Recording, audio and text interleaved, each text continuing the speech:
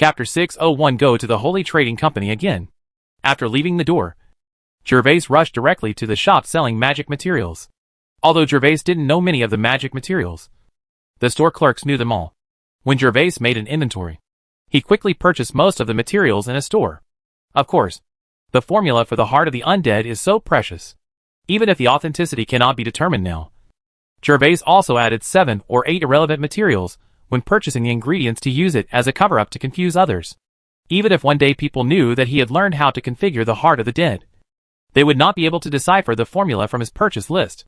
Moreover, these additional materials can also be used by Gervais himself.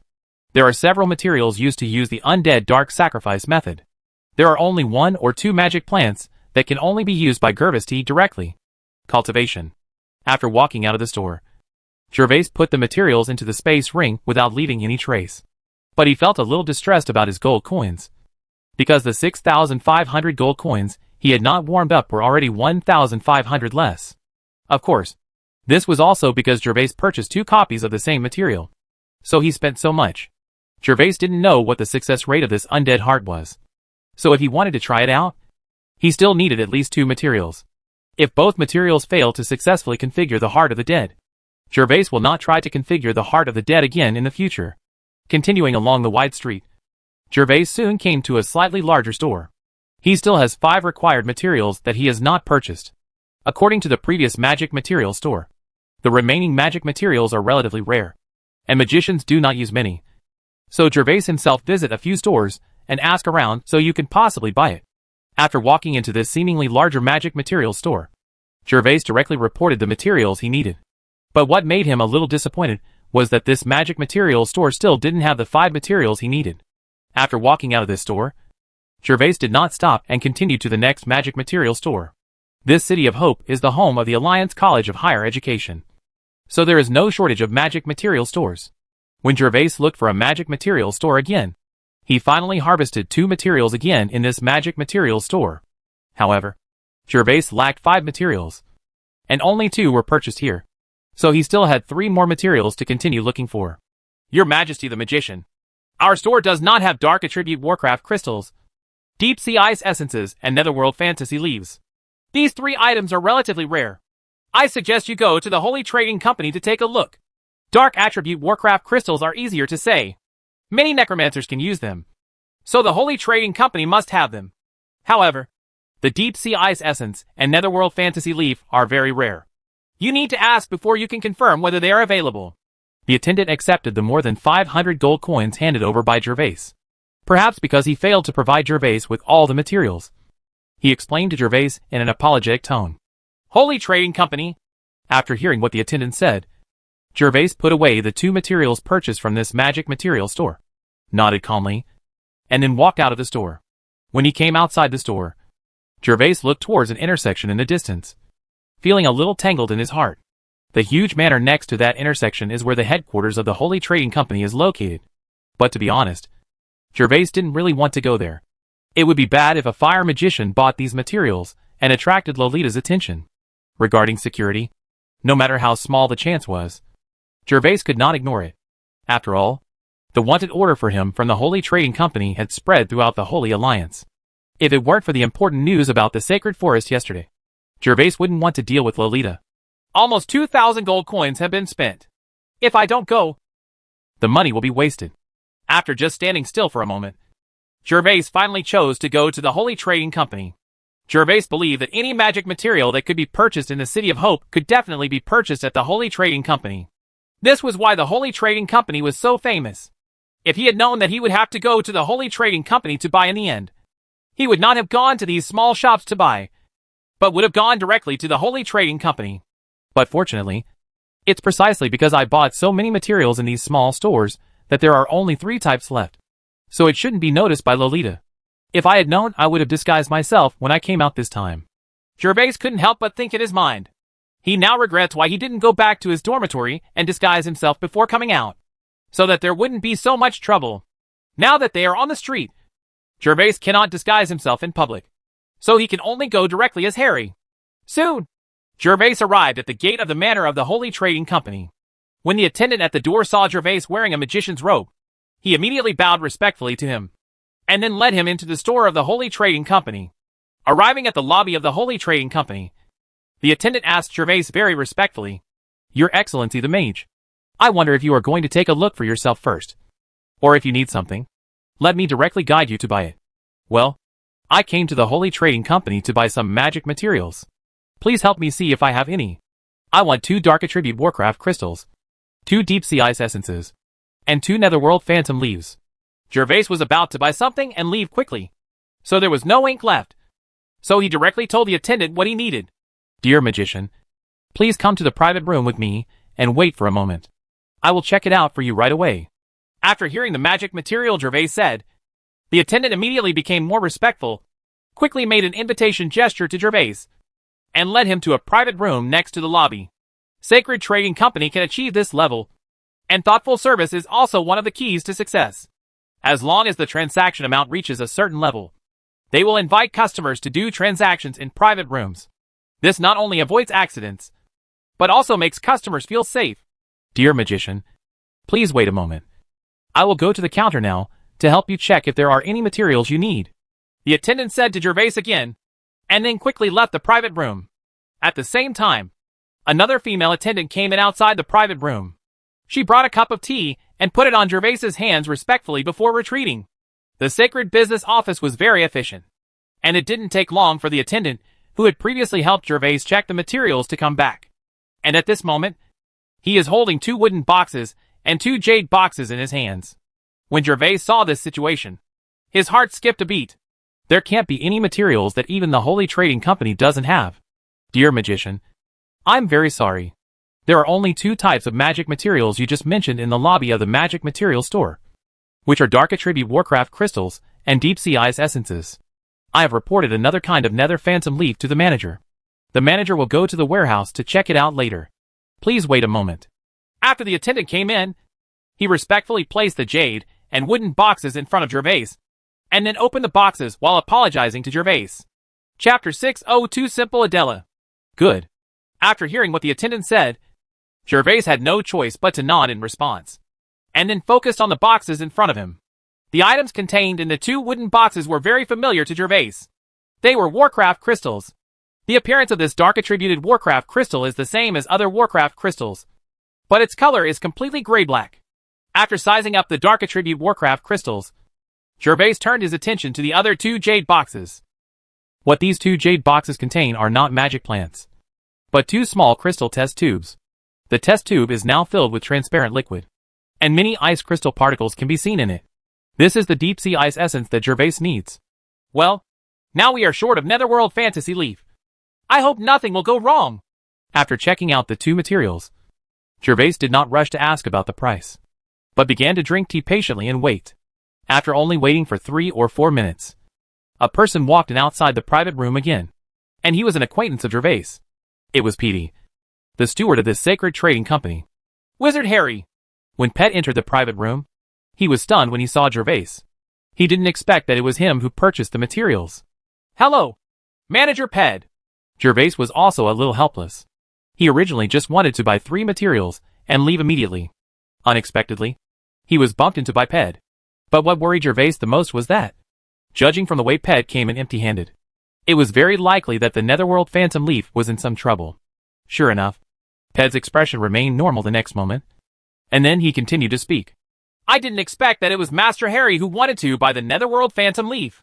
Master Harry, I'm very sorry, because the Netherworld Phantom Leaves are very special and the demand is very small. Our trading company headquarters only stores 3 copies on weekdays. However, in the past 2 days, all 3 copies of the Netherworld Phantom Leaves were sold to other customers. Bought it all at once. Although the trading company has sent people to other holy cities to transfer goods the day before yesterday, it will still take about 4 or 5 days at the earliest. I wonder if you are willing to wait a few days." Ped did not relax about etiquette just because he met Gervais. When talking to Gervais, he still treated him as a distinguished guest, and his tone was very respectful. "Do we need 4 or 5 more days? Manager Petey, this is the headquarters of the Holy Trading Company. Why don't you store more here?" Although he had to wait 4 or 5 days, it was better than not being able to buy it. Although Gervais was a little helpless, he had no intention of complaining. But he was a little curious that in the headquarters of this sacred trading company, only 3 copies of these magic materials were stored. Master Harry, the growth environment of this netherworld phantom leaf is very special. Not only is it very harsh on various growth conditions, but it also cannot see sunlight. It can only grow at night all year round. If it encounters sunlight, it will directly wither. So this netherworld phantom leaf is not common. And our holy trading company specially invited an undead mage to set up a small magic circle in the holy city of Sodor, specifically used to plant magic plants such as nether phantom leaves that can only grow in the night. And there is another peculiar thing about this netherworld phantom leaf. Once picked, even if it is placed in a storage space, it can only last for half a year. This is an extremely rare situation. So usually we only have 1 to 3 plants in each store of the holy trading company. I didn't expect it to be such a coincidence this time. All the stocks were purchased at once a few days ago. Manager Ped was apologetic and explained to Gervais. After all, it was extremely rare for the Holy Trading Company to be out of stock. And this was also the headquarters of the Holy Trading Company. I see. Gervais nodded. This situation is indeed special. Many things can be stored permanently in storage space. At the same time, another thought suddenly came to his mind. Ped's words just now awakened him. He seemed to have harvested a lot of potion plants in the Magician's Tower. And it was also dark inside the Magician's Tower. Gervais didn't know this netherworld phantom leaf, so he didn't think of choosing among the magic plants he picked. Now he had this idea. So Gervais continued. Butler Petey, do you have a picture album of netherworld phantom leaf here? I want to take a look, and then go to the academy and ask again. If it's not available in the academy, I'll come back to your place in 4 or 5 days. Gervais did not reserve those netherworld phantom leaves immediately. He had to go back and confirm whether there were any in his space ring. Moreover, these netherworld phantom leaves were so unpopular, there was no chance that they would be bought by someone by then. He could definitely wait. Make your choice after confirmation. Of course there is. Master Harry, please wait a moment. Of course they have picture books of magic plants here. After all, sometimes customers need to compare them when purchasing, Ped said to Gervais, and then ordered the attendant to get the album. Soon, the attendant took the album and turned to the page of netherworld phantom leaf, showing it to Gervais for inspection. Gervais just took a few glances and memorized the appearance and characteristics of the netherworld phantom leaf, and then spoke. In that case, let's take charge of Ped. I will buy these things today. Please help me calculate how many gold coins I need. Okay, Wizard Harry. The unified price of the Dark Attribute Warcraft Crystal in our Holy Trading Company is 1,300 gold coins each, and the price of the Deep Sea Ice Essence is 300 gold coins each. So, Master Harry, you need to pay a total of 3,200 gold coins for these 2 Warcraft Crystals and 2 Deep Sea Ice Essences. However, because the Nether Phantom Leaf you purchased is out of stock, we apologize for the inconvenience caused to you. The firm will give you a discount. You only need to pay 3,000 gold coins, Ped said to Gervais in a very respectful tone. In that case, thank you, Butler Ped. When Gervais heard the total price of 3,200 gold coins, his heart twitched again. He had spent a total of 2,000 gold coins before, and now he wanted another 3,000. Then he only had 1,500 left. Gold coins. But because of the discount of 200 gold coins that Ped said, he was slightly better off. Gervais did not refuse immediately, and directly took out his money bag from his sleeve, ready to pay. Later, after both parties finished counting the money and goods, Gervais stood up and prepared to leave. Steward Ped, thank you for the discount this time. Then I'll leave first. Okay, Master Harry. Please walk slowly. If you haven't found the Netherworld Phantom Leaf by then, you can come to the trading house to buy it at any time. Ped saluted Gervais with a smile on his face. Okay. After speaking, Gervais walked towards the outside of the trading house under the leadership of his attendants, and Ped looked at Gervais's leaving back thoughtfully. After leaving the Sorcerer's Tower, he followed Miss Lolita's previous instructions and sent people to check Harry's identity. But nothing was gained. This Wizard Harry seemed to appear out of thin air. We could only detect that he first appeared in people's sight in the Mercenary Union in the holy city of Hika, and then followed Lucky to the Sunset Forest. However, because at that time it was confirmed that the young man who snatched the Dragon 2 sword from his young lady had the training of a White Flag Knight, Harry's suspicion was cleared, although he also had some secrets. They did not delve into it. After all, there was no shortage of people with hidden identities in the Holy Continent. But the situation changed again yesterday.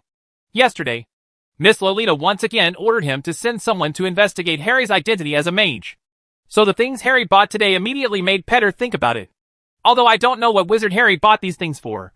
The Dark Attribute Warcraft crystals and ghost leaves are definitely not what the fire magician needs. And Wizard Harry didn't seem to be short of money. He took out the 3,000 gold coins instantly. This was not in line with Wizard Harry's original behavior of going to the Mercenary Union to find tasks to make money.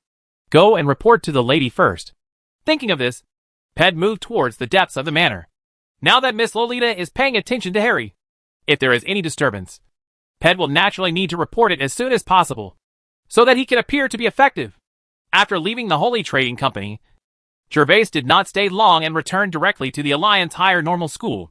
As for Petter going to report the news about him to Lolita, Gervais didn't know. And even if he knew, there was nothing he could do. Since he was so unlucky to be met by Ped, Gervais felt that this was fate. For the time being, they should not think of anything else. But they should pay more attention to this aspect in the future. Moving forward with a slight fighting spirit, Gervais returned to the college in just half an hour. Just when Gervais arrived at the dormitory area, he met the person he had met twice in the morning on the road not far from the dormitory. It was the beautiful daughter Adela. At this time, Adela was holding several thick books in her hands, and was approaching him from the front. Adela-san! Gervais was a little surprised in his tone. Why was this girl here? She wasn't just looking for him. Was she? After all, the small single-family villa where Adela lives is not in this direction, so there is no possibility of passing through it.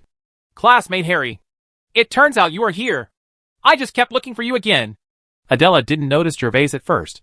When she heard the sound and looked for it, she found that it was Gervais. Her expression immediately showed a slight surprise. And then she said something to Gervais. Seeing Adela's appearance, Gervais knew that she had really been to the dormitory to look for him. At the same time, he was thinking that this Adela girl was trying to persuade him to learn undead magic. So Shui Piao would definitely give up. I just went to the inner city and bought some magic materials. I wonder if you, Adela, have anything to do with me? It's nothing. I have a few notes here that I took when I was a trainee magician before I broke through. They are all about necromancers. I brought them here for you to take a look at. You have the talent of undead magic. It would be a pity if it were wasted like this, Adela said, as she handed over several books. There were 3 books in total, all of which Adela had written down when she was studying in class. And they were extremely detailed. She really felt that it was a pity that with Harry's character, he had the talent of a necromancer, but could not learn it because he had no money. So she brought these notes over, hoping to let Harry use these notes to learn undead magic. If Harry improves in his studies by then, he may change his mind and want to learn necromancy again. Even if you don't change your mind, as long as you study these notes carefully and spend more time, you can hope to become a real necromancer. Thank you so much, Adela-san. Gervais looked at Adela in front of him with complicated eyes. To be honest, Gervais was really moved by the beautiful and elegant young lady in front of him at this moment. People say that the most touching thing is simplicity, because that is what everyone longs for most, but will lose when they grow up, perhaps because of the special growing environment. The rich young lady Adela in front of her did not lose her innocence like most people. This made Gervais feel moved by her from the bottom of his heart. You're welcome, Master Harry. Then I'll leave first. After handing several notebooks to Gervais, Adela saw Gervais's eyes, and her pretty face immediately turned slightly red. Knowing that what he did was easily misunderstood, he immediately said goodbye to Gervais. Walk slowly, Adela-san. Gervais did not stop Adela. He just said goodbye, and then watched Adela walk away. Chapter 603. Start configuring the heart of the dead. This rich young lady is quite kind-hearted. Watching Adela's back disappear, Gervais turned his head and looked at the 3 thick notebooks in his hand. I casually opened the top one, and all I could see were Huan Wan's embroidered calligraphy, which was clear and neat. It was obvious that she had written it down carefully. To be honest, Gervais does not need such notes now, because this is the knowledge of trainee magicians. Compared with this, Gervais has a more comprehensive and profound knowledge of undead magic in his mind. However, Adela was kind-hearted and didn't know that she owned Nam's Manual of the Undead and other books. If she didn't accept it, she would definitely think too much about it. So Gervais simply handed over the book and waited until later. Give it back to him. And if you use undead magic in the future, you will have a reasonable reason and it won't appear too abrupt. Closing the notebook, Gervais continued to walk towards his dormitory. There were not many pedestrians on the road at this time. They must have rushed to the teaching building for class. So no one paid attention to the previous meeting between Gervais and Adela. Action. Otherwise, gossip about Adela and Gervais might spread in the college tomorrow. After returning to the dormitory, Gervais put away the notes given to him by Adela, then sat on the sofa and began to take out the jade boxes one by one from the space ring. This does not. Neither does this. When Gervais harvested potion plants, there were not as many jade boxes as there. So there were only 3 or 4 kinds of potion plants in one jade box. Gervais opened the jade boxes one by one, and then carefully checked the magic plants inside. He went through more than 10 jade boxes, but found no trace of the Netherworld Phantom Leaf. However, Iguizi was not in a hurry. If the space ring really didn't exist, he would have to wait 4 or 5 days to go directly to the Holy Trading Company to buy it. He still had the patience for this. Continuing to take out the jade boxes from the space, Gervais finally made a discovery after taking out most of the jade boxes in the space ring for inspection. Hey! This looks like the Phantom Leaf of the Netherworld! When Gervais opened the jade box he had just taken out, he immediately saw the ghostly phantom leaves mixed in between the 2 potion plants. The appearance was exactly the same as what Gervais had seen in the Sacred Business album. Let me tell you! Since this Netherworld Phantom Leaf is the material of the Heart of the Dead, how could it be that there isn't any in Magister Nam's potion garden? Then let's see if there are any extra ones. After confirming that the potion plant was the Netherworld Phantom Leaf, Gervais carefully took it out and put it aside, and then began to look at the remaining jade boxes. Next, Gervais spent more than half an hour and finally opened all the jade boxes and inspected them. And there are indeed many discoveries later. It is estimated that this Netherworld Phantom Leaf can be equipped with the Heart of the Undead. So Nahum Mage planted more. Later, Gervais discovered 5 more Netherworld Phantom Leaves in the jade box. Then let's start configuration! Now that 6 Nether Phantom Leaves have been found in the space ring, and all the materials for the Heart of the Dead are complete, Gervais can't wait to start configuring the Heart of the Dead. After putting all the jade boxes that he had looked through back into space, and cleaning up the classroom table, Gervais first found a crystal container, and then put a dark attributed Warcraft crystal into it. After placing the Warcraft crystal into the container, Gervais laid out all the materials for configuring the Heart of the Undead, and then began to purify these materials with mental power in order. But after the essence of these materials is extracted, Gervais can put it into a container containing Warcraft crystals, and soak the Warcraft crystals in it. As time passed by, Gervais purified 5 materials in one breath. But at this time, sweat broke out on his forehead. This means that the purification of materials can only be done using mental power.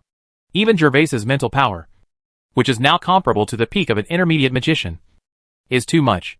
But in general, the previous steps were even a little simpler than configuring the magic potion. So after all the hard work, Gervais still went smoothly. Because when configuring magic potions, not only do you have to extract the essence from various materials, but you also need to extract and store them to the maximum extent, so as to ensure the quality of the magic potions after they are completed. In addition, when configuring the magic potion machine, you need to control the weight of each material during the purification process. There should be no difference. If there is even a tiny bit more, the potion configuration will fail, so the materials will be wasted. This configuration of the Heart of the Undead does not require such information. As long as you know the correct material formula, use your mental power to extract and store the materials to the greatest extent. Then you can mix them together and use them as Warcraft crystals soaked with dark attributes. The real difficulty in configuring the Heart of the Dead is that after 48 hours, when the soaked Warcraft crystal is taken out, Gervais will have to cut the mental power and then inject it into the dark attribute of the Warcraft crystal. Mental power is the foundation of a magician, just like the soul, let alone cutting it. If one accidentally injures some, there will be very serious consequences. It may take at least 1.5 years to cultivate, or at worst it may mean bidding farewell to the career of a magician, or even directly turning into a stupid idiot. Phew! It's finally purified.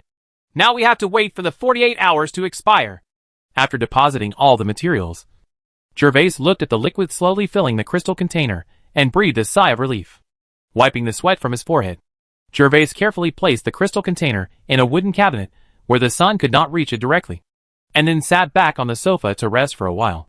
To be honest, if he hadn't taken 4 kiwi fruits to enhance his mental power, he would never have been able to configure this undead heart in his current state. After taking a short rest on the sofa, Gervais felt that he was almost ready.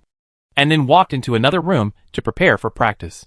Because he had stored the materials beforehand, Gervais had consumed a lot of mental energy. So he would not practice magic for the time being today. He was going to practice his fighting spirit. He has been a peak silver knight for more than 2 months. And during these 2 months, he has not slackened on his fighting spirit training. And because of the possession of red kiwi fruits and sufficient magic plants, the strength of Gervais' silver peak has been completely stabilized. Next, he can continue to accumulate practice, waiting for the day when he reaches the bottleneck and breaks through to become an official golden knight. Only after becoming a golden knight can a person's physical strength undergo a real qualitative change. The only other thing is that in terms of lifespan alone, becoming a golden knight can add decades to your lifespan, because of the existence of various strange powers in the world. Even though many civilians are in great poverty, as long as they do not die of starvation or illness, the lifespan of a normal person should be around 70 years old. The title knight can probably live for more than 100 years before he reaches the golden knight level. And it also depends on the individual's physical constitution. Some people can even live longer. But once you become a golden knight, you will definitely live to be around 150 years old. Of course, this information was obtained by Gervais some time ago, because there are many golden knights in the Holy Continent. Such data can be obtained. There are only a handful of golden knights in Eurasia, so few people pay attention to this issue. Since knowing this benefit, Gervais has worked harder to cultivate fighting spirit. As for magicians can theoretically increase their lifespan, but that requires at least a high-level magician or wizard, because magicians focus on cultivating mental strength and the perception of magic. Even after becoming a junior magician, the strength of the body has not increased much. Chapter 604 Red Skeleton War Horse. Time always goes quickly when practicing, and 2 days have passed in the blink of an eye. Regis has been practicing for the past 2 days, and has not been to the teaching building or left the academy.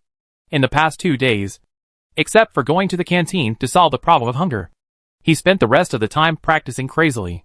His hard work and cultivation will certainly pay off. At this time, Gervais was sitting in the training room, checking his physical condition. This should have reached the limit. But the reason why there is no breakthrough is because there is a bottleneck. It should be that we need an opportunity. Gervais got up early this morning to practice meditation. But after practicing for 2 hours, he suddenly felt that the magic power in his body had reached its limit. Gervais could clearly feel that his magic power could no longer be improved by half. Whenever meditation increased magic power, there would always be a thin film blocking it. This was obviously the scene before the breakthrough that Gandalf had told him before. In the past, when Gervais was practicing fighting Chi, he didn't know much about the bottleneck, because he ate golden kiwi fruit. His fighting Chi practice was always a matter of course. But he didn't expect that he encountered a problem when practicing magic today. After studying for a long time, Gervais found that he didn't seem to have any good countermeasures. According to Gandalf, after encountering a bottleneck, if you can't force a breakthrough, you need to wait for an opportunity. But what exactly is the opportunity? Gervais is confused. Discredit? Why don't you ask Adela later? Thinking of this, Gervais couldn't help but think of Adela. A simple rich lady. She only broke through and became a junior magician 2 months ago. Gervais felt that she should have experience. So he planned to ask her later how she achieved the breakthrough. It will still take a long time before Adela finishes class. What should I do now? Putting down the matter of breakthrough for the time being, Gervais calculated the time and found that it was still early before noon. So he prepared to find something to do for himself. How about using the undead dark sacrifice now? Anyway, with my current mental power, I can still summon a few more dark creatures by contracting them. Suddenly, Gervais thought of something he needed to accomplish. Since the last time he contracted 6 skeleton soldiers, Gervais has not used the undead dark sacrifice method again. And with his current mental strength, he can definitely contract more skeleton soldiers. There is no limit to the use of the undead dark sacrifice. As long as you have enough mental power and enough sacrificial materials, you can use it without limit. Of course, few people would contract a dark servant without restrictions, because this is completely useless. Although there are no restrictions on using the undead sacrifice method to contract dark creatures, there are restrictions on summoning dark creatures to the real world. And what limits the magician from summoning dark creatures as servants is mental power. Because every time you summon dark creatures to the real world, you need to consume a lot of mental power and magic power. If your mental power is not strong enough, even if you contract hundreds of dark creatures, you will not be able to summon them all to fight for you in the real world at once. Therefore, the number of dark creatures contracted by a general necromancer is basically consistent with his own spiritual power. Neither too much nor too little. After all, if there are too many, you will have to use the sacrifice method multiple times, which will cost a lot of money. And if it is missing, it will not be able to exert its maximum combat effectiveness during battle. However, Gervais's mental power at this time is enough for him to summon more dark creatures to appear in the real world. More importantly, he now has a trump card, which is the kiwi fruit with unlimited mental power. With such a trump card, as long as Gervais is willing, even contracting thousands of skeleton soldiers will be useful. That's it!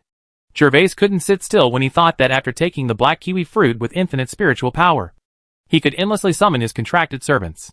So Gervais immediately took action. He quickly took out the materials for the undead dark sacrifice from the space ring, and then began to draw a sacrificial circle on the ground. Not long after, a hexagonal sacrificial circle painted with the blood of monsters appeared in the training room. After the sacrifice circle was completed, Gervais put the magic beast meat, the claws of the dark magic bat, and other materials needed for the sacrifice into the circle. After everything was ready, Gervais sat directly on the edge of the sacrificial circle and began to use mental power to activate the sacrificial circle. Buzz!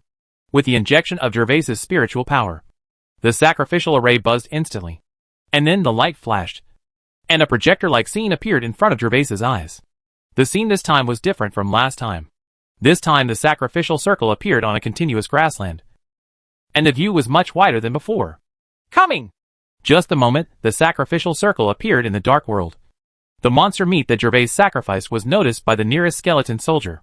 Well, this skeleton soldier's arms are not only long but also thick, and can be used as a longbow.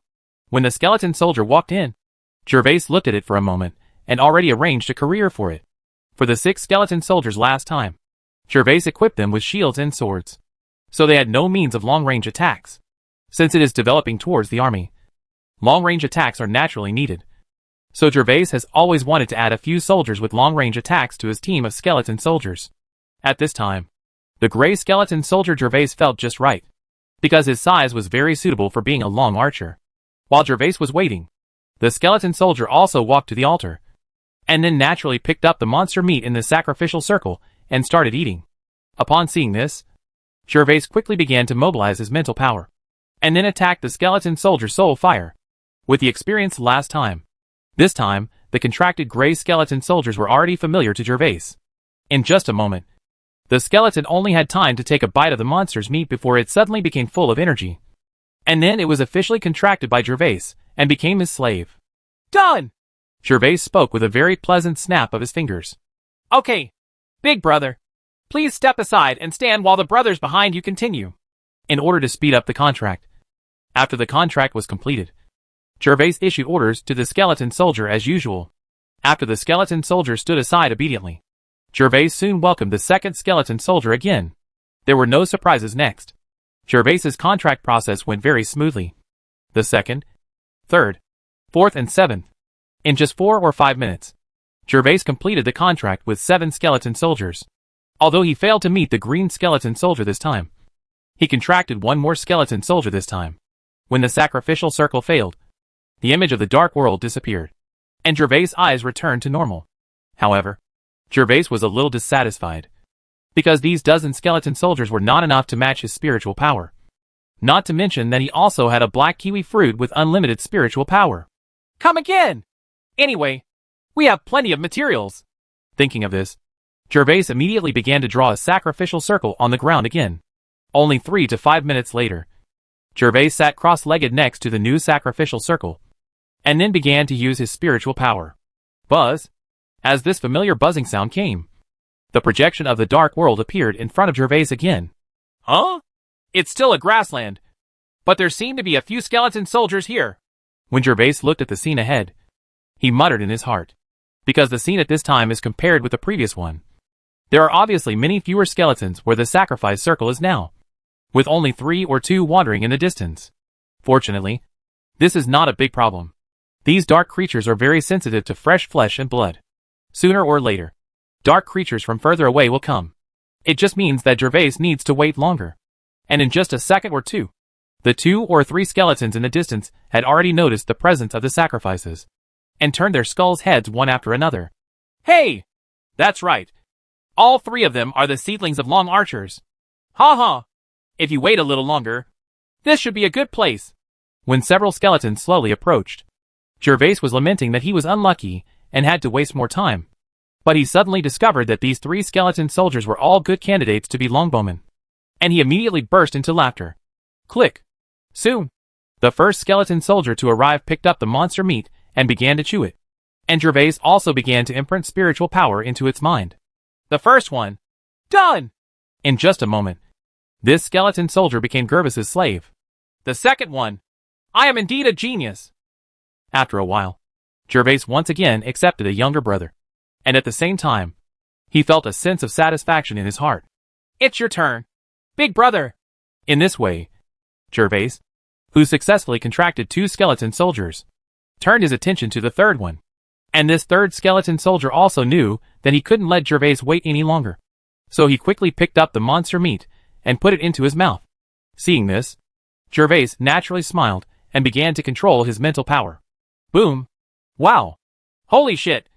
What the hell? But at this moment, an unexpected scene appeared for Gervais. Just when the third skeleton soldier started to bite the monster meat, a huge black shadow suddenly appeared in the projection in front of Gervais. But the third skeleton soldier was knocked apart from the side by this black shadow in just an instant. Faced with such a sudden scene, Gervais couldn't help but be startled. It was almost like watching a comedy. And a grimace suddenly appeared as soon as the scene changed. After a moment, Gervais reacted and immediately looked angrily at the huge black figure. This thing knocked apart the long archer he was about to contract. If possible, Gervais was prepared to order his 2 younger brothers to dismantle it. Hey, this is a skeleton war horse. And it's a red skeleton war horse. But when Gervais saw the huge black shadow clearly, the anger in his heart was instantly extinguished. The original anger turned into surprise. The black shadow just now turned out to be a rare skeleton war horse. And its level was also a rare red. This red skeleton war horse is about 2 meters tall. It doesn't want to go up or down with Gervais's unicorn. Moreover, it just rushed from behind the sacrificial circle, so it looked very huge at the moment it appeared. At this time, it was already standing in front of the magic circle, and began to eat the piece of monster meat that fell from the skeleton soldier. My dear, I was worried about not having a mount. You brought this to me yourself. After just thinking about it for a moment, Gervais had already made up his mind about this red skeleton war horse. Thinking like this, Gervais quickly began to mobilize his mental power, and then attacked the head of the red skeleton war horse that was eating the meat of the monster. Huh? Why is it so difficult? But the moment Gervais's mental power entered the mind of the red skull horse, he realized that things were not that simple. The protection intensity of this red skeleton warhorse soul fire was many times stronger than he expected. The moment Gervais's mental power attacked its mind, it was like a mud cow entering the sea, and it became very difficult to advance. I don't believe it. Move forward.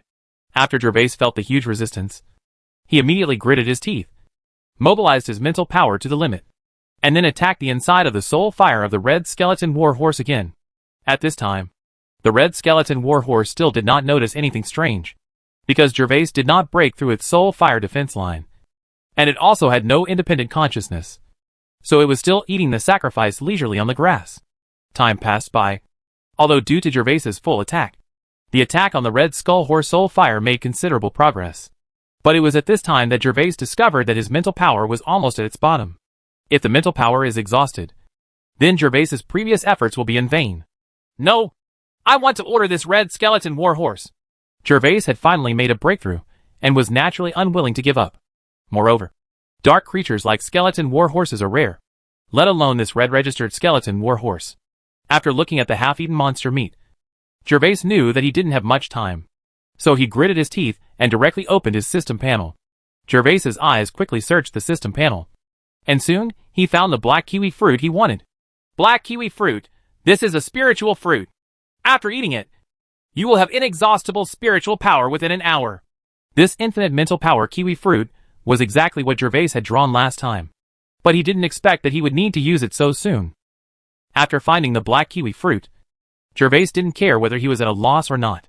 With a thought, the black kiwi fruit appeared in his mouth. You are mine! Be my mouth from now on! As Gervais chewed the kiwi fruit in his mouth quickly, a warm current slid into his belly, and Gervais's mental power, which was about to bottom out, was filled with energy in an instant. It feels like buckets of fresh water are being quickly poured into a drying tank. In an instant, Gervais was shocked. And then with a fierce attack, he once again turned his mental power to attack the soul fire of the red skeleton warhorse. 1 second, 2 seconds, 10 seconds and 20 seconds. Hurry! Hurry!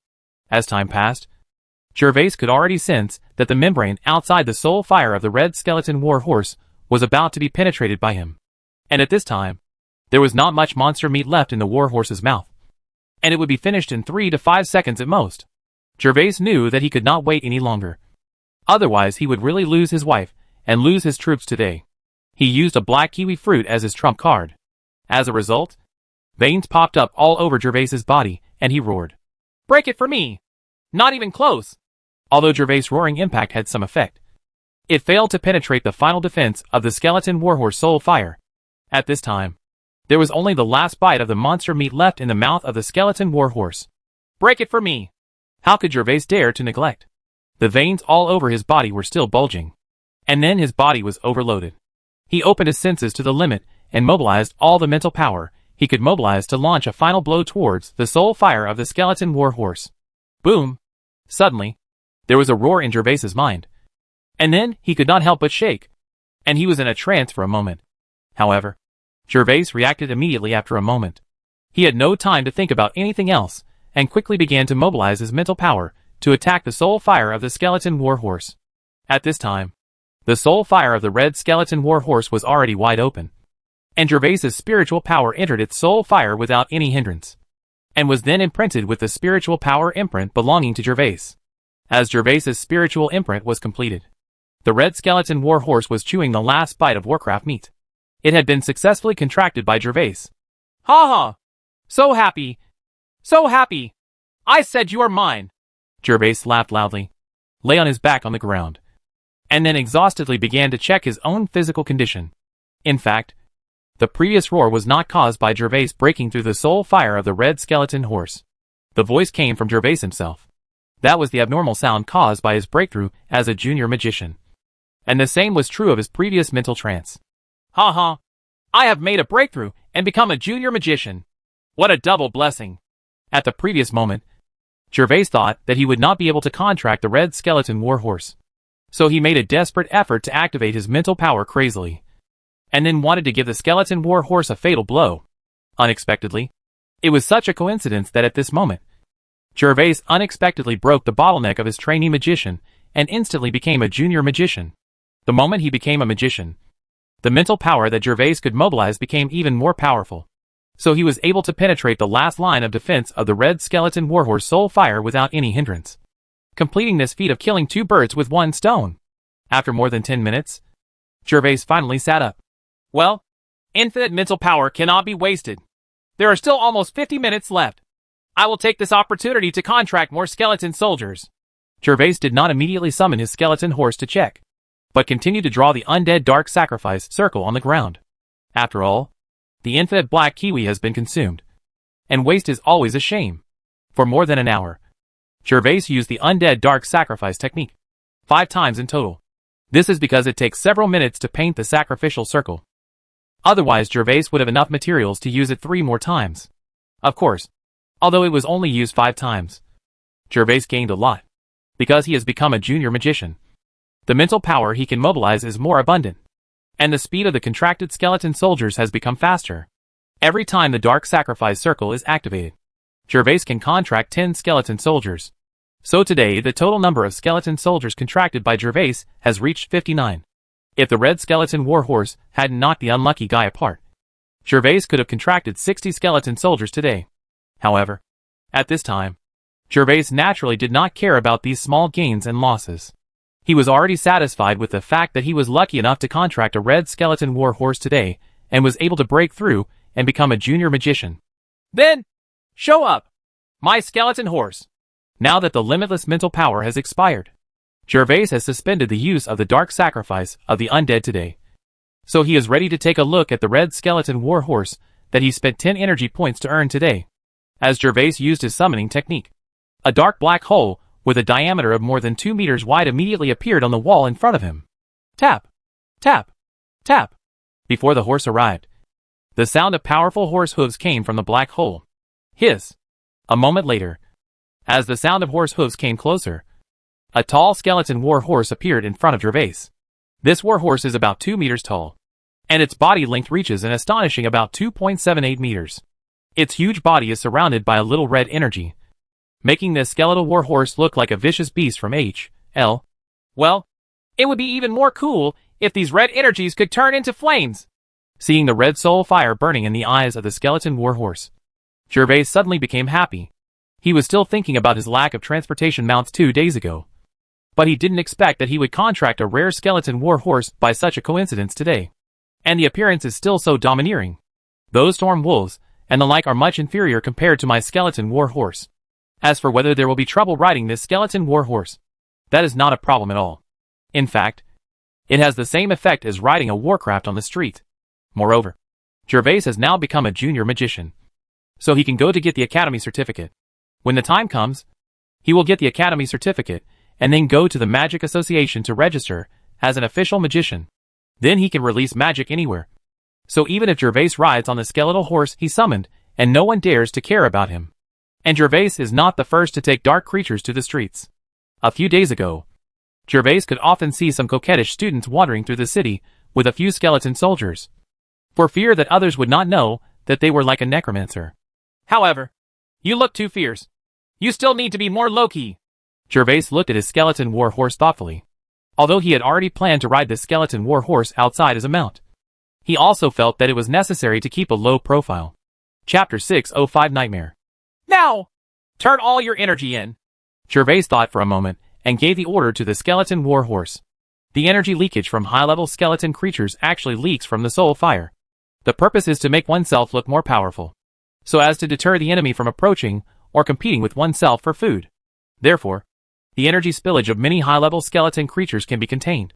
But this red skeleton war horse obviously does not have self-awareness yet. Gervais does not know whether it can contain its energy like other high-level skeleton creatures. Escape. Hiss. But the next moment, when Gervais's words fell, the red skeleton war horse let out a low cry, and all the red energy on its body disappeared, leaving a ball of soul fire flashing in its head. That's right. You actually know how to conserve energy even if you don't have any sense of autonomy. Seeing that the skeleton war horse only had its slightly reddish and crystal clear bones at the moment, Gervais was overjoyed. Even if he rode the skeleton war horse with this look, it wouldn't be too high profile. At that time, as long as it is covered with a layer of gorgeous heavy armor, its upper body will basically be similar to an ordinary war horse. Great! Time to give you a name! Very satisfied with his new mount, Gervais was eager to name it, so he planned to give it a nice name before sending it back to the Dark World. After just thinking for a moment, Gervais immediately had a good name. Well, you come from the Dark World, and you are a skeleton war horse. So from now on I will call you Nightmare. I hope I can ride you to bring nightmares to all my enemies in the future. What about Nightmare? Any comments? Gervais was very satisfied with his naming this time. He felt that he had performed exceptionally well this time. So he asked the skeleton war horse expectantly. But it was obvious that asking a skeleton war horse that had no consciousness was like playing the piano to an ox. And it was of no use at all. The red skeleton war horse still stood in front of him motionless, not even snoring. It's really embarrassing. The silence of the nightmare made Gervais lose the sense of accomplishment of finding a good name. Afterwards, Gervais sent the nightmare back to the Dark World in disinterest. After sending Nightmare back, Gervais was done with his morning tasks today. So Gervais walked out of the training room, went to wash up comfortably, and then walked out of his dormitory. It was already noon, and Gervais was going to fill his stomach first. However, he did not plan to eat in the college today, but wanted to go to the outer city for a change of taste, because he is now going to find a blacksmith shop in the outer city to choose some weapons and armor for his skeleton warriors, especially for his nightmare horse. Gervais is planning to customize a set of heavy armor for him so that he can ride it directly in the city.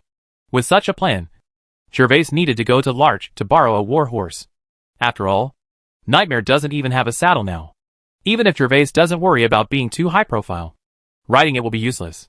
What Gervais didn't expect was that when he walked out of the dormitory building, he met an unexpected person.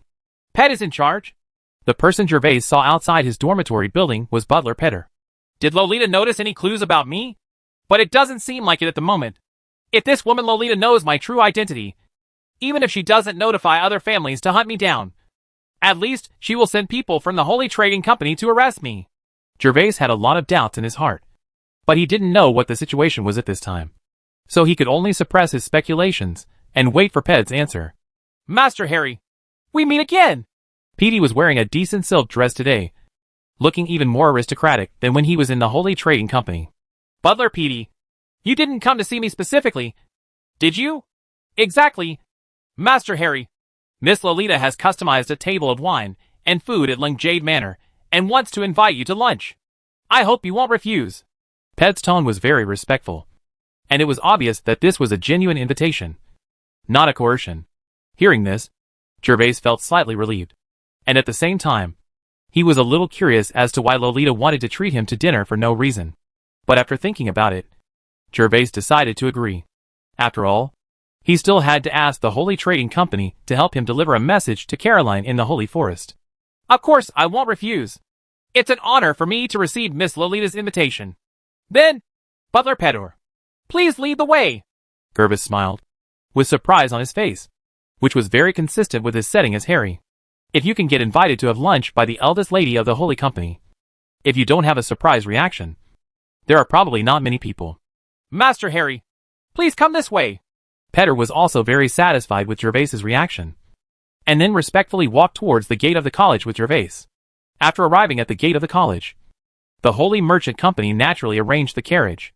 After Gervais got on the luxurious carriage, Ped was responsible for leading the way, and the group went straight to Jade Manor. When he arrived at the gate of Jade Manor, Gervais saw the energy of the Holy Trading Company again. When Gervais thought that the carriage was about to stop, and he needed to transfer, the waiter in charge of greeting guests at the Jade Manor in front opened the door very quickly, allowing Gervais, the carriage of the Holy Trading Company, to go directly in. This is a treatment that even the Holy City forces like Lucky cannot enjoy. A moment later, the carriage Gervais was riding in stopped directly in the square of the manor. After taking the towel handed by the attendant and wiping his hands, Gervais walked into the restaurant door under the guidance of Butler Pedor. Miss, Wizard Harry is here. Soon, Gervais was taken to the third floor of Jade Manor. This is an Emperor's box. There were only 3 private rooms on the third floor of the cold Jade Manor. When Gervais followed Ped into one of them, Gervais instantly thought of the presidential suite in a 5-star hotel in his previous life. This private room is no longer just a place for dining. It is fully equipped with all kinds of furniture and furnishings. And there are even many bookshelves. If you add another bed, you can even rest here directly. At this time, Lolita was leaning elegantly on the wooden deck chair beside the balcony. She was wearing a purple dress today. Compared with her previous outfits, the dress did not have the same looming effect as it did in the past. However, the slightly low neckline and the tight-fitting long skirt work more directly highlight the enchanting nature of Lolita, which is breathtaking. Gervais couldn't help but pause for several seconds when he saw it. After Lolita heard Ped's report, she also closed the book, and then stood up from the chair gracefully. Only then did Gervais reluctantly look back. Master Harry, you are finally here. I hope my invitation will not be too abrupt. Lolita slowly walked in from the balcony. Under the sunlight, her originally white skin looked even more fair and attractive. Chapter 606 Testing. Miss Lolita is joking. It's an honor for me to receive an invitation from a beautiful lady like you. How could it be so unexpected? Gervais greeted Lolita slightly in a very gentlemanly manner, thanking her for inviting him to lunch. After Lolita heard Gervais's answer, a slight smile appeared on her pretty face. And when he arrived in front of Gervais, he made an invitation gesture to Gervais and asked him to sit at the only dining table in a private room. This private room must have been decorated in advance. The only dining table in the room was very small. It was only prepared for 2 people to eat together. It was not possible for one more person to sit down. And when Gervais and Lolita sat down, they sat face to face, much like the candlelight dinner in the previous life, except that the distance between them was not that close. And the distance between the tabletops was still more than 2 meters. But from the perspective of this world, this is already a very close distance. After sitting down, although Gervais seemed to be enjoying it on the surface, he became slightly wary in his heart. This Lolita was a little weird today, and Gervais wasn't sure what her purpose was. Let the food be served. After Lolita sat down, she immediately gave instructions to Ped, who was beside her. Yes, miss. Ped kept his head down the whole time after entering the private room, not daring to even look at the enchanting Lolita. At this time, Hearing Lolita's richness, she bowed down very respectfully, and then quickly walked out of the door. Miss Lolita, I wonder if you have something to do with inviting me to lunch this time. After Petter left, the room fell into silence. But Lolita kept looking at Gervais with her bright eyes, making Gervais feel uncomfortable. However, as a king's man, Gervais's momentum could not be suppressed by Lolita. So he simply met her gaze and asked, I don't believe I have the charm to make Miss Lolita want to have lunch with me. Gervais said this half-jokingly, which blocked Lolita's possibility of evasion. As long as she was not really devoted to Gervais, she had to give a reason. Seeing the look of passion and expectation in Gervais's eyes, Lolita's eyes flashed with a trace of unnaturalness. She really didn't like being in such close contact with a man, especially when she saw Gervais's expression. Outward look. Actually, my invitation to Master Harry to have lunch this time is nothing important. It's just to thank Master Harry for helping me stop the orcs in Sunset Forest Town. Of course, the other thing is that I want to ask Wizard Harry about what's going on in the Mage Name's tower. Oh, I don't know what Miss Lolita wants to know about. Lolita's first reason was naturally ignored by Gervais, so she sent a gift as a favor. And then she asked the Holy Trading Company to take a verbal message to the elves, which had been written off long ago. And Lolita's real purpose may be to have some doubts about herself. It's about the God of Death. Master Harry should know that the God of Death is the thief I was chasing. For this reason, I mistakenly identified Master Harry as that young man. Lolita looked at Gervais's face very attentively when she spoke. As long as Gervais showed any unnatural behavior, Lolita could see it all.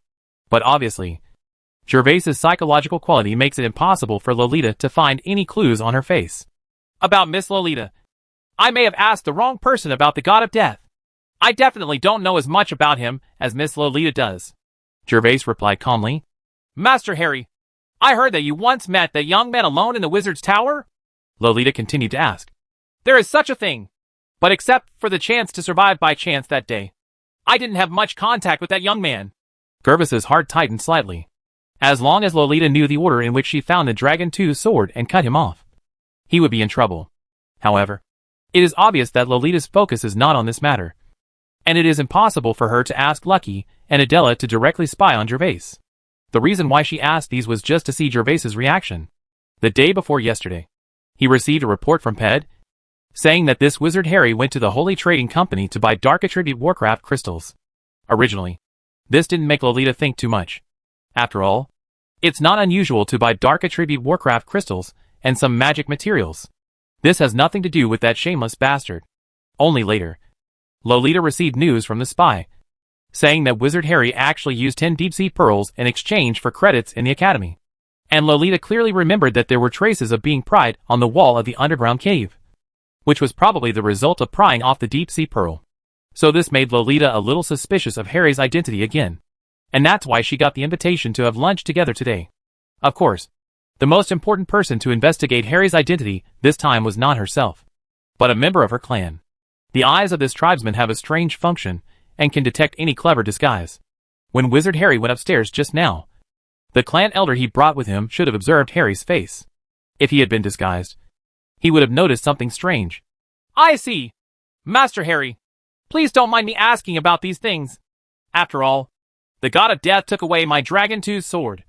But there is no news about him yet. So I want to know more about that person, so that we can have a greater chance of hunting him down.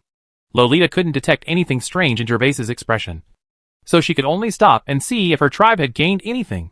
She only has the slightest doubt about the Harry in front of her now. But Harry is likely to have a close relationship with the woman Caroline from the Sacred Forest. For the sake of gold wine, without conclusive evidence, Lolita she still had to maintain the relationship. Harry couldn't be allowed to have any grudges against himself and the Holy Trading Company. After all, he had already prepared to win over Harry, the mage. Miss Lolita is out of sight. Such a hateful murderer. If you can provide any useful information to catch her, of course I will be happy. It's just that during that meeting, I didn't have much contact with him, apart from knowing that he is very powerful. I'm afraid I don't have any information to provide Miss Adela. In this case, I can only continue to track down the killing god from other aspects. Lolita nodded, understanding. Boom! Boom! Boom! Miss, the dishes are ready. It was at this time that Ped's voice came from outside the private room door. Well, come in. With Lolita's permission, all kinds of delicious dishes were served. And when Gervais looked at these dishes, he realized that he was really wealthy when he went to the Holy Trading Company. Many of these dishes are the sky-high price dishes that Gervais saw a few days ago, including high-end Warcraft meat and precious magic potions. Next, Lolita stopped asking Gervais any more questions, and the two of them ate delicious food occasionally. After about half an hour, the meal was over. During this period, there was no romantic atmosphere between the two of them, because there were always two female attendants waiting on them, and Gervais didn't dare to think anything wrong about Lolita. He just focused on destroying the delicious food on the table. Fortunately, Lolita didn't eat much. She only ate some of the potion and spirit fruit dishes, and most of the rest were destroyed by Gervais. Miss Lolita, since lunch has been finished, I'll take my leave first. Thank you very much for your invitation today. After eating and drinking, Gervais was not ready to stay. He still had a lot of things to do in the afternoon, and judging from Lolita's situation, she should have done enough to spy on him. Okay, Wizard Harry. Sure enough, Lolita didn't bother Gervais and nodded directly to agree. Her spying on Gervais was over, and if it weren't for the fact that she wanted to maintain the relationship, she would have gotten up and left. Ped, please send Wizard Harry. Yes, miss. Next, Gervais left Ling Jade Manor under the leadership of Ped. Not long after Gervais left, there was a knock on Lolita's door. Come in. Lolita sat on the sofa and shouted to the door. Princess Lolita. Soon. A middle-aged man walked in and bowed respectfully to Lolita. Call me miss. Get up and sit up. How are you? Did you find anything? Lolita gave a casual order and then asked. Yes, Miss Lolita. This middle-aged man was thin and tall. Even with Lolita's instructions, he sat on the wooden chair nearby and kept his head down carefully. Back to Miss Lolita. I opened my eyes and checked the young man, but I found nothing. The middle-aged man answered seriously. Didn't you find it? Okay, go down. This middle-aged man was specially dispatched from the clan to search for the god of death, and Lolita still trusted his abilities. So after hearing his affirmative answer, there was no doubt. At this time, Lolita has eliminated Harry from the object of suspicion. Since there is suspected contact, the next step is to win over this Harry. After all, wooing him now is a timely help. Once the woman named Caroline comes into contact with this Harry, it may be too late to woo him again. Chapter 607 Becoming Lighter. The carriage arranged by Ped was sent out of Ling Jade Manor. Gervais did not return to the academy, but directly ordered the carriage to take him towards the outer city. Gervais had already told Petey about letting the carriage take him to the outer city, so Petey naturally agreed to such a request. As for whether if he did this, Lolita and others would discover the fact that he knew undead magic, Gervais figured it out. Since Lolita knew about the purchase of Warcraft crystals with dark attributes, he might as well be more generous. No longer secretive. Anyway, it was a matter of time. I had planned to use undead magic openly in the future. This would not reveal my identity as the god of death. As for why Gervais went to the blacksmith shop in the outer city to buy weapons and armor, there is actually a blacksmith shop in the inner city of the City of Hope. But the price can be daunting. The unit price often starts at hundreds of gold coins. Businessmen who lacked hundreds of gold coins would not do business at all. So Gervais did not dare to find a blacksmith shop in the inner city to forge and buy weapons. When Gervais arrived outside the city in a carriage, the driver of the carriage took Gervais to a dwarf blacksmith shop. In the Holy Continent, all blacksmith shops are occupied by dwarves. The thick arms of the dwarves and thousands of years of continuous inheritance make them unrivaled in the Holy Continent. Even ordinary people turn to dwarves to build farmers. After all, the first farm tool can be passed down. Welcome to the blacksmith shop in Kaelad. Guest, what kind of weapons do you want to make? I can meet your needs here. I want 20 sets of longbowman's equipment, 39 sets of longswordman's equipment, plus a pair of heavy armor for a war horse, forged by Mithril. The narcissism of the dwarf was as strong as ever. Gervais looked at the dwarf, who was not tall but as strong as a bull, and directly reported the armor he wanted. Gervais summoned a total of 59 skeleton soldiers in the morning, plus a group of skeleton horses. The skeleton soldier Gervais planned to use 20 of them as longbowmen, and the remaining 39 were all used as melee longswordsmen. Gervais then told the dwarf in detail the dimensions of the armor, especially the dimensions of the skeleton warhorse armor. When the dwarf heard about such a big deal, he smiled from ear to ear and even changed his name. Oh, distinguished guest, you are right to come to Quillard's blacksmith shop to buy these weapons and armor. Quillard's craftsmanship is famous in the City of Hope. Quillard, tell me how much it will cost. Although this Quillard is suspected of boasting, his craftsmanship is indeed good. Otherwise the carriage driver would not have brought him here. But what Gervais is most concerned about is how much money it will cost. Dear guest, each set of longbow equipment only costs 15 gold coins, including longbow, internal and external armor, helmet, and 200 arrow feathers. Each set of equipment for the armored long swordsman only costs 20 gold coins, including long sword, full body armor, iron shield, and helmet. The heavy armor for your war horse is also not expensive, only 130 gold coins. The dwarf immediately reported the price with a bright smile. After speaking, he took a sip of the wine in the flask in his hand and waited for Gervais's answer. After hearing what the dwarf blacksmith said, Gervais smacked his lips, feeling that gold coins in this holy continent were a bit wasted. 20 longbowmen need 300 gold coins for each set of 15 gold coins, and long swordsmen need 20 gold coins for each set of equipment, which is 780, in addition to 130 pieces of skeleton horse armor.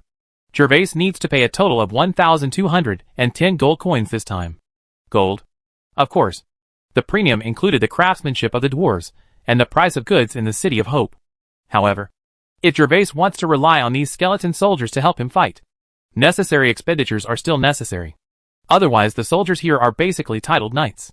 If Gervais just used ordinary weapons and equipment for the skeleton soldiers, there would be no combat effectiveness at all.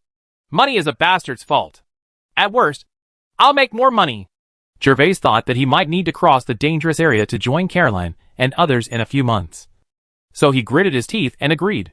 Of course, the fraction of such a large transaction must be erased. In the end, Gervais took out 600 gold coins as a deposit, and the other 600 gold coins were to be paid 2 days later when the goods were received. After walking out of the blacksmith shop and getting on the waiting carriage, Gervais felt his whole body became lighter. Yes, it has become lighter, because his wallet is lighter by more than half, even though the wallet has always been hidden in the space ring. It's time to find a way to make money. Gervais spent all the 6,500 gold coins in just a few days, leaving only more than 300 gold coins, plus his original hundreds of gold coins. He now only has more than 5 gold coins on him. Gervais feels that some confidence is lacking. Do you have to think of a way to make money? Gervais kept thinking while sitting on the carriage. But when the carriage took him back to the academy, he didn't think of any good way to make money quickly. It would be great if we were in the sacred forest. As the saying goes, there is strength in numbers, and it is easy to make money. The most important thing is that there is wine. The carriage could not enter the college gate, so Gervais finally got off the car at the college gate and walked toward the dormitory building. But when Gervais was halfway there, he suddenly saw an acquaintance, the beautiful young lady Adela. At this time, Adela was walking with a slight frown on her face, but beside her there was a young man following with a smile on his face. Of course, this young man looks very good. He is not wearing a magician's robe like other students, but is dressed in silk clothes and is handsome and unrestrained. Adela, I got 2 moonlight spirit fruits from this adventure. I heard that you successfully broke through and became a junior magician, so I specially sent them to you. Just accept them. I'm sorry, Warren. Thank you very much for your kindness. But I also obtained the moonlight spirit fruit from the Nahum sorcerer's tower some time ago, so I don't need these 2 from you. Adela, the moonlight spirit fruit can be eaten repeatedly and can increase your affinity towards dark creatures, so you really don't have to refuse. Gervais heard the conversation between the 2 from a distance. Needless to say, it was obvious that a toad was greedy for swan meat. Of course, the one in front of me is slightly different. It is a golden toad.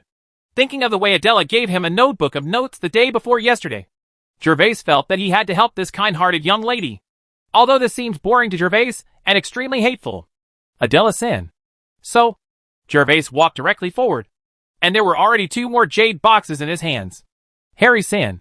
When Adela heard Gervais's voice, her slightly frowned brows relaxed, and she subconsciously walked towards Gervais. This is a subconscious action when acquaintances meet and greet each other. It is obvious that Adela's feelings for Gervais are not comparable to that of that young man. Chapter 608. An invisible slap in the face is the most deadly. But the handsome young man, with a smile on his face, was stunned for a moment, and the smile on his face froze. The young man was a little confused when he saw Adela walking towards Gervais. Then his face became gloomy, and he followed Adela. Classmate Adela, I meet you here by chance. Where are you going? Gervais could naturally see the young master's expression. But this situation was also expected. So Gervais didn't look at the young master at all, and just talked to Adela on his own. Seignior asked me to go to the city to buy some magic materials together. Classmate Harry. Seignior said that she hasn't seen you going to class in the past 2 days. Are you delayed by something? Adela walked up to Gervais and answered Gervais with a smile. I have been reading the notes you gave me in the dormitory for the past 2 days. Student Adela. Thank you very much for your 3 notes. I feel that I have made great progress. Ah, that's great. Adela was very happy when she heard Gervais's answer. She was also happy when her kindness helped others. Adela. Who is this classmate? How have you seen me before? Listening to the notes sent by Adela, Warren finally couldn't remain silent. Adela was the one he had been pursuing for a long time. He had never heard of Adela having any familiar male classmates before.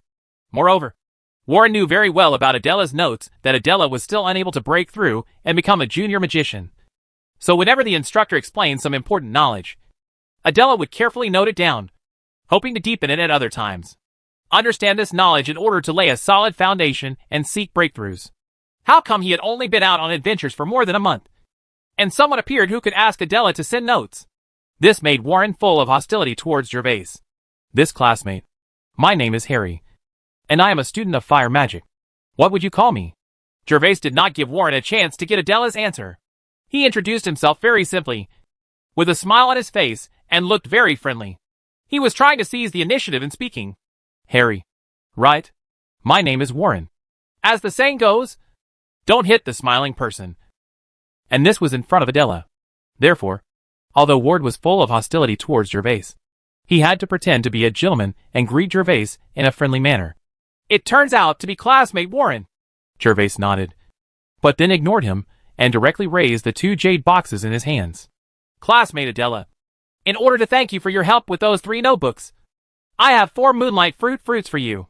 Don't worry, I still have it myself. With that said, Gervais opened the jade box and stuffed it into Adela's hand before she could react. Harry classmate. This. Student Adela. Those notes of yours allow me to learn magic without having to go to the necromancy department classroom, saving me 5,000 gold coins. So don't delay. Otherwise, I won't feel at ease while learning. Gervais blocked Adela's words directly. Although Gervais did not look through Adela's 3 notebooks carefully, but thinking about it, since Adela gave it to herself so that she could learn from it, she would definitely be able to get into the undead system as long as she studied hard. It's just that Gervais himself can't use it. So his words are not false. He really needs to thank Adela for her kindness. Thank you, Harry-san. Hearing Gervais's solemn words, Adela recalled Gervais's behavior when he took the initiative to break off the queen. Knowing that the decision Harry made would be difficult to change, he thanked him and accepted it by default. But at this time, Warren's expression next to him became ugly, and he subconsciously put away his 2 moonlight spirit fruits, and then quietly put them back into the storage space. This was because he was afraid that saw by Harry. They also gave moonlight spirit fruits in 2 jade boxes. But those 2 jade boxes contained 4 moonlight spirit fruits, and they were much larger than his. You're welcome, Adela-san. Gervais let it go. He had eaten more than 10 of these moonlight spirit fruits during this period, and there were still more than 20 in the space ring. It really didn't hurt to give away these 4. At the same time, Gervais knew that if Warren still had some shame, he would definitely not pester Adela again, so he was ready to say goodbye. Adela-san, I will go back to the dormitory first. Okay, classmate Harry. We'll see you tomorrow. Adela nodded seriously to Gervais. In addition to professional courses in the academy, half-day courses are common sense courses every 2 days. At that time, magicians and title knights will teach together. So Adela said goodbye tomorrow like this. Gervais also nodded, and then nodded to Warren, who looked a little ugly, and then continued walking towards his dormitory. After Gervais left, just as Adela was about to continue walking towards the entrance of the college, Warren also spoke. Adela, I remember that the mission I received at the academy had not yet been handed in when I came back. I will submit the mission now. As Gervais thought, this Warren naturally had no face to continue to pester Adela today. This is the most fatal invisible slap in the face. But Gervais's slap was so invisible that Warren couldn't have an attack at all.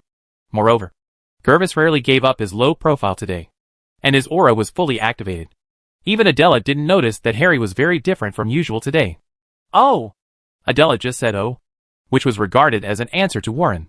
This Warren keeps pestering him because he is the heir to the Golden Shield family. But he is extremely smart. Although he is entangled, there is a limit. Therefore, although Adela was unhappy, her family would not come forward to help, and she would only refuse Warren with love. After Adela left, Warren looked in the direction of Gervais, with doubts and sternness in his eyes.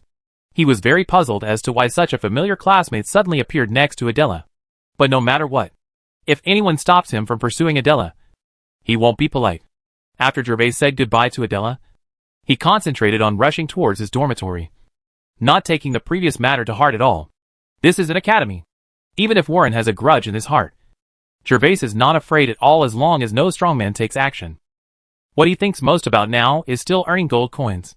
But after thinking about it, there is really no good way out. The most important thing is that the environment he is in is different, and there are no resources for him to use. After returning to the dormitory, Gervais temporarily suppressed the idea of how to earn gold coins, because he has to do a very important thing next, which is to complete the final steps of configuring the Heart of the Dead. This was about the gain and loss of thousands of gold coins. So Gervais naturally had to devote himself wholeheartedly. Chapter 609 Death Number 1. Soon, Gervais came to the wooden cabinet where the crystal container was placed the day before yesterday. When he looked into the crystal container, he found that the light green material essence liquid that was originally used to soak the dark attribute Warcraft crystals had become completely transparent. Is it all absorbed by this dark magical beast crystal? It's really strange. I've never heard of Warcraft crystals being able to absorb the essence of potion plants and other materials before. Gervais muttered a few words, then took the Warcraft crystal out of the crystal container, and then went directly to the training room. After arriving and sitting down in the training room, Gervais quickly opened the system panel without thinking, and then exchanged it for a green kiwi fruit with his backhand. Ever since he learned the lesson of mental exhaustion last time, Gervais has learned a lot from the experience. So he should be on guard beforehand to be prepared. Especially today. I have to undergo mental stripping and cutting. It would be a tragedy if I accidentally become an idiot. After exchanging the green kiwi fruit, Gervais placed the black Warcraft crystal in front of him, then closed his eyes and began to concentrate on sensing and mobilizing his mental power. According to the method recorded by Magister Nahum, before cutting the mental power, it is best to integrate the information you want to convey into that piece of mental power. This piece of information will become the core of the heart of the undead. In the future, dark creatures possessing the heart of the undead will act according to this guideline when they do not receive valid orders. Of course, Gervais does not need to import information. The heart of the undead is still effective, and the dark creature possessing the heart of the undead will still be extremely loyal to him and will never betray him. However, the thinking logic of dark creatures will then be carried out according to the plan, learning the day after tomorrow. Although Gervais didn't quite understand the difference between the two after doing so, he was still ready to give it a try. For example, injecting simple information, such as a name for oneself, into the heart of the undead. Soon, Gervais completed entering information into his mental power. The information he entered was very simple. That is, after seeing him, everyone would kneel on one knee and shout, "My king!" The other is the direction Gervais hopes his summoned servant will develop. That is, he hopes that it will continue to grow stronger and clear out all enemies for Gervais. Once he was sure nothing else was missing, Gervais began the next most important step. Cutting mental power may sound easy, but it is extremely troublesome to actually operate, because spiritual power is invisible and intangible. It only exists in Gervais's own mind and senses. Naturally, it cannot be cut with any knife. The real way to separate spiritual power is to tear it, just like tearing a strip of cloth or paper, pulling it to both ends in different directions, and finally splitting it into two. And that's exactly what Gervais has to do now. He needs to do two things at once, and then control his mental power to carefully pull it in different directions to peel it out of his mind. Here we go! Gervais took a deep breath, and then began to control a few tenths of his mental power to stretch in the opposite direction with the rest of his mental energy. Hiss! And the moment Gervais really started to pull, he suddenly took a breath of cold air. It felt like his head was hit hard with a big hammer on his helmet. If he hadn't been mentally prepared, he would probably have to lie down now. Come again!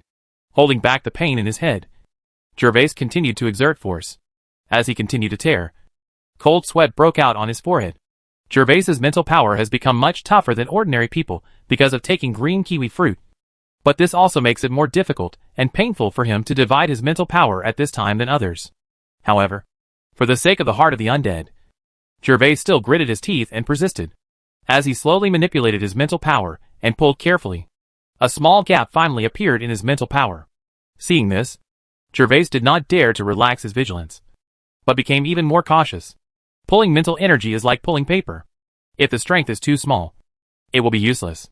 And if you use too much force, you may tear it, which will directly make the direction and size of the crack uncontrollable, and may cause the entire paper to be scrapped directly. And Gervais is like this at this time. If he pulls too hard, the direction of the tear may change and directly extend to the mental power of Gervais's body. This is the danger of cutting the mental power. If the paper is torn, you can replace it with another one.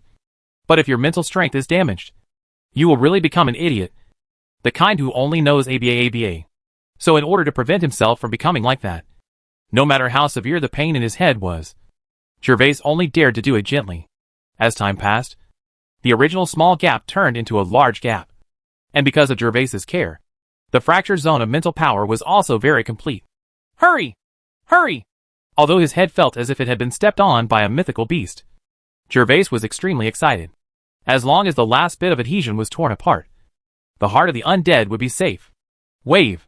Finally, with Gervais's unremitting efforts, he seemed to hear a crisp cracking sound in his mind, and he finally succeeded in peeling off a small section of his mental power. Phew! Finally succeeded! Gervais breathed a long sigh of relief.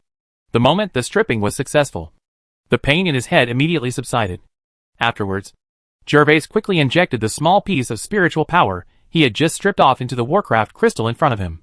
Strangely enough, when Gervais's spiritual power touched the dark attributed Warcraft crystal, he was immediately absorbed into it. It's done! Ha ha! I am indeed a genius. I am probably the only genius besides Mage Nahum who has prepared the heart of the undead. Gervais's excited cheers resounded throughout the training room. He indeed felt very accomplished at this moment.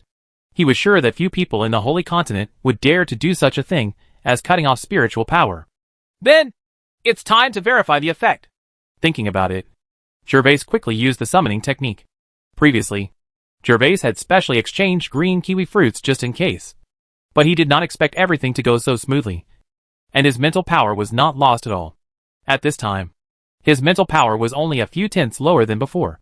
But this was not a problem for Gervais. He could make up for it with the kiwi fruit.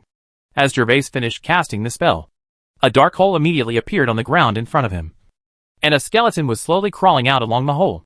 Since it was an experiment, Gervais was definitely reluctant to use his skeleton war horse nightmare as a test. After all, skeleton war horses were very rare. And if you take ordinary gray skeleton soldiers, Gervais feels a little shortchanged. So he was going to give it a try with his only green skull. A moment later, Gervais' only green skeleton stood quietly in front of him, the green soul fire in its eyes not beating. Come on! Eat this heart of the undead! It may be your chance. Or it may kill you directly. It all depends on your destiny. Passing the heart of the undead to the skeleton soldier, Gervais muttered to it. At this time, Gervais was also a little nervous. Now it was time to verify the results he could get after spending so much money and energy. And now he has added his only green skeleton soldier. If he did it all at once, it would be a loss to Grandma's family. Although the skeleton soldier had no consciousness and didn't know why his master was so nervous. After receiving Gervais's instructions, he still stretched out his slightly green hand bones and took Gervais's hand, the heart of the undead from Stee. After receiving the heart of the undead, the green skeleton didn't waste any time and directly stuffed the gray-black Warcraft crystal into his mouth. Gervais then stared at the green skeleton soldiers intently and began to wait for the result. The green skeleton did not chew the Warcraft crystal after stuffing it into its mouth, and the Warcraft crystal did not fall out of its hollow jaw. Instead, it was enveloped by the green soul fire in its skull the moment it entered its mouth. Just after the green soul fire enveloped the heart of the undead, changes began to occur. Just 2 or 3 seconds later, the soul fire in the green skull's head changed. The originally light green soul fire slowly turned gray-black, and the gray-black color became thicker and thicker as time went by, slowly dyeing the green skeleton soldier's soul fire black. At this time, the green skeleton soldier also made a move. It was originally motionless, but without Gervais's order, it raised its skeletal arms and covered its head, as if there was endless pain in its head. Click, click, click. Perhaps it was really in extreme pain, as the green skull's upper and lower teeth kept colliding. making a clicking sound. Is this undead heart fake? Mage Mayhem shouldn't be so boring. Seeing this, Gervais couldn't help but wonder in his heart whether the formula for the heart of the dead was fake. However, Gervais's idea did not last long, because just a few seconds later, the soul fire in the green skeleton soldier's head changed again. The original gray-black color in the soul fire began to slowly dissipate, as if it had been burned out by the green soul fire. At this time, the green skull also stopped holding its head, and the trembling symptom of its mouth disappeared. Wave! Suddenly, the soul fire inside the green skull made a ripple, and then the fire became brighter, as if gasoline was poured on it in an instant. Gervais felt his eyes suddenly blurred, and the firelight stung him so hard that he couldn't look directly. However, this state only lasted for a moment, and he recovered after a while.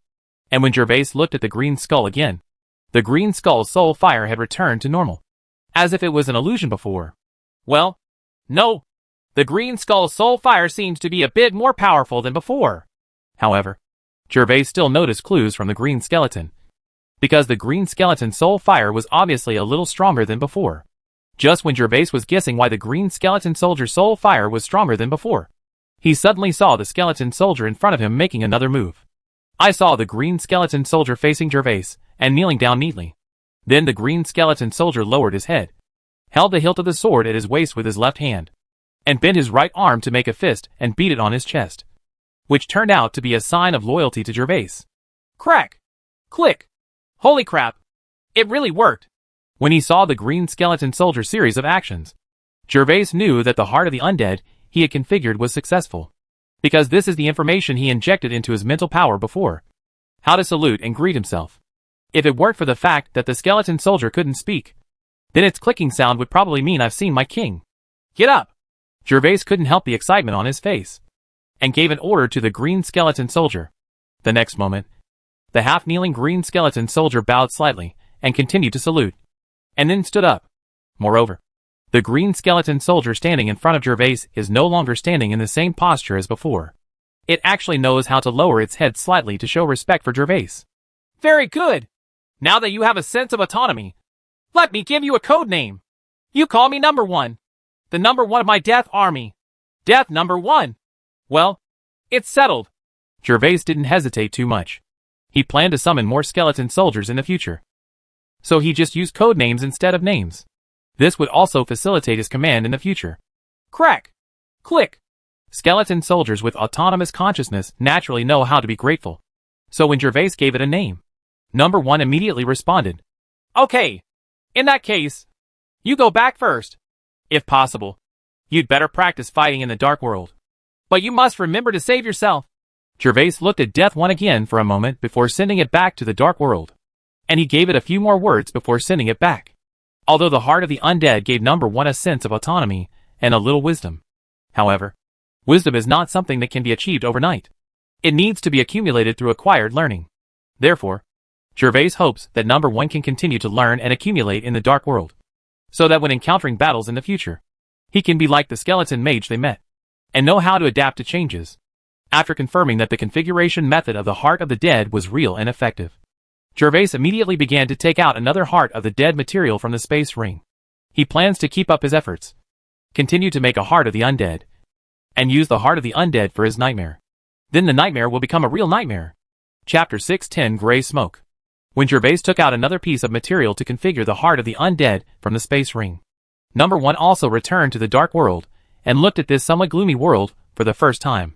The place he was in was a desolate hill, with a red blood moon in the sky. The surrounding sky was hazy, as if shrouded in gunpowder smoke, making the dark world full of depression and death. This was where the original Gervais contracted their place.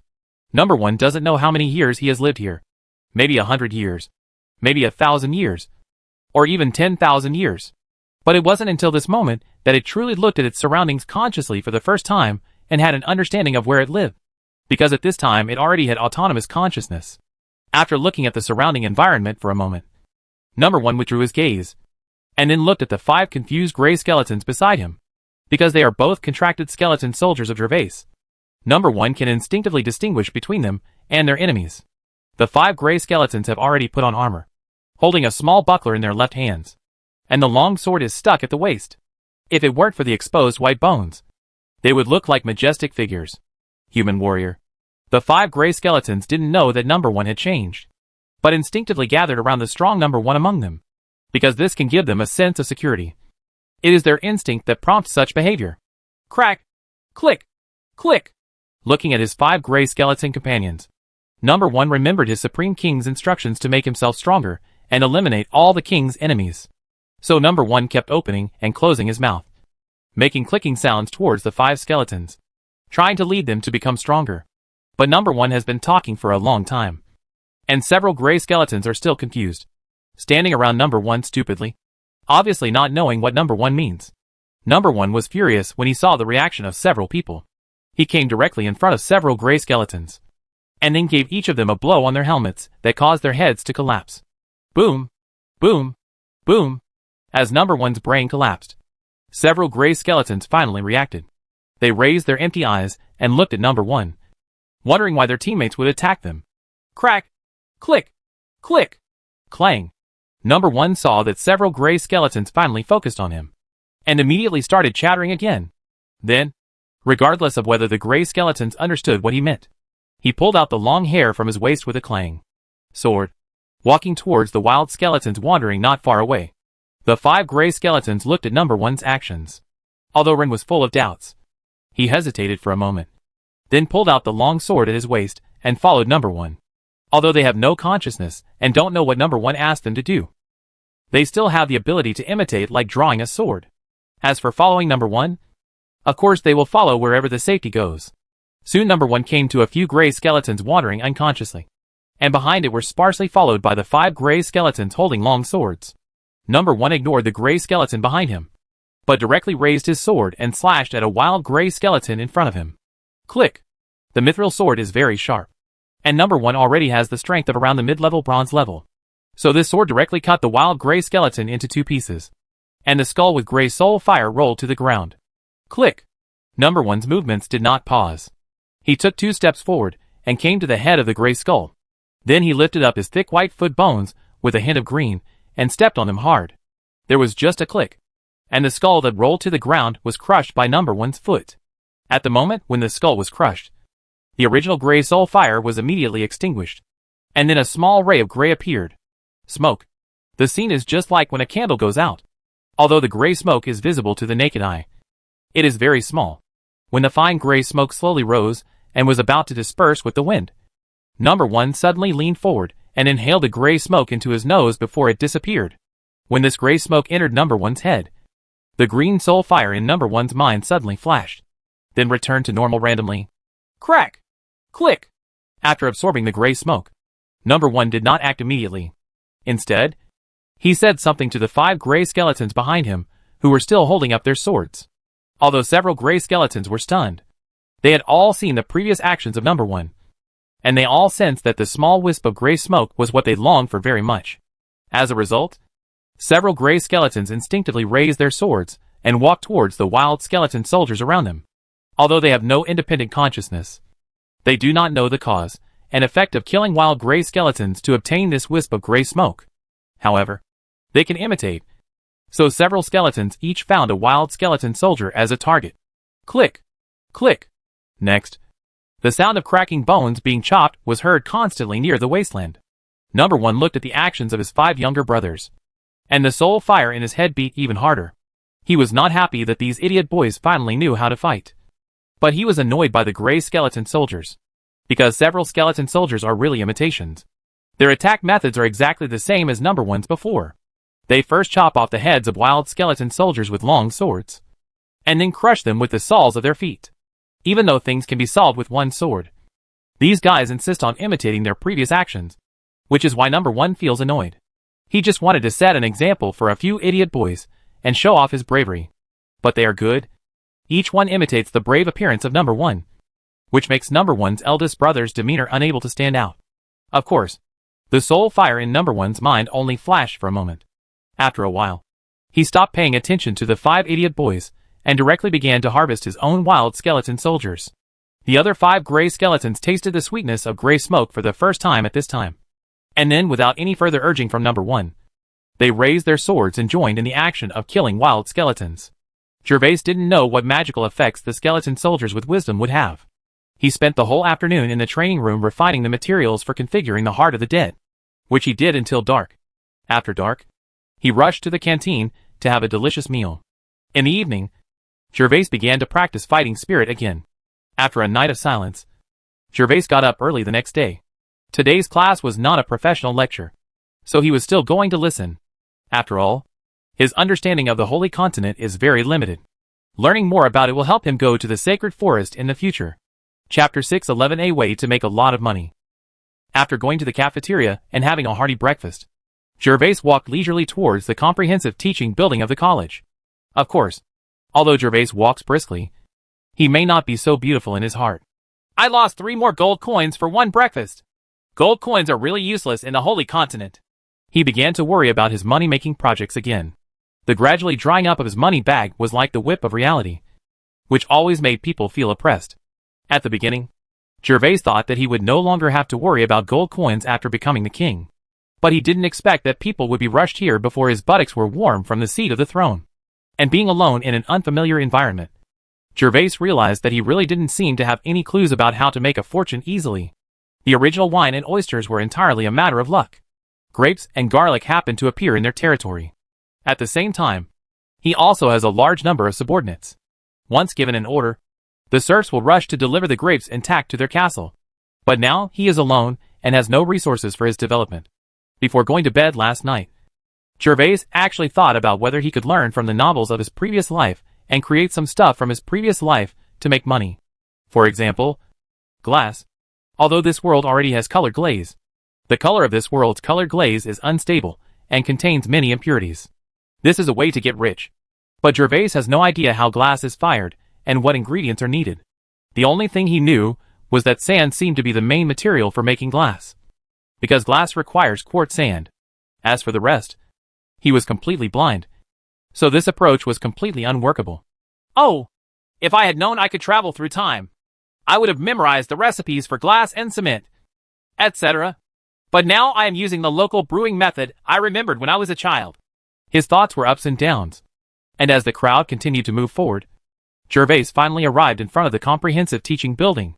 In the end, he could only sigh and abandon all the miscellaneous thoughts. Harry!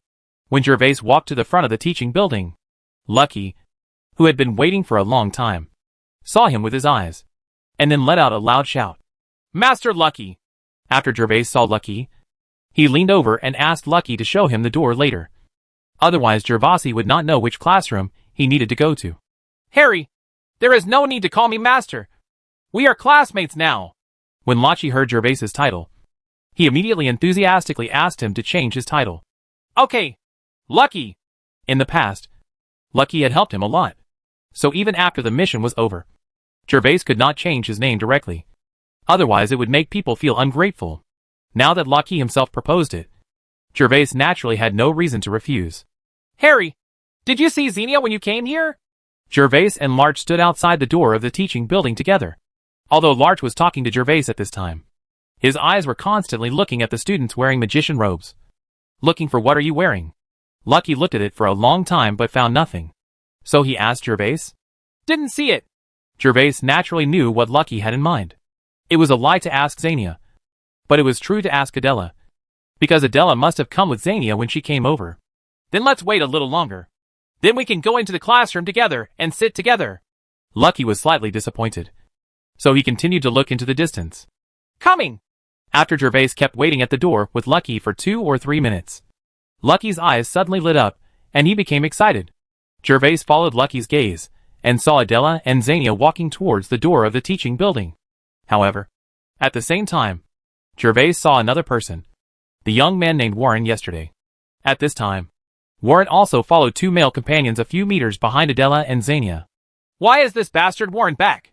Lucky naturally also saw Warren, who was following Adela and Seignior not far away, and suddenly let out a low curse. Then, Lucky was seen quickly rushing towards Adela and the two. Seeing this, Gervais could only walk towards Adela with Lucky. Adela! Seignior! You are here! Larch-san! Harry-san! Adela saw Lucky and Gervais coming over, smiled and said hello. Her eyes stayed on Gervais for a moment longer, and then moved away.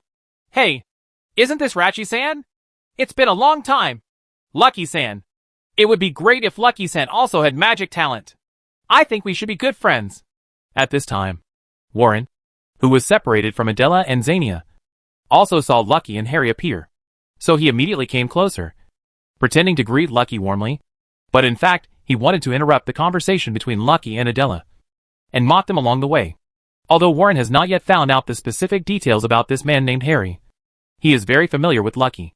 There are only a few people in the academy who know Adela's true identity, and Warren knows that Lucky is one of them. Therefore, although Lucky is relatively useless, he is still more cautious. Sorry, classmate Warren. Even if I have magic talent, I don't think we can be friends.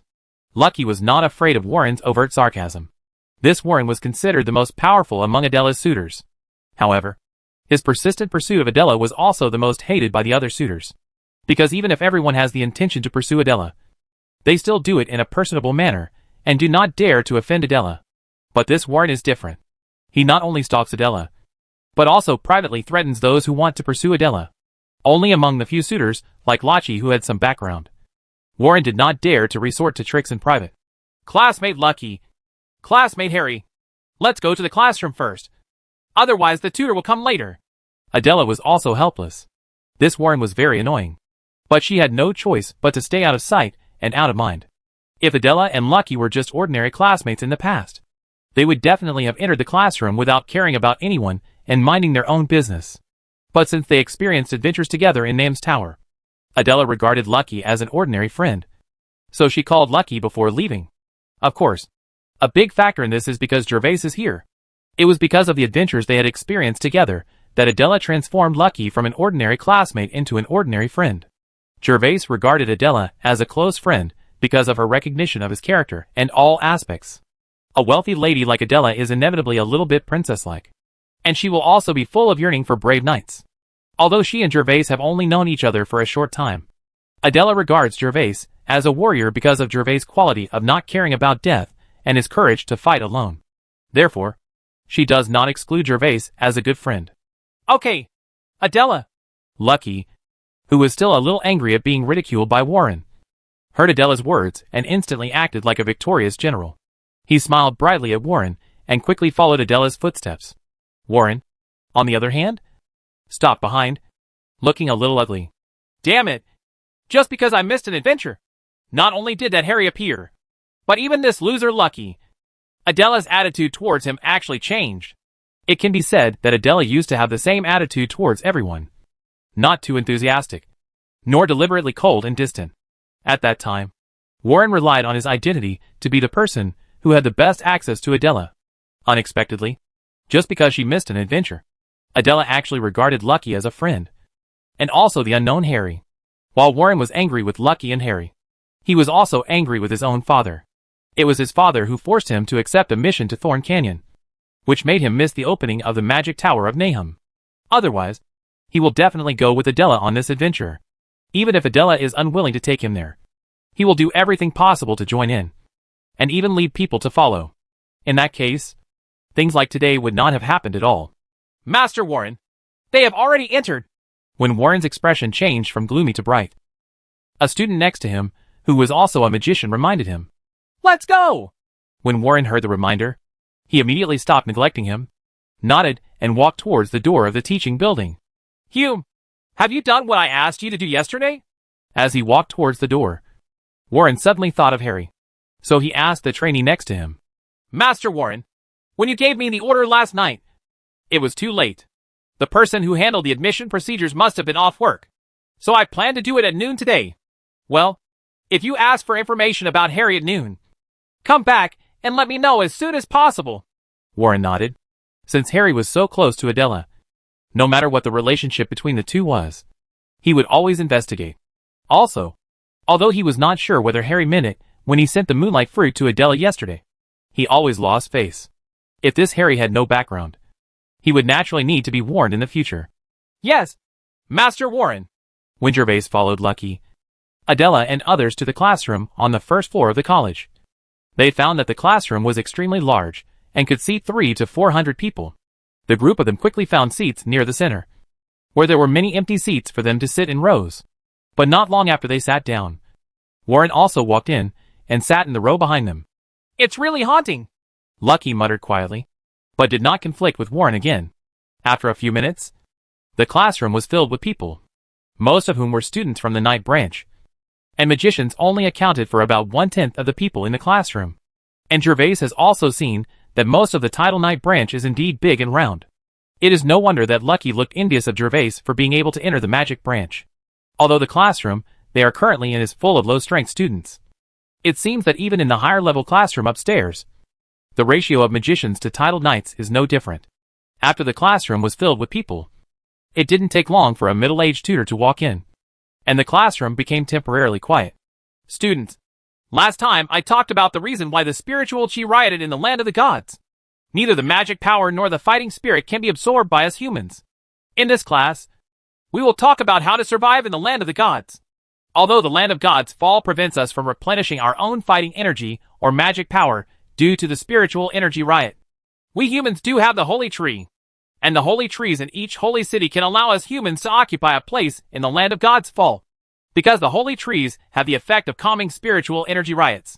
Of course, the effectiveness of the holy tree is also limited by distance. The stronger the holy tree, the wider the range it can affect, and vice versa. The weaker the holy tree, the smaller the range it can affect. With the comfort of the holy tree, the rioting spiritual energy will return to calm, so that we humans can restore our fighting power in the land of God's fall. Of course, in addition to us humans, other races also use their exclusive sacred objects to occupy a place in the land of God's fall.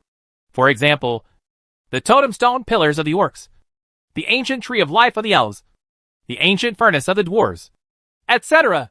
In addition to the various races in our holy continent, the indigenous cities within the divine fall also have their own sacred objects that can suppress riots. What? There are still natives in the land of God's fall? How come we haven't heard of it before? Just when the instructor was explaining to himself, after his last words fell, a lot of discussion immediately came from the originally quiet classroom. It was obvious that there were many people who didn't know what was going on in the land of God's fall. There are indigenous people. Have you never heard that there are indigenous people in the land of God's fall? The instructor in front was not surprised that the students suddenly started talking loudly. Instead, he waited for everyone to discuss for a while before raising his voice and speaking again. The instructor's words spread with the special amplification magic circle arranged in the classroom, immediately suppressing everyone's discussion, and everyone immediately shut their mouths at this time, because they knew that the instructor would definitely give them the answer next. Sure enough, the next moment, the middle-aged tutor continued to speak. Actually, I will also explain this knowledge to you in the following courses.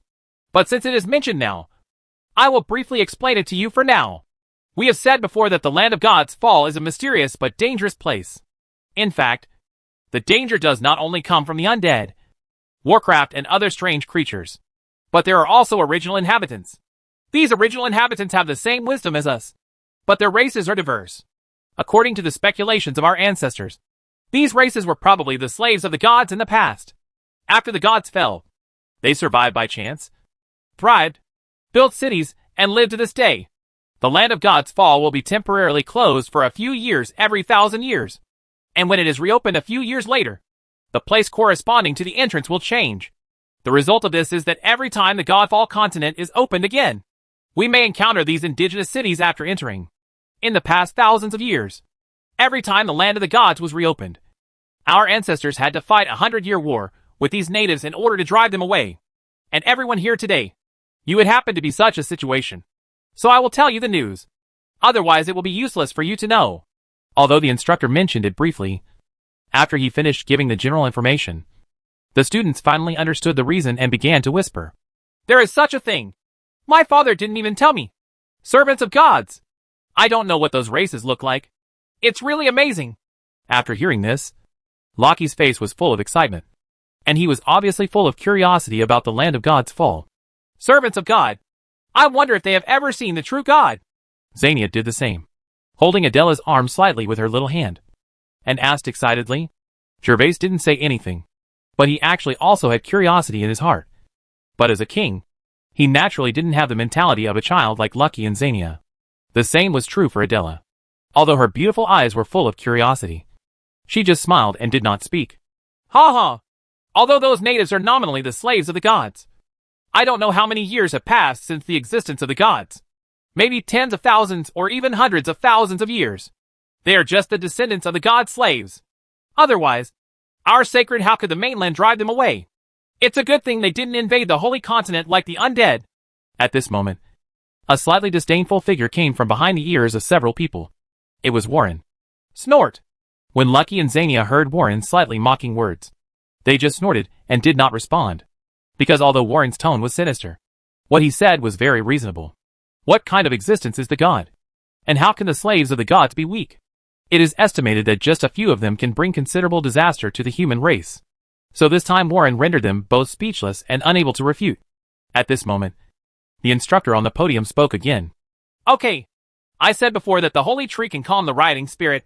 Now let's talk about the other two methods.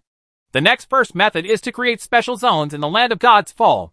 Certain special factors in these special zones will calm the surrounding aura and allow us to practice and restore fighting spirit and magic power. I cannot describe this kind of place to you in detail right now. If you are lucky enough in the future, you may have a chance to encounter it. However, you must remember that many times, these special places are also dangerous. Let me give you an analogy. For example, there is a fountain of life in the land of God's fall. Yes, it is the fountain of life. It is exactly the same as the fountain of life of the elves. We humans discovered it once more than 200 years ago. But it was within the restricted area where the undead live.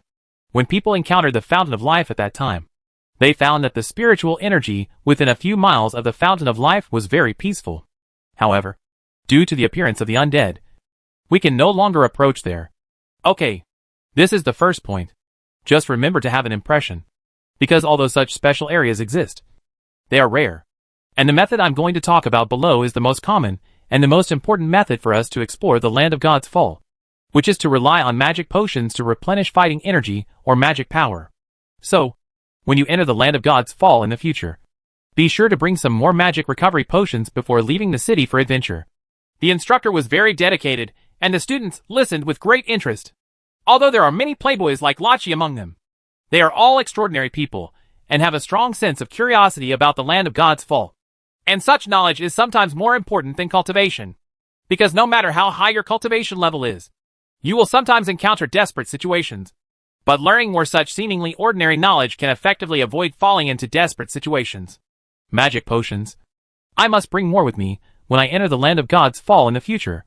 And I also need to bring the highest quality ones, so that safety can be guaranteed. Lucky had forgotten the previous unhappiness caused by Warren's ridicule.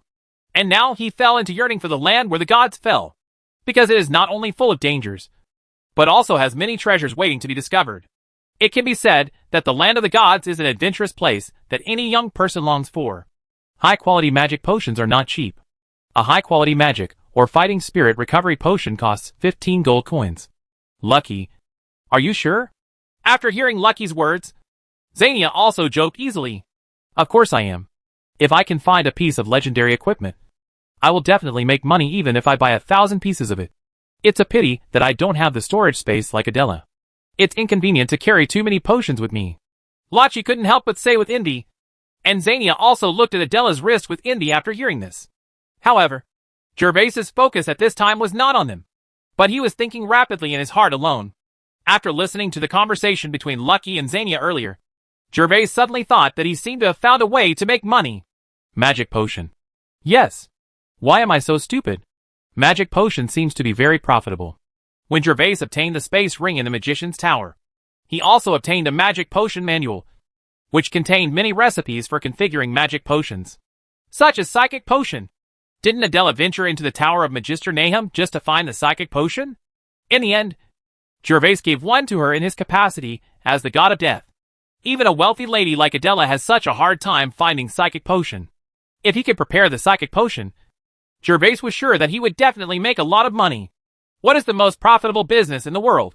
Of course, it is a monopoly. As long as you have a monopoly, you will make money no matter what you do.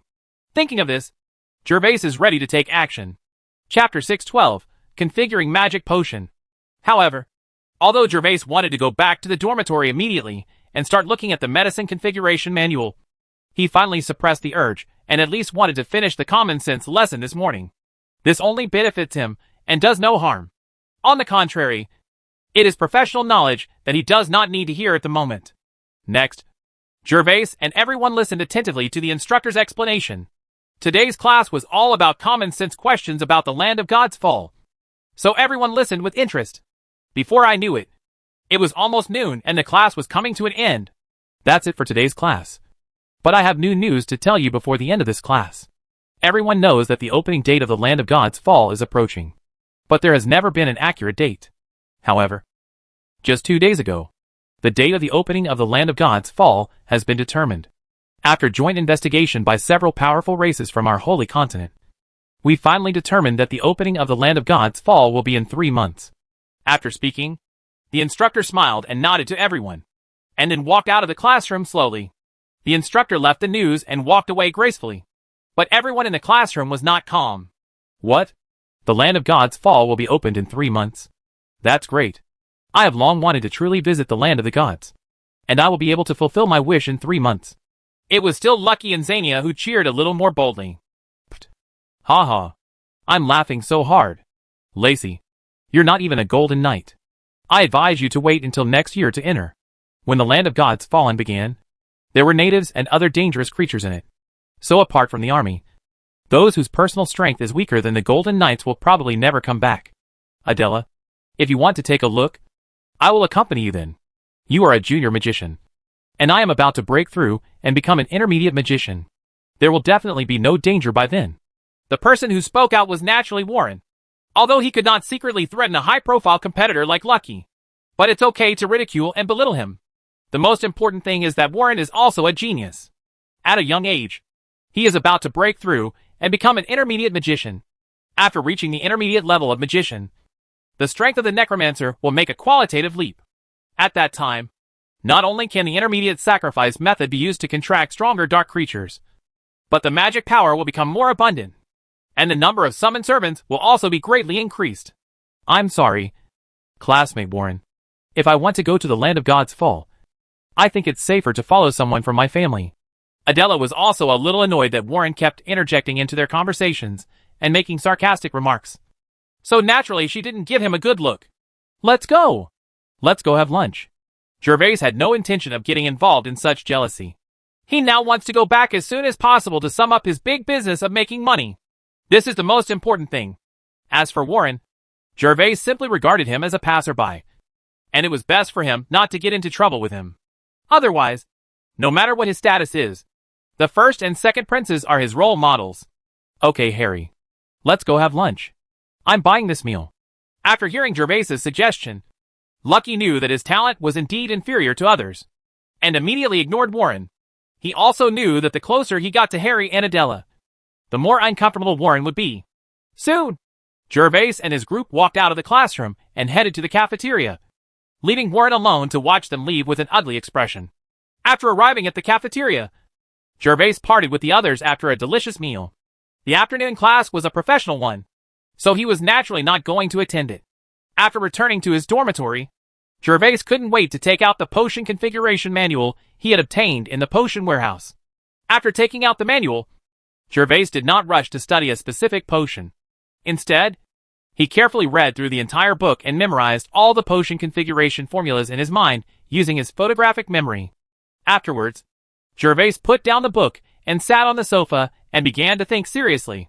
The configuration materials for the psychic potion are too precious, and the configuration requirements are too high. According to the above records, the success rate of normal configuration is about 4 levels. If I rush to get started now, I will definitely lose everything. And most importantly, what's more, I don't have that much money, and the credits are not many. Gervais just thought about it in his mind for a moment and made an assessment of his current strength.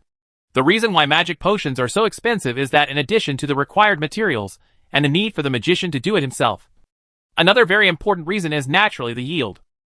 The higher the level of the magic potion, the lower the success rate. Just like the psychic potion, the success rate at level 4 is considered normal. That means that for every 10 configurations, only 4 times can be successful at most. You must know that the material cost of each psychic potion requires more than 500 gold coins. If you fail 5 times, it will be a loss of 2,000 to 3,000 gold coins. It is precisely because of this that the more advanced potions are, the more expensive and rare they are. In comparison, the most basic magic recovery potion and fighting spirit recovery potion. These potions not only contain low-cost materials, but also have a success rate of more than 5 levels. Then, I will try to prepare these cheap potions first to practice my skills and earn some startup capital. Otherwise, with my current financial situation, if the psychic potion fails a few times, I will go bankrupt. In the end, Gervais chose the safest route. First practice his skills and earn some startup capital, and then start configuring monopoly potions such as psychic potions. Thinking of this, Gervais couldn't sit still and immediately left the dormitory and went to the credit redemption building. In addition to redeeming credits there, you can actually take on some trial tasks issued by the academy. In addition, you can use credits to redeem various materials. Of course, with the practices of the Black Heart Academy, exchanging these materials in the academy may be a bit darker than outside the academy. Therefore, when Gervais originally configured the Heart of the Undead, he never considered exchanging the materials in the academy. The real use of credits in the academy is to redeem knowledge. Magic-like materials can be purchased directly outside the academy, but cultivation knowledge can only be learned in the academy, such as some magic books and fighting spirit secrets, etc. These knowledge cannot be purchased outside the academy. However, this time Gervais was just going to buy some materials to configure low-level magic potions to try, so he was too lazy to go outside the academy and buy them separately. In addition, configuring magic potion is not different from configuring the Heart of the Undead. The difficulty of configuring the Heart of the Undead lies in cutting off the spiritual power. The difficulty in configuring magic potions is to accurately control the ratio of various materials. So many sophisticated configuration tools are needed. Gervais naturally does not have these tools. But there is a special configuration room in the academy that students can use for a fee. After all, preparing magic potions is also a subject in the academy. Chapter 6:13, I have to think of a way. Soon Gervais came to the building where credits were redeemed. It happened that the person who received Gervais today was still the part-time female student that day. Is it you? Classmate, do you have anything to do? The female student looked at Gervais with complicated eyes. Obviously, in addition to Gervais's handsome appearance, the female student was also deeply impressed by the fact that he clearly had the talent for undead magic, but did not study it. Give me 10 materials to prepare the magic recovery potion. In addition, we need the materials for 10 Do-Chi restoration potions and 5 mental power restoration potions. Seeing that this girl still remembered him, Gervais smiled slightly at her, and then told her why he was here. You want to prepare a magic potion? The female student asked in surprise. Gervais continued to smile and did not answer. Sorry, I'll get it for you right away. Seeing Gervais smiling and not answering, the female student knew that she had said too much. So she blushed and quickly apologized to Gervais, and then went to get the materials Gervais needed. After a while, the female student came back with several more jade boxes in her hands. Classmate, these are the materials you need. The materials for 10 magic recovery potions plus the materials for 10 fighting spirit recovery potions require a total of 4 credits. In addition, the materials for the mental recovery potion are more expensive. 5 copies require a total of 5 credits. So you need to pay a total of 9 credits this time. The female student placed the jade box on the table in front of Gervais, and then told him the detailed price. But her eyes were still full of curiosity about Gervais. 1 credit is equivalent to 10 gold coins, which means that the price of configuring the magic recovery potion and fighting spirit recovery potion materials is 2 gold coins each. The materials for the mental recovery potion require 10 gold coins each. The price is indeed 2 levels more expensive than the magic materials store outside the academy. But Gervais has already checked the types of materials, and found that they are of very good quality, and are very suitable for preparing potions. So Gervais didn't say much, handed over his student card, and asked the female student to take away the credits. After paying the credits, he left the building directly with the jade box Gervais, and headed to the college's configuration room. After Gervais turned around, the female student hesitated to speak several times, but in the end, she did not shout. The reason why this female student whispered before was because those who can prepare magic potions are basically intermediate magicians. Because only intermediate magicians have enough mental power to purify various materials. They should have bought it for others. For example, the female classmate that day. Although this handsome classmate may be short of money, the trainee magician cannot go to the configuration room. He should also know it. And it's impossible for a trainee magician to prepare a magic potion, because he did not want to expose the existence of the space ring. Gervais did not put these jade boxes containing magic potion materials into the space, but directly held them in front of him and moved forward. Soon, Gervais arrived at the configuration room building opened by the college. At this time, there were many people coming in and out of the configuration room building. And at first glance, they were basically formal magicians wearing black robes.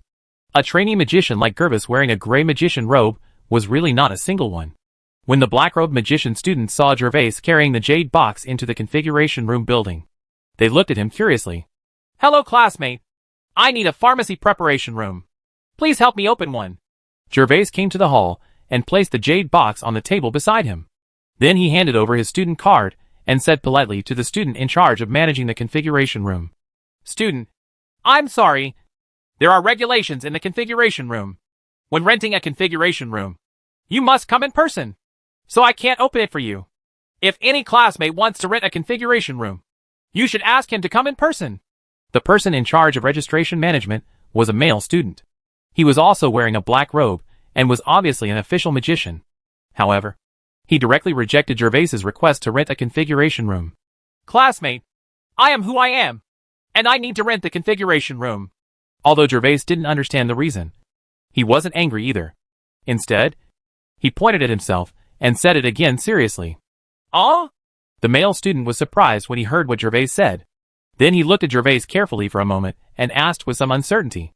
Classmate, are you a junior magician or a trainee magician? There are regulations for the configuration room. Junior magicians cannot rent the configuration room. Gervais is not the only one who knows that magic potions can make money. So there are always some students in the academy who are not living well, but who are in great need of credits in exchange for various knowledge and books come to try it. Of course, most of them are trainee magicians. Due to lack of resources, their cultivation progress is slow. Naturally, they want to earn credits to exchange for resources in the academy. However, there is a threshold for preparing magic potions. Even junior magicians rarely make money by preparing magic potions, and it is certainly impossible for trainee magicians. Originally, students did this voluntarily, and renting a configuration room also required credits. So the college should not prohibit such a move. But the problem is that there are only so many configuration rooms in the academy, and a large number of trainee magicians often come here. As a result, many intermediate magicians who really need to use the configuration rooms have to wait for a long time before they can use them. So the academy later simply issued a rule that if you have not reached the level of a junior magician, you cannot rent a configuration room. Gervais was stunned when he heard what the male student said. He didn't expect that there was such a rule in the configuration room. However, he had bought all the materials, and he also wanted to try out whether it was feasible to prepare the potion. So Gervais just thought about it for a moment, and a smile appeared on his face. This classmate, I wonder what your name is. My name is Bernie. It turns out to be Bernie's classmate. Classmate Bernie. It's like this. My strength has reached the level of a junior magician, but I don't have time to go to the instructor for assessment in the past 2 days. I've been thinking about trying to prepare magic potions. As soon as I achieved this breakthrough, I immediately bought so many materials and prepared to come back after the assessment. Gervais smiled and said a lot, but Bernie didn't understand what Gervais was talking about. He was moving his lips, ready to say, in that case, you can take the assessment first and then come back. But suddenly I heard Gervais change the topic and continue. But after exchanging these materials, I suddenly remembered that I borrowed a few gold coins from Bernie a few days ago. So I came over immediately and returned the gold coins first. Classmate Bernie. As he spoke, Gervais took out 3 golden coins and put them in his hand. Bernie was a little stunned. He was sure that he did not know Gervais, let alone lend him money. Classmate Bernie, I will return these 3 gold coins to you. With that said, Gervais stuffed the gold coins over and then blinked at Bernie, who was in a daze. At this time, Bernie finally realized what Gervais was doing. He subconsciously looked around and found that there were not many people in the hall at the moment, and no one was paying attention to him as they were coming in and out. So he held the gold coin in his hand without leaving any trace. Since students like them come to work part-time, it is naturally because of financial constraints. Although 3 gold coins are not much, they can still have a nice meal or 2.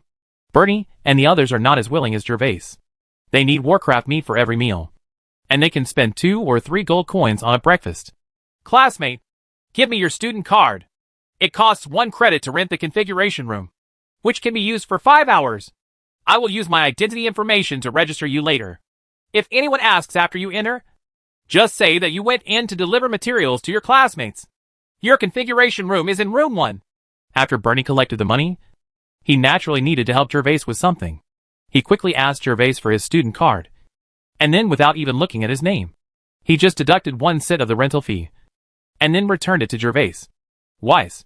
After the credits were transferred, he registered Gervais using his own information. While registering, he whispered nervously to Gervais. Thank you. Gervais nodded, then quickly walked towards the building holding the jade box. Oops. I forgot to tell him not to damage the items in the configuration room. Otherwise he will lose money. Forget it. It will be almost dark when he comes out later. There will definitely be no one to register by then. I'll go over and check again. Originally, Bernie didn't have to worry about such a thing. After all, he had a student card registration. So even if there were any losses, he could trace them later. But when he was so nervous earlier, he forgot to read Gervais's name. And that configuration room is exclusive to his tutor. On weekdays, Bernie himself will configure it in it when the tutor is not around, because he does not need to pay tuition to use the configuration room there, which is also considered as a registered person. Benefits of an apprenticeship. And the credit that Gervais just received naturally fell into his pocket, because Gervais's move of giving 3 gold coins gave him a lot of inspiration. Anyway, his instructor told him that he would not come back from going out today. Soon, Gervais saw the icon of room 1 at the end of the corridor. So he opened the door and walked in. When entering the configuration room, Gervais locked the door and then looked at the configuration room. Not to mention, this configuration room is quite spacious and bright, with more than 40 square meters. The lighting inside is not only the natural light from the windows, but also several deep-sea pearls on the ceiling that are protected by magic circles. Well, although it's a little small, it's still reasonable. The size of the deep-sea pearl on the ceiling is naturally incomparable to Gervais's. It is only the size of the glass beads that the child played with in his previous life. However, this thing is worth a lot of gold coins, and it can be used in the configuration room probably because it is in the Alliance High School.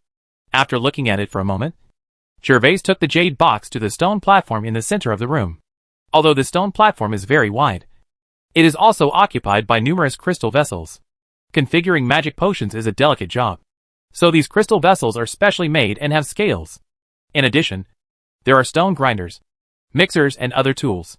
Then let's prepare the magic recovery potion and give it a try first. Gervais recalled how to configure the magic recovery potion, and then began to find the items he needed on the stone platform. A total of 7 materials are needed to configure the magic recovery potion, 5 of which are magic potion plants, and the other 2 are ore-like materials, and the blood of a kind of monster. The first thing Gervais needs to do is to crush the ore and divide it evenly into 5 parts, and then start to purify the essence of the 4 magic potion plants.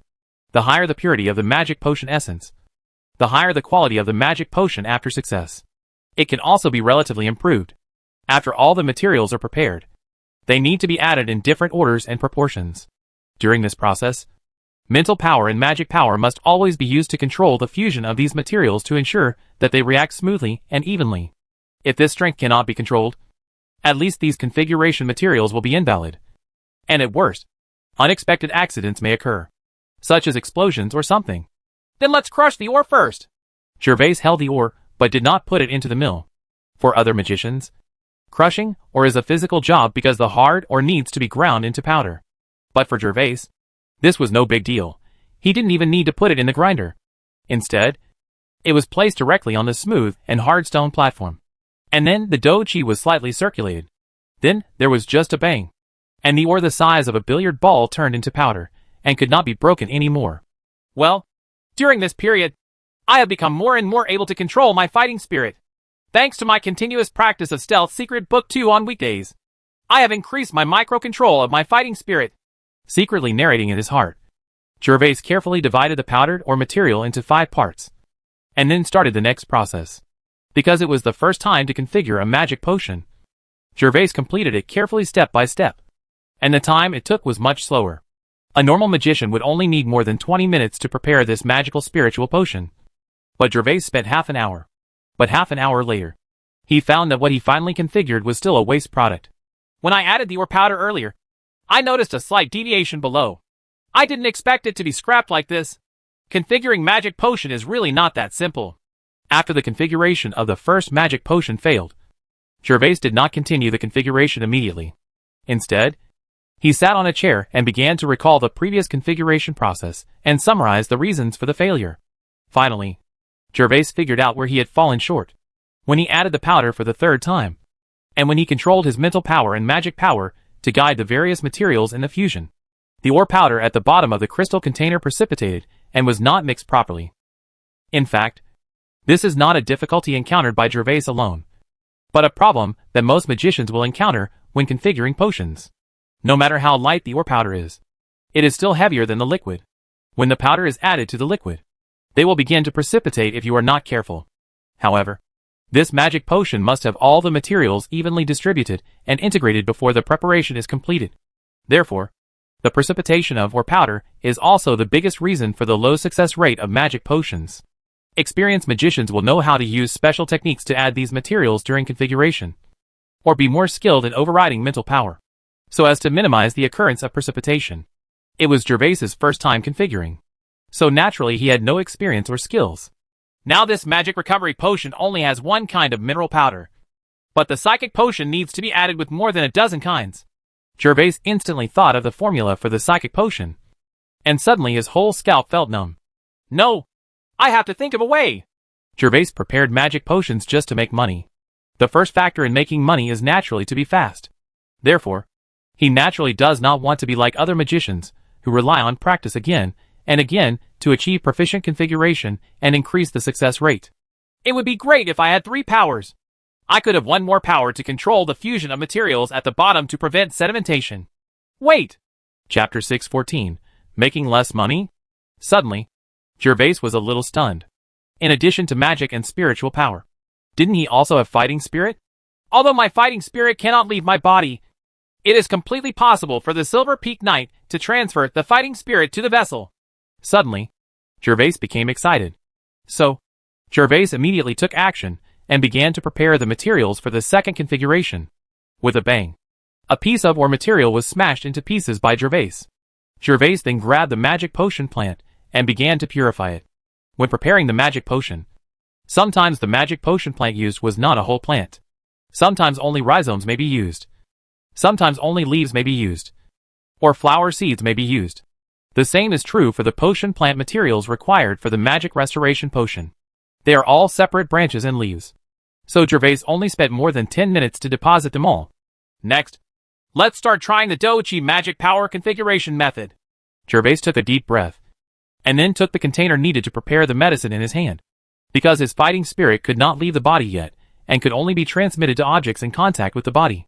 So if he wants to use his fighting spirit to prepare potions, he needs to hold the container in his hand. Fortunately, there are not many materials to configure the magic recovery potion, so the container is only the size of a bowl mouth, and Gervais can hold it safely with one hand. Next, Gervais began to add a certain amount of materials into the container in sequence. As various materials were added, Gervais soon came to the link where he had failed before. The next few additions of materials were the key to configuring the magic recovery potion. So while Gervais slowly added the ore powder, he simultaneously controlled his mental power, magic power and fighting spirit to guide the materials in the container to fuse evenly to prevent precipitation. Time passed by, and Gervais did not dare to relax at all. When the last material was added, and then slowly blended evenly, Gervais became excited when he looked at the potion that slowly began to turn light blue. Ha ha! Success! Although it was just the most common magic recovery potion that was successfully configured, it had a different meaning to Gervais. Because he added Dochi, the configuration of this magic potion became simple. This is just a plugin. Moreover, it is a plugin that belongs to Gervais alone. No one else can have such a magical thing as the golden kiwi fruit, which can allow a person to have fighting spirit and magic at the same time. Look at the color. It's at least medium quality. No matter what magic potion, as long as the color is lighter, it means the quality is higher.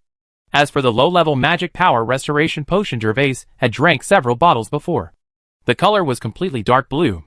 It was beautiful, but it was cheap. The market price of a low-level magic recovery potion is 5 gold coins, but the medium one can be doubled to 10 gold coins, and the high-level one is 15 gold coins. It is conceivable that the higher the level of magic potion that can be configured, the higher the profit can be obtained. After all, the material for a magic restoration potion is 1 gold coin. Without calculating the success rate, Gervais's magic restoration potion made at least 800% profit. Ha ha! Keep up the good work. Gervais, who was so happy, did not get carried away. The rent for this configuration room cost 2 gold coins per hour. He had to finish configuring his materials as soon as possible. With a plugin that possesses both magic power and fighting spirit, Gervais's subsequent preparation of potions became smooth and smooth. All the magic and fighting spirit recovery potions were deployed without any mistakes. Each time he obtained at least medium magic potions, and the time was shortened by more than half. Because of his skillful guidance, the fusion of materials became faster. As for why it is said to be at least average? Because Gervais has never seen medium and high-level magic recovery potions. He doesn't know how to distinguish between the two. But it doesn't matter, because the potion has been prepared successfully. And you will know just by asking when the time comes to sell it. The next step is to prepare the mental recovery potion. This mental power restoration potion can be seen from the material cost of 10 gold coins per portion. And its value is higher than the magic power and fighting spirit restoration potion. The high value is of course due to the high difficulty of configuration. Because there are more than 10 kinds of materials for this mental recovery potion. 3 of them are ore-type materials that also need to be broken into powder and added to them. However, with previous experience, Gervais did not panic. And he began to configure it in an orderly manner. Oh! This is several times more difficult. This one is useless. When Gervais began to prepare the first mental power restoration potion, because there was too much more powder, the intensity of the release of fighting spirit was slightly excessive, which directly caused the first material to be scrapped. But Gervais is not in a hurry. His failure only exists at the beginning. When he becomes proficient later, there is no such thing as a success rate. Sure enough, when Gervais began to concentrate on configuring the second potion, it took him more than 20 minutes to successfully configure the first mental power recovery potion. With the success of the first one, the success of the second one also followed one after another.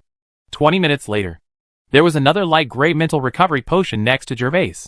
As a king, a man is really extraordinary when he makes a move. Ha ha ha! Configuring magic potions is just a piece of cake for the king. Looking at the 20 magic potions of different colors on the table, Gervais began to laugh arrogantly during the break. Fortunately, this configuration room has a special magic circle layout, so the sound insulation effect is very good, and there is no need to worry about anyone hearing his arrogant laughter. Let me calculate how much money I can make from this batch of magic potions. After laughing narcissistically for a long time, Gervais began to think.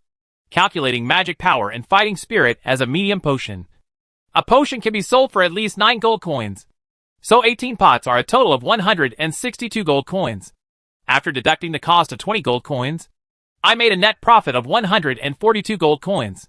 The market price of the intermediate magic power and fighting spirit recovery potion is 10 gold coins each. But that is the retail price. Naturally, Gervais didn't have the time to go find someone to sell them one by one. He was planning to sell them directly to a magic material store. Naturally, magic material stores also have to make money. So although Gervais doesn't know their specific purchase price, Gervais has left the profit margin of 1 gold coin, and only calculates it based on 9 gold coins. So that almost like 10. Although there are still 2 copies of the mental recovery potion that have not been completed, there should be no possibility of failure. And the retail price of a medium mental strength recovery potion is 60 gold coins each. And my batch sale price should be 50 gold coins. For sticks are 200 gold coins. After deducting the material fee of 50 gold coins, I can earn 150 gold coins. 142 plus 150 is equal to 292 gold coins. Not considering the issue of sales, which means that I spend 5 hours a day making magic potions, and only 400 to 500 gold coins are accounted for. Gervais thought hard and estimated a rough profit. It's a bit less. I can't always make magic potions all day long. Improving my strength is the most important thing. Although psychic potions can definitely make a lot of money. Judging from previous attempts, I don't have the strength of a golden knight. So psychic potions definitely cannot be configured. Chapter 6:15 Not my race. For such a profit, other people would naturally not think it was small. But for Gervais, it is still a little bit short. Because judging from the current situation, the configuration of the psychic potion can only be successfully configured after his fighting spirit can leave the body. But even if Gervais's cultivation speed is incredible, it will still take at least 1 or 2 months to become a golden knight. This means that it will take 1 or 2 months for Gervais to make money by configuring psychic potions. At the beginning, Gervais actually wanted to use psychic potions to make a lot of money. In a short period of time, he could earn enough wealth to nourish his life for a long time.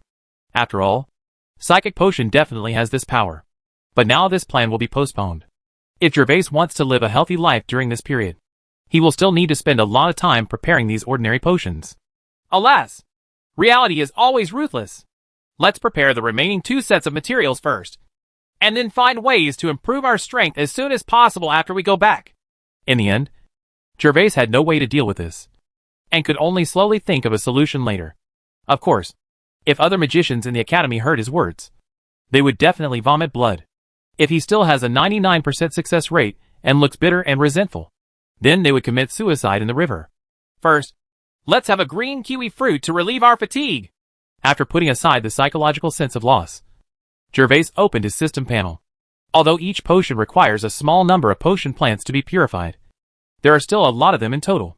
Even Gervais's profound spiritual power is about to bottom out. Therefore, Gervais had just stopped arranging the last 2 materials. He had already redeemed the green kiwi fruit a few days ago, and now he was eating it. It not only restored his mental power, but also supplemented the small amount of mental power he had cut the day before yesterday. With a thought from Gervais, the green kiwi fruit appeared in his hands. Click! Then Gervais took a hard bite of the pulp of the green kiwi fruit, and immediately felt the warm fragrance lingering in his mouth. Now is not the time for battle, so there is no need for Gervais to stuff a whole kiwi fruit directly into his cheek, but he can enjoy the delicious food slowly. Click! Gervais's expression relaxed as he took another mouthful of fruit pulp. The taste was so intoxicating, and the mental power in Gervais's body also began to recover quickly. Although the system is sometimes messed up, the products produced are all top-notch, both in terms of taste and efficacy, and the effect is permanent. If there is any magic potion that can permanently increase energy, it will definitely make a fortune. There are no potions in this world that can permanently enhance mental power and magic power. So Gervais imagined that if there was such a potion, it would definitely be more profitable than the psychic potion. After all, with such a potion, magicians don't need to worry about mental strength, and there will be more strong ones among magicians. Huh? Not long after he finished speaking, Gervais, who was enjoying with his eyes closed and looking intoxicated, suddenly opened his eyes and was startled. What will be the effect if I add this green kiwi fruit to the potion? I remember that the system warned us not to reveal the existence of kiwi fruit. We can't directly give kiwi fruit to anyone else to eat. Then if I add it to the potion, wouldn't it mean that it is indirectly eaten by others? And as long as I don't tell anyone, no one will know that there is such a thing as kiwi fruit? The more Gervais thought about it, the hotter he became. If his method really worked, he would make a lot of money, as long as the effect can reach 1% of that of the green kiwi fruit itself. It is something that is unparalleled to the magicians in this world. How about giving it a try? Gervais looked at the half of the green kiwi fruit left in his hand, and was already ready to move. After thinking for a moment, of course, the golden dream took over. Gervais immediately dug out a thumb-sized piece of pulp from the uneaten green kiwi fruit, and then picked up a prepared mental recovery potion. Gervais then directly opened the bottle cap of the potion and threw the pulp in. Next, something magical happened. When the small piece of green kiwi pulp was thrown into the potion, it began to slowly dissolve and turn into liquid, just like when it was bitten in Gervais's mouth. As the green kiwi fruit melted, the originally light gray potion became more transparent, until finally only a thin light gray could be seen. The energy contained in the mental recovery potion itself has not disappeared. I should consider this a success. Right. Gervais turned on his perception to investigate. Although he didn't know if the green kiwi fruit in this potion could increase his mental power, the green potion did not lose its effectiveness. Whether it's effective or not, add them all. The worst it can do is lose 4 mental potions and a small mouthful of green kiwi fruit. I can still afford it. Besides, the system hasn't issued a warning yet. Thinking about it, Gervais picked up another mental recovery potion and threw a small piece of green kiwi fruit into it. If it succeeds this time, it won't just be mental power. Gervais still has golden kiwi fruit to increase physical strength, and orange kiwi fruit to increase affinity. He can add these heaven-defying effects to others for use. Of course, if he just wants to make money, then he only needs to come up with one kind, and it will be okay. After all, if he does too much, the tree will be in trouble. But what if you only give it to people close to you? For example, his cheap wife, Caroline, and Gandalf, or even his loyal subordinates. Gervais knows what they are capable of. Although they have come to the Holy Continent, they are now relying on the protection of the elves. If there are no elves and such good things as gold and wine exist, when the reputation of gold and wine spreads, it will definitely to attract a large number of enemies. Gervais has occasionally heard many people talking about the deliciousness of wine in the college these days. For example, in the cafeteria, Gervais heard the most people talk about this magical wine, and they would try it again when they had time. Everyone was astonished after tasting the wine. However, the quantity of wine is not large now, so it can only be distributed in high manners, like Lung Jade Manor, and it has not yet caused a sensation. But if in another year or two, it spreads all over the streets and alleys of the entire alliance, then this benefit will be unimaginable. Therefore, Gervais felt that if his subordinates wanted to gain a foothold in the Holy Continent, they must have strong strength. Although it is not known why the elves would protect their own people. Gervais also has a wise saying from his past life in his mind: those who are not my race must have different hearts. Well, this is because Gervais didn't know that his cheap wife is actually an elf. Otherwise it would be, someone who is not my race can actually be my subordinate. Many times, Gervais is also an egoist and has double standards. Chapter 6:16 The Ferocious Pharmacy Master.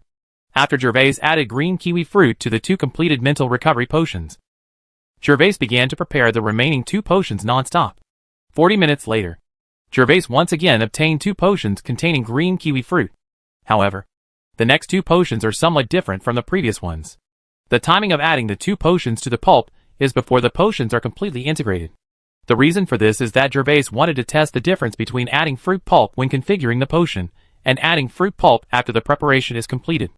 After finishing everything, Gervais swallowed the remaining green kiwi fruit in one gulp, and then stood up excitedly.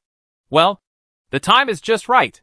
There are still more than 20 minutes until 5 hours. Let's clean the configuration room first and leave just in time. Gervais looked at the hourglass placed aside, which was used to calculate time. After all, whether it is configuring potions or renting a configuration room, the time must be calculated. In addition, Gervais naturally needs to clean up the configuration room after using it, especially these crystal vessels. He must clean them himself. Gervais glanced around and found that there were no tools for cleaning the room in the configuration room. He remembered seeing it at the corner of the corridor before. So he put away his medicine and prepared to get the tools and come back to clean. Soon Gervais came to the corner of the corridor, where there happened to be cleaning equipment. Teacher, why are you back? Just when Gervais was about to turn around with the cleaning tools, he suddenly heard a voice named Bernie in the lobby outside the corridor. Well, I got the materials, and it's still early, so I'm going to start configuring them right away. The person talking to Bernie was an old man with a white beard, about 60 or 70 years old. He was wearing a black robe, and there were 4 6-pointed stars on the badge on his chest. He turned out to be a 4-star wizard certified by the Magic Association. The magician was in a very good mood at this time, so he answered the curious questions of his magic apprentice as he walked into the lobby, and did not notice anything strange about Bernie. Ah! Bernie was shocked when he heard this. In a few minutes, the classmate in gray robe should be out. But it happened that his mentor came back at this time, and went to the configuration room. Bernie knew that if his mentor knew that he secretly gave that configuration room to others, he would be in big trouble. A what? Bernie? The wizard turned his head and asked Bernie displeasedly. However, he was currently concerned about the configuration of his potion, so he was too lazy to delay. So he continued, It's getting dark now, and no one is here to rent the configuration room anymore. Come over and help me process some materials. If you are quick, it can be completed in half an hour. Yes, mentor! Bernie didn't dare to say anything. He could only follow his mentor towards the configuration room with a pale face. All he wants now is that his mentor will not remove him as an apprentice for the sake of his daily diligence. Otherwise, he will not be able to stay in the academy in the future. Being kicked out by your own mentor, and the mentor is still a mage. The consequences can be imagined. As he got closer and closer to the end of the corridor, Bernie's face became paler. Then, his mentor was the first to arrive at the door of configuration room number 1. And Bernie, who was following behind, had already closed his eyes, waiting for his mentor to get angry. But after waiting for 2 seconds, Bernie didn't notice any reaction from his mentor. So Bernie opened his eyes again in confusion, only to see that the door of configuration room number 1 was open at this time. But it was empty, and there was no gray-robed classmate. Bernie, why is the door to the configuration room not closed? His mentor paused for a moment at the door, frowning because of the open door of configuration room number 1. Here, mentor me. At this time, Bernie was both happy and worried. He clearly didn't see Gervais leave. So why was there no one in the room? And the door was still open. Just as he was about to open his mouth to quibble, he immediately heard his mentor's voice again. Don't be so careless again. Yes, mentor. Naturally, Bernie didn't dare to say anything else. So he responded quickly and followed the instructor in. However, when he entered the configuration room and saw the unwashed utensils on the stone table, Bernie felt that disaster was imminent. And this time, his instructor also discovered this problem and immediately frowned. Aren't you in charge of registration today? How come you still have time to prepare magic potions? Bernie's mentor immediately walked to the stone platform and looked at one of the containers that still had a little residual liquid left. No, this is a mental recovery potion, and the color is at least of high quality. Bernie, can you prepare a high-level mental recovery potion? Bernie's mentor is named Kerwin, and he is one of the dozen or so magicians at the Alliance College of Higher Education. His best specialty is not fighting, but preparing magic potions. Because his magic talent is wood, he has a natural advantage in formulating potions. And Kerwin's potion master's name is also known throughout the Holy Continent. Although the magic potion in the crystal container had been drained away at this time, Kerwin was able to determine what kind of potion it was with only the small amount of residual liquid remaining at the bottom, plus super sensory detection. This made him very confused. Although his disciple was very talented in preparing potions, he was only a junior magician after all. He has never prepared a mental power potion before. How could he be able to prepare it this time? And it is also a high-level mental power recovery potion. So Kerwin immediately became suspicious and asked Kerwin coldly. This configuration room was Kerwin's exclusive configuration room. Apart from himself, only Bernie would practice configuring potions here on weekdays. It was impossible for a third person to configure potions here. Teacher! Me. Bernie was shaking all over and couldn't speak for a long time. Naturally, he didn't dare to say that he was so bold that he let the instructor's configuration room be used by the gray-robed classmate in order to swallow a credit. He regrets it very much now. If he had not been greedy before and just arranged Gervais in another configuration room, then such a situation would not have occurred at all. And even if someone discovers such behavior, he will only be punished by his mentor at most. Now that his mentor's configuration room is used by others, the nature is different. While Bernie was panicking, Gervais had been listening to the movements in the configuration room in the corridor. When he heard that Bernie was so frightened, Gervais was about to step in to see if he could explain it. After all, he can indeed use magic potions, and he is also a junior magician. He should not be restricted by the Academy's regulations, and Bernie's accommodation is understandable. Gervais still doesn't know that it is mentor Bernie's exclusive configuration room, and that Bernie has also swallowed up some of his credits. Huh? But at this moment, Gervais heard a cry of surprise coming from the number 1 configuration room, and immediately stopped. This mental recovery potion is weird. With his appearance as an apprentice, coupled with all the previous anomalies, and the fact that the potion residue in the container was obviously not the one he prepared, Kerwin had already guessed that someone else might have used his dispensing room. Kerwin was naturally prepared to severely punish his apprentice for his bold behavior. But just as he habitually brought the crystal vessel closer and sniffed it, he noticed something was wrong. The remaining liquid in this container is indeed very similar to a mental recovery potion. Kerwin is very sure of this. However, after careful identification, he smelled a little faint fragrance. Logically speaking, this fragrance should not be present in the mental recovery potion. Kerwin observed again and again, but could not find the potion material in his mind that could emit this fragrant fragrance. After struggling for a moment, Kerwin finally hesitantly raised his finger and put it into the container, then dipped his finger into the little residual liquid, and then put it into his mouth. The reason why Kerwin has achieved such success in dispensing potions is not only his talent, but also his personal preference. It can be said that he has reached the point of obsession with preparing magic potions. So he is very familiar with various materials for preparing magic potions. Today, he unexpectedly came across an unprecedented material, and he was naturally very curious. Naturally, if you put it in your mouth and taste it, you can further understand the various characteristics of this potion, and further explore what kind of potion emits the fragrant fragrance. As the little residual fluid entered, Kerwin closed his eyes and silently felt it. He guessed correctly. This was indeed a mental power recovery potion. and the quality was still above the high level. It was an amazing high-quality mental power recovery potion. The higher the level of the mental power recovery potion, the faster the mental power is restored, and the more mental power can be restored. Even a magician can quickly and completely recover after drinking one bottle. Who on earth can actually prepare a high-quality mental power recovery potion? Even if I were to prepare this mental power recovery potion, I would only have a 7-level success rate in getting a high-quality one. Besides me, there are only 2 people in the academy who are capable of configuring this high-quality potion. But if it were them, there's no reason why Bernie would hide it from me like this. At this time, Kerwin was already full of curiosity about the person who prepared the potion. Just when he was about to open his eyes and ask Bernie properly, he suddenly froze. This, Kerwin, a mage from the Alliance College of Higher Education and a famous master of potion preparation in the Holy Alliance, was as stunned as if he was petrified on the spot. His lips trembled, and he said the word, this, 3 times in a row without saying anything. After a pause of 1 or 2 seconds, he trembled and said a few words. How is this possible? Tutor, are you okay? What's wrong with you? Bernie's face turned pale, and he kept secretly watching his mentor's every move, hoping to predict his own fate from his mentor's expression. But after the instructor dipped the remaining liquid in the container into his mouth for a moment, he suddenly felt as if he had been poisoned. First he froze, then he started shaking violently, and he couldn't even speak. Bernie was immediately frightened out of his wits. If he was worried before that he could not keep his reputation as an apprentice, but now if something happened to Kerwin, then he, Bernie, would probably be caught by the Alliance and the Academy and roasted alive on the stake. So, Bernie immediately took 2 steps forward and asked nervously, because Bernie's inquiry finally made Kerwin react. He saw Kerwin suddenly move.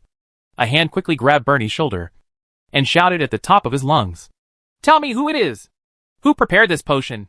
Kerwin's expression at this time could be said to be ferocious, and Bernie was so frightened that his legs weakened and he almost fell to the ground. But Kerwin is a magician after all, and it is easy to hold on to the weight of an adult. So at this moment, Bernie was held in front of him with one hand. Teacher, I don't know. That man is wearing a gray robe and is a student in the academy. Gray robe? Students in the academy. How is this possible? Kerwin naturally didn't believe it. He was sure that if his previous discovery was known to others, the entire Holy Alliance would be greatly shaken, and all magicians would go crazy about it. That is a potion that can increase mental power. That's right. It increases mental power rather than restoring mental power. The difference between 2 words can cause shock in the entire Holy Continent. The origin of magic potions is unknown. It may have been thousands of years ago, or it may have been tens of thousands of years. But over the years, there has never been any potion that can permanently increase the strength of the human race. People call it God's confinement. This is because the God of creation does not allow mortals to rely on potions to enhance their strength and break the balance of the world. But now someone has actually broken this divine restraint. What a terrifying thing that is. The mental power increased by that drop of residual liquid is almost undetectable. If Kerwin hadn't developed the habit of testing the potency of the potion for a long time, others would really not be able to notice it. But it was such a coincidence that he noticed that although it only increased Kerwin's mental power a little bit, what if Kerwin drank a complete potion at that time? How terrifying that is. After Kerwin became a magician, due to the limitation of his mental power, he could no longer improve even half a point. But if he could take a whole mental potion like this, then maybe he could continue to climb higher. Instructor, that man is really a student. He is wearing the gray robe of our magic academy. Bernie couldn't figure out the situation and why his mentor was so out of sorts. But he knew that he seemed to be doomed. So I tried my best to explain, hoping to reduce my punishment. What's that man's name? Seeing that Bernie seemed to be lying, Kerwin no longer struggled with the identity of the man. He only needed to ask for the name. When the time came, he would find out the truth by asking. If it is really someone from the academy, then Kerwin can really rest assured that at least he can find someone. I don't know what his name is. Bernie is going to cry. He was so obsessed today that he got into such big trouble and made his mentor so angry. And now I don't even know that person's name. When Bernie finished speaking, Kerwin felt his head shaking, and there were some signs of fainting. He was really angry with his apprentice today. If he hadn't been physically strong and possessed the strength of a magician, he might have been so angry that he vomited blood and died. Kerwin, what's going on? Although it was already dark at this time, no one would come to rent the configuration room again. However, the pharmacists who entered the configuration room in the afternoon were also preparing to leave at this time. When they opened the door or walked in the corridor, they naturally heard the hoarse roar of Sorcerer Kerwin. So they all walked over cautiously to investigate the situation. One of these people is also a wizard in the academy. But he is not as obsessed with preparing magic potions as Kerwin. He still focuses on practicing on weekdays. So there is no dedicated pharmacist in this building. However, he happened to be configuring magic potions in this building this afternoon. When he came out, he noticed something unusual here and rushed over immediately. When he came to the door, he saw Kerwin grabbing his apprentice's shoulders with an excited face. And he asked in shock. He knows Kerwin's character. Those who can specialize in magic potions are naturally peaceful people.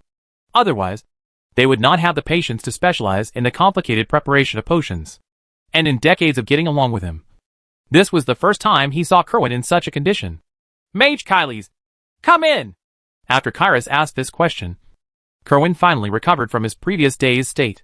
He saw many students standing at the door and watching, knowing that he had lost his composure before.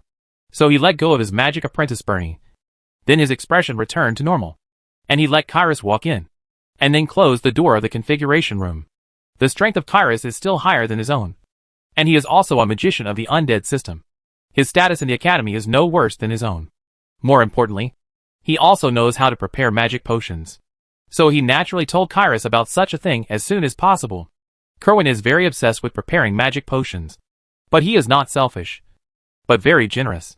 Every time there is a new discovery, it will be contributed free of charge in order to make the human race stronger. Kerwin, what happened to you today? Kyrus entered the configuration room and saw Kerwin closing the door, and asked more curiously. I discovered something amazing.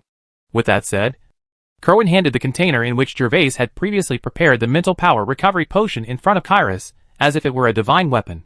What's something extraordinary? Kyrus looked at the crystal container in Kerwin's hand for a moment, feeling a little confused. This crystal container is very ordinary. It is found in every configuration room. There is still a little residual liquid in it, but there is nothing unusual about it. Kyrus even used his mental power to conduct, exploration, but still found nothing. Dip the remaining liquid inside with your fingers to taste it, and then pay attention to the changes in your mental power. Kerwin knew that Kyrus would definitely not be able to discover problems through observation and perception like him. So he stopped playing charades and gave hints directly. After hearing Kerwin's words, Kyrus frowned and continued to look at it a few times. However, he still trusted Kerwin. So he followed Kerwin's instructions and stretched out his fingers to dip a little residual liquid into the crystal container, put it into his mouth, and then began to pay close attention to the changes in his mental power. A moment later, Kyrus, who was still unaware of the situation, was suddenly shocked like Kerwin before, and then opened his eyes in disbelief. What's going on? That's what happened. Now you know why I was so excited just now. The emergence of this thing can change the situation of our human race. Kerwin had already expected Kyrus's reaction, so he spoke to Kyrus very seriously. However, this potion was not prepared by me. So, Kerwin quickly told Kyrus a brief summary of the previous experience. You didn't configure it? Who else in the academy can configure it? Is it really a student? Kyrus was also in disbelief, and then looked at Bernie on the ground. Bernie on the ground was still confused, his head shivering like a quail. Let's go! Let's go find the team now! Kyrus spoke immediately. Kerwin said that it could change the situation of the human race. Kyrus, who had personally tested it, was sure of it. Okay, bring my apprentice with you. Kerwin nodded and held the crystal container in his hands like a treasure. At this time, one half of the previous residual liquid still remains in the container. With such a terrifying thing, Kerwin knew that some people would not believe it if he relied solely on oral accounts. But with this half of the remaining liquid, it would naturally be more convincing at that time. Soon, Kerwin was holding the crystal container, while Kyrus was carrying Bernie, whose legs were weak, towards the depths of the academy. The few magician towers in the Alliance High School are in that direction. When Sorcerer Kerwin went to find the dean of the college with the crystal container containing the residual liquid, Gervais had already quickly walked out of the gate of the college. At this time, he had taken off the magician's gray robe and walked quickly towards the Holy Trading Company. Gervais also didn't expect that there would be such a coincidence and such a powerful pharmacist in the world. In order to save money, Gervais took the container and shook it. You can imagine how much medicine can remain in the container. There was only a small amount of potion residue left. But Bernie's mentor immediately discovered the clue. And from the reaction of mentor Bernie, it seems that this matter will definitely cause an uproar. Naturally, Gervais is unwilling to expose his identity and put himself at the forefront. Otherwise he will definitely be in huge trouble. Possibly even bigger than the trouble caused by golden wine. However, Gervais did not expect such a thing to happen in advance. He did not make any disguise at all. Even when he purchased the potion materials, he purchased them in the academy. Although Bernie did not use his name information when registering. Anyone who wants to check the problem can definitely find out that he purchased these medicines. And he is also wearing a gray robe, so that he can quickly narrow the target and lock himself. Chapter 6:17 Seeing is Believing. What Gervais has to do now is to make amends. He is going to the Holy Trading Company to buy magic materials. Buy the same materials that you bought in the academy at noon, so that you have a chance of hiding it from the search in the academy. As for why you should go to the Holy Trading Company to buy, it is because the Holy Trading Company has very strict confidentiality regulations and will not disclose customer information to any force. There are many cases of this. Of course, it would actually be more perfect if Gervais disguised himself before going to the Holy Trading Company. But he didn't dare return to the dormitory first. He was worried that it would waste too much time in case something unexpected happened. And with so many people coming and going in the inner city, it was impossible for him to change his disguise. Although the disguise mask is magical, it takes more than 10 minutes to stand still to create a suitable face. So Gervais simply went to buy it as Harry. Soon, Gervais arrived at the Holy Trading Company and was still respectfully invited into the lobby by the welcoming attendants. Afterwards, Gervais directly reported the materials he wanted to buy without further ado. Of course, the amount of materials Gervais will buy this time will only be more than what is in the academy. Not less. He purchased a total of 30 copies of the magic and fighting energy recovery potion materials, and 10 copies of the mental power recovery potion, so that the Holy Trading Company would naturally not find out about his purchase of these magic materials. After all, these are low-level ordinary materials, and a lot of people come to buy them. After checking the quality of the materials, it was found that although the price at the Holy Trading Company was lower than that in the academy, it was not shoddy. The quality was almost the same as that in the academy. Only then did Gervais feel relieved and left with the materials. On the way, Gervais silently separated out the amount of magic materials equivalent to those purchased at the academy, then threw the excess materials into the space ring, then put on his gray robe and walked back to the academy in a swaggering manner. It was only when Gervais came to the gate of the college that he realized how lucky he was not to return to the dormitory before, because the college was actually closed at this time. The lavender magic circle covered the entire academy, and the entrance to the academy was full of students who had not had time to return to the academy.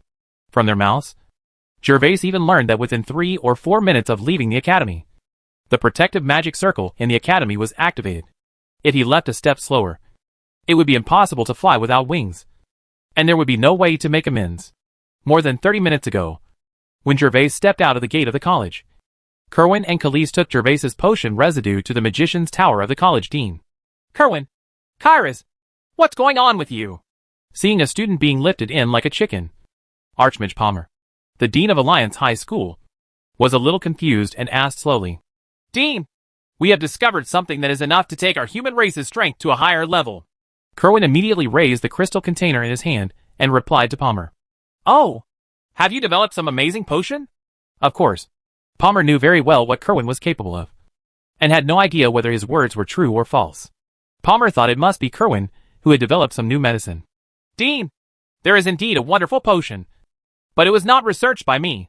Now I hope, Dean, that you can activate the protective magic circle of the college and temporarily restrict everyone from leaving. Turn on the protective magic circle of the college?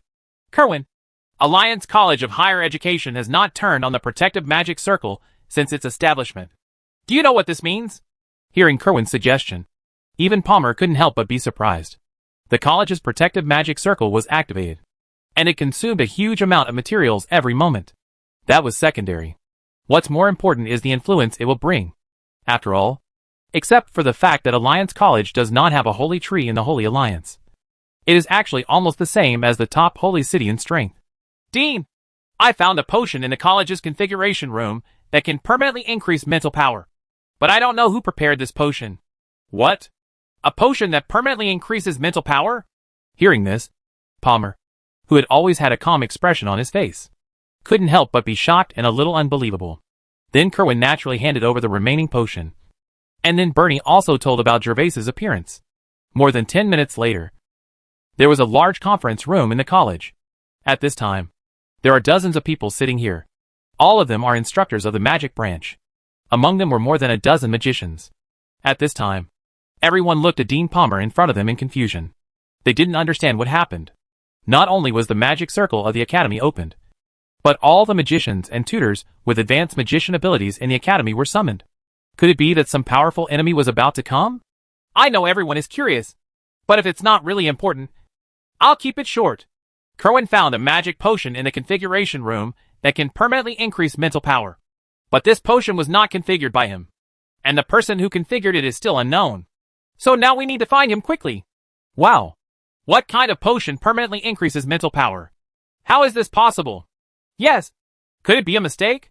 Who can break God's imprisonment? Indeed.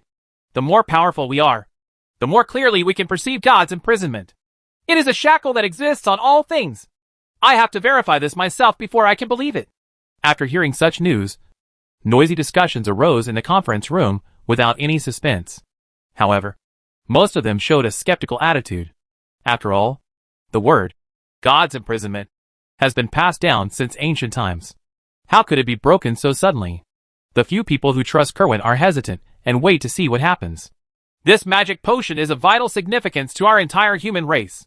With it, we humans will go one step further. If someone can really prepare such a potion, it will be the hero of the human race. But before that, we must find this hero and get a more accurate understanding of this potion. Dean, although I have no doubts about what you said, the thing that can break the imprisonment of God is still too terrifying. I wonder how Kerwin confirmed the existence of this potion. Is there a finished product? This was Magister Hume, the vice president of the college. He was not going against the grain, but he did have doubts. So he raised them immediately. People who can live to this age naturally cannot believe what others say. Hume's words spoke the thoughts of most of the people present. Hume, there is still the last remaining liquid here. You will know after you try it. The questioning voices were naturally expected. So when the dean finished speaking, Kerwin brought the crystal container to Hume's face very simply. At this time, there was only the last bit of residual liquid left in the container. The dean had tried it himself before, so he was so sure to activate the magic circle and summoned the senior officials in the college to discuss it. Hume was naturally curious about the existence that broke God's confinement. He did not hesitate to pick up the last remaining liquid and put it into his mouth in public. When Hume put the remaining liquid into his mouth, everyone present looked at him intently, waiting for the result. Suddenly, Vice President Hume was shocked. And then he opened his eyes and looked at everyone. His eyes were full of shock and excitement. Real! Hume's eyes flashed with excitement, and he uttered two words in a tone of irrepressible excitement. Wow! In an instant, people who were still skeptical before finally became excited at this moment. Although they have not tried it personally, the principal and deputy dean, as well as Kerwin and Kyrus, the core of the magic branch, have confirmed that they have nothing to doubt. What's more important is that Hume, the vice president, verified it in front of everyone, and it was easier for everyone to be psychologically convinced. This is the so-called seeing is believing. Chapter 6:18, College Search. The existence of a potion that can permanently increase mental power was confirmed, and the senior officials of the college naturally began to search for the person who prepared the potion. Naturally, the first target of the person who prepared the potion was the young man in the gray robe. Although judging from the age described by Bernie, no one could believe that such a young person could prepare such a magic potion. But at least this is an important direction. It was very difficult to find a person without a name or portrait. But everyone finally focused on the jade boxes that the young man brought. Bernie said that the jade box that the young man brought had the logo of the academy on it. So it was probably magic materials purchased in the academy. So as long as he found the students who had purchased the relevant magic materials and screened them one by one, it would probably be helpful. Discover. So a group of students who were responsible for working part-time in the exchange building were called over and quickly began to check the records of recent purchases of magic materials. And the key point is to see if any of the trainee magicians in gray robes that Bernie said had purchased the materials for the mental power restoration potion. If there is a match, then it naturally needs to be included in the scope of the investigation. Anyway, there is a witness like Bernie. So just let Bernie identify the person when the time comes. Dean! Through the memories of students who work part-time in redeeming credits and checking in the register, we found a total of 183 trainee magicians who had purchased mental recovery potions within half a month. Why so many? Palmer was a little surprised. Logically speaking, it was basically impossible for a trainee magician to prepare a magic potion. Even the lowest level of magic potion was impossible. Not to mention the more difficult mental power restoration potion. Dean! Because mental power recovery potions are relatively expensive. Many well-connected students will buy the materials themselves and then entrust some students who can prepare magic potions to help them configure them. Although the success rate of doing this is a little lower. As long as the normal success rate can be achieved, it will be much more cost-effective for them than buying finished potions directly. And those students who help prepare the medicines want to practice their proficiency in preparing medicines. If someone can provide them with materials and a lot of compensation, they will naturally be happy to help. The reporting instructor replied to the dean. Hearing this, Palmer nodded, paused, and then said, In that case, let's send someone to check it out quickly. With Kerwin's apprentice here, it should be able to be completed quickly. The magic circle in the academy cannot be turned on for too long. Dean, I was just about to tell you about this. 700 to 800 students have gathered outside the academy, and they are all clamoring to enter the academy. Well, I'll go to the entrance of the academy to sort it out now. You can be responsible for screening those students. When Palmer heard this, he gave an order, then stood up and walked towards the door of the conference room. Why is the academy's protective circle turned on? Why aren't we allowed in? That's right. We have been waiting here for more than an hour. We want to go in. We want to go back to the dormitory. Yes, we want to go back to the dormitory. Why aren't we allowed in? At the gate of Alliance College, more than an hour has passed since the college opened the protective magic circle, and the wide entrance of the college has been tightly blocked, all of which are students waiting to return to the college. There are magicians in robes and title knights in soft armor. All of them are already waiting impatiently and clamoring to enter the academy. In fact, most people are curious about why the academy has opened the protective magic circle and want to enter the academy to see what happens. As the shouting increased, everyone's emotions gradually became more excited, seeing that the students at the entrance of the academy were getting more and more excited. At this moment, an aloof old man walked out of the academy. This old man was also wearing a black robe, but the magic badge on his chest actually had 6 stars. 6-star Great Mage. It's Dean Palmer. The dean is here. When the old man appeared, the excited students at the door suddenly fell silent. Everyone turned their attention to Palmer, their eyes full of awe.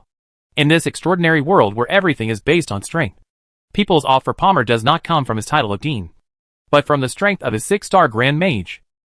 Well, something happened in the academy today, so the protective magic circle was temporarily activated, and the magic circle will need to last for some time. Now I will open an entrance. However, you can only enter the academy and cannot leave the academy. Do you understand? Palmer's tone was calm and kind, and he did not act like a dean to the students. Yes, Dean! Naturally, all the colleges did not dare to make a mistake and responded with words one after another. Palmer smiled and nodded, and then he saw a thick magic manual suddenly appeared in his hand. And as Palmer chanted softly, a red light appeared in front of him, and the light radiated rapidly, arriving at the protective magic circle. Then the red light spread on the protective magic array, and finally formed a circular entrance with a diameter of 2 meters. You are on duty here. No one in the academy is allowed to leave the academy without my permission. This entrance can only be entered but not exited. After opening an entrance, Palmer gave instructions to the 2 college instructors behind him before walking towards the college. Gervais continued to wait at the gate of the college for more than 10 minutes before finally stepping into the gate of the college. But at this time, he became more cautious. He already knew that the academy's protective magic circle had only been activated twice since the academy was built. The first time was when the academy was built to test the function of the magic circle, and the other time is today. The magic circle that had never been opened in 200 years was opened today, which shows that the college attaches great importance to its magic potion to an unimaginable level. Moreover, Gervais is still not sure what the college's attitude towards him is, whether he wants to control himself and get the formula, or whether he has other ideas. He is too weak now, and has no backing. As long as he is discovered, he will be the fish on the sticky board, and everything will be decided by others. So he had no choice but to be careless. Besides, Gervais couldn't tell anyone about the existence of kiwi fruit. If not, escaping the academy now would make him a suspect. Gervais would definitely leave here and change his identity. Gervais was Caroline, who entrusted the Holy Trading Company with training as Harry, and she still needed to wait for a reply from the Holy Forest. If Harry's identity is invalidated, then He will not be able to get specific information from Caroline, so he must not let Harry's identity be suspected. After entering the college, Gervais quickly walked towards his dormitory area. When he arrived at the dormitory area, he happened to see Bernie being led into a small dormitory building by several instructors. A search has actually started. Gervais was startled, but his steps became slower. Just like other colleges, he stretched his neck and looked over while walking. This was the normal reaction of ordinary students. In the end, Gervais pretended that there was nothing to see, and then continued walking towards his dormitory. After returning to the dormitory, Gervais immediately locked the door, then put the materials purchased at the Holy Trading Company into a jade box with the college logo, and placed it on the most conspicuous table in the living room.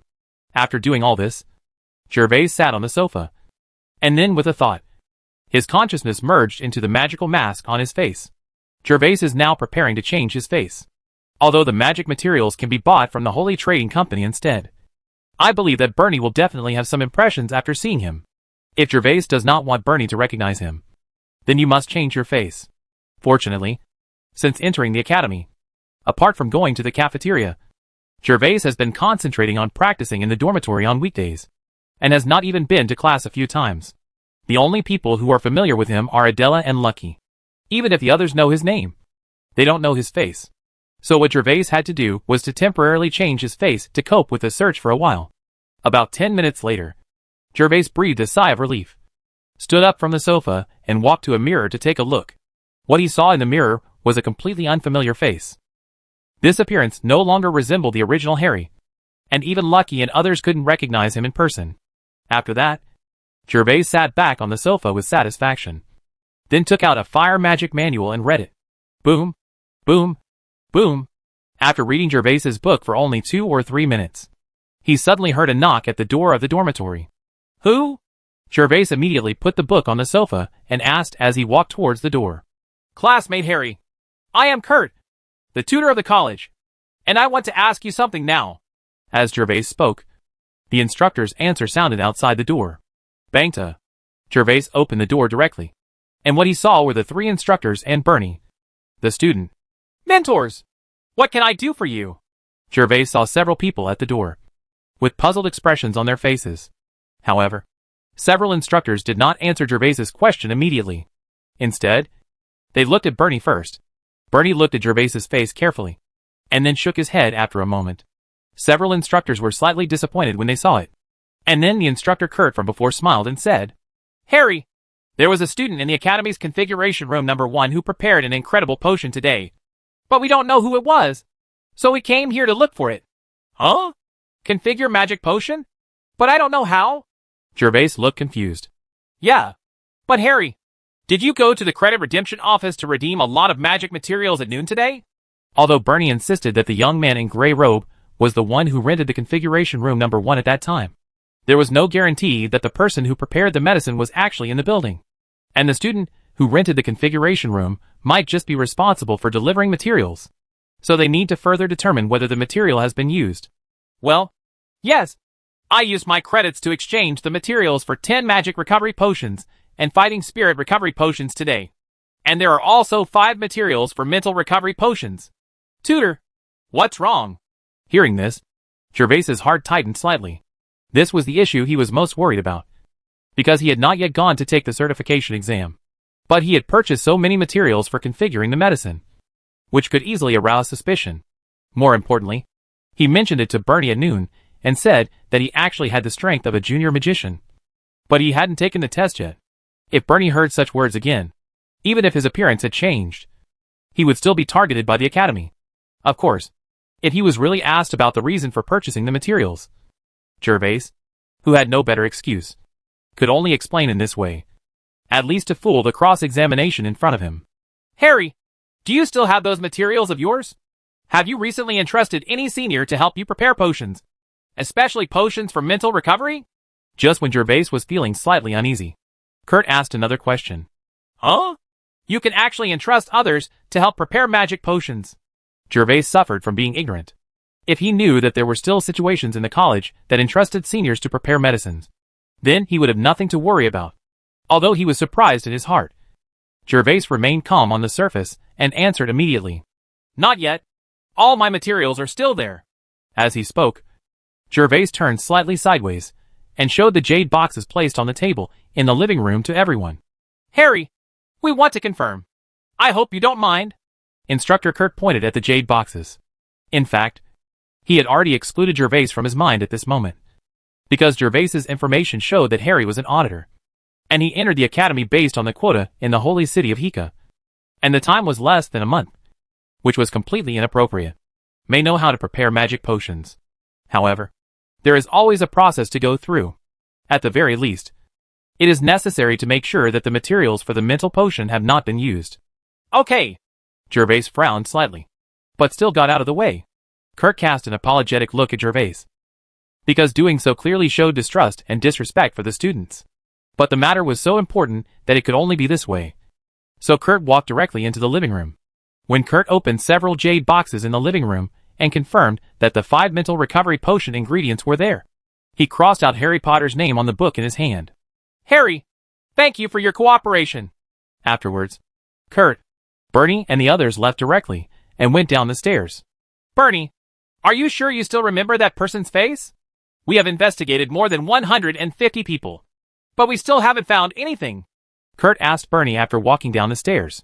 Teacher, I will definitely recognize that person whenever I see him. He is very handsome and has that kind of temperament that I rarely see, Bernie said with certainty in his tone. The temperament and face of the young man in gray robe were really rare. Hopefully. Kurt couldn't say anything and could only continue to search according to the remaining people recorded in the book. When the people who searched the academy left, Gervais breathed a sigh of relief. This was easier than he thought. But this was also because of the help of the magical mask. If Gervais didn't have the magical mask, even if Gervais immediately decided to go out of the academy and buy magic materials, it would be of no help. After closing the dormitory door and returning to the sofa to put away the fire-based magic manual, Gervais did not immediately change his face to Harry. He needed to beware of a counterattack from someone searching the academy. So Gervais went directly to the training room and started practicing. No matter what, improving strength is the most important thing. The training time always passed by in a hurry. Gervais practiced until midnight, and the academy was silent. Then he washed up and returned to the bedroom. Then he entered the magical mask and changed back to Harry's face. Chapter 6:19 The news is made public. Early the next morning, when Gervais walked out of the dormitory, he found that the purple protective shield that shrouded the entire college last night had disappeared, which meant that the protective magic circle of the college had been closed. Gervais then covered the hood of his magic robe and headed towards the cafeteria. On the road, Gervais could hear discussions in 2s and 3s from time to time, all about what happened in those colleges last night. However, so far, the students have only heard about what kind of potion it is. They all learned it from the students who were searched. The specific situation is not available, and they don't know what the potion is used for. Gervais quickly went to the cafeteria to have breakfast, found that there was no useful news, and then returned to the dormitory. From the current point of view, the situation is not yet clear, so he should continue to practice hard in his dormitory. Just like that, a week passed in a flash. During this period, Gervais was practicing in the dormitory and did not even attend any common sense courses. Lucky once came to the door out of curiosity. Gervais pushed back that the practice had reached a critical moment and wanted to make a breakthrough quickly, so he waited a few days before going to class. Lucky naturally had no doubts about this. He chatted with Gervais about things inside and outside the academy for a while, and then left. From Lucky's mouth, Gervais learned that there had been some instability inside and outside the academy in recent days. First of all, in the academy, although the protective magic circle was closed the next morning, the academy did not give up looking for the existence of the young man in gray robe. Instead, the scope was expanded to all students who could configure magic potions, and careful questioning and identification was conducted. However, they naturally would not have thought that the young man in gray robe was the auditor Gervais. So even if they expanded the search scope, they would still find nothing. The series of actions of the College of Higher Education naturally attracted the attention of the major forces of the Holy Alliance. It was such a serious matter to open the protective magic circle, so people from the major forces swarmed in. At present, no one knows why the Alliance College of Higher Education mobilized so many people to open the protective magic circle that day. However, the Holy City people with a keen sense of smell are sure that there must be a huge secret in this. Therefore, in addition to openly consulting and testing the college through formal channels, They also privately placed many people outside the college to listen for any signs of trouble. However, for unknown reasons, the Academy has not announced the function of Gervais' potion yet. Although the Alliance College of Higher Education is now receiving great attention from the entire Holy Alliance, Gervais, the instigator, is no longer bothered by anyone. Perhaps it was because his status as an auditor was so disgusting that no one came to ask any questions after that. This made Gervais happy to practice with peace of mind and watch the changes. Of course, Gervais was actually affected a lot by this turmoil. First of all, during this period of time, Gervais could not even take the exam to obtain the certificate of being a junior magician in the Academy. After all, caution is the last word, and it is safer to wait until the limelight has passed before taking the assessment. The other thing that makes Gervais even more annoyed is that the magic potions he configured are currently difficult to get rid of. Especially his 4 mental recovery potions with green kiwi fruit added. Alliance colleges had such a big reaction. If he took it to those magic material stores and informed them of the potion's functions, he would be targeted within minutes. Therefore, Gervais' money-making plan has not yet begun. But it seems to be coming to an end. But his money bag was gradually drying up, and Gervais didn't know what to do. Alas! I really missed the mark and was careless. Boom, boom, boom. At this moment, there was a knock on the door of Gervais' dormitory. Gervais frowned slightly and was about to change his appearance when a familiar voice came from the door. Harry, open the door quickly. It's Lucky. Gervais heard it was Lucky, so he stood up and opened the door. Lucky stood at the door with a smile, and then walked in. Harry, what great news! What great news! After arriving in the living room, Lucky couldn't help shouting, What big news! Gervais doesn't know why. Just now! Our college issued a notice explaining why the protective magic circle was activated some time ago and why we are looking for a student in the college. Lucky couldn't hold it in any longer and spilled the beans. What's the reason? I haven't gone out today. Gervais' eyes flashed, and he didn't expect the college to be willing to announce the news. You don't know. This is huge news. In less than 3 days, the entire Holy Alliance will be shaken. Lucky spoke with certainty, his face full of wonder. Speaking of which, this matter still has something to do with you magicians. Do you know what was found in the Academy's reconfiguration room? I heard that it is a potion that can permanently increase mental power. What? A potion to increase mental power? Gervais naturally wanted to give a proper reaction. But in his heart, he was thinking whether he would be at greater risk after Alliance High School made the news public. Yes. You can't believe it. It's a potion that increases mental power. This potion has never appeared in the Holy Alliance. The previous potions only took effect in a short time. They said that the person who prepared the potion broke God's restriction. And if that potion is really prepared, our human magicians will become even more powerful in the future. It would be great if there was also a potion to increase fighting spirit. Lachi sighed with great longing. Yes, there is. But you may not see it, since green kiwi fruit can be added to the potion and take effect. Gervais speculated that other kiwi fruits must also be possible. But with the green kiwi fruit making such a big fuss now, how could Gervais prepare potions for other kiwi fruits? Even if you need to prepare it, you should take it secretly for people close to you. Such a thing actually happens. No wonder the college has such a big reaction these days. Gervais sighed, as if he suddenly realized something. What's more, the college hasn't been able to find that person these days, and it finally got anxious. Do you know why besides announcing the reason? It also announced what news. What? The college wants the person who prepared the potion to show up and reveal his identity as the college elder. Lucky said very hopefully. The identity of the college elder? Gervais has only been in the academy for a short time, and he still doesn't understand the value of the elders. You know the City of Hope belongs to our college. Right. So many industries in the city belong to our college, and the elders can get the dividends brought by these industries every year. In addition, the elders of the college have a very high status in the Alliance.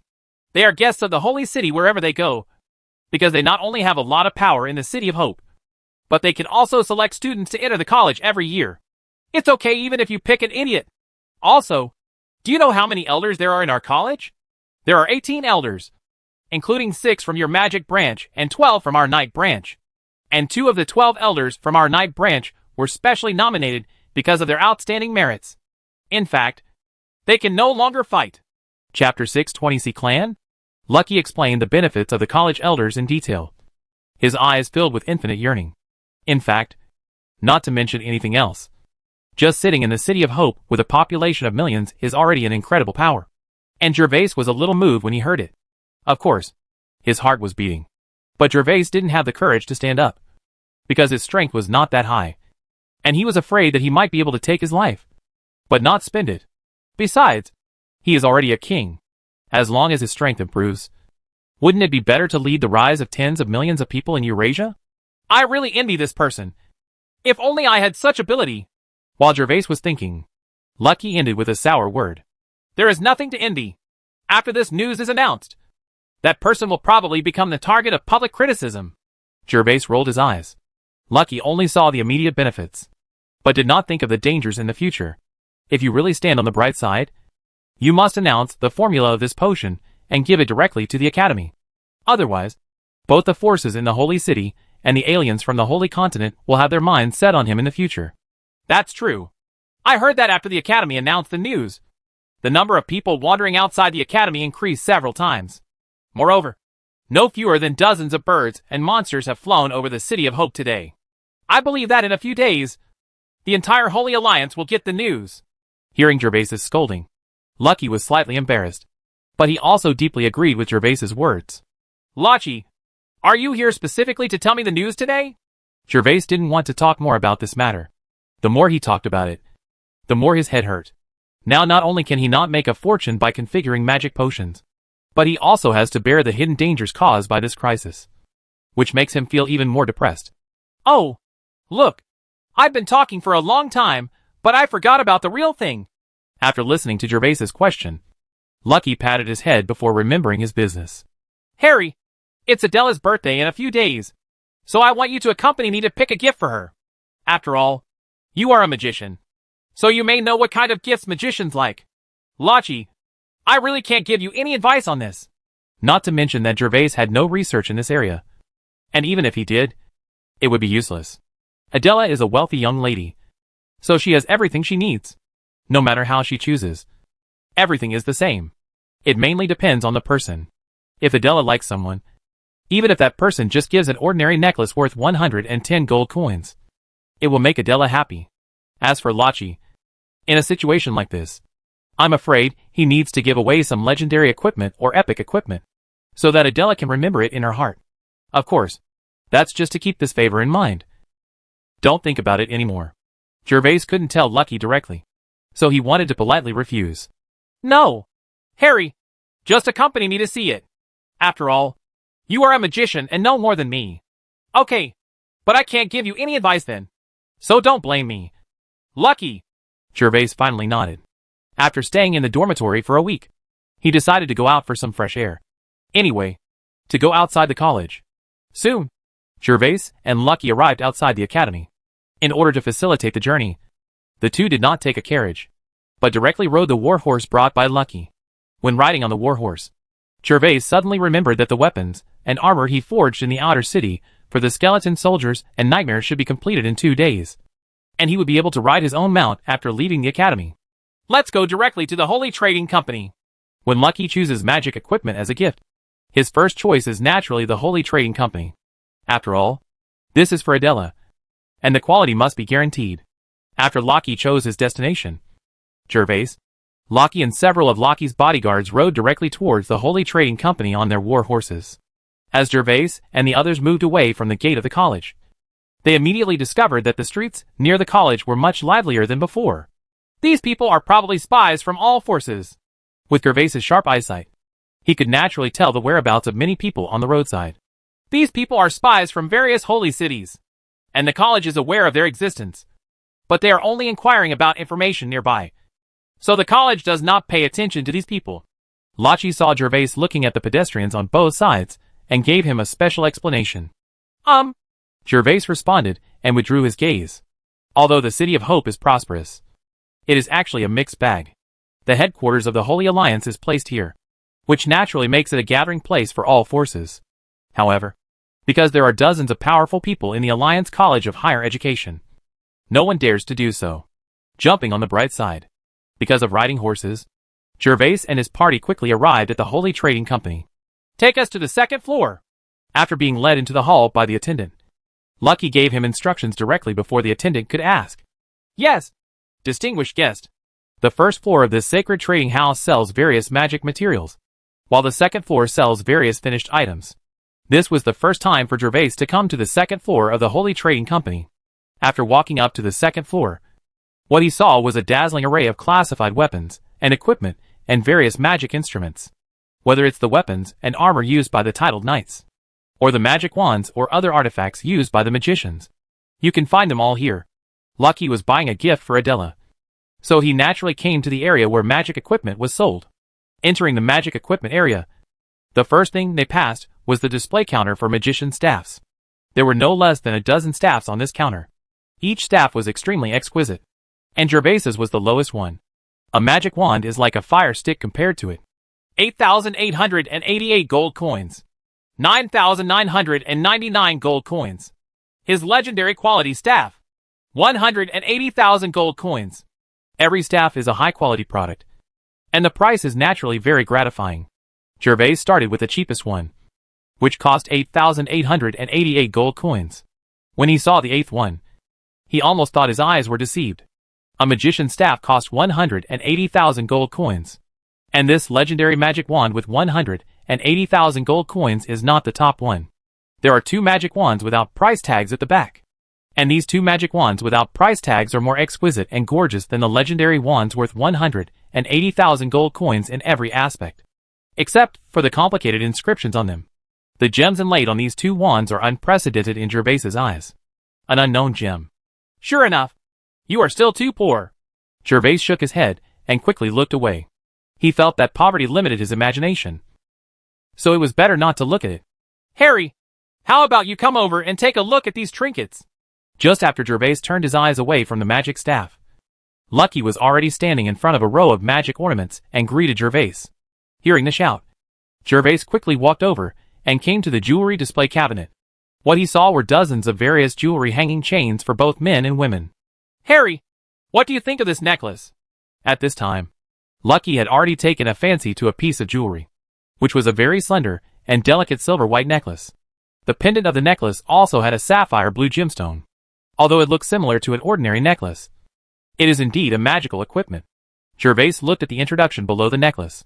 The name of this necklace is Magic Blue Crystal Necklace. It can speed up the absorption and recovery of the wearer's magic power. The reason why this necklace has such magical effects comes from the blue gemstones inlaid on the pendant. This gemstone the size of a fingernail is not ordinary. Its name is Magic Blue Crystal, which is unique to the land of the gods. This kind of magic blue crystal can gather a certain amount of magic power around it. So as long as this magic blue crystal is embedded in the jewelry, the magician can continue to attract the surrounding magic power like a magnet after wearing it. The larger the volume of the magic blue crystal, the better the effect will naturally be.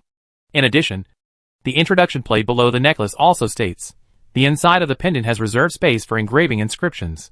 As long as a specific inscription is engraved on it, and what attribute of magician the wearer is, then the crystal necklace will only attract the magic power of that attribute. Nice one! After reading the introduction, Gervais murmured in his mind that although he had no need for this thing, this was the first time he knew of a magical jewelry with such functions. Of course, the price of this necklace is not cheap. 6,800 gold coins. If you want to engrave an inscription, you need to add 200 gold coins for the crafting fee. Large. It seems to me that Adela already has a necklace. Are you sure she will wear it after sending it to her? Although Gervais felt that whatever Lucky gave him was in vain, now that he was here, he still had to give some advice, which could be regarded as repaying Lucky for his help in the past. It seems so. Initially, Lucky was quite satisfied with this necklace, because he saw that the necklace Adela was wearing also had blue gems, and he decided that Adela liked blue, so he wanted to choose one with the same blue color. Gemstone necklace. He really hadn't considered whether Adela would wear it. Then Harry, what do you think I should choose to give to Adela? Gervais's words awakened the dreamer, and Lucky immediately placed his hope on Gervais. He naturally had the experience of pursuing noble ladies before he came to the academy, but no matter what he gave him at that time, the nobles were always surprised. But Adela was naturally different, which made him a little confused. After hearing what Lucky said, Gervais thought to himself that he would not have reminded this guy if he had known better. He was obviously the one who gave Adela the gift, but he let himself use his brain. However, Lucky had said so, and Gervais could only reluctantly choose. As for whether Lachi was satisfied or not, it was up to him. How about this? Gervais had a headache after choosing for a long time. Finally, he suddenly saw a pair of long white lace gloves in the corner. The kind that reached the forearm. So he immediately pointed at the pair of lace gloves. Lightweight spider silk gloves? It's only 999 gold coins. Harry, isn't this too cheap? When Lucky looked at the items Gervais had chosen, he immediately frowned, especially the price of the gloves, which made him very dissatisfied. If 999 gold coins were given to ordinary people, it would naturally be a valuable gift. But if it were given to Adela, it would be too disrespectful. Gervais rolled his eyes when he saw Lucky's disgusted look. Although these spider silk gloves only have a lightweight function, the lace style is intertwined with very exquisite patterns, which can be regarded as a beautiful work of art. And such gloves are suitable for a rich lady like Adela to wear. Although the only function of this glove is to make the items held in the hand lighter. But the standard equipment for a magician is a magic manual and a magic wand. Any rich magician will have these two things. And it goes without saying for Adela. No matter how light a magic manual and a magic staff are, they are not worth a delicate daughter like Adela. For a lady, that also has some weight.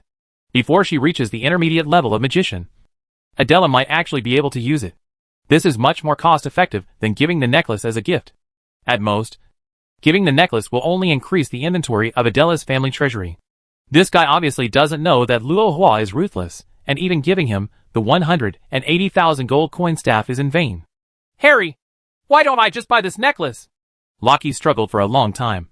But after all, he didn't dare to give away something so cheap. It would be embarrassing to be compared with others. Of course, this is your choice. Gervais spread his hands and didn't have any opinions. He was just making suggestions. And it wasn't him who paid for it anyway. In the end, Lucky bought the magic blue crystal necklace in front of him with 7,200 gold coins. And the other 400 gold coins were the cost of engraving the inscription. Because Adela is a dual-line magician, the price of engraving the inscription is also expensive. Doubled. The necklace cannot be taken away at this time. The Holy Trading Company will deliver it to your door 3 days later. After the gifts were sold out, Gervais and Lucky did not stay upstairs, but went down the stairs to leave. But when they walked to the lobby on the first floor, they suddenly saw a group of people walking in front of them. This group of people is quite large. There are more than 10 people who have already entered the hall, and the rear stretches to the gate of the manor. Why are there so many people? Lucky murmured curiously. Gervais was also looking curiously at the 4 or 5 people in robes among the group. These people are not magicians because the style of their robes is wrong. However, even if the style is wrong, few people except magicians dare to wear robes in the Holy Continent, because this can easily lead to misunderstandings from the Magicians Association. At this time, the group of people was being led by Steward Petey towards the back of the hall. A few seconds later, Gervais and Lucky happened to pass these people head-on. The moment they passed by, Gervais suddenly noticed something was wrong. He actually saw silver white and green skin under the hoods of those robes. These 5 people turned out to be aliens. It's the Sea Clan! How is this possible? Just when Gervais was guessing what race these people were, it was Lachi who whispered beside Gervais. Obviously, he also saw what was under the hood of the robe. Chapter 621 The Little Princess of the Sea Tribe. Sea Clan? Gervais was also stunned. He really didn't recognize the race under the hood. But since Lachi recognized it, he must be right. It's just that Gervais didn't understand why the Sea Clan came to the City of Hope, and even came to the Holy Trading Company. Didn't it mean that the Sea Clan was hostile to the human race? The Sea Clan has not had contact with our Holy Alliance for decades. I didn't expect that this time I came to the City of Hope. I guess I want to discuss something with our human race. After all, Lucky was the second son of a Holy City force, and had natural channel advantages for these matters. So he immediately made a guess. But Gervais didn't say much when he heard Lucky's guess. From Lucky's words, he also imagined why the Sea Tribe came to the Holy Merchant. Okay. The caravans of the Holy Trading Company can travel to every corner of the Holy Continent and conduct trade with any race. Therefore, in many cases, races with hostile intentions on both sides can rely on the Holy Trading Company to bridge the gap and allow the two sides to hold talks. It is very likely that these sea people came to the City of Hope through the Holy Trading Company and wanted to discuss something with the Holy Alliance of the human race. A moment later, while Gervais was thinking, the large group of people had already passed through the hall and headed to the back of the manor. Gervais and Lucky did not stay too long. After walking out of the gate, They rode their horses the same way. Returned to the academy. Boom, boom, boom. Miss, the second prince is here. Lolita, who was dressed in purple, was looking through some letters. Today, her dress became unusually conservative, less enchanting and more elegant. At this moment, there was a knock on the door of the study room, and Ped's voice came in from outside. Come in! When Lolita heard Ped's words, she couldn't help but sit up slightly, and then gave instructions outside. Then, there was a bang. The study door was opened, and a tall man in a robe walked in. After the man came to the study, he immediately lifted the hood on his head, revealing a delicate face. But there were a few shining silver scales on this delicate face, and there were also a few behind the ears. Gills. Lolita was not afraid when she saw this man. Instead, she showed a rare bright smile, stood up and walked out of the desk, and then said, Second brother, I haven't seen you for a long time. You miss me so much. Ha ha. Little princess of the Sea clan. I don't believe what you say. If you miss me, why would you stay in the Holy Continent and not come back to the sea to find us? If Gervais hears the conversation between Lolita and this man from the Sea tribe, his jaw will definitely drop. Lolita, the eldest lady of this sacred trading company, is actually a Sea tribe and a princess of the Sea tribe. This man from the Sea clan is named Wadden, and he is the second prince of the Sea clan. Second brother, you are talking nonsense. I am not doing this for my father. My father has always wanted a dragon-tooth sword. I have spent a lot of effort to find a dragon-tooth sword for my father. Lolita invited Wadden to sit on the sofa, and without hesitation refuted her second brother's previous criticism. Okay, little princess. I know you are doing it for your father, but it was the second brother who said the wrong thing. Wadden naturally couldn't bear to see his youngest sister being angry, so he immediately surrendered and stopped scolding her. I heard that you have found the dragon-tooth sword, but it was snatched away by a strong human youth. I wonder if you have found the human man, or if you want your second brother to help you cut him into pieces. How dare you steal something from our little princess of the Sea tribe? Wadden changed the subject and immediately changed the subject, wanting to please his sister. No news yet. Hearing Wadden actually mention that shameless bastard, Lolita suddenly felt a surge of anger in her heart, and subconsciously moved her buttocks, as if she still felt the burning pain. And Lolita's original smile towards Wadden also disappeared, replaced by a cold look on her face. Well, Wadden didn't expect that his words would cause such a big reaction from Lolita. He just wanted to please her. In his mind, it was just a long sword forged from dragon teeth. Even if it was stolen, it wouldn't make Lolita care so much. Now it seems that I thought wrongly. This matter can make Lolita change her face immediately. Wadden naturally did not expect that Lolita, the little princess of the Sea tribe, would not only be robbed of her dragon-tooth sword, but also have her appearance taken away by Gervais. In the end, she would be slapped on the butt and taught a lesson in public. Ahem. Ahem. Lolita, have you given the letter that your father asked you to deliver to the Holy Alliance? Wadden knew that he couldn't talk about anything else. Otherwise, he might be kicked out of the study by his sister if he said something wrong again. It has been handed over to the Holy Alliance headquarters. When Lolita heard her second brother start talking about business, she suppressed the hatred in her heart towards the shameless bastard and answered her second brother's question in a cold voice.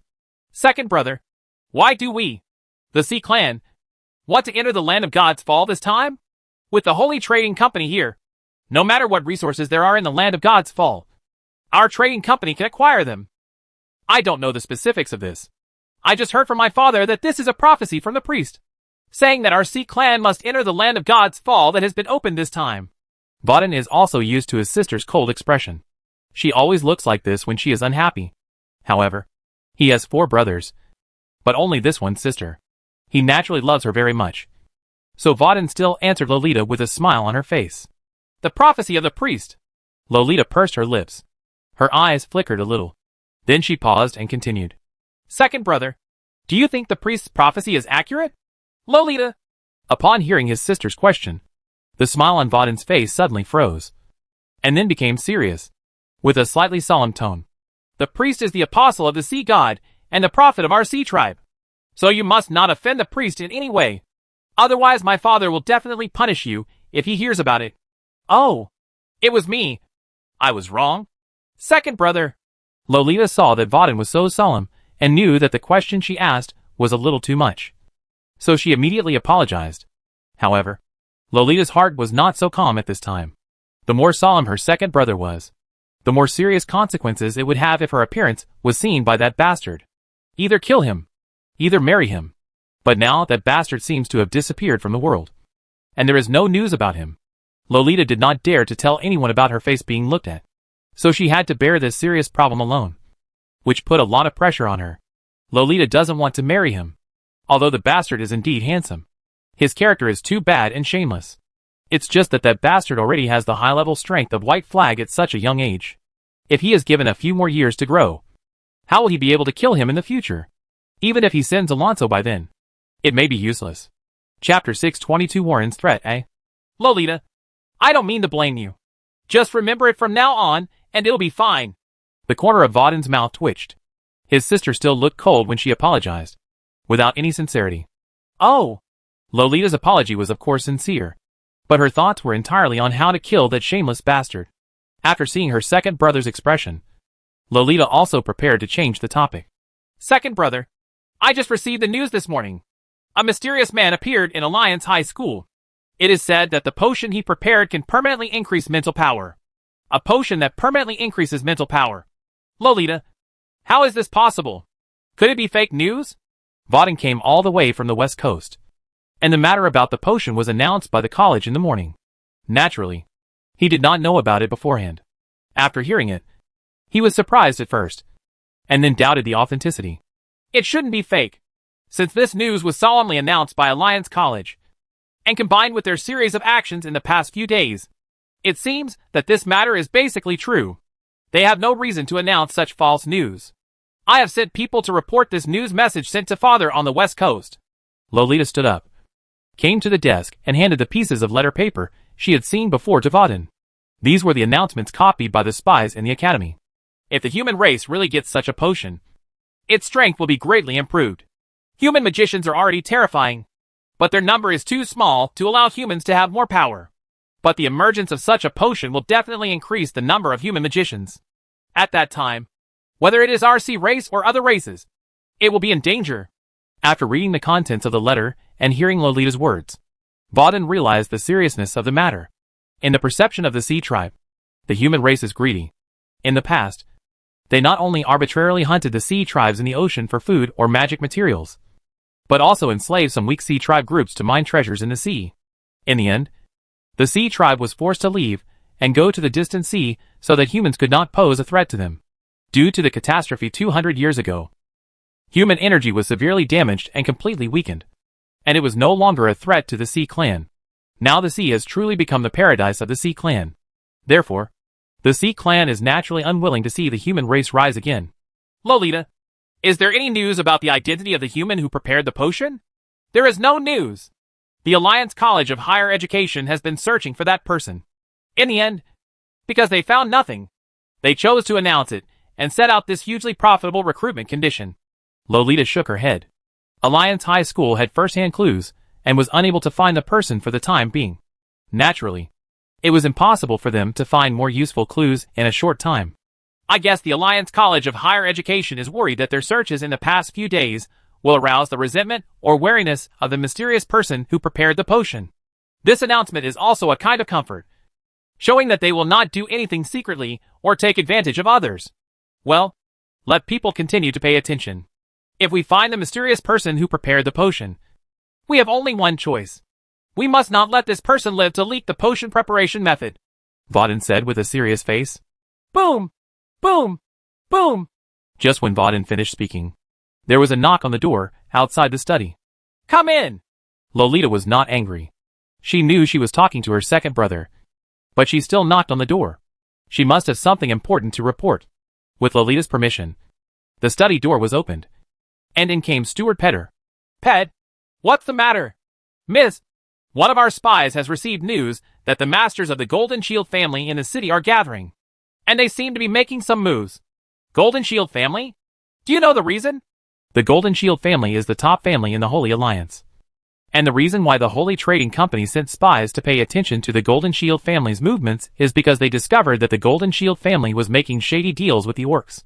The trade between the Golden Shield family and the Orcs was apparently a legitimate exchange of materials not included in the ban. But secretly they were engaged in human trafficking, selling weapons with inscriptions on the ban, and other contraband. Although the shady business of the Golden Shield family was done flawlessly under the cover of legitimate trade, it was not discovered by the Holy Alliance. However, it is not the Golden Shield family that has the final say in the Orc King's court. The Holy Trading Company's intelligence network in the Orc King's court is no worse than that in the Holy Alliance. So it has long discovered these shameful things about the Golden Shield family. Originally they were from the Sea Clan, and the Golden Shield family did things that harmed the human race and didn't care about their affairs. However, in order to find another day to be able to use the Gene Un family, the Holy Trading Company specially arranged spies to keep track of the secret transactions of the Golden Shield family. Evidence. In fact, this time, the Sea Clan is trying to enter the Land of God's Fall. Lolita has already prepared to let her second brother use part of the evidence in the name of the Sea Clan as a bargaining chip to threaten the Golden Shield family. Miss, I don't know the specific information. The heir of the Golden Shield family came to summon the people in person. Well, you send someone to keep an eye on it and report back at any time if you have any news. Lolita nodded, not taking it too seriously. The actions of the Golden Shield family will not affect their next plans. Gervais and Lucky returned to their respective branches after returning to the entrance of the college. Gervais walked alone on the road of the academy with his hood covered alone. There were many people who did the same thing as him, so his behavior was not an exception, judging from the current situation. Although the storm was a bit bigger this time. As time went by, Gervais felt that the matter should come to an end, because the college chose to issue an announcement to induce him after searching to no avail. In this case, as long as Gervais did not directly expose the 4 potions, there would be no problem. Harry-san! However, just as Gervais was about to enter the dormitory building, he suddenly heard a call from behind. The voice was a little unfamiliar, so Gervais turned his head and saw Warren standing not far behind with a follower. He was the one who called Gervais. Classmate Warren, is something wrong? Gervais looked at Warren and frowned slightly, because Warren's expression was very strange at this time. He looked extremely excited, as if he was about to get rich. Classmate Harry, I do have something to ask you. With that said, Warren took a few steps towards Gervais, then walked close to Gervais and whispered to Gervais. A week ago at noon, Master Harry took the jade box to the college's configuration building, and it seemed that he stayed there for a long time. I don't know if I am right. Classmate Harry? Chapter 623 Warren's Threat, B. Really? Why don't I even know that? Classmate Warren? How about I go to the dean now and say that I am the person the college is looking for? Then you can help me testify. I will definitely do it when I become the elder of the college. Take good care of you. Gervais also didn't expect that he thought he was in peace, but he didn't expect to encounter a wolf peeping in the dark, and the murderous intention in his heart was overwhelming. Of course, Gervais was not sure whether Warren was teasing him on purpose, so he still replied calmly on the surface. Ha ha. Classmate Harry. Don't deny it. My followers and I witnessed what happened that day. You first went to the credit exchange office that day, and then you went directly to the configuration room building with a few jade boxes, and Wynn and I haven't come out for several hours. Harry, you haven't thought about it. The college has been looking for you for a whole week without finding you. In fact, you have already fallen into my eyes. It's a coincidence that after Gervais, Adela, and Lucky went to dinner that day, Warren asked his followers to immediately go to the place where the admission procedures were completed, and found out that Harry was just a passerby, an auditor who joined the holy city of Hika. Harry had only joined the academy for less than half a month, and he was still a trainee magician. After knowing these details about Harry, Warren, who was also eating in the cafeteria, kept staring at Gervais. After Gervais separated from Lucky, Adela and others, he and his followers followed him from a distance, wanting to grab Gervais in a place with few people and threaten him with a beating. Unexpectedly, Gervais was very fast. He first went to the place where credits were redeemed, and then went directly to the configuration room building. In the end, Warren and his younger brother could only wait outside the configuration room building for more than an hour. But Gervais still didn't come out of the configuration room building, so he could only leave depressedly, preparing to find Gervais' bad luck another day. Unexpectedly, something big happened in the college that night. The protective magic circle of the college was actually activated. Moreover, the news received from other students the next morning said that a great potion had appeared in the configuration room, and that the college was looking for it. A man wearing a gray magician's robe went to the academy's configuration room. At this time, Warren had a guess. The person the Academy was looking for was probably Harry. However, Warren was the heir to the Golden Shield family after all, so he was naturally scheming. Although he didn't know what the amazing potion was. It must be a really amazing potion that could make the Academy mobilize so many people. So, knowing that Harry was the one who had been to the configuration building, Warren felt he could gain great benefit from Harry. So he didn't reveal any news about Harry to the college, and only waited for the news to pass before quietly pulling out Harry for questioning and trying to find a way to get benefits. And his follower naturally remained tight-lipped after hearing his explanation. Just like this, it was already a week later, and Warren did not expect that he would receive even more shocking news today. It turns out that the reason why the Academy is looking for that person is because of a potion that can increase mental power. This news made Warren extremely happy, and he was very glad that he had made the right decision at the time and did not inform the Academy about Harry. Otherwise such benefits would not have fallen to him. That is a potion that increases mental power. As long as the formula of the potion is obtained, the city in the sky will have to stand aside. Their Golden Shield family will dominate the Holy Alliance in the future. And he, the heir of the Golden Shield family, will naturally have unlimited glory in the future. So Warren immediately found his follower to prevent him from leaking the news. After promising himself many benefits as a follower, Warren first took his follower to the Golden Shield family's residence in the City of Hope. Warren did not tell anyone about the potion there, because he knew that there was no airtight wall in the world, and he would not tell his men the news before Harry got it. Warren just asked the station manager to summon all the masters to wait for his orders, and prepare his mounts to leave the City of Hope and return to the Golden Shield family at any time. After explaining everything, Warren came to the college with a small number of his men and followers, and waited outside Gervais's dormitory building. Next came the previous scene. Classmate Warren, what do you want? From Warren's expression and tone, Gervais finally confirmed that Warren was not deceiving him, and that he might have actually seen what happened to the configuration room that day. And Warren couldn't wait to come to him after the Academy announced the news, which meant that he had an idea about the potion he prepared.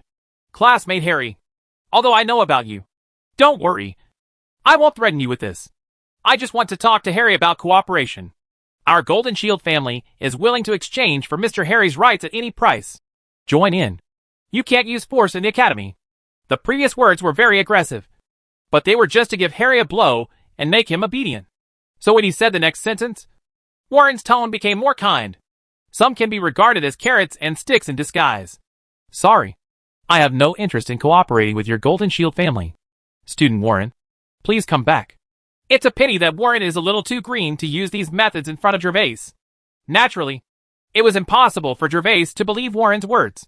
The suppressed greed in his eyes had long been noticed by Gervais. Cooperation is fake. Wanting to deceive oneself out of the Academy and control it is real. Harry, don't refuse in a hurry. I am very sincere. Otherwise, I would have informed the college about you. This is the headquarters of our Golden Shield family in the City of Hope. Classmate Harry, I will wait for you there after dinner tonight. If you choose wisely, maybe you can become the city lord of a small city of 100,000 people. With that said, Warren took out a note and handed it to Gervais, then left with a smile. Gervais looked in the direction Warren left, then looked at the address on the note. His eyes filled with murderous intent. This Warren really thought that he was just a small fish and squeezed himself to death. As for using a city as a bargaining chip, it might be a fatal temptation for any other ordinary person, but it had no effect on Gervais. On the contrary, it made him conclude that Warren had no good intentions. Act recklessly. Gervais crumpled the note into a ball and quickly walked into the small building. Master Warren, why did you let him return to the dormitory like this? What if he took the opportunity to escape?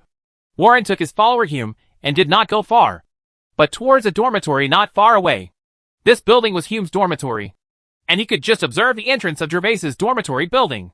As the two of them walked, Hume asked in a low voice, somewhat confused.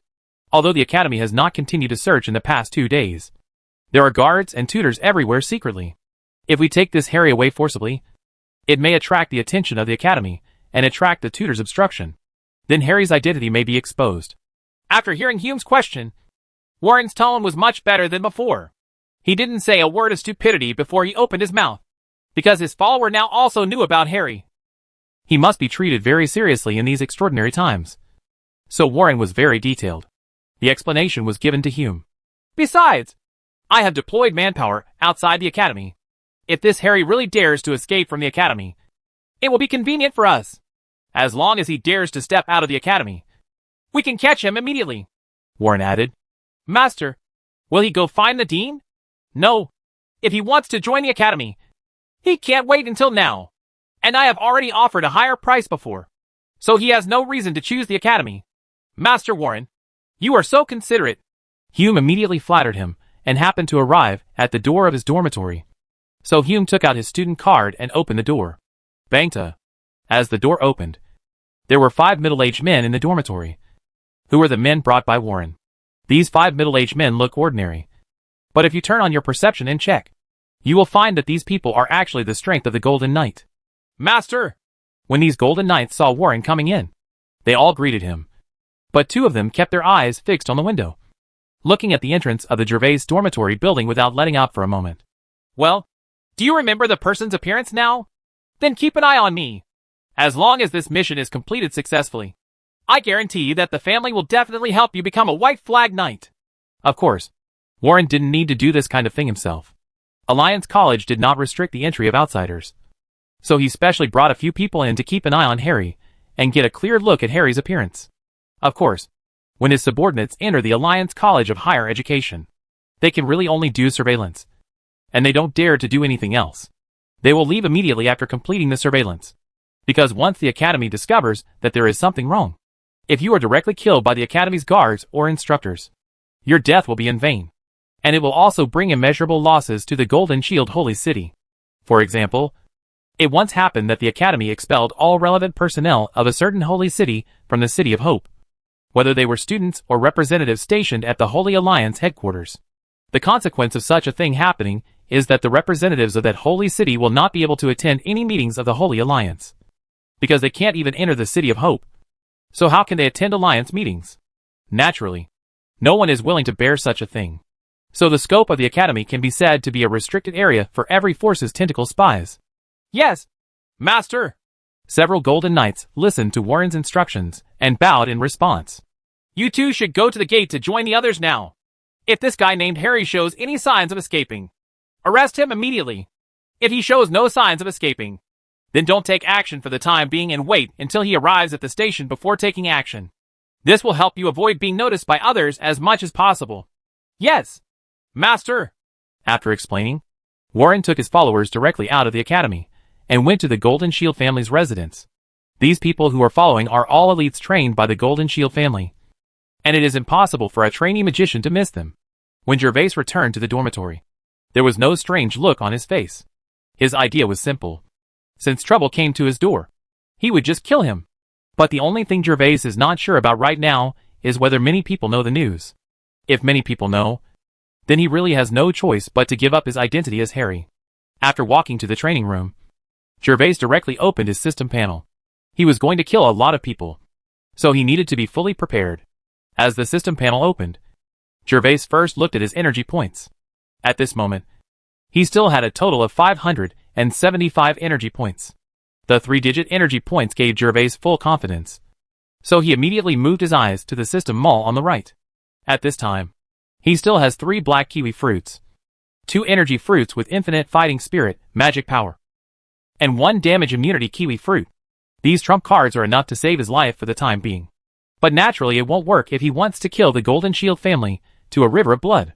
So Gervais looked directly at the lucky wheel, and without any delay, directly activated the lottery button with his mind. After a while, as the large turntable pointer rotated slowly, the pointer finally stopped on a black kiwi fruit. Seeing the results of the lottery, Gervais was unperturbed. He did not check the efficacy of the black kiwi fruit, but clicked the lottery button again without pause, and the lucky wheel started spinning again. Then, the second black kiwi, the third black kiwi, the fifth black kiwi. Gervais spent 50 energy points in 5 draws in one breath. Although he did not win the permanent kiwi fruit, Gervais didn't care. The system panel showed that he still had 525 energy points, and there would be many opportunities in the future.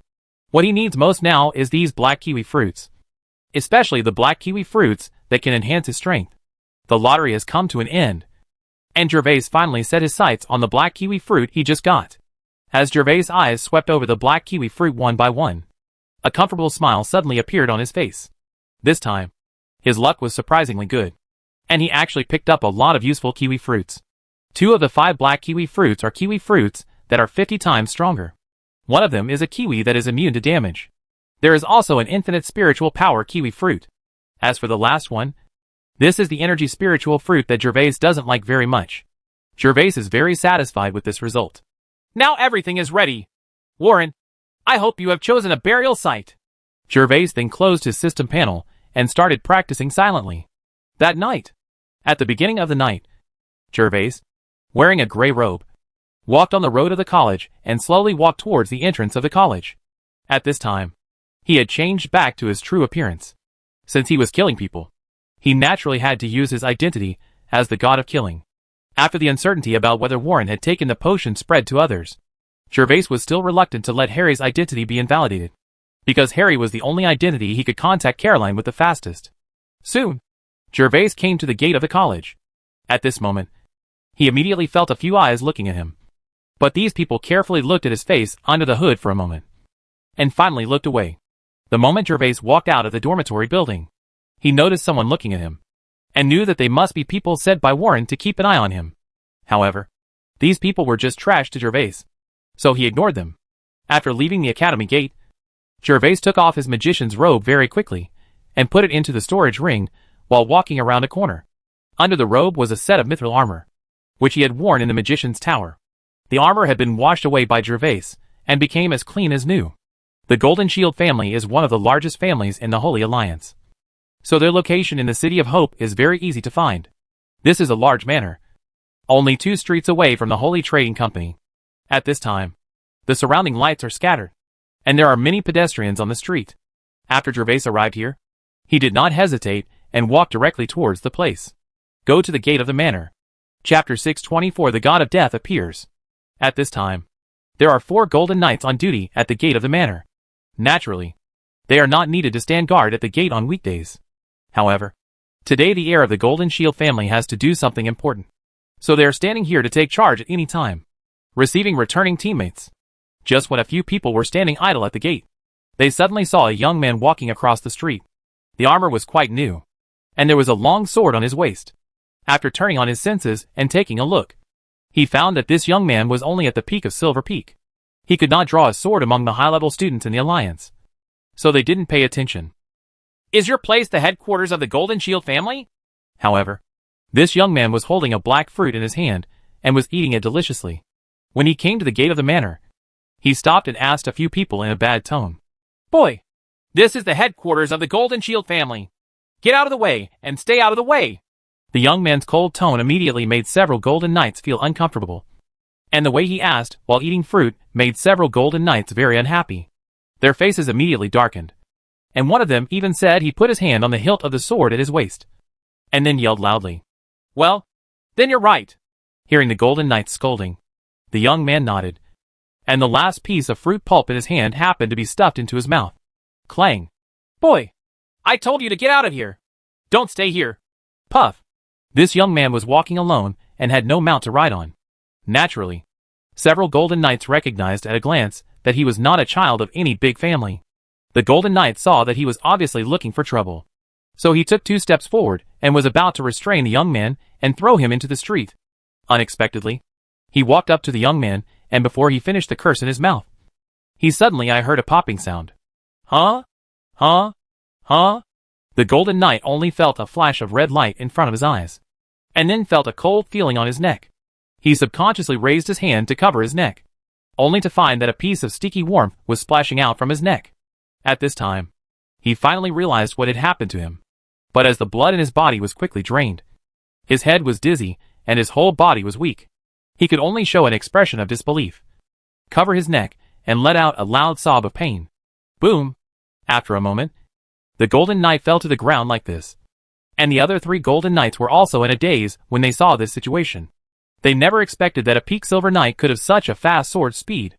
Boy, you are looking for death. Clang, clang, clang. Puff, puff, puff. It's a pity that even if a few people react, it will be useless. Gervais's strength has now reached the peak of the White Flag Knight. In front of him, the Golden Knight is actually no different from the Bronze Knight. If you're to blame, blame your young master for knowing too much. After neatly dealing with the 4 golden knights, Gervais held his crimson moon and walked into the Golden Shield family's manor. Ah! Killed! Killed! When Gervais entered the gate of the manor, pedestrians on the street began to react, and saw the 4 golden knights screaming in a pool of blood. The scene that happened before was too fast for them to come and watch. At one glance, the young man harvested these 4 people. His 4 golden knights were killed in an instant. This young man is so terrifying. Hey! No! The sword in his hand is red. It's him! The murderer who is wanted by the lady! In a store across the street, a clerk was not frightened when he saw this scene. Instead, he looked at the body on the ground in amazement. But after a moment, he suddenly remembered something. His expression suddenly changed. And then he quickly ran out of the store and ran towards the distance. It's almost time! Gabri, are your mounts and supplies ready? We may have to return to the holy city of Golden Shield immediately.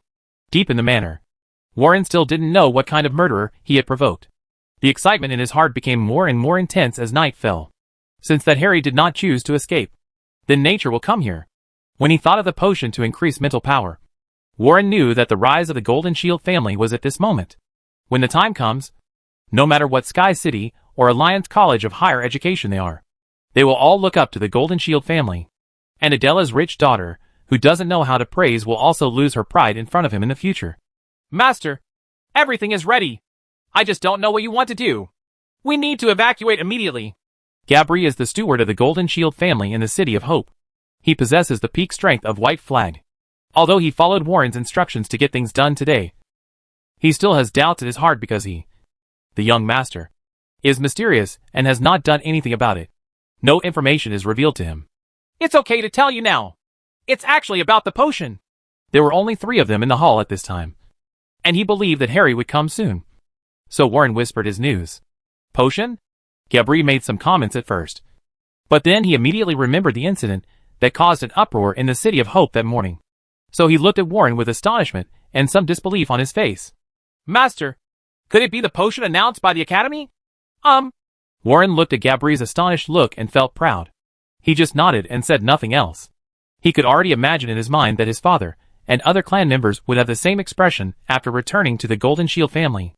Master, for such an important matter, do you want to send someone to talk to Mr. Blaze now? Gabri was really shocked. He didn't expect that Warren would handle this matter silently. No wonder his young master was so mysterious and secretive that he didn't reveal the news to him until now. But after all, Gabri lived decades longer than Warren. So he thought about it for the sake of safety, and then gave Warren some advice. Brace is the representative of the Golden Shield family at the Holy Alliance headquarters.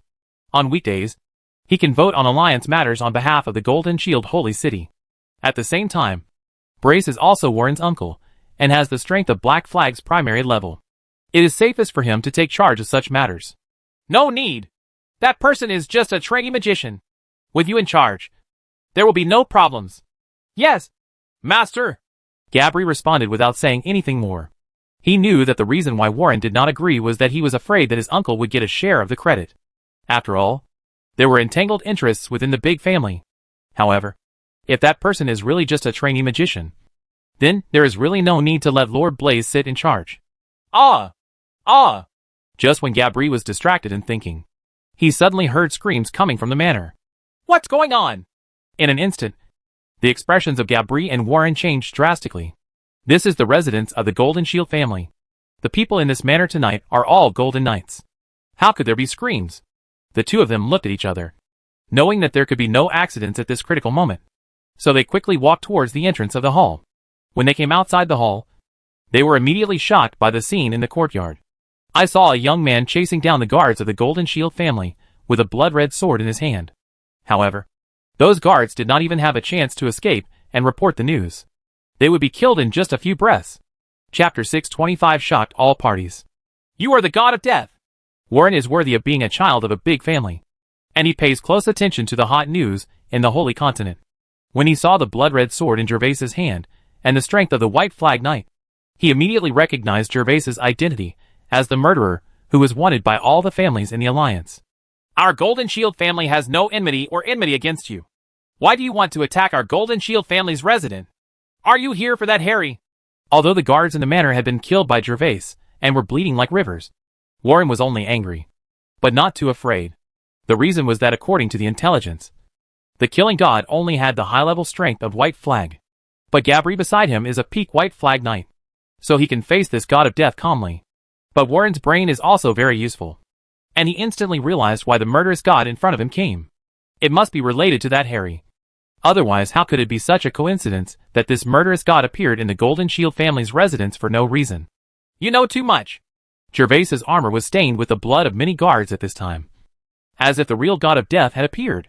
After he killed the last guard in front of him, he slowly walked towards Warren, giving Warren a mocking smile as he walked. Ha ha.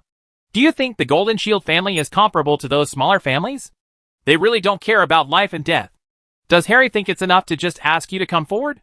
But now I have something that happens to fall into my hands. Gabri, don't let him run away.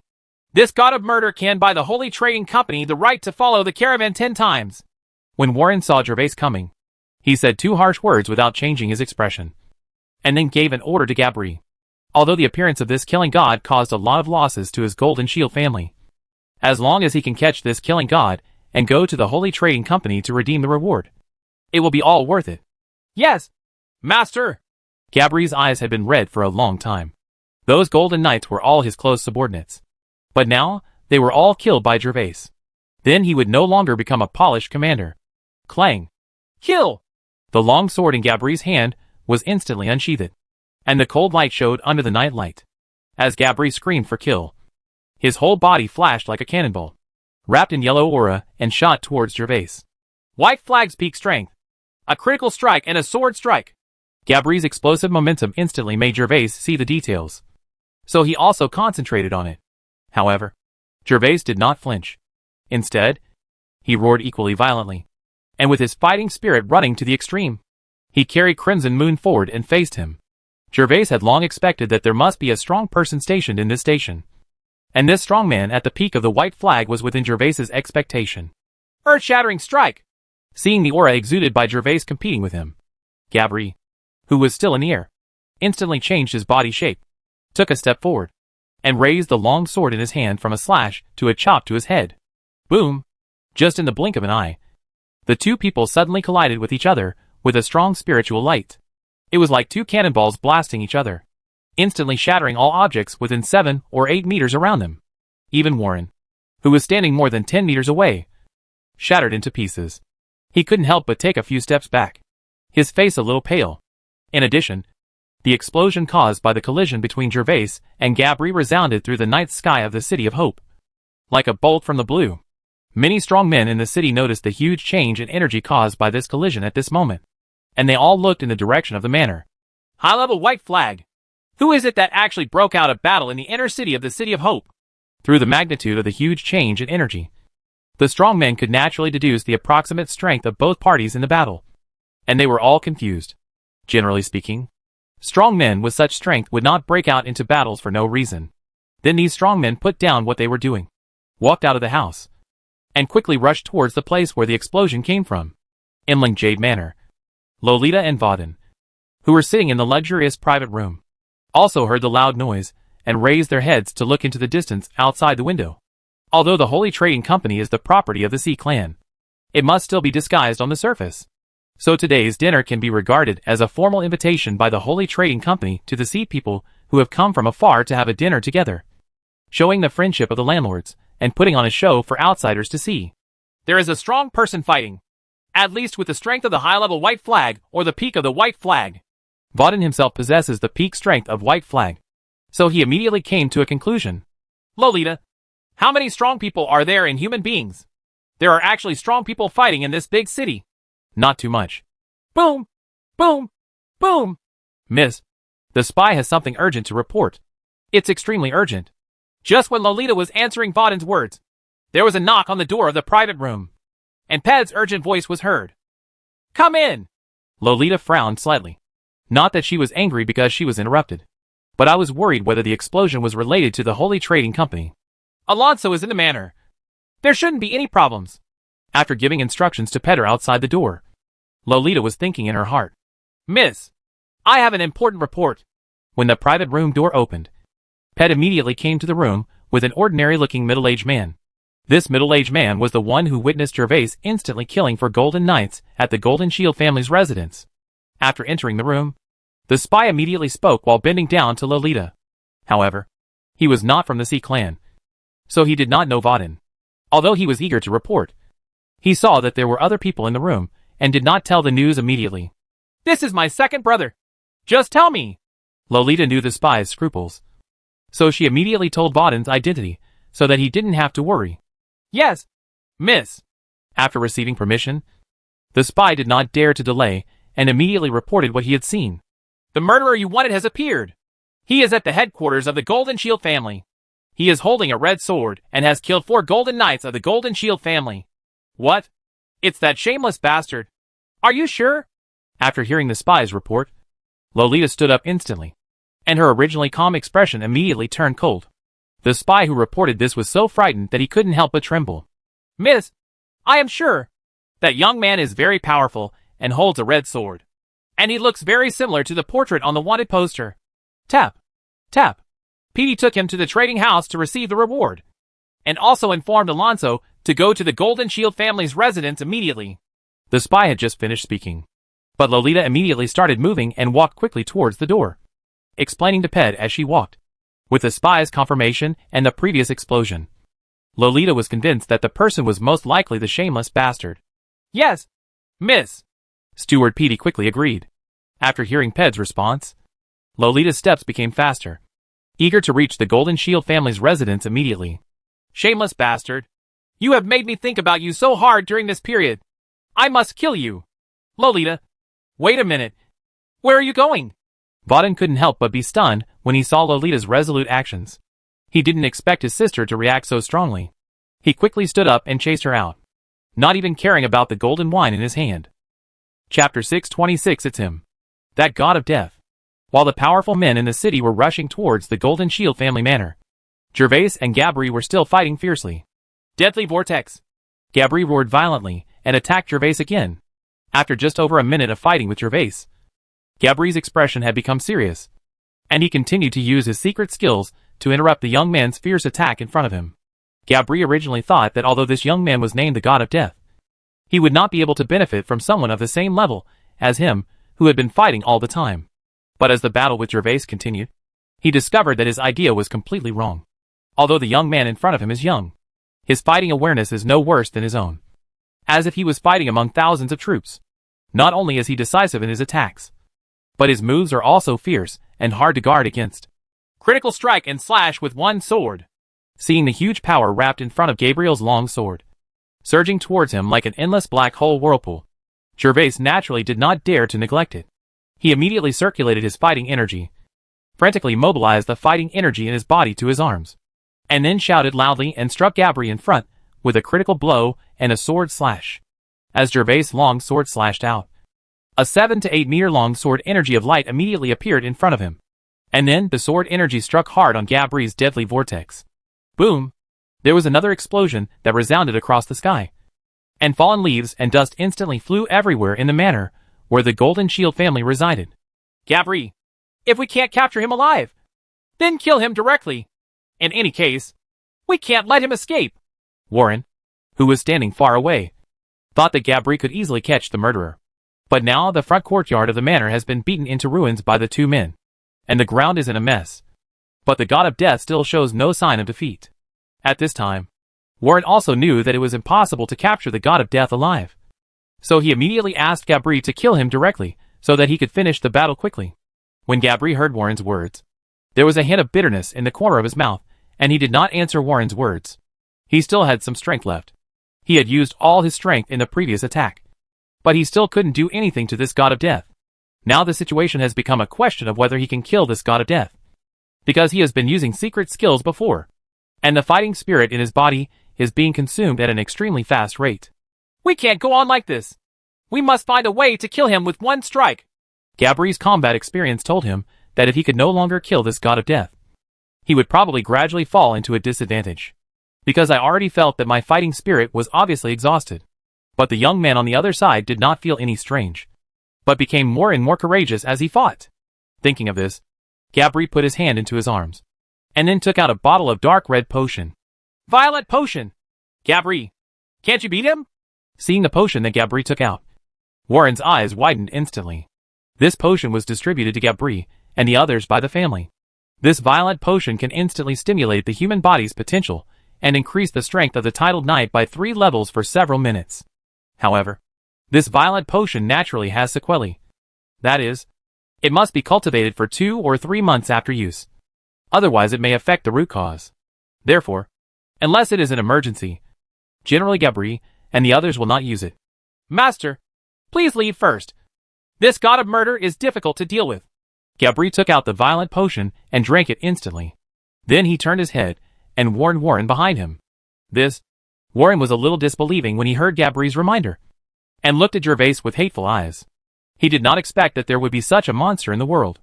Not only is he powerful, even strong men like Gabri, who have been promoted for many years, are no match for him. Generally speaking, the earlier you advance, the more stable and stronger your strength will be. Don't think about it. Neither of you can escape. The reason why Gervais watched Gabri drink the violent potion was naturally not because he was fooling around, but because he had other plans. When he heard the conversation between the two parties, he immediately mocked him coldly. Boy, you must die today. Gabri ignored Gervais's taunt, feeling the increased strength of the 3rd level, and the murderous intent in his eyes was overwhelming. If it was just to avenge his subordinates before, then now it is to relieve his anger. After taking this violent potion, he will need at least 2 months to recuperate and recover. It was very embarrassing for him to be beaten up by a young man with no hair and forced to such an extent. It was not certain whether he would be able to be this manager again in the future. Pure hell, earth, fire, cut. As the fighting energy in Gabri's body was running wildly, strong winds continued to blow around his body, picking up the dust and fallen leaves on the ground and scattering them in all directions. The long sword hand in his hand actually began to shine with a dark yellow aura, and finally turned out to be like a fiery iron sword, with a long sword full of flames. Go to H.L. As the strongest killing move was charged up, murderous intent burst out in Gabri's eyes, and then with a roar, he charged towards Gervais, and at the same time, the flaming sword in his hand also swung towards Gervais. As Gabri slashed, a huge curtain of fire instantly appeared in front of him, slashing straight at Gervais. The ground touched by the curtain of fire was scorched black. Seeing such a situation, Gervais immediately felt the threat, and naturally did not dare to neglect it. The power of this strike was no weaker than the combined power of his 10 fireballs. Breaking wind slash! Gervais immediately roared, and as his fighting spirit circulated, a hurricane immediately appeared around his body. Gervais is now at the peak of White Flag's strength, and this hurricane is no longer what it used to be. It is not just used to block the enemy's sight. It is also mixed with Gervais's power. At this time, due to the appearance of the hurricane, even the big trees dozens of meters away were affected by the hurricane. The branches were blown wildly, and the leaves on them were torn off by the huge suction force of the hurricane. When the hurricane formed, Gervais' body also moved and rushed directly towards Gabri, the crimson moon in his hand shining with a strong red light. Critical strike and slash with one sword. At this time, both sides have used their strongest strength. Who wins and who loses can basically be determined after this blow. Boom! The secret skills used by the two collided first, and Gabri's terrifying fire scream was the first to crush Gervais's critical sword slash. Then he struck Gervais's hurricane with unabated force. Ding ding ding ding. When Gabri's purgatory fire slash stood on the hurricane, it cut a hole in the hurricane without any surprise. Then it hit the endless wind blades in the hurricane, making constant clanging sounds. 4 meters, 3 meters, 2 meters, 1 meter. The purgatory fire slash continued to slash at Gervais. When the fire curtain was still 1 meter away from Gervais, Gervais used his fighting spirit and raised his sword horizontally, blocking the fire curtain in front of him. Then Gervais and Gabri were in a stalemate there. This is the first time I have encountered Gabri's purgatory fire slash Gervais, and it actually condenses like a substance. If it were a secret skill like other sword energy, it would naturally disappear after the power is exhausted after being displayed. But this fire curtain did not. With the constant blessing of Gabri's fighting energy, it continued to press towards Gervais. With the stalemate between the two sides, the fighting spirit in each body was constantly being consumed, and Gervais's hurricane carried the flames emitted by Garib's infernal fire slash into the sky, like a fire tornado, which was truly spectacular. What kind of move is that? It's so terrifying. There is such a move? It was also at this time that the first group of people in the city who had previously discovered that there were strong men fighting here had arrived. And they happened to see the scene in the field. And they all cried out in surprise. That's Gabri's legendary Hellfire Sword. It's a weapon of legendary quality that can release the real fire sword energy. As long as there is enough fighting energy to maintain it, it will not dissipate. At this time, a knowledgeable and powerful man told the origin of Gabri's fire curtain. It's him. He's that shameless bastard. At this time, Lolita also arrived outside Gervais and Gabri. Seeing the huge hurricane, she immediately made a judgment in her heart. Gervais and Gabri had no time to pay attention to those who came to watch the game at this time. Especially Gabri. He already felt that he could no longer hold on, because his fighting spirit was being rapidly depleted every moment. It's a pity that his purgatory fire slash was only 1 meter short of being able to cut off the head of the murderous god. But it happened to be unable to make any further progress at this meter. Gervais was also sweating profusely at this time. At this time, he did not have to worry about the consumption of his fighting energy. But because his whole person was wrapped in the fire tornado, and was already extremely hot. If the armor on his body was heated at this time. If you step back, you should be able to cook an egg. However, it was at this time that Gervais felt that the pressure from Crimson Moon was weakening. His fighting spirit can no longer be used up. Gervais immediately made a judgment in his mind. And Gervais made a decision in an instant. It was time to fight back. Critical 3-sword slash. As a result, Gervais' fighting spirit was running again. And it was still running at its peak. Having taken the energy spirit fruit in advance, he naturally did not have to worry about the consumption of fighting spirit. First cut. Gervais instantly changed his body shape and took a step across. And then the Crimson Moon in his hand slapped hard on the side of Gabri's infernal fire slash fire screen. When, with a crisp sound, the fire curtain of Gabri's infernal fire slash was directly shot away. And Gabri only felt a huge force coming from his hand. And the long sword changed direction instantly.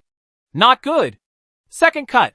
When Gabri secretly knew that something was not going well, Gervais had already rushed to him quickly and slashed out the second sword with great sharpness. Gabri was immediately frightened out of his wits. He quickly gave up the fire curtain of the purgatory earth fire slash and retracted his sword to resist.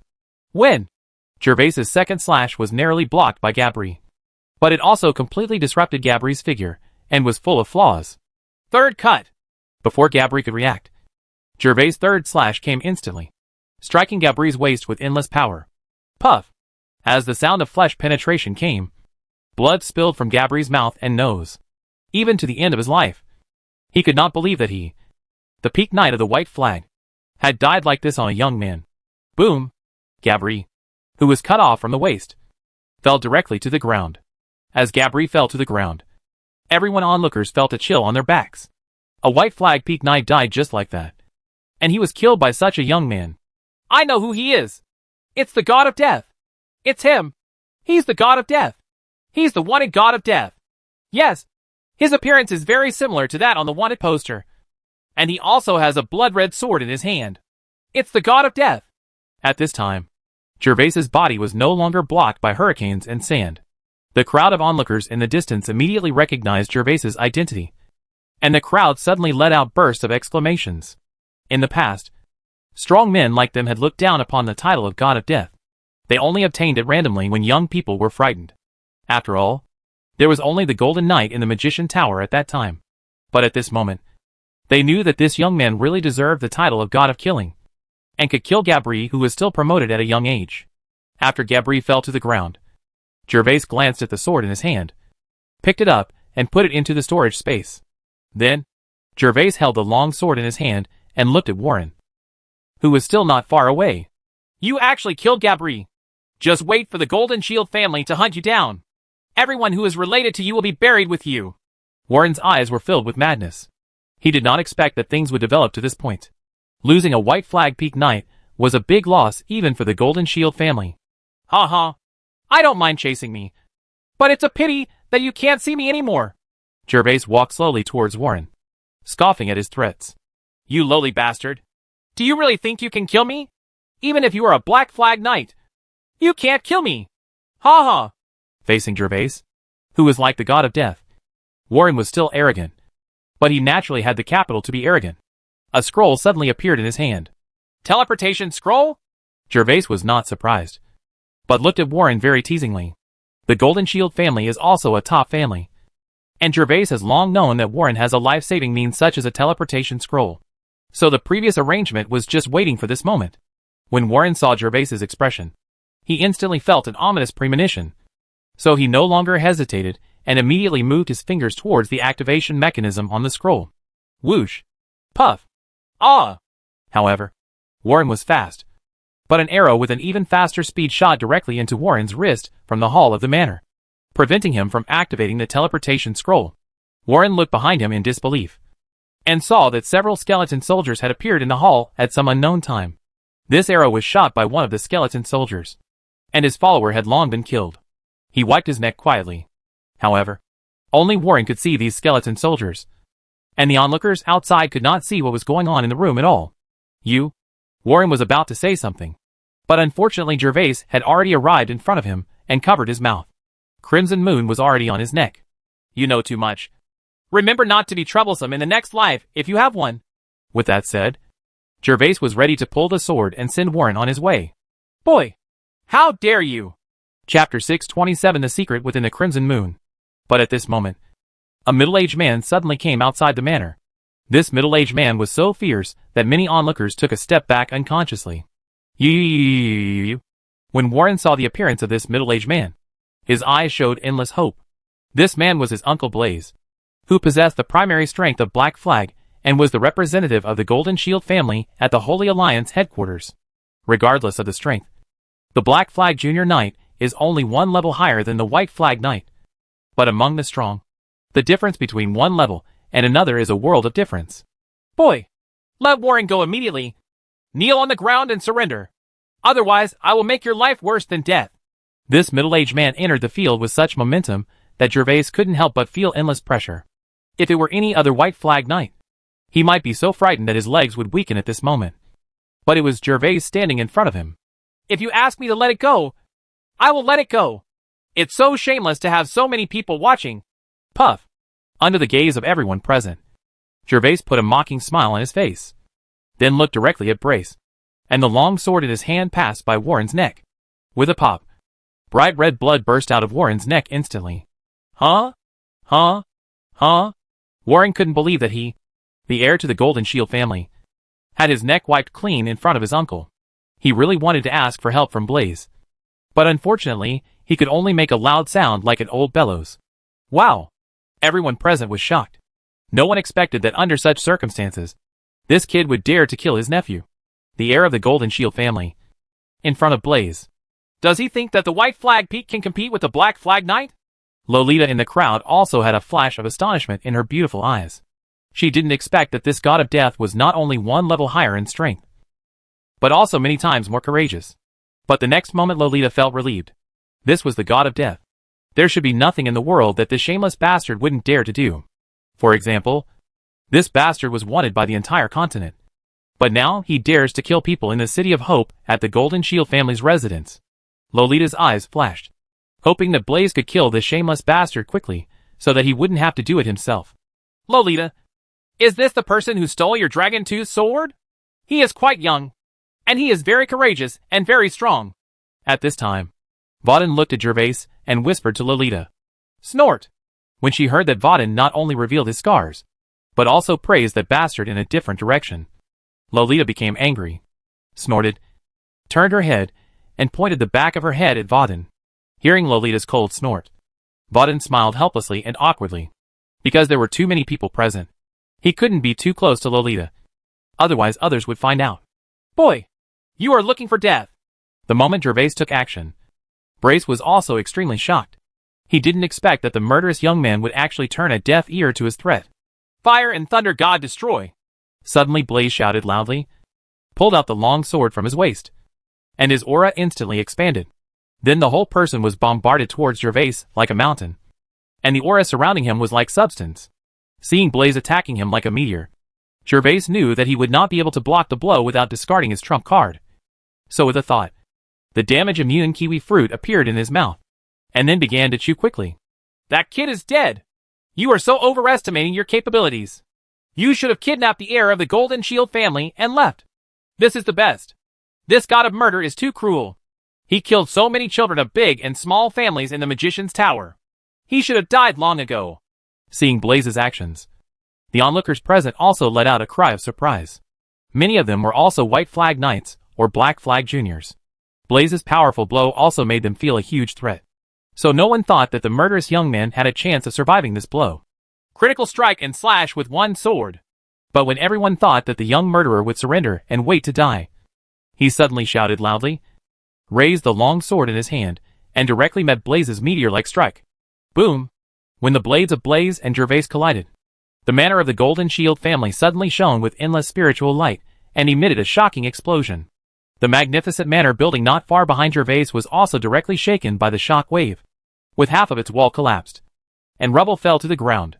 And those onlookers standing a little further away also have to use their fighting spirit to resist, because the aftermath is too terrifying. But if they don't defend themselves, they are likely to be affected. Time passed by, and as the dust in the field gradually fell, everyone stared at the scene in the field. When the smoke and dust cleared, everyone finally saw the scene in the field.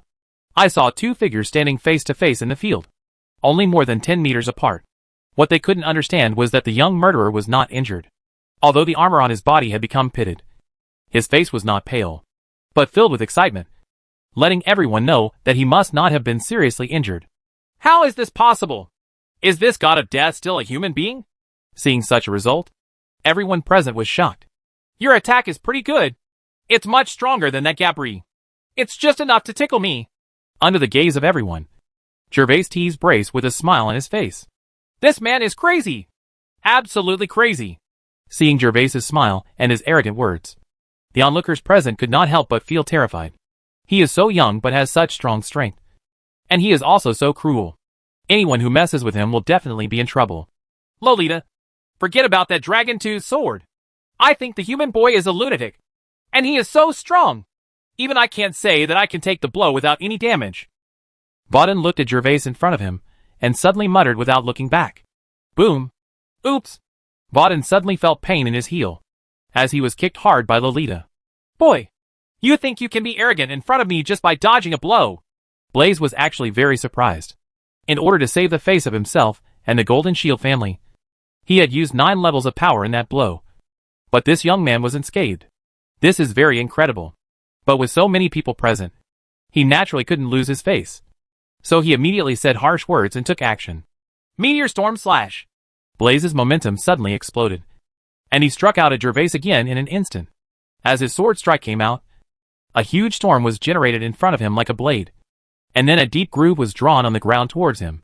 Gervais struck quickly, and Blaze's figure did not pause. He followed Meteor Storm and rushed straight towards Gervais. He was not prepared to give Gervais any chance to survive. As for Gervais, who was facing the storm, it was like the end of the world. The earth was cracking and rocks were flying, and the strong wind alone made his face hurt. However, Gervais, who had a trump card in his possession, was naturally unafraid. He immediately mobilized the fighting spirit in his body and raised the crimson sword in his hand. Breaking Wind Slash! Gervais shouted loudly. His whole body was in the hurricane again, and he crashed into the Meteor Storm Slash without hesitation. Boom! Gervais's Breathless Slash and Meteor Storm Slash collided instantly, exploding a deep crater in the field, while Gervais and Blaze both groaned. However, neither of them suffered any serious injuries, and their steps did not stop at all. Fire Flame Heavy Breaking Slash! Critical strike and slash with one sword. Boom! In the dust that filled the sky, Gervais and Blaze collided closely, both of them covered with powerful spiritual light. Everyone on the periphery could only see 2 hazy lights and shadows constantly intertwining and fighting. And there were roars and explosions from time to time. Time passed minute by minute, and the battle in the field was still going on.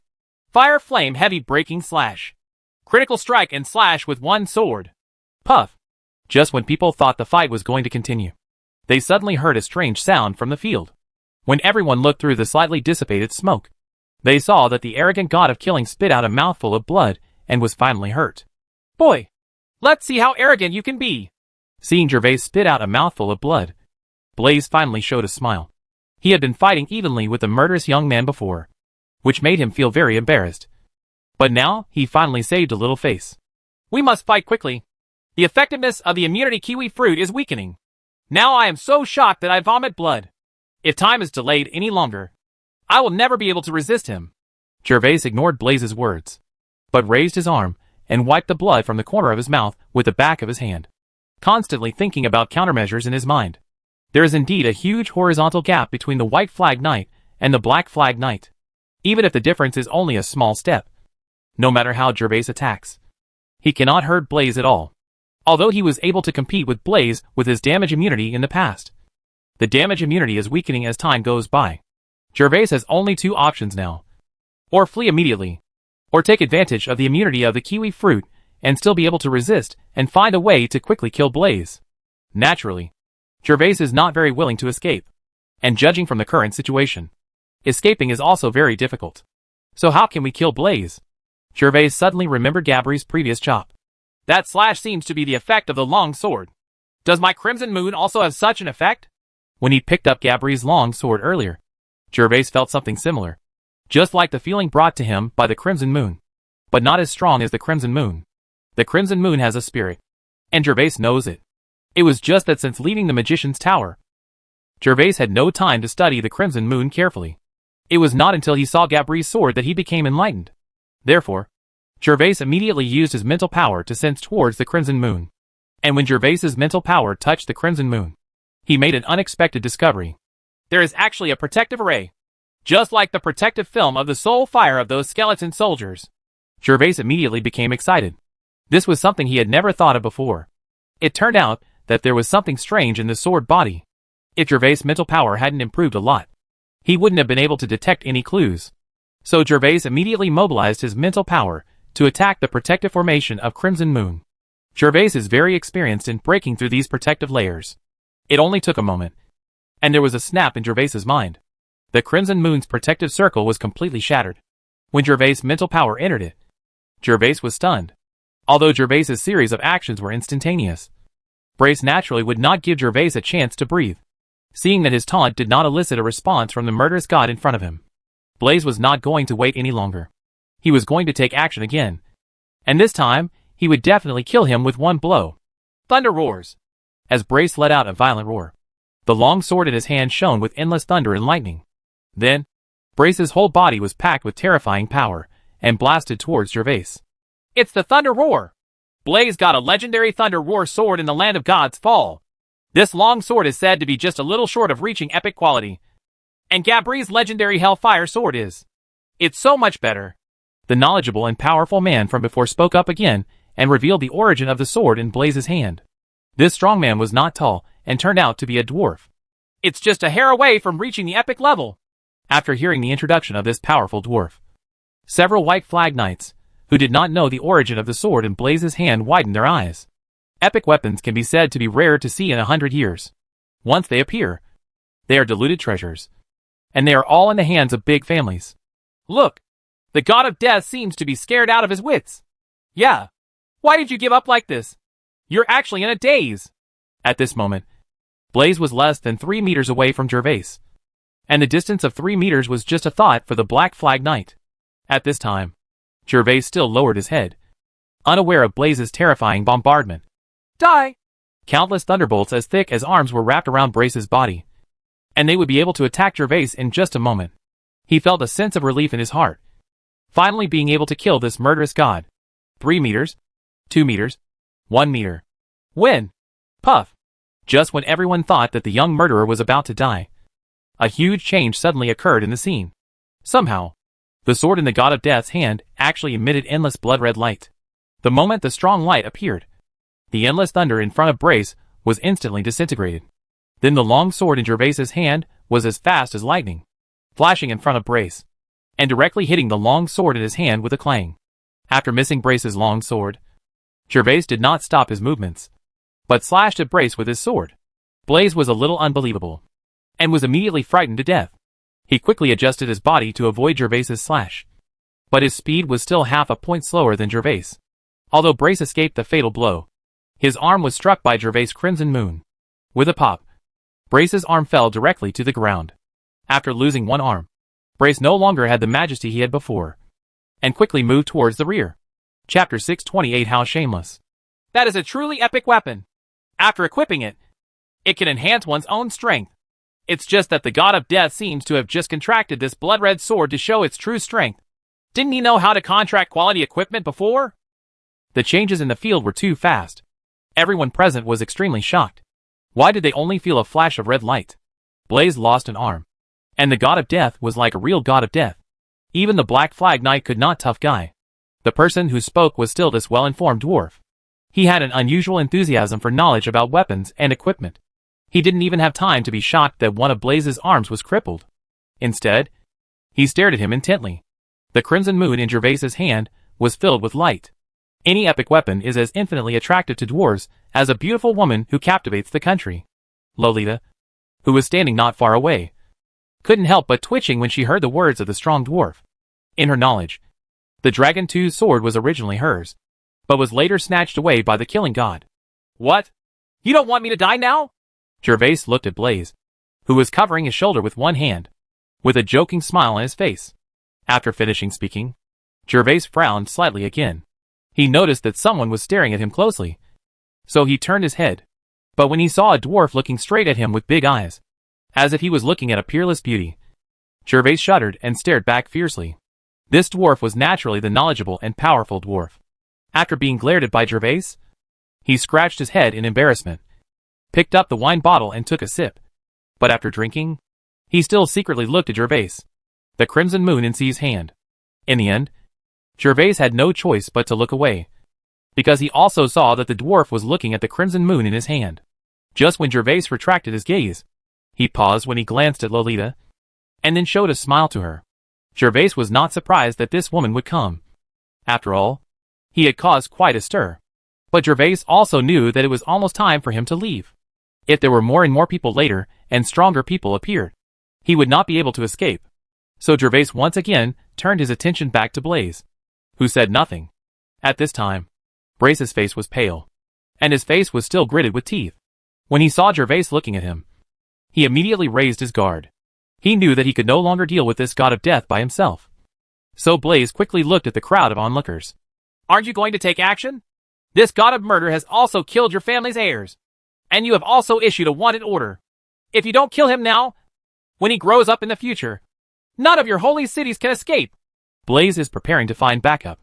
Upon hearing this, the crowd who had been standing in the distance immediately fell silent. However, after a moment of silence, someone immediately stood up. It was obvious that they also wanted to nip the threat of Gervais in the bud. In their eyes, Gervais is now a truly ferocious god of murder. He is a murderer, and has no fear of the power of the big family. This can be seen from the corpses of the Golden Knights all over the ground nearby. For the sake of the common good, they cannot give anyone the opportunity to challenge their privileges, especially monsters like Gervais. How shameless! Some people stood up in the field, and naturally there were also those who disagreed, such as Vaden and the strong dwarf. In their eyes, this young murderer was considered a true warrior, capable of defeating the strong with the weak. But those humans were actually prepared to join forces to bully the few. So they both murmured softly. Lolita on the side also subconsciously nodded her head in agreement after hearing this. However, it was only a moment later that Lolita realized that she had a big grudge against that shameless bastard and could not be led astray. If this happened to other people, they would be considered shameless. But what these people have to deal with are more shameless bastards. So it's just the little shameless versus the big shameless. Even the best. And if she didn't want to marry him, then the shameless bastard must die. So Lolita, who was angry that her thoughts had been led astray, kicked Vaden hard. Ouch! Lolita, why do you keep kicking me? Vaden was confused. He was just telling the truth. Snort! How could Lolita reason with her brother? She snorted coldly and looked at Alonso, who had just arrived. Alonso, you go up too. You must kill that shameless god of killing later and get the Dragon 2 sword back. Yes, miss. Alonso naturally didn't hesitate at all to Lolita's order. He responded directly and walked to the field. Hey, Lolita, you want to kill him? That's not good. There are so many people who want to kill him. At worst, they'll kill him next time. I'm quite optimistic about this guy. When Vaden saw Alonso come to the scene, he whispered to Lolita, It's just a long sword. Just snatch it back later. There's no need to follow those shameless humans to bully the few. Oops. Just as he finished speaking, Lolita kicked him hard in the heel again. How did Vaden know that this was not about the Dragon 2's sword? but about Lolita's face that bastard had peeked at. And it was related to his sister's lifelong happiness. Gervais narrowed his eyes slightly, as he watched the strong men walking up one after another. Then he saw someone walking out behind Lolita. It was the master named Alonso. Gervais frowned slightly. This Alonso is definitely a strong man. And based on Gervais's current cultivation level, his specific strength cannot be seen. He can only feel that he is very strong. Many times stronger than Blaze. Gervais glared at Lolita on the sidelines fiercely, thinking that this woman didn't have a long memory. Next time he was caught, he wouldn't be able to get around her so easily. How did Gervais know that if he hadn't peeked at her appearance out of curiosity, such a thing would not have happened to make Lolita reluctant? As more and more powerful people came to the scene, the atmosphere in the manor became more and more solemn. And all the onlookers who were not prepared to come on stage couldn't help but take a few steps back. Because once the fighting breaks out, this place will definitely become a ruin. At this time, there were more than 10 people standing opposite the killing god in the field. These people were all standing with Blaze. Among them, there were 7 or 8 white flag knights. And there were actually 3 black flag knights. This is a very terrifying force. In addition, standing beside the god of death was a silent middle-aged man. No one could find out the strength of this middle-aged man, but it felt like his body was as unfathomable as an endless ocean. Chapter 629 The Blood-Red Moon appears. Are you all planning to come up and kill me? The situation on the field was on the verge of breaking out, and Gervais was ready to stop delaying. He needed to quickly kill Blaze and then escape. As for whether he was panicked when dealing with so many people, of course he was a little panicked. But just now Gervais used his mental power to break through the protective circle in the Crimson Moon. At this time, he truly mastered this long sword of epic quality. It turns out that long swords of legendary and epic quality need to leave a spiritual imprint on them before they can be truly mastered. Especially this epic long sword with a weapon spirit. As long as you sign a contract with the weapon spirit and leave a spiritual mark on it, you can truly unleash its power. Each epic sword brings a lot of attribute bonuses to the wearer. The crimson weapon in Gervais's hand has at least brought a 200% bonus to Gervais's speed at this time. And the same is true in terms of strength. Don't underestimate the power and agility of this one. You must know that those legendary long swords can only be blessed with 1 or 2 levels at most. In addition, Gervais also unexpectedly obtained a fragment of spiritual power left by the wizard Nahum in this long sword. There is a secret skill in this mental power fragment that complements the Crimson Moon. Once released, it is extremely powerful. And these things were originally planned to be left by Magister Nahum to his strongest servant, the Necromancer Knight. Unfortunately, before the sword was completed, the Necromancer Knight and Magister Nahum were already dead. It's cheaper than Gervais. At this time, Gervais wanted to try out how powerful the secret skill that Magister Nahum had acquired from a super strong man at a great cost was. Humph. Boy, you are dead today. This is the fate of all your evil deeds. With more than a dozen strong men standing beside him, Blaze finally regained some of his composure. Faced with Gervais's still aggressive expression, he gritted his teeth and snorted coldly. Then, Blaze said to the dozen or so strong men beside him, "Don't delay any longer. Fight quickly. Kill this kid." The dozen or so people looked at each other. They were basically people from the major holy cities of the Holy Alliance, and they all knew each other more or less. So they were not worried that there was fraud among them. So several people tacitly picked up weapons, including long knives and giant axes. Of course, the most popular ones were still long swords. Clang! Kill! With the weapons in hand, these strong men began to shine with various auras, and they shouted loudly on the spot. And the momentum of that moment immediately enveloped Gervais. The power of so many strong men was aimed at Gervais alone. Gervais suddenly felt huge pressure, and felt that his body suddenly sank, and he was out of breath. Gervais quickly turned his whole body's fighting spirit to the extreme to contend with it. Click! At this time, Gervais was stepping on a broken marble floor. But the marble floor was directly stepped on by Gervais at this moment. One can imagine what kind of pressure Gervais was under at this moment. This kid is in danger this time. A bit shameless. Seeing the scene in the field, everyone present knew that no matter what incredible abilities the young murderer had this time, it would not help. More than a dozen white flag knights and black flag knights, with such strength, can easily destroy a small city of hundreds of thousands of people. But the young murderer only has one person. How can he compete with him? With these 10 people together, they could overwhelm the god of death just by relying on the momentum they released. After hearing the words of her brother and the strong dwarf, Lolita had a complicated expression in her beautiful eyes and bit her lips slightly. The situation in the field at this time was indeed unfair to the god of death. But the god of death was also a big bastard who killed people without batting an eyelid. And he even peeked at her own face. So it was naturally impossible for her to speak out in favor of the god of death. "Do it!" Among the strong men in the field. No one knew who shouted. And then all the strong men started to move. And even though Blaze only had one arm, he charged straight at Gervais with all his strength. Fire bombardment. Advanced thunder axe. Fire dragon flame sword strike. Storm roaring slash. As more than a dozen strongmen advance, their secret skills are also accumulated and completed. As long as the next moment, these more than 10 secret skills will all fall on Gervais. The secret skills of more than a dozen strongmen combined to attack.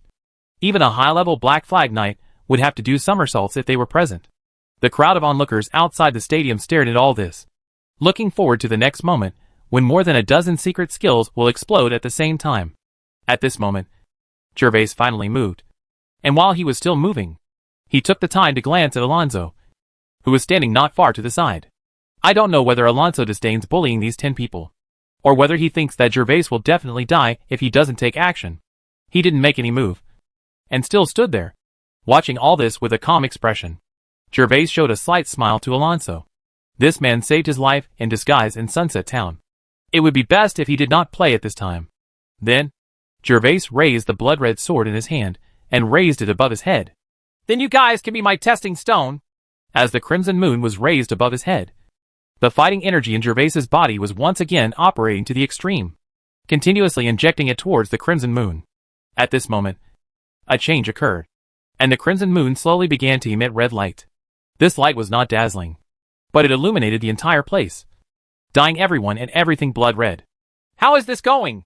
Some onlookers subconsciously took a step back when they saw such a strange thing. "This is the ultimate epic weapon. Only one step away from immortal quality. Here comes the god of the hill. Which master forged the weapon? It's only a little short of the legendary immortal weapon. What? Just one step away from immortal quality." Hearing the words of the dwarf strongman, everyone present showed greedy looks in their eyes. They no longer looked at the secret skills released by the dozen strong men, but all looked at the weapon held high in Gervais's hand. Crimson Moon. Weapons in this world can be divided into ordinary equipment, enchanted equipment, legendary equipment, epic equipment, immortal equipment, and legendary artifacts. But legends are just legends after all. No one has ever seen them, and immortality is already in existence that towers over the sky. Naturally, they have never seen the immortal weapon, but they have heard that several top families in the Holy Alliance may possess it. Although there are more epic level weapons, everyone feels that epic level weapons are real and not out of reach. The top quality epic in Gervais' hands has undoubtedly become an artifact in the hearts of these people. How to prevent them from showing greedy eyes? While these people showed greedy eyes, the blood-red light emitted by the crimson moon in Gervais's hand became stronger and stronger. "Look! The moon in the sky has turned red." I don't know if it was because of the red light, but suddenly an onlooker discovered that the originally bright full moon in the sky had turned into a blood moon, and there were still traces of bright moonlight being pulled into Gervais' hands. In the blood-red sword. The onlookers who heard the shout also looked up, and sure enough they all saw a blood moon. Hiss! Everyone took a breath of air, and then took a dozen steps back again. The current situation is really weird. Something they have never seen before. "Quickly! Kill him! There is something weird about the blood-red sword in this kid's hand." The onlookers on the sidelines noticed something was wrong, and the strong men who were close to Gervais naturally also noticed that something was wrong. So everyone speeded up their bodies again, preparing to kill Gervais immediately, so that he could not use any weird moves. It's a pity that they have no chance. Gervais's energy storage has been completed at this time. Looking at the people in front of him, Gervais has a sarcastic smile on his lips. "Blood moon death god slash." He heard Gervais roaring loudly word by word, and then the long sword raised above his head suddenly slashed down. In an instant, the place was extremely quiet, as if everyone's movements had become slower, and the blood-red light that originally filled the surroundings suddenly retracted, and was all retracted into the crimson moon. The next moment, the speed returned to normal, and Gervais' long sword had also been cut down. Boom! At the moment when it fell, a bloody sword light dozens of meters long formed in front of Gervais. This red light came from top to bottom, and made a roaring sound the moment it appeared, just like the explosion produced when an airplane broke the sound barrier in a previous life. Then the bloody sword light crushed everything in front of Gervais in an instant and bombarded the ground. Boom! When the bloody sword light hit the ground collapsed instantly, and the entire manor shook involuntarily, like an earth dragon turning over. Looking at Gervais again, there was no one standing at this time. A dozen high-ranking strong men had all fallen down. Several strong men directly under the bloody sword light were cut in half on the spot and disappeared. Sound. Among them were 2 black flag knights, including Blazer, plus 3 white flag knights. The rest of them escaped the Crimson Moon's sharp edge and escaped with their lives. They just lay on the ground and kept vomiting blood. They were obviously seriously injured and unable to fight anymore. Chapter 6:30 Escape.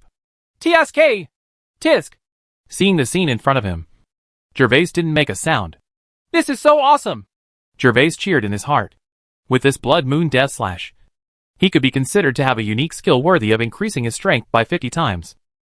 Otherwise, every time after possessing the strength of the White Flag Knight, but still shouting, critical strike with 1 sword slash, and critical strike with 3 sword slashes, from beginning to end, it would feel extremely low, as if they were noobs pecking each other. Wow! And when Gervais clicked his tongue and was secretly surprised, the crowd of onlookers outside the stadium finally reacted and immediately exploded. Is that still a White Flag Knight? Even a peak Black Flag Knight can't unleash such a powerful secret skill. Right. It must be the secret skill brought by that top-notch epic weapon. It must be like this. It would be great if I could also have such a weapon. This god of killing was so cruel. He actually killed 4 or 5 powerful men on the spot. They belong to 4 or 5 Holy City families. He will never want to walk in the Holy Alliance again. He is already wanted by most of the Alliance's holy cities. Even the Holy Trading Company is looking for him. What should he have to worry about? The crowd of people watching were whispering and talking about anything. Lolita, I think the sword should come back. Vaden also had a face full of disbelief. And then he felt even more distressed. He did not expect that this long sword was so powerful. That young man was obviously about the same strength as himself. But he could severely injure more than a dozen strong men with 1 blow. Who wouldn't want to hold such a top-notch epic weapon in his hands? Snort! Oops! Hearing Vaden's words, Lolita snorted coldly and kicked him again. As for the reason, Lolita didn't know. In short, she was unhappy. And Vaden happened to be standing in a suitable position. Gervais had no time to pay attention to the murmurs of the crowd.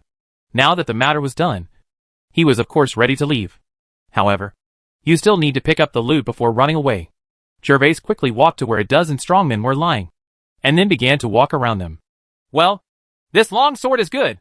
It feels the same as Gabri's one. It should also be a weapon of legendary quality. Hey, this battle axe is not bad. But it's quite heavy. It should be considered a legendary weapon. Alas, it's a pity that Blaze's sword was directly shattered by the Blood Moon Death Slash. Gervais picked up the weapons of those strong men as if no one was watching. Since these people were strong men, the weapons they held were naturally good. There were at least 5 or 6 weapons at the scene that could reach the legendary level, and only a few weapons were of enchanted quality. However, Blaze's weapon was directly chopped into pieces due to the frontal impact of the Blood Moon Death Slash, and became useless. Otherwise, Gervais would have been able to harvest 1 or 2 more legendary weapons. For those of you who are still alive, don't pretend to be dead. Be more honest with me from now on.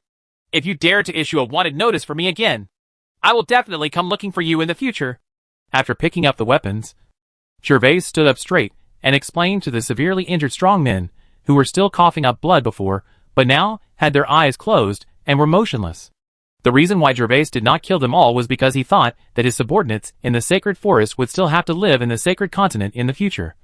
And he always had to leave a little room for them. Otherwise, if something goes wrong in the future, I can disguise myself and escape. But they won't be able to escape. After Gervais finished speaking, the strong man lying on the ground still did not dare to say anything. And Gervais was too lazy to pay attention to them. After Gervais walked out of the crowd, he couldn't help but look at Alonso, and finally set his eyes on Lolita behind him. You little girl from the Holy Trading Company. Wasn't the lesson I taught you last time enough? I'm ready to leave now. Tell me, do you really want to be my enemy? Gervais held the Crimson Moon in his hand and looked at Lolita with a ferocious expression. You shameless bastard. I told you I would take revenge. Of course Lolita is not afraid of Gervais. At this moment, Alonso also moved, and he walked between Gervais and Lolita. You are so capable at your age. So powerful. If you can still use that move just now, I may not be able to kill you now. But you shouldn't be powerless against the lady, Alonso said to Gervais expressionlessly. What he said was true. If Gervais could still unleash the blow just now, even if he could withstand it, if Gervais attacks Lolita and Vauden, then he would not be able to do it at the same time. It can protect two people. Oh, that move just now. I'll show it to you. Gervais knew that if he didn't deal with this Alonso today, he wouldn't be able to leave so easily. And from the corner of his eye, he could see several figures in the distance flying directly towards him from the academy and other directions. Gervais didn't know who the visitor was, but someone who could fly through the air and come like a missile must be something he couldn't contend with at the moment. Even if Brace and the others had the strength of the Black Flag Knights, they would not be able to walk in the air. At most, they could only use their strength to stay in the air for a while after jumping up and jump farther. Since he was someone he couldn't compete with, Gervais naturally didn't dare to stay any longer. So Gervais smiled slightly and raised the crimson moon in his hand. Then in an instant, the bloody light of the crimson moon once again illuminated the entire audience, just like before. And at this time, Gervais has not stopped yet, but continues to inject extreme fighting energy towards the crimson moon. After a while, the crowd of onlookers saw the appearance of a blood moon again, and Gervais's energy storage was officially completed. The next moment, as long as Gervais waved, the blood-red sword light of dozens of meters would appear again. This madman! The crowd of onlookers retreated again, fearing that this lunatic would kill him unjustly if he slashed in their direction on a whim.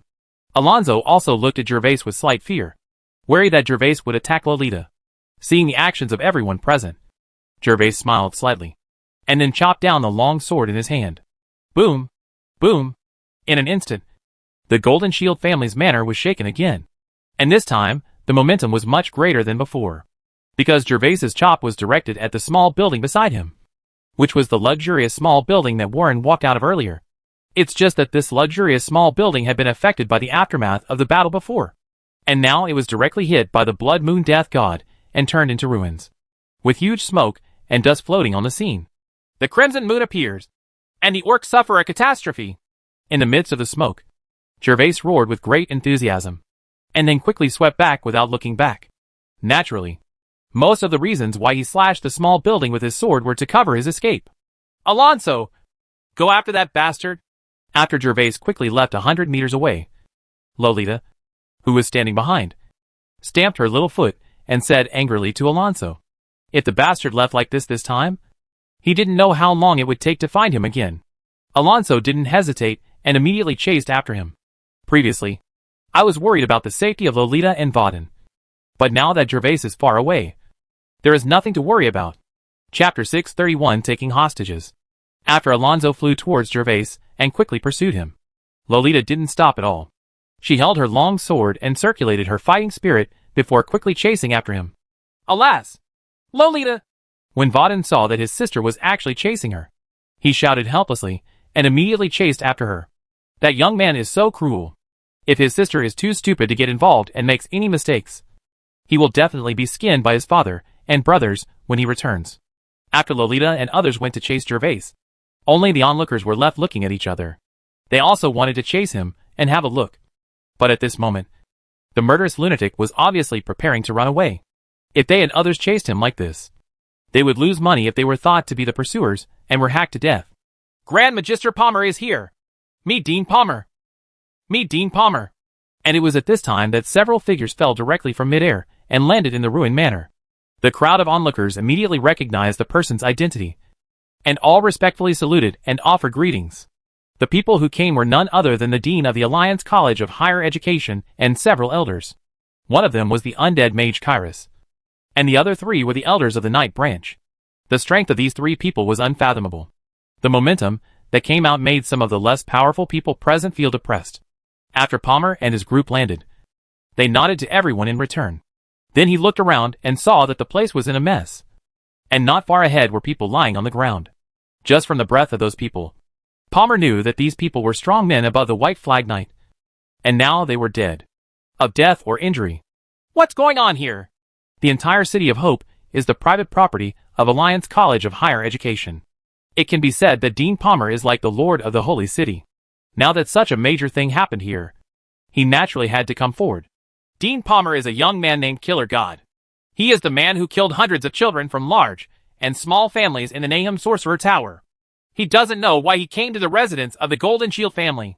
Kill everyone inside. When we arrived, the steward of the Golden Shield family happened to be killed. And then the heir of the Golden Shield family and Blaze were also killed by him. Those people were also seriously injured by that killing god's sword. Naturally, many people responded to Palmer's question, and several people quickly told what they had seen. What? One sword seriously injured so many people. Dean Palmer hadn't spoken yet, but an elder from the Night Branch was surprised. Such strength was rare in the City of Hope. The heir to the Golden Shield family and Blaze were killed. And these people. Palmer was not concerned about these. He was thinking more about the impact of this incident. Where has that murderous young man gone now? Going over there. The eldest lady of the Holy Trading Company and her people are chasing after her. An onlooker immediately pointed in the direction Gervais had fled. Poulton, Tamlin, you should also give chase and be sure to catch that young man. Yes, Dean! The two elders of the Night Branch immediately responded. And then they leapt forward, wrapped in fighting spirit, and chased in the direction of Gervais. The onlookers looked in awe and envy. Carries, you two go and treat the injured. Yes, Dean! After giving the order, Palmer headed towards the two deep trenches created by Gervais's chop. When they came to the deep ditch, they saw a deep ditch on the ground that was more than 1 meter wide and 2 meters deep. Such power! Palmer fell into silence. He had heard the name of the god of killing before. After all, there were not many people wanted across the continent except those from the new temple. So he could hear more or less news about it. It's just that he didn't think that the so-called god of killing could be that strong at first. But the two sword marks and the deaths and injuries of more than a dozen strong men in the manor proved that the god of killing was really a strong man. Dean Palmer, what's going on here? At this moment, several more figures fell from the sky. Seeing the scene in the field, they immediately asked Dean Palmer. These people are all powerful men from various Holy City forces stationed in the City of Hope. Several of them are Red Flag Knights, and are considered the top powerful men in the mainland. But before Palmer could answer, someone among the Red Flag Knights immediately recognized that the seriously injured man was a member of his own family. What's going on? Who hurt you? The incident happened suddenly, and they all came here looking for some movement. Naturally, they had no idea what was happening here beforehand. But when he saw someone in his family having trouble, he immediately frowned and asked coldly. Seeing the Red Flag Knights acting like this, Palmer could only recount what he had heard before. If it was just the Golden Shield family, it would be better. But among those dozen people, they belonged to more than a dozen Holy City families. The City of Hope would naturally have to bear some pressure for such a thing. God of killing? Huh? Anyone who dares to hurt my Yafei Holy City must pay the price. As the cold snort came, several strong men jumped into the air and quickly chased in the direction where Gervais fled. Gervais didn't know that the Golden Shield family's manor would become even more lively after he left. Gervais was running wildly in the inner city with fighting spirit. But after running a certain distance, he frowned because he found that he couldn't get rid of Alonso. Hack! Lolita, don't fall into my hands next time. Gervais secretly hated that Alonso was at least at the peak of Black Flag strength, and that Blaze was not at the same level as him. Alonso, please stop chasing me. The worst I can do is to keep my relationship with your sacred trading company from now on. If you chase me again and push me further, I will specifically trouble your sacred trading company next time. I'm sorry. I must carry out your order. Miss. Gervais's threats had no effect on Alonso. In that case, you forced me to do this. Gervais was immediately angry and took out a scroll with anger in his heart. When Gervais took out the scroll, Alonso paused slightly and frowned, because he sensed the aura on the scroll. You will hurt a lot of innocent people. It will not hurt innocent people. It will only hurt the headquarters of your sacred trading company. Saying that, Gervais immediately changed direction and headed towards the Holy Trading Company. In just a moment, Gervais rushed all the way to the Holy Trading Company. It was not long after dark at this time, and there was an endless stream of customers coming and going at the gate of the Holy Trading Manor. When people saw Gervais covered in blood and holding a sword in his hand appearing at the gate of the sacred manor, everyone couldn't help but cast a surprised look. After Gervais arrived here, he simply did not run away. Several guards on duty were about to step forward, but were immediately stopped by Alonso, who was chasing from behind. It's none of your business here. Please step aside. Yes, Lord Alonso. You know that if you use this scroll in the city, you will become a public enemy of the Holy Alliance. Alonso frowned and stood dozens of meters away from Gervais, not daring to move rashly. Ha ha. I will definitely not be able to escape from being chased by you. If I can't escape, it will be a dead end. You think that since I will die, wouldn't it be more cost-effective to take your sacred trading company on the road with me? Gervais looked crazy, but he actually wanted to scold his mother. Naturally, he was not happy to die. However, he was already helpless at this moment, and he clearly saw several more lights and shadows speeding through the air in the distance behind him. After listening to Gervais's words, Alonso fell silent. Shameless bastard. You are shameless. At this time, Lolita also caught up, seeing the scroll in Gervais's hand, and feeling the breath on it. She immediately understood what Gervais was paying attention to. You lingering little girl. Last time I spared your life. But now you are repaying your kindness with revenge and letting someone come and kill me. Who do you think is more shameless? You and I. Lolita wanted to scold Gervais, but found that she was speechless. Negus did let her go once in the magician's tower, but the problem was that the bastard looked at his face, and if he didn't want to marry him, he had to kill him. Otherwise, according to the priest's prophecy, if she didn't kill him, it would bring great disaster to her tribe. But Lolita couldn't say such a thing in public. Now I give you two choices. Either let me leave and stop pursuing, or let the Holy Alliance headquarters be reduced to ashes. Gervais did not dare to delay and stated his conditions directly. The light and shadow in the distance were getting closer and closer. It would be really difficult to escape if he didn't leave for a while. Lolita was extremely angry when she heard Gervais's shameless threat. But this is the headquarters of the Holy Trading Company. Not to mention that there are warehouses storing many treasures. Even with so many guests in the manor at this time, it is impossible for the killing god to really release the forbidden curse scroll. You shameless bastard. Leave now. I promise I won't chase you. Lolita struggled for a moment, and finally spoke out angrily. Very good, but I want to ask Miss Lolita to be my hostage. What if Miss Lolita catches up with me after I leave the manor?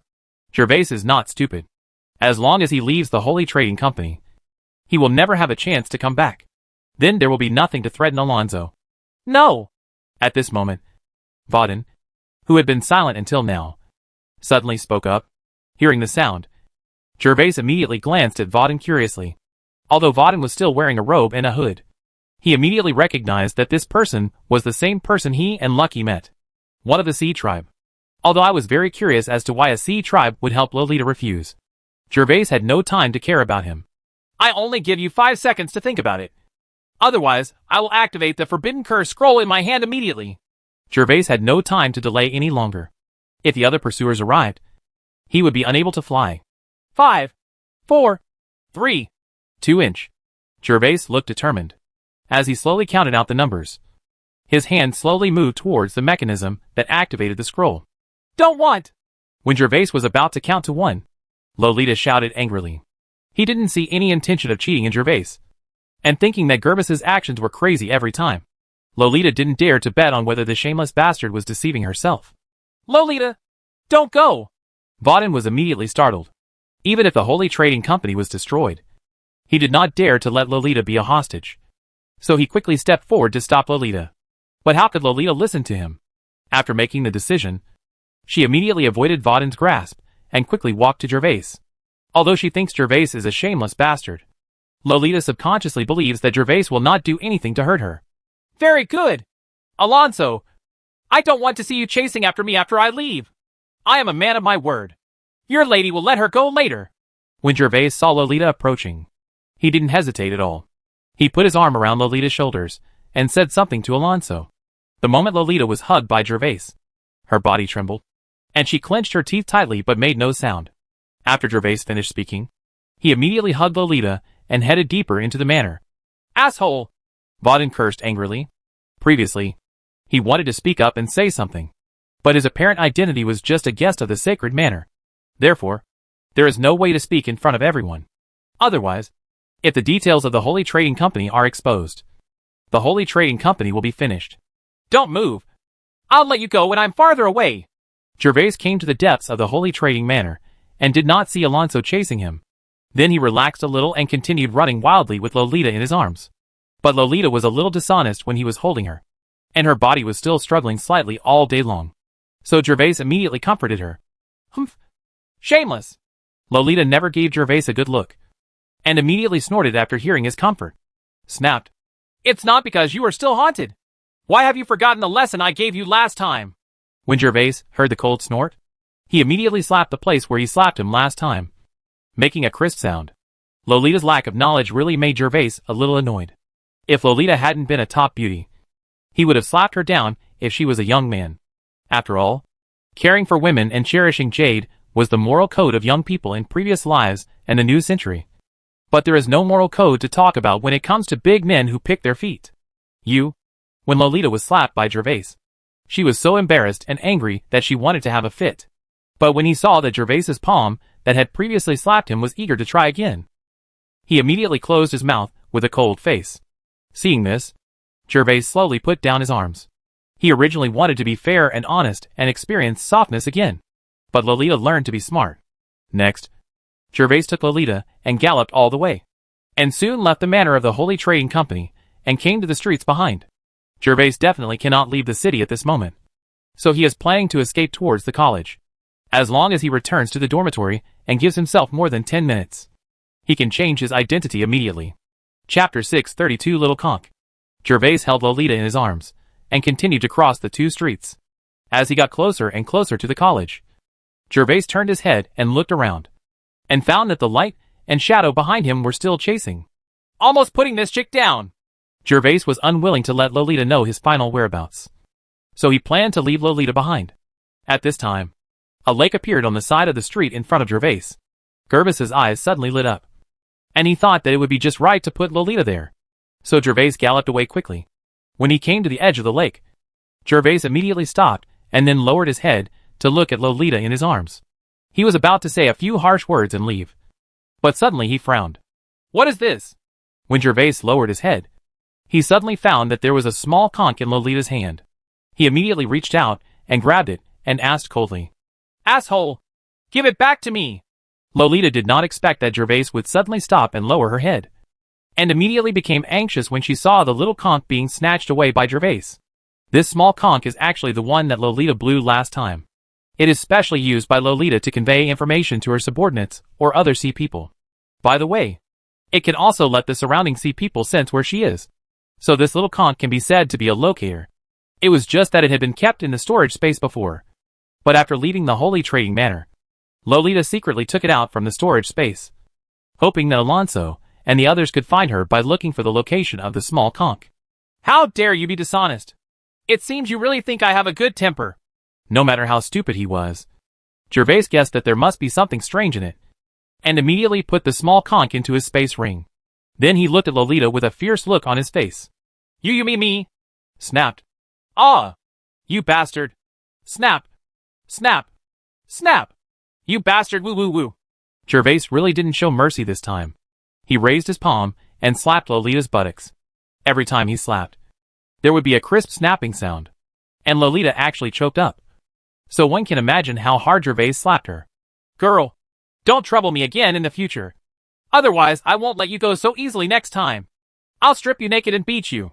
Although Gervais still wanted to teach the unrepentant Lolita a lesson, the light and shadow behind him were getting closer and closer, and he could not delay any longer. So Gervais let go of Lolita directly, said a harsh word, and left without looking back. Asshole!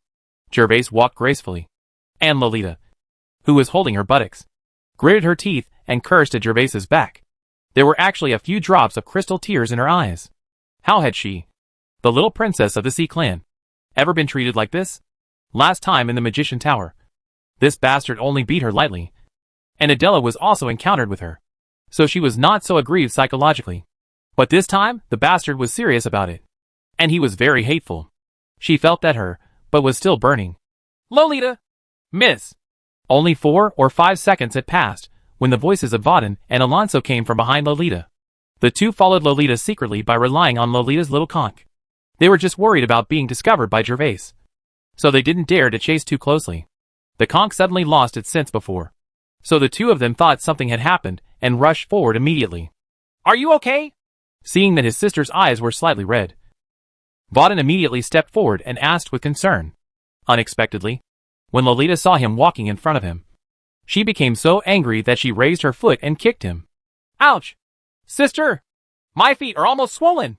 Vauden almost cried. He tried his best to rescue his sister. But unexpectedly he became a punching bag. Why don't you hurry up and chase that bastard? That bastard stole my conch.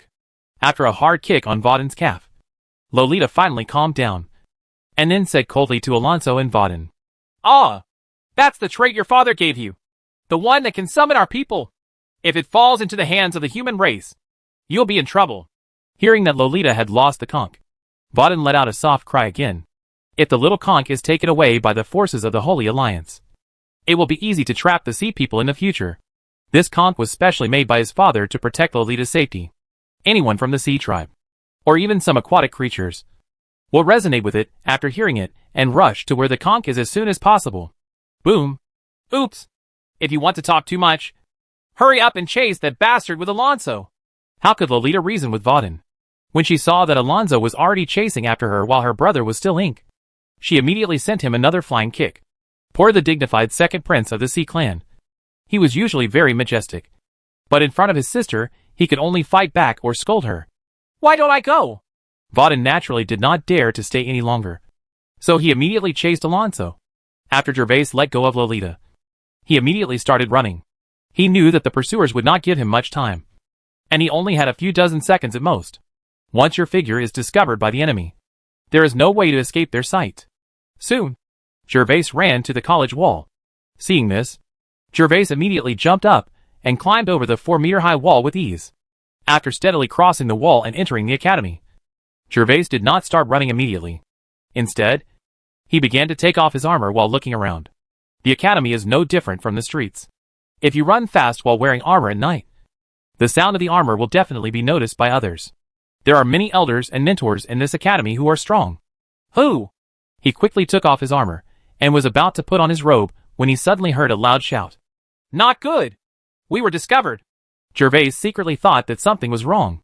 He didn't even put on his magic robe and ran straight in the opposite direction from where the sound came from. There was a big commotion in the City of Hope tonight, and even the dean was alarmed. So the academy naturally stepped up its vigilance. The original warning arrays of the Magic Academy were all activated.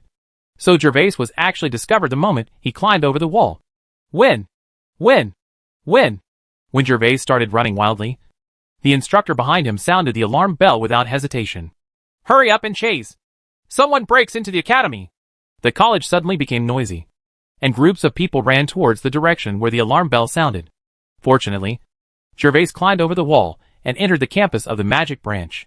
These patrolling instructors were only intermediate and advanced magicians, and did not dare to go directly into the woods to engage in close combat with Gervais. However, this kind of thing will not last long. In less than 2 minutes, the magicians responsible for guarding and the elders of the night branch will also arrive. There were pursuers in front and interceptions in the back. Gervais secretly thought that his life was going to be unlucky.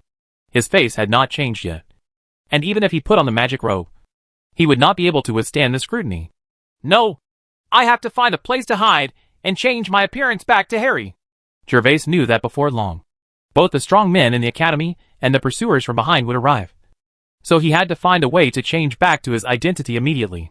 At this time, Gervais unknowingly ran to a relatively familiar area, which was the single-family dormitory area of the college. The last time Lucky brought him here, it was to invite Adela to have lunch. There is no other way. This is the only way.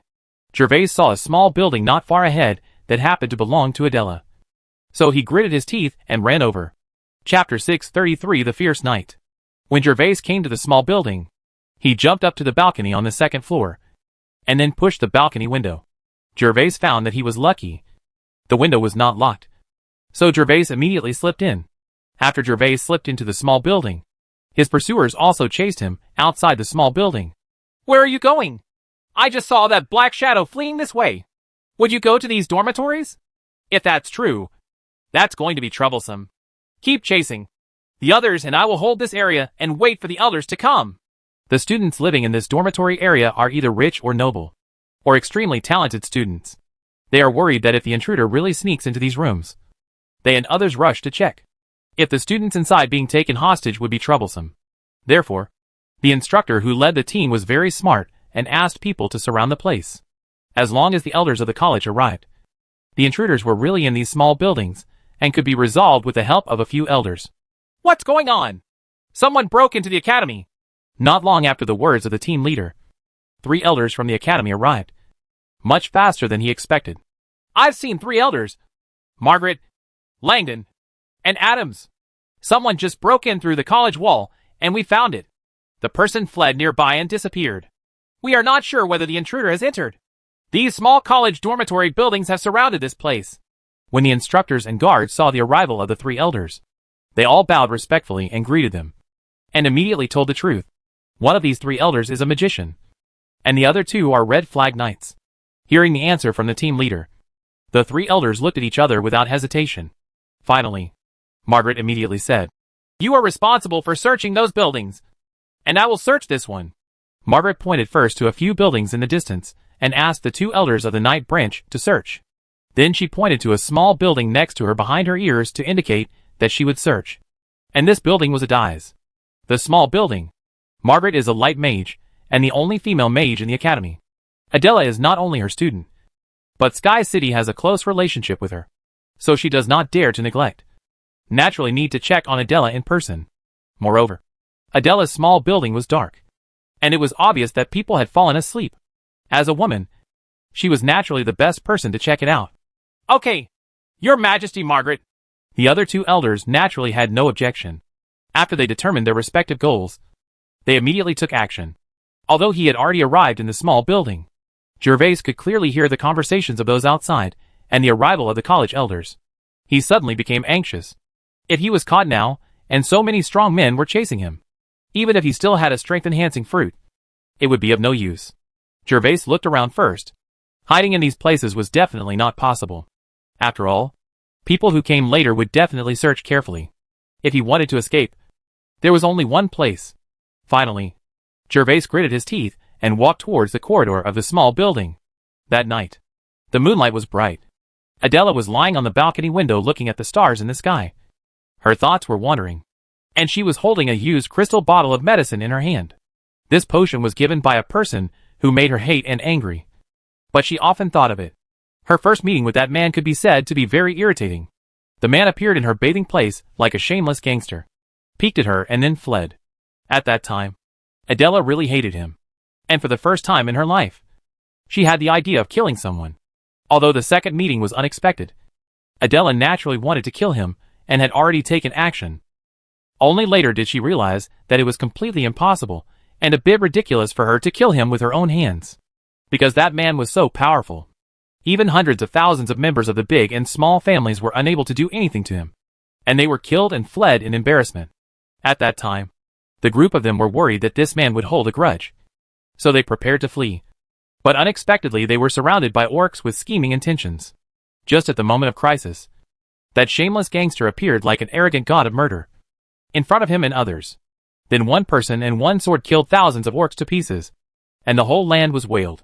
At that moment, in Adela's eyes, he had become a ferocious and fierce god of death, and he left a deep impression on Adela's heart. Originally, Adela thought that things would end like this, and maybe she would have no chance to seek revenge from him again. But she never expected that the ferocious god of death would come back after killing the orcs.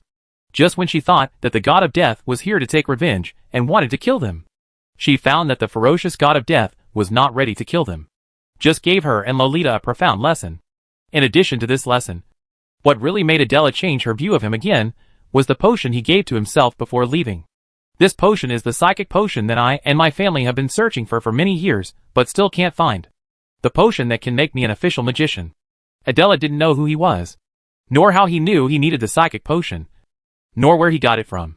But since then, Adela has forgiven him, thinking that maybe he did such rude things unintentionally, and he sent this potion just to apologize to himself. As the image of the vicious murderer began to change, his original viciousness in Adela's heart turned into mighty. His original killing without hesitation turned into eradicating evil, and he became a script in Adela's heart. The knights here are just like that, just as handsome, just as brave. Of course, there is actually a little difference. That is, this knight is more fierce than in the script. Adela's cheeks would get slightly hot every time she thought of him, feeling that she was unladylike, but she would often think of him unconsciously, such as tonight. "I hope nothing happens to you." Looking at the stars in the sky, Adela made a wish, hoping that the somewhat fierce knight would not be caught by the families who wanted him. After making her wish, Adela put the empty crystal bottle in her hand into her space bracelet, closed the window casually, and returned to her bedroom to get ready to sleep. Adela, who was used to going to bed early and getting up early, soon lay on the soft bed and fell asleep sweetly. I don't know how long it took, but in Adela's sleep, she seemed to suddenly feel someone opening her bedroom door. As a magician, his strong mental power naturally makes him extremely sensitive to changes in the surrounding environment. It's just that Adela is a rich young lady after all. She has been raised with careful care since she was a child, and she is not so alert. She thought she was dreaming. So Adela, who was half asleep and half awake, glanced at the door of the room, and immediately found a dark figure opening the door of her bedroom and approaching her bed cautiously, and through the moonlight shining in from the window. Adela saw clearly the face of this black figure. It turned out to be that fierce knight. Seeing this, Adela felt ashamed in her heart. She even dreamed about him. However, being shy, Adela still wanted to take a few more glances at this fierce and handsome knight, because for so many months, the face of the fierce knight had gradually become blurred in her mind, and she wanted to take this opportunity to see it again to deepen her impression. So Adela's beautiful eyes opened wider and wider, and her consciousness gradually woke up. Finally, Adela's whole body froze suddenly, and she finally realized that this was not a dream. It was clearly reality. Ah, woo woo! After Adela reacted, she immediately wanted to scream, but before her scream could come out, she was immediately muffled by a hand. Shh! Don't be afraid. I won't hurt you. Someone is chasing me. I want to take shelter here with you. After Gervais entered the room, he slowly approached Adela's bed. Originally, he wanted to come to Adela's bed quietly, and then control Adela so as not to alert people outside. Unexpectedly, as he approached the bed, he saw Adela's crystal bright eyes widening in the moonlight, looking at him intently. Fortunately, Gervais knew it was Adela. Otherwise he would have been frightened and had a heart attack. And he reacted quickly enough and immediately stepped forward to stop Adela's yelling. Do you still remember me? I gave you a psychic potion last time in the magician's tower. I am being hunted by many people right now, and I want to hide here with you. Once those people leave, I will leave immediately and promise not to hurt you. Gervais was deeply afraid that Adela would not cooperate.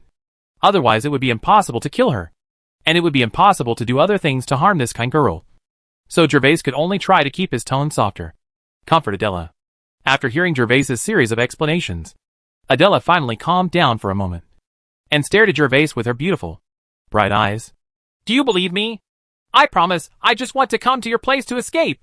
Seeing that Adela was no longer struggling fiercely, Gervais finally relaxed slightly, and spoke to Adela again to confirm.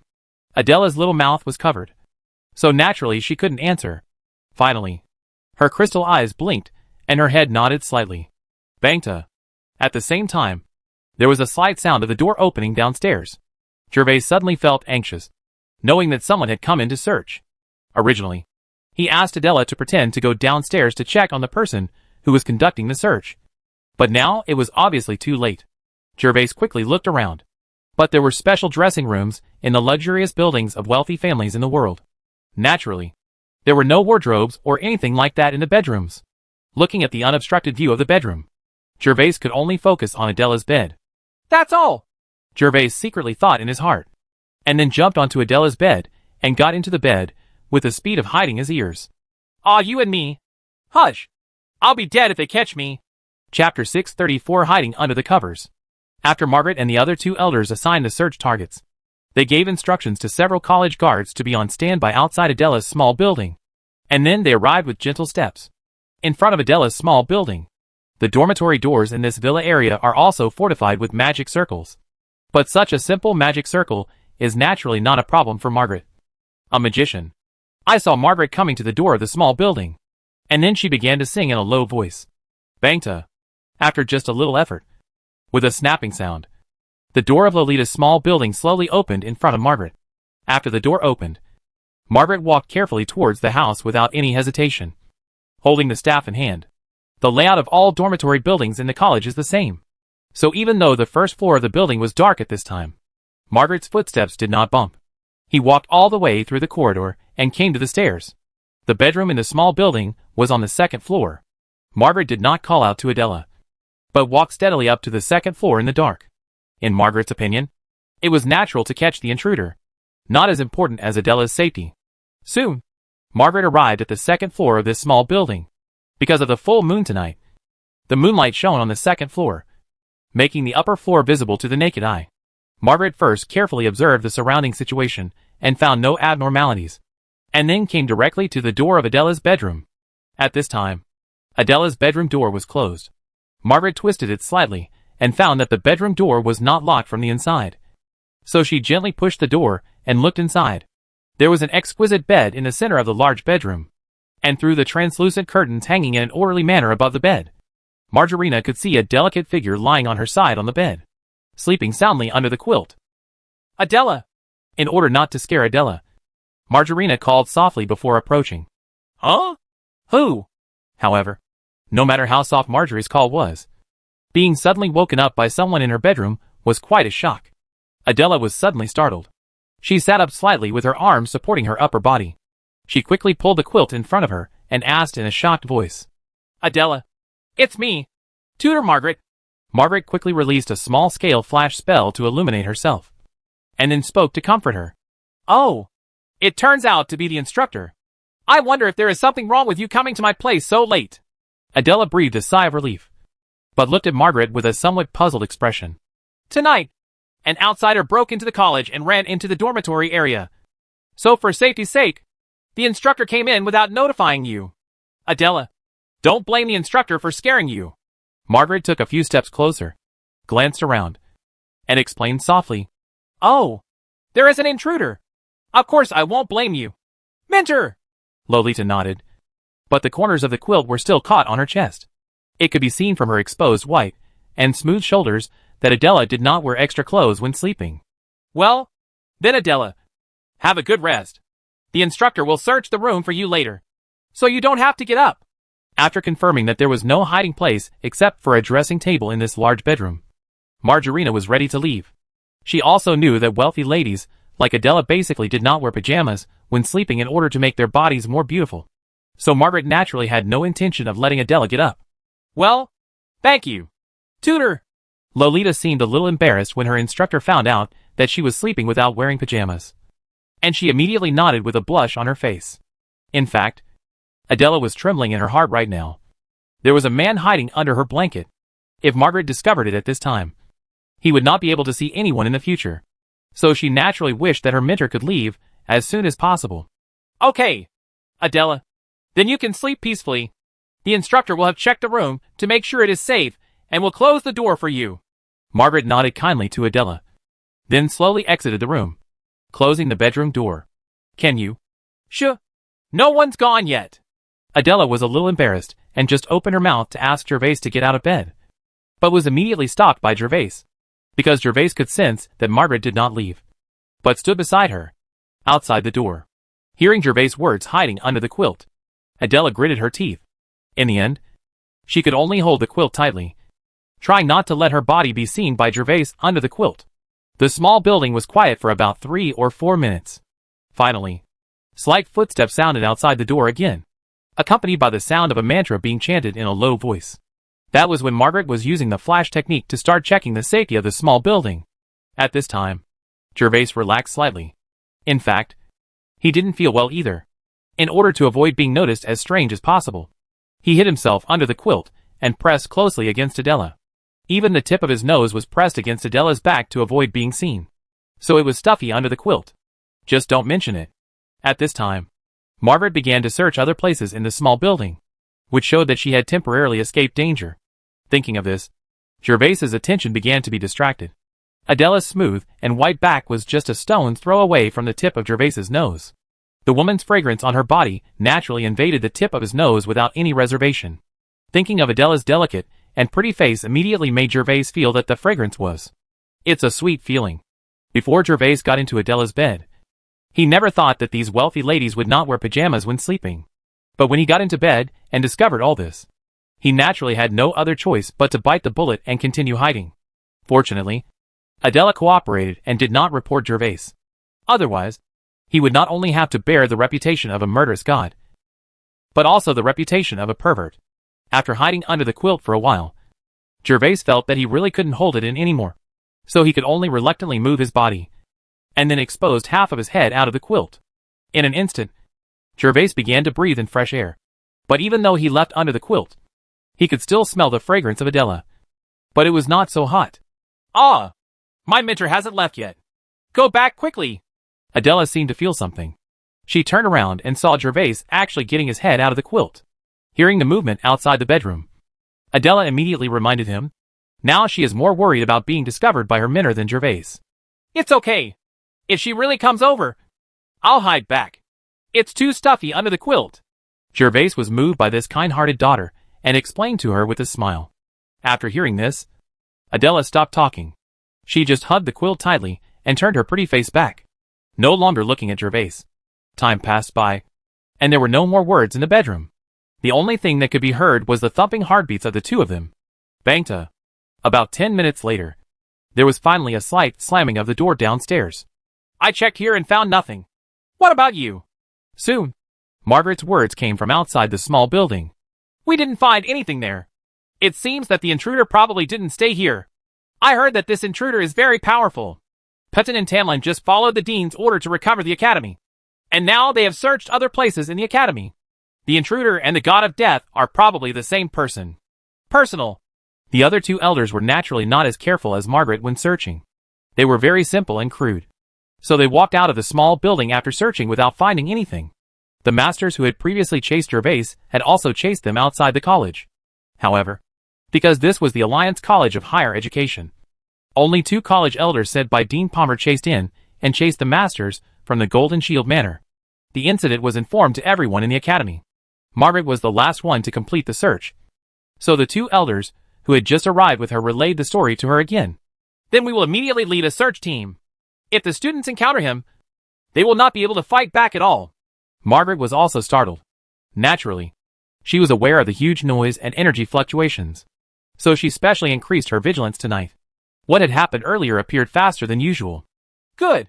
At that moment, a few people stopped slacking off and immediately started searching everywhere with their mentors and guards. Gone! Gervais listened attentively, heard many footsteps walking away outside, and immediately whispered something. Adela just hummed and hugged the quilt tighter, becoming a little overwhelmed. She didn't feel scared when the teacher was in the room before, but now she suddenly became a little scared when the teacher walked away.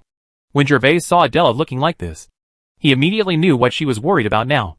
As the saying goes, a gentleman will not deceive the darkroom. Previously, he had no choice, but now that the crisis was over, Gervais naturally did not dare to look down on this kind-hearted daughter. So Gervais immediately got out of the bed, and even pulled the quilt to cover her back again. Then he said softly, Thank you very much tonight, Miss Adela. You know my name?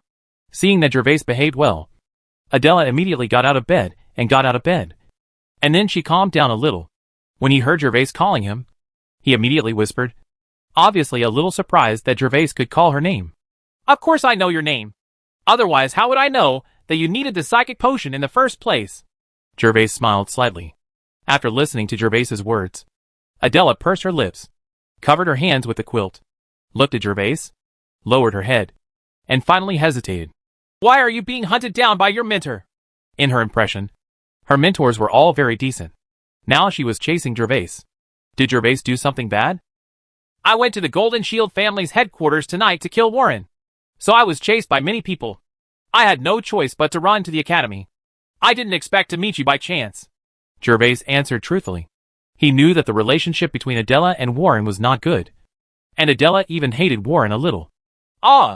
You killed Warren, Adela exclaimed again, and then worried that her voice would attract the mentor if she spoke too loudly. So she immediately covered her mouth again and just looked at Gervais with that unbelievable look. Chapter 635 Because of You. Why did you kill Warren? Adela's eyes flickered. She was only surprised at Warren's death and had no other thoughts. He knows too much. Gervais smiled and gave the curious Adela a brief reason. Naturally, Adela didn't know about this plot, and she looked confused as to why Warren knew too much about something. Seeing this, Gervais suddenly wanted to tease this rich lady, so he showed a smile on his face and said slowly to Adela, Actually, there is another reason because of you. Yeah. Because of me? Adela was in disbelief. Her delicate little mouth opened slightly. Her beautiful eyes widened, and her eyebrows curved. Yes, I heard that this Warren often pesters you. So a small part of the reason is because of this. Seeing Adela's astonished look, Gervais was snickering in his heart. His words are naturally false. The reason why Warren died was entirely because Warren knew too much and did not know how to threaten himself with life and death. Otherwise, Gervais would not risk killing the heir of the Golden Shield family and get 3 black kiwi fruits for a big deal. Adela stared at Gervais with her round, beautiful eyes, and a strange look gradually appeared in her eyes. And she actually believed him a little bit. Her little lips opened and closed slightly to say something, but she didn't know how to say it. After a moment of relief, she stammered, "But you and me." Adela actually wanted to ask, "How did you know that Warren was pestering me? Are you around me? I have never seen you." However, it is a bit hard to say this. A bit like saying that she really wants to see him. Okay, let's not talk anymore. These things should spread throughout the City of Hope tomorrow. And you should know what happened tonight tomorrow. Seeing that Adela was stammering when she spoke, Gervais knew that he could not tease her any longer and did not dare to stay here any longer. So he prepared to say goodbye and leave. Oh! Adela lowered her head slightly, clutching the quilt to her chest and stroking the quilt with her slender fingers, obviously feeling very entangled in her heart. Gervais hummed, then paused before continuing. I have offended Miss Adela so much tonight. Although I had no choice but to apologize. I gave this potion to Miss Adela as compensation. This potion can increase mental power. Tonight, Gervais took advantage of this beautiful young lady again. And it was an even bigger advantage. In addition, she was able to help herself escape. So Gervais took out a light green potion from the space ring and placed it on Adela's bedside table. Ah! Before Adela could react from the previous shock, she was shocked by Gervais's next words. The potion to increase mental power. Wasn't this just announced by the Academy this morning? At that time, she was also shocked by the news. And at the same time, she was very curious about whether this potion could really increase her mental power. Unexpectedly, the fierce knight in front of him took out one and gave it to her. Miss Adela, we will see you later.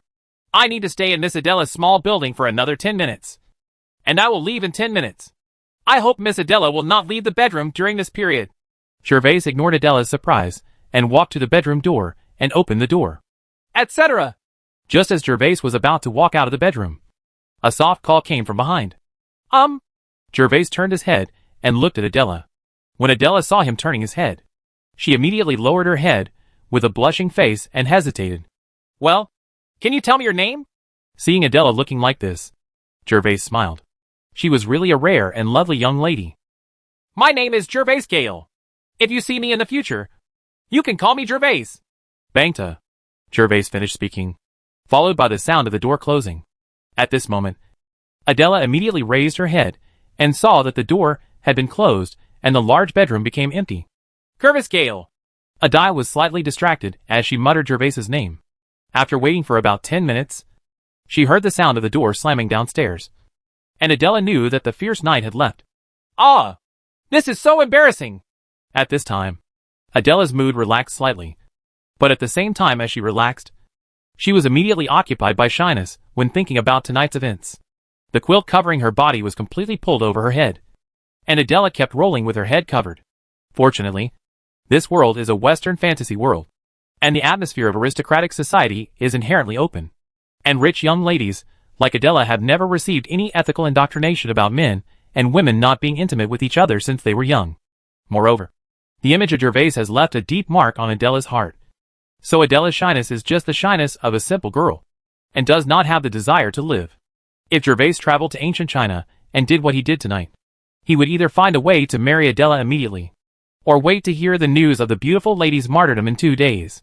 Gervais transformed into Harry's face in Adela's small building, and then made sure that no one was paying attention outside the door, and then quickly left Adela's small building.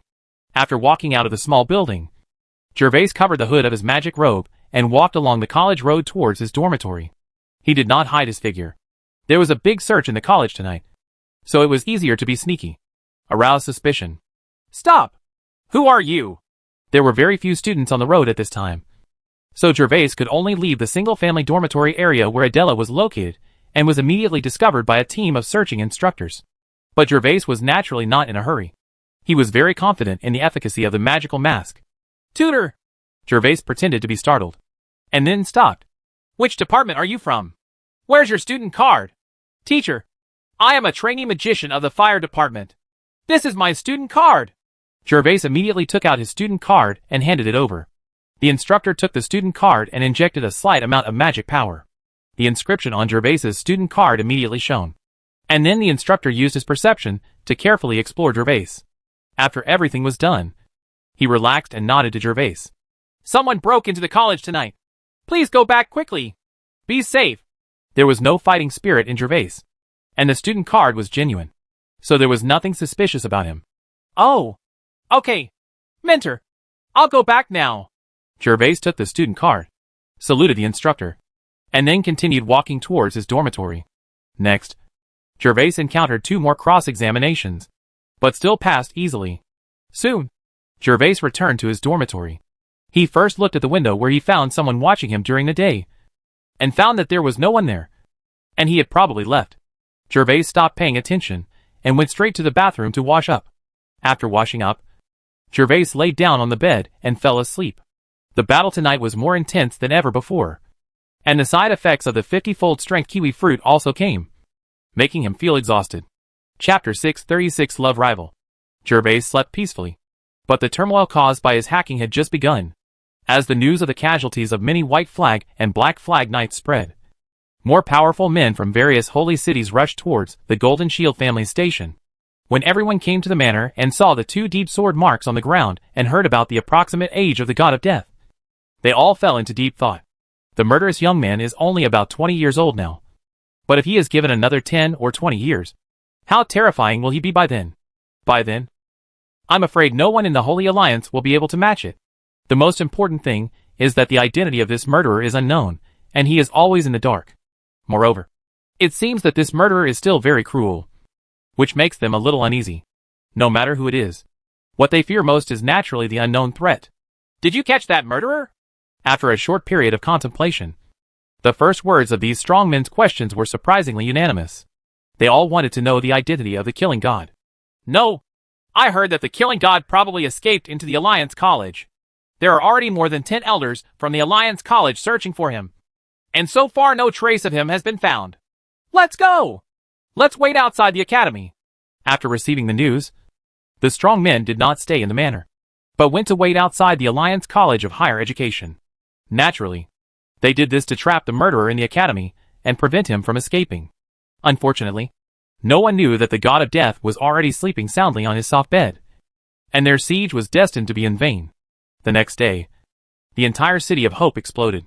The noise last night was so loud that it was impossible to cover it up, and no one was prepared to cover it up.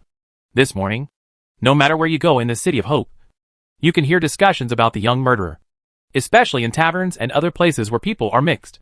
This god of death was well known to the public because of the alluring rewards offered by the Holy Trading Company. But at that time, the god of death was not as talked about as it is now. When the god of death slaughtered the children of the big and small families in the magician's tower, most people thought that it was just bullying the weak, because the god of killing killed all golden knights or silver knights. So many knights with the title of Knights of Death had no regard for the name of the god of death. The head was a little dismissive. But after what happened last night, no one dared to question the name of the god of death anymore. For most of the title knights in the Holy Alliance, the White Flag Knight is the supreme existence. To them, becoming a White Flag Knight means embarking on the road to becoming a super strong person. But the young god of death killed a dozen White Flag Knights and 3 Black Flag Knights with 1 sword last night. This kind of achievement can be said to be unique in the Holy Continent. In a tavern in the City of Hope, there was basically no business in the tavern in the morning in the past. But this morning the tavern was surprisingly lively, with almost no seats occupied.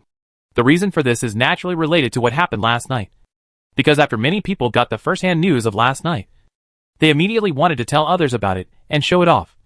And the pub is the best place to show off. Those who know the news want to show off, so those who know less will naturally come to inquire more. What state do you think the god of death has reached? Isn't it about by cheese peak strength? You are stupid. Can a peak White Flag Knight kill more than a dozen White Flag Knights plus Black Flag Knights with 1 sword? I think that killing god is at least a Red Flag Knight. How is this possible? Even Red Flag Knights are very rare in our Holy Alliance. That god of death is less than 20 years old. If he is a Red Flag Knight now, wouldn't he be able to become a Purple Flag Knight in the future? Don't tell me. As long as this god of death doesn't die in the middle of the journey, it is really possible for him to become a purple flag knight. Ha ha. You three are so funny. At this time, there were 3 men wearing leather armor at a table in the tavern who were talking animatedly. However, they did not expect to hear a teasing voice coming from behind their ears while they were having a good time. Naturally, these 3 people were not happy to be teased, so they immediately turned their heads and glared angrily. What did you say? Let me tell you, that god of death is really just the white flag knight. Although he is very powerful, what really allowed him to kill the black flag knight and a dozen white flag knights with one sword was entirely because of his weapons. The person who made fun of them was not afraid at all when they saw the 3 people looking at them. Instead, his face became beaming, and he immediately spoke out the news he had learned. Why haven't we heard about it? Who knows whether what you said is true? White flag knight. Even if you have an epic weapon in your hand, it is impossible to kill 3 black flag knights with one sword. Those 3 people naturally didn't believe it. Humph. Don't believe it. My third uncle's friend's neighbor is a white flag knight. He was on the spot last night and witnessed with his own eyes how the god of killing killed members of the Golden Shield family, and then killed him with one sword. Killed more than a dozen white flag knights. The god of death is more than 2 meters tall. He is stronger than an orc. His head is bigger than a bull's head, and he can even put a war horse on his arm. The most terrifying thing is that I heard that the god of death was holding a blood-red long sword. This long sword is the best epic weapon. When the god of death swings the blood-red sword, the scene will be enveloped in bloodlight, and the moon in the sky will turn red. At that time, the god of death used the blood-red long sword to slash lightly, and immediately killed and injured more than a dozen white flag knights and black flag knights. Real or fake? When the 3 of them heard what he said in such detail, and their expressions didn't seem to be fake, their eyes widened, and they were a little doubtful. Of course it's true. Do you know what the murderer said when he left? Seeing that the 3 of them still didn't believe it, the man immediately raised his eyebrows and asked proudly with his chin raised. What words? When the 3 people heard this, they didn't care whether what this person said was true or false, and immediately asked curiously. The crimson moon appears, and the orcs suffer a catastrophe. When the 3 of them heard this, they took a deep breath and asked after a moment. What does this sentence mean? I don't know what you mean. Did you just hiss? Although I don't know what it means. I always felt that it was very powerful, so I hissed. Do you know what this sentence means? Tell me quickly. Of course I know. I heard the white flag knight say that this sentence means that when the bloody moon appears, there will be a catastrophe for the orcs. Ah, so this god of death is still planning to kill orcs? I guess so. Otherwise, why would he say this? Then he is still a hero of our human race. He is just a little cruel. The crimson moon appears, and the orcs suffer a catastrophe. The god of death is already my role model. Harry, do you think the god of death is really powerful? Ha ha. Especially since he also chopped down that bastard Warren. Outside the comprehensive teaching building of the college, Lucky was talking to Gervais with excitement on his face, while Gervais was listless and looked a little haggard. It's awesome. After being pestered by Lucky and asked several times, Gervais finally replied helplessly. Originally he didn't want to come out today, but he didn't expect Lucky to come knocking on the door early in the morning, and then told Gervais about Warren's murder with excitement on his face. Later, Lucky took Gervais and said they were going to class together to tell Adela the good news. Gervais thought for a while, and now the Academy's attention should be attracted by the god of killing. Then why not ask Adela how to find a tutor for the assessment, and complete the assessment as soon as possible to get the certification from the Magician Association. So Gervais' Wise also followed Lucky. Harry, you have been practicing in the dormitory every day these days. But why are you still listless? Are you unable to break through? Don't worry. You will naturally break through when the time comes. Lucky, who had been excited for a long time, finally discovered something was wrong with Gervais belatedly, and immediately offered a concerned and comforting word. No. Actually, I just had a breakthrough yesterday. So I was too excited and couldn't sleep and stayed up all night. The reason why Gervais had no energy was naturally a side effect of the black kiwi fruit. But of course he couldn't tell Lucky, so he made a casual remark. Lucky's mouth opened wide, and for a moment he had nothing to say. At this time, Gervais suddenly saw a pretty figure walking in the distance. It was Adela and Seignior, so he immediately changed the topic. Adela and Seignior are here. Sure enough, Lucky, who had wanted to say something when he heard Gervaise's breakthrough, was immediately diverted and looked into the distance. Today Adela is still beautiful and elegant. No, it should be said that it is more beautiful and elegant than before. Wearing a milky white long dress embroidered with gold thread patterns, she looked like a hibiscus on her body. Her hair was coiled on her head, and she wore a rare beautiful round hat. In addition, Adela wore a gem necklace hanging around her neck. This is the first time Gervais has seen Adela dressed up in such detail. Although with Adela's beauty, she was still a beautiful woman even if she dressed casually in the past. However, in order to hide her identity, Adela wore ordinary long skirts and rarely wore hats. But today is different. With the luxurious and exquisite princess dress, the beautiful little round hat on the head, and the lace sleeves on the arms, whoever takes a look at it will know that this must be the richest lady of which family. Adela! Seignior! Morning! When Lucky saw Adela dressed formally today, he ran up much faster than before, and he didn't even have time to ask Gervais to come with him. Naturally, Gervais did not need to be greeted by Lucky, and slowly came forward to greet her. He was also a little curious, and wondered how Adela had such a big change. Morning! Lucky! When Lakixi hurriedly ran to Adela, there was only one person who answered him, and it was Seignior. But Adela was a little absent-minded, looking around from time to time. But she didn't see Lucky coming at all. Adela! Lucky could only shout again, with a depressed look on his face. Ah! Morning! Rachi-san! When Lucky shouted again, Adela finally reacted, stopped looking around, smiled at Lucky, and replied politely, Morning! Adela! Seignior! At this time, Gervais also came over and said hello to Adela and Seignior.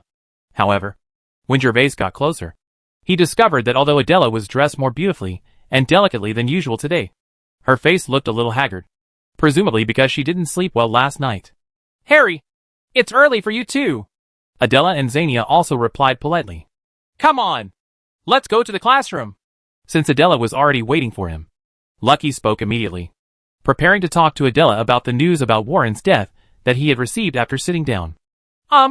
Naturally, the few people had no objection, and then they all headed towards the classroom. However, while walking, Adela began to look around again, with a little expectation in her eyes. Adela's behavior finally aroused Lucky's curiosity. Lucky first looked at Seignior and silently asked Seignior the reason with his eyes. Seignior naturally shook her head and said she didn't know why Adela was acting like this today, and she really didn't know the reason. After struggling for a moment, Lucky kept smacking his lips, but finally couldn't help it, and he had the courage to ask Adela. Adela, what are you looking for? I'm looking for Gervais, but there's none, so I'll just look around. Adela didn't expect Lucky to ask a question suddenly. She subconsciously answered the real answer at first, but she immediately realized it after a moment and changed her mind. Then Adela's pretty face turned slightly red, and she glanced around again with a guilty conscience, as if she was worried that someone else would hear her answer just now. Oh! What else could Lucky say? Of course, he didn't dare to refute the goddess's words, so he could only say, oh, and stop asking. Although he answered simply, Lucky naturally remembered the name Gervais in his heart. Moreover, there was a shy look on Adela's face after she answered. No matter how stupid Lucky was, he felt that it was not simple, and his mood suddenly became heavy. He felt an unprecedented crisis. Unlike Lucky's heavy heart, Gervais's was full of surprises. After hearing Adela's answer, Gervais just thought for a moment and understood why this girl was so abnormal today. First, he dressed up uncharacteristically carefully, and then he looked around looking for himself. This girl probably thought that the god of death was always around her, so she knew her so well and was so good, especially about Warren. But in this case, doesn't it mean that Adela, the rich lady, is interested in him? Otherwise this situation would not have happened at all. So Gervais looked at Adela carefully a few more times and thought to himself, not to mention, this girl is really worthy of me. It's just a pity that I don't know what's going on with my queen. The king can't have a concubine for the time being. Everything has to wait until I find the queen. Harry! Just as the drama in Gervais's heart continued to increase, Lucky suddenly spoke to Gervais in a low voice. What's wrong? Have you heard of this Gervais? Never heard of that. Although Lucky is asking about him now, Gervais will naturally not tell him. Oh, it's so hateful. This guy named Gervais came out of nowhere. I've never heard of it before. I thought Warren was killed. From now on, There will be one less competitor. But I didn't expect that a more powerful one has arrived. I don't know if that Gervais will be more handsome than me. After seeing all of Adela's previous performance, Lucky was naturally very disturbed. So he immediately came to Gervais to complain. Gervais was speechless. After all, he was his love rival. So what else could he say? I guess he's not as handsome as you. Right. In the end, Gervais answered without conscience. Well, after saying this, I will consider it as a complete repayment of your favors from now on. Gervais felt that today's unscrupulous words were enough to be worth all the help he had received when he first came to Zadalaki. Chapter 637 Alliance Meeting. Lucky did not realize that Gervais's words were against his will. As if he had received great support, his spirit immediately recovered a lot. After entering the classroom, he began to tell Adela what he had learned about last night.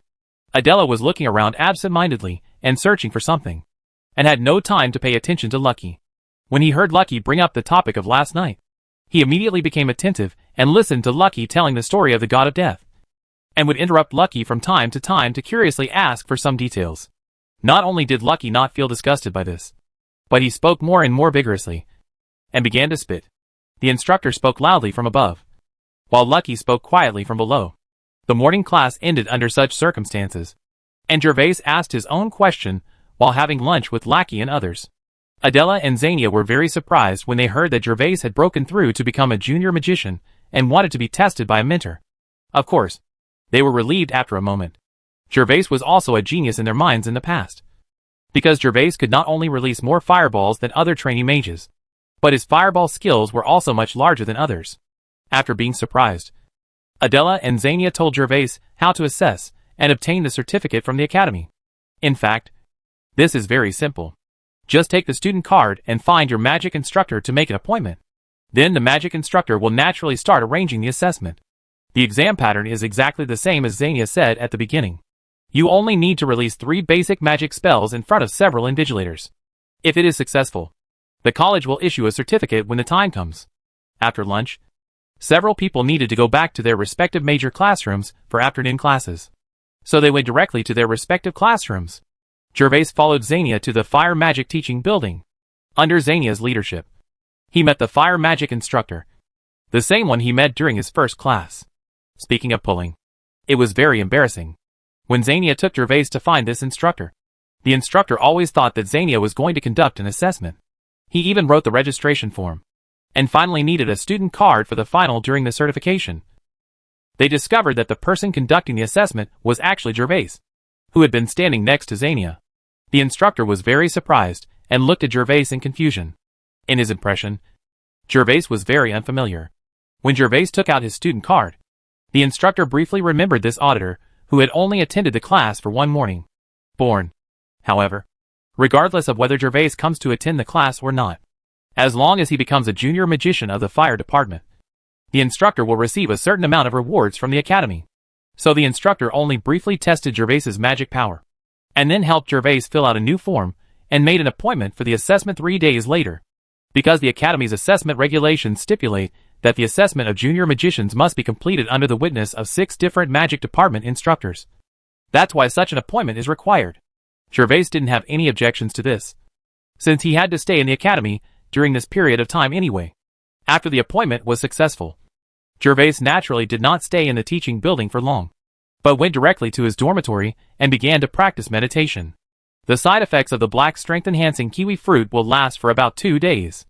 Gervais will not be able to practice fighting spirit for these 2 days, and can only rely on eating monster meat and magic plants to slowly increase it.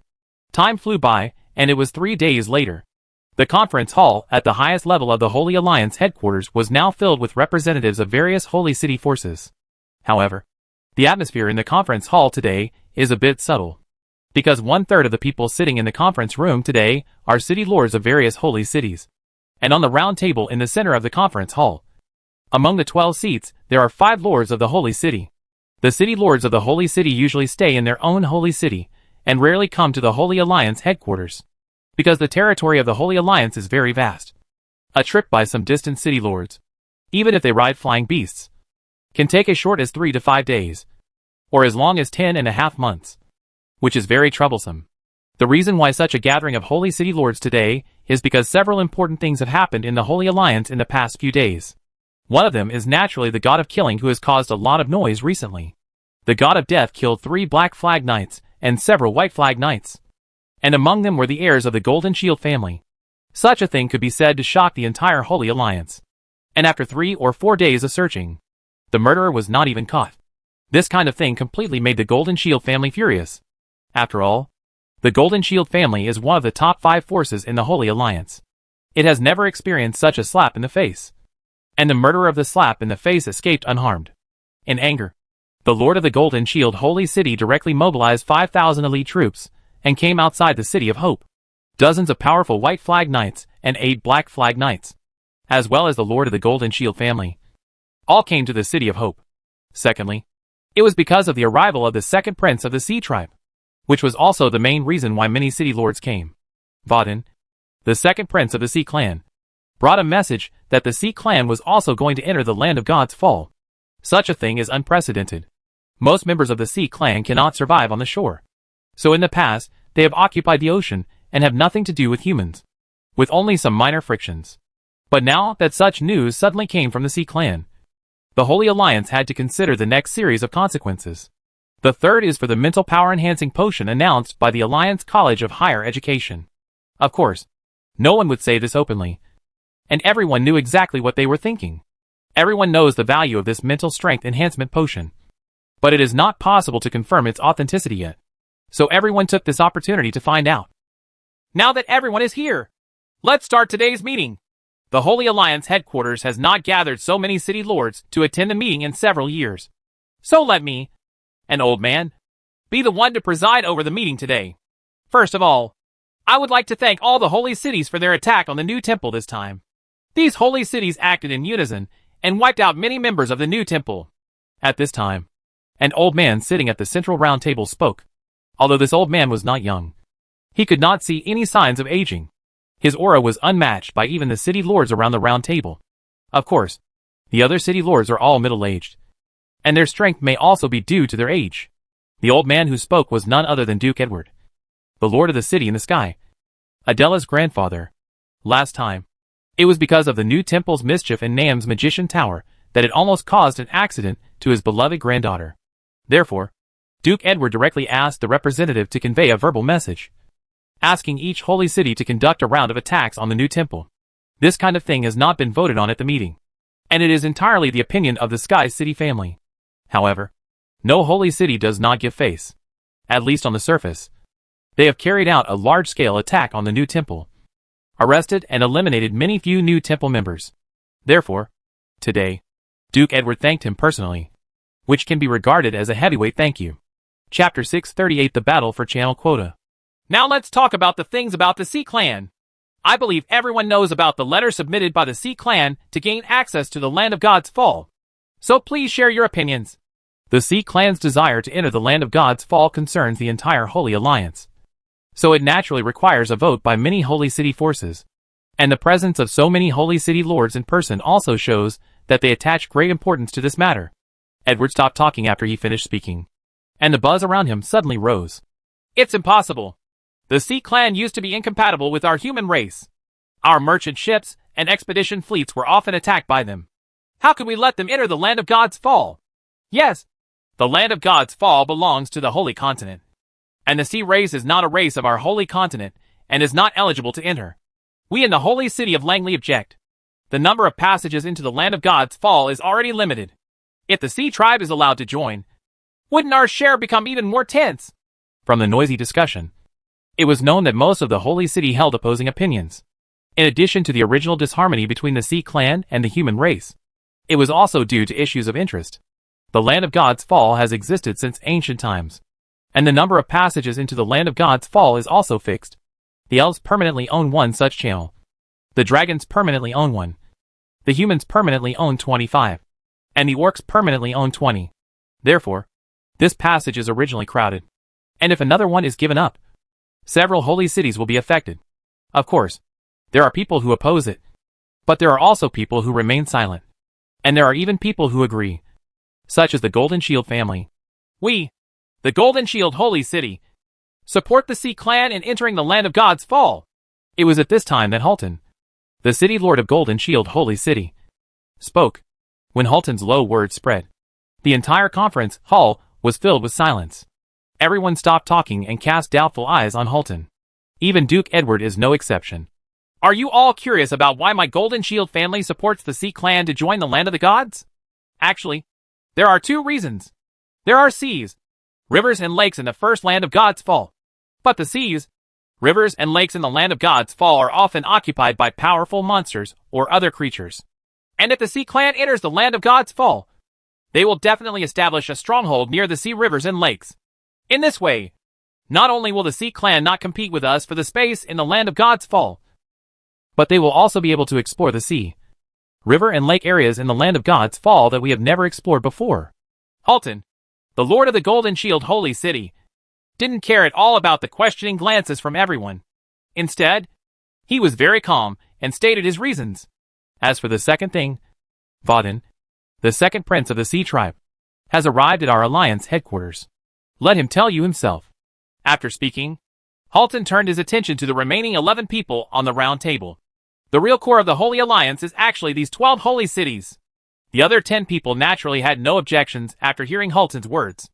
Now they just asked Vodin to come in and make a statement. This bit of face will still be given to the Golden Shield family.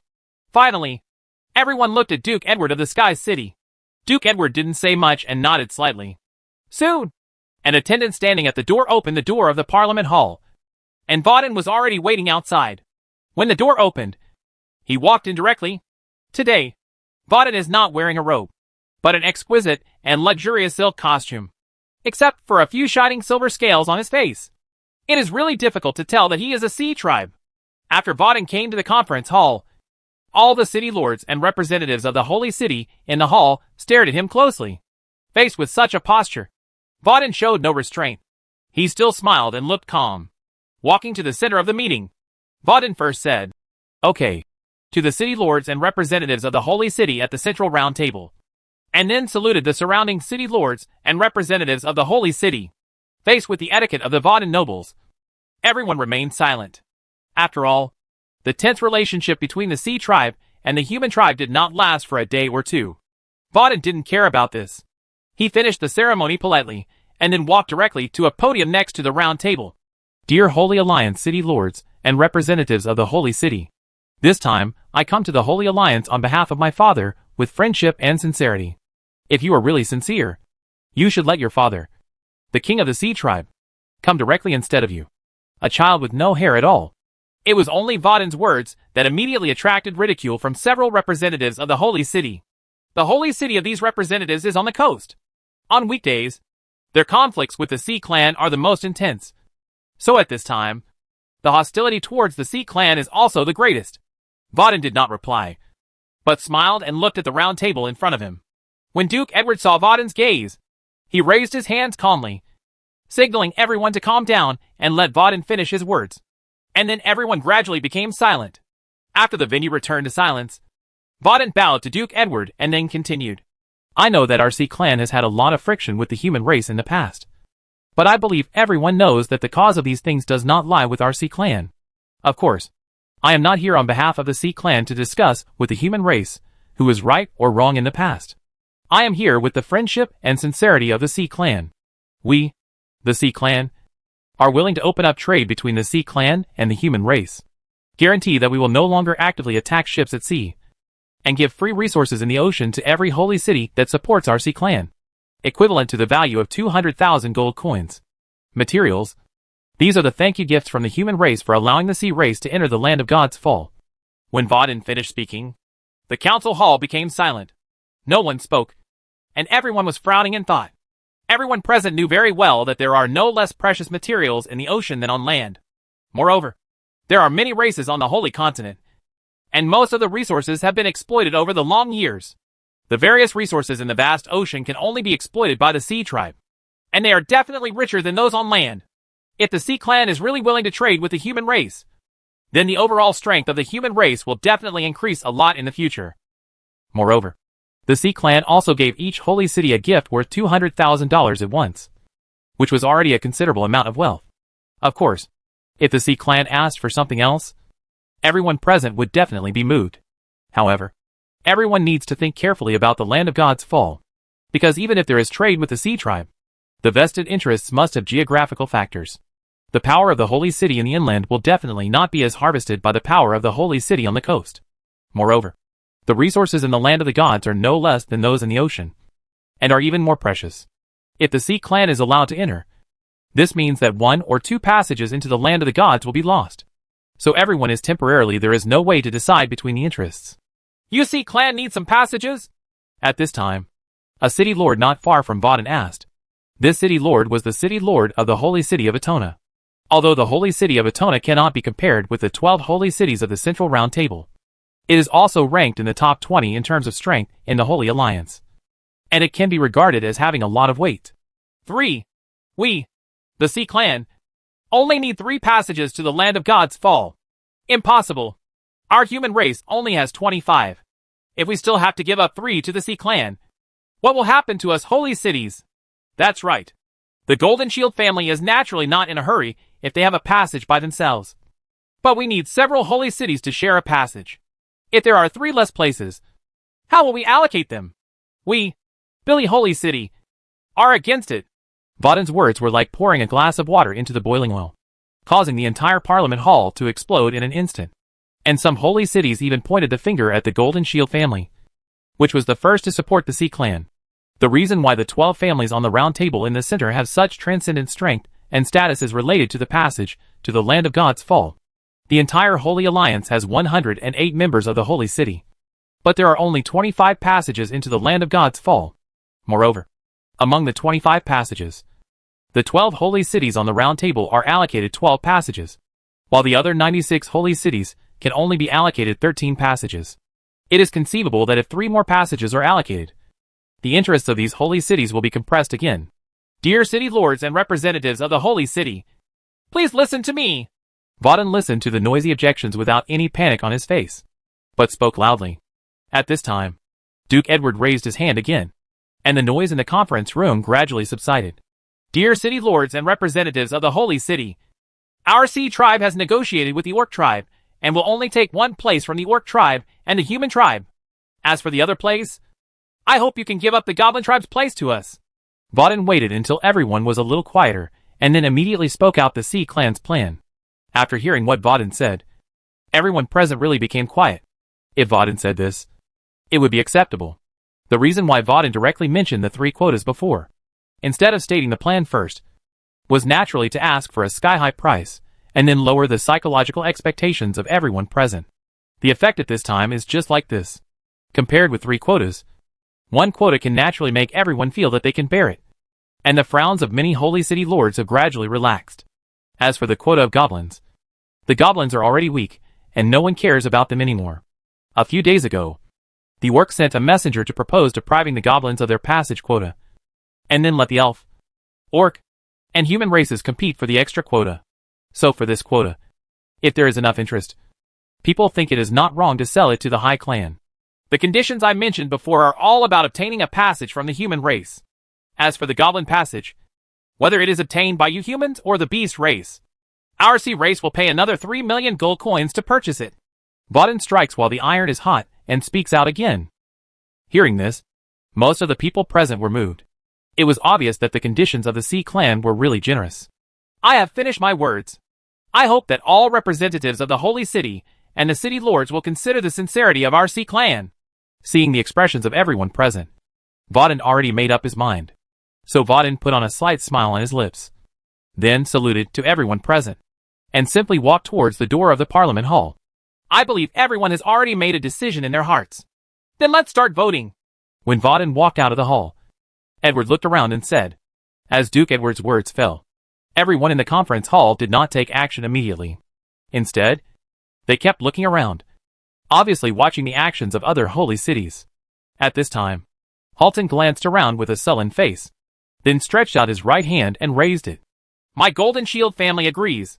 As Halton raised his hand, some representatives of the Holy City forces, or city owners sitting behind him also raised their hands. As many as a dozen of them. Since then, many people in the field have raised their hands to express their agreement. At this time, more than 30 Holy City forces behind Duke Edward did not raise their hands. Everyone looked at Duke Edward. Since you all agree, then I, the city in the sky, must also agree, Duke Edward said calmly.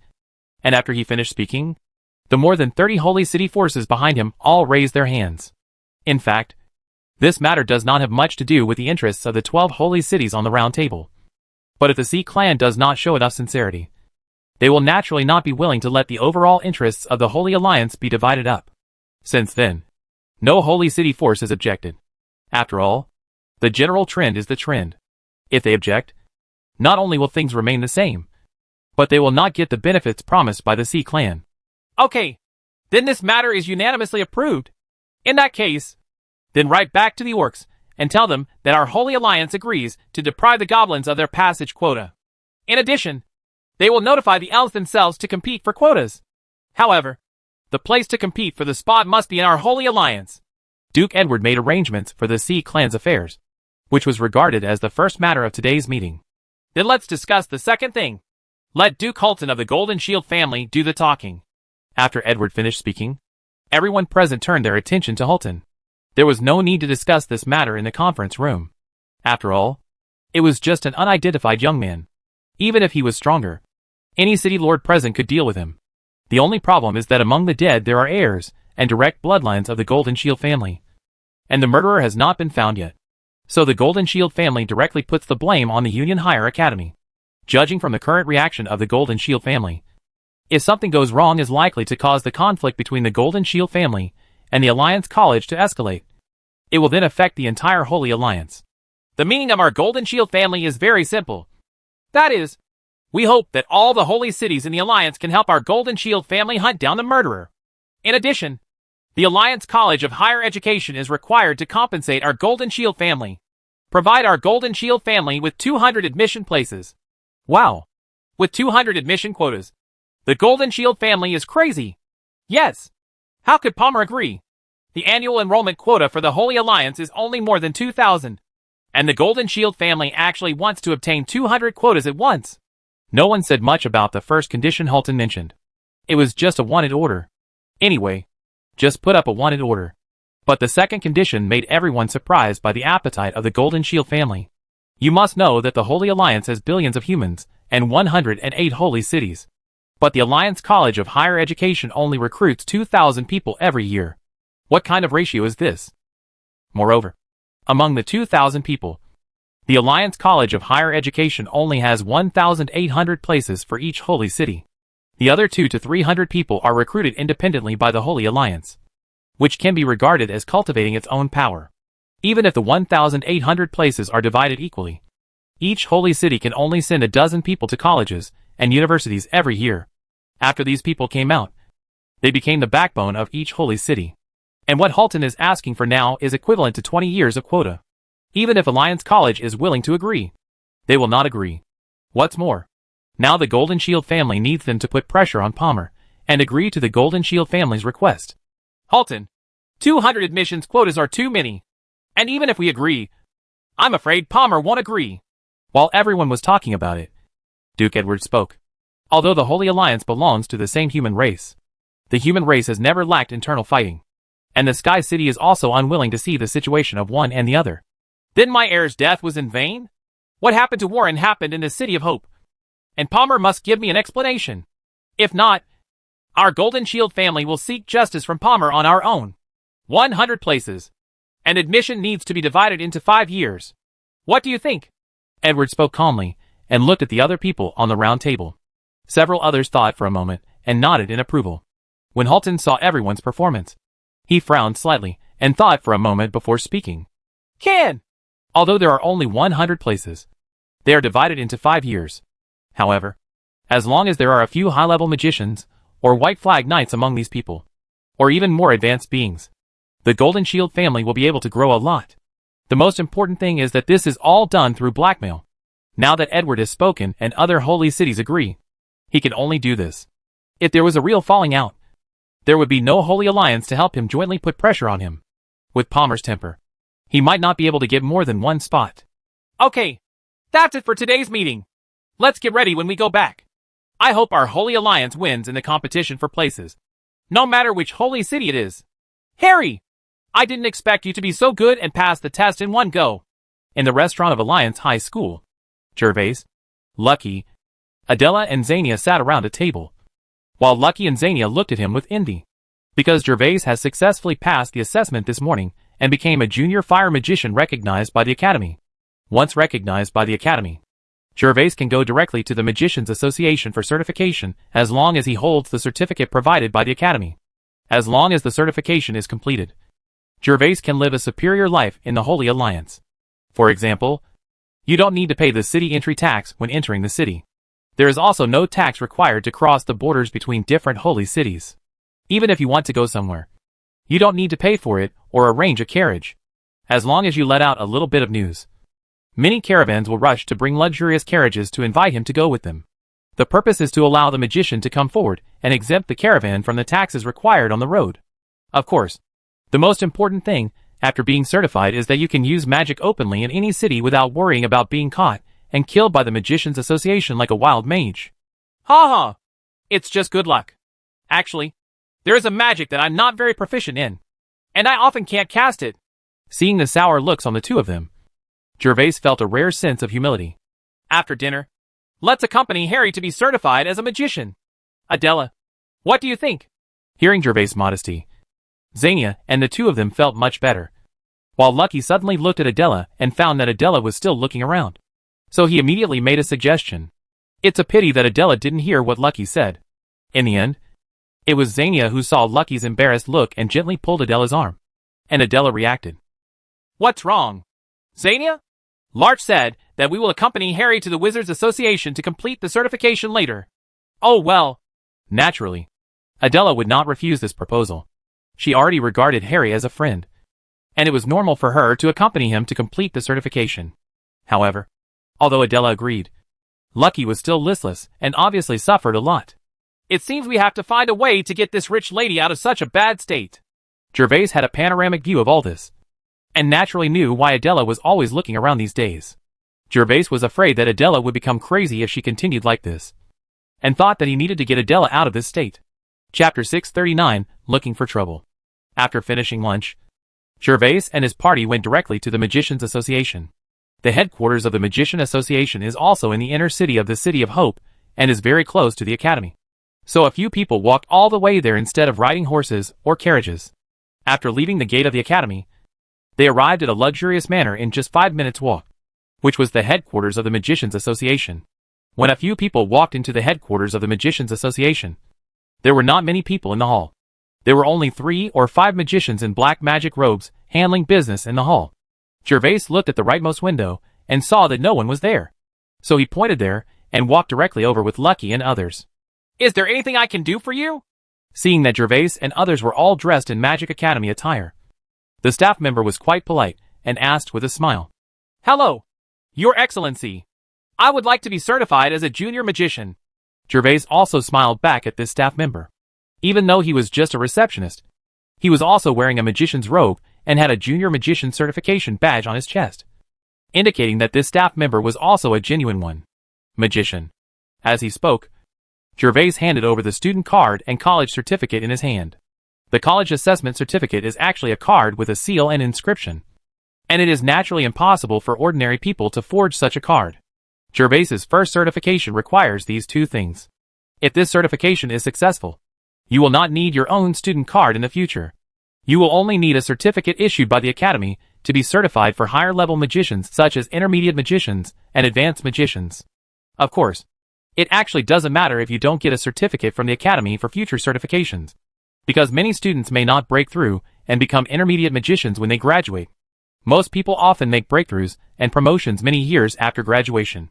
Naturally, at that time, they cannot find tutors in the Academy for assessment.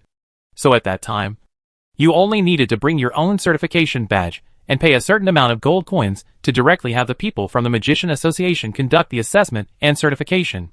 However, if you make a breakthrough in the college and hold a certificate issued by the college, the only difference is that you do not need to take another exam and pay the assessment fee. Okay, wait a minute. The staff member took the student card and certificate issued by the college from Gervais and responded politely, and then began to look at the student card and assessment certificate. Just when the staff saw Gervais's name, they immediately paused as if they remembered something. Sir Harry, please wait a moment. I will inform the steward. Okay. Gervais nodded and didn't care. Harry Potter. This is the person Vice President Silas told us about. After the staff member left the counter, he did not go to find any stewards. Instead, he walked directly upstairs from the rear staircase and then came to the door of the Vice President of the Magicians Association. Boom, boom, boom. Vice President Silas. What's up? Hearing the staff members knock on the door, a deep voice came from inside the house. The student named Harry Potter whom you told me about the day before yesterday has come to certify. And he is in the hall downstairs now. Bangta! After hearing the staff's answer, the door was opened a moment later, and a middle-aged man walked out, wearing a magician's robe and a badge on his chest with 5 stars, indicating that he was a 5-star magician. This man is the vice president of the Magician Association, and Dwyer, who had been opposing Lucky all the way to the Sunset Forest, was his son. Coming. A cold glint flashed in Silas's eyes. His son Dwyer went to the Magician's Tower in Nahum with Lucky, Adela and others. In the end, the others returned safely, but only his son died. Although according to the 2 trainee magicians who followed Dever was killed by the young god of murder. But Silas placed part of his hatred on Lucky and others, because the 2 lackeys who managed to escape said that Lucky and Dwyer were very unruly and had a hostile relationship all the way in order to pursue Adela. As for Lucky and Adela, although Silas vowed to make them pay for the death of his son, it was just that the backgrounds of those 2 people were too strong, and he could not take revenge if he wanted to. Especially Adela. He doesn't even dare to show any thoughts of revenge now. When Adela came to apply for certification some time ago, he pretended not to see it and didn't dare to make any small moves. Revenge must be avenged. So he planned to start with the people around Adela and Lucky, such as the trainee mage named Harry. As the vice president of the Magic Association, it is naturally easy to find information about a magician in the City of Hope. Harry had just submitted his application for assessment at Alliance College a few days ago, and Silas learned the news shortly after. So he has been waiting for this opportunity. President Silas, do you have any explanation? The staff member stood next to Silas, feeling his body chilling, and couldn't help but ask a question carefully. You need to retake the assessment at the Magician Association. If you pass, you will be certified. Silas had naturally already thought of a way to deal with that Harry. Ah? The staff member was stunned. President Silas, he has the Academy's assessment certificate here. This staff member was a little embarrassed. Even after some Alliance secondary colleges issued assessment certificates, the Magicians Association recognized them and directly certified them without the need for another assessment. There are only assessment certificates issued by some lower colleges in the Alliance. The Magician Association sometimes conducts random inspections and assessments, and it only takes too long. What's more, this person named Harry has a certificate issued by the College of Higher Education, and is only certified as a junior magician. If I go down now and let Harry take the assessment again, isn't this deliberately making things difficult? This staff member is not afraid of a little trainee mage, but he is worried that if the Alliance College finds out about this, he will be the one to take the blame. What? Do you have any objections? Silas' cold eyes instantly glanced at the staff. No, President Silas. I will go talk to this Harry now. The staff member's face froze, and he dared to say no, not to mention his status as the vice president of the Silas Magician Association. As a 5-star magician, no one would dare to say anything to destroy him. Soon, the staff member came back with an uneasy expression. Harry, I'm very sorry. I just went to ask for permission. Your certification needs to be reevaluated. Huh? We still need to take the test? Gervais couldn't help but glance at Adela strangely. When she came, Adela said that when she came for certification, she handed in her student card and the college's assessment certificate, and the certification was completed immediately. Why do we still need to take the assessment? Is the certificate from our college invalid? Adela also spoke at this time. There were many students around her who came to certify. Naturally, they knew the weight of the certificate issued by Alliance College, let alone a junior magician. Even an intermediate magician did not need to take the test again. This is because this classmate Harry is an auditor. The staff member gave a reason with an unnatural look on his face. He knew that if this caused a big problem, it would definitely be him who would be unlucky. Gervais looked at the staff member's expression and this unreasonable thing, and instantly understood that someone was looking for trouble. Then, Gervais's face turned cold, and he said in a cold voice, "Since there is an assessment, let's do it." But do I need to pay gold coins for this assessment? You don't have to pay this. Okay, let's take the test. Gervais had actually guessed a little bit about the reason. He has no connection with the Magicians Association. If he insists on having any connection, it is only with the guy named Dever, whose father is the vice president of the Magicians Association. Thinking of this, Gervais also wanted to see what trick he wanted to play.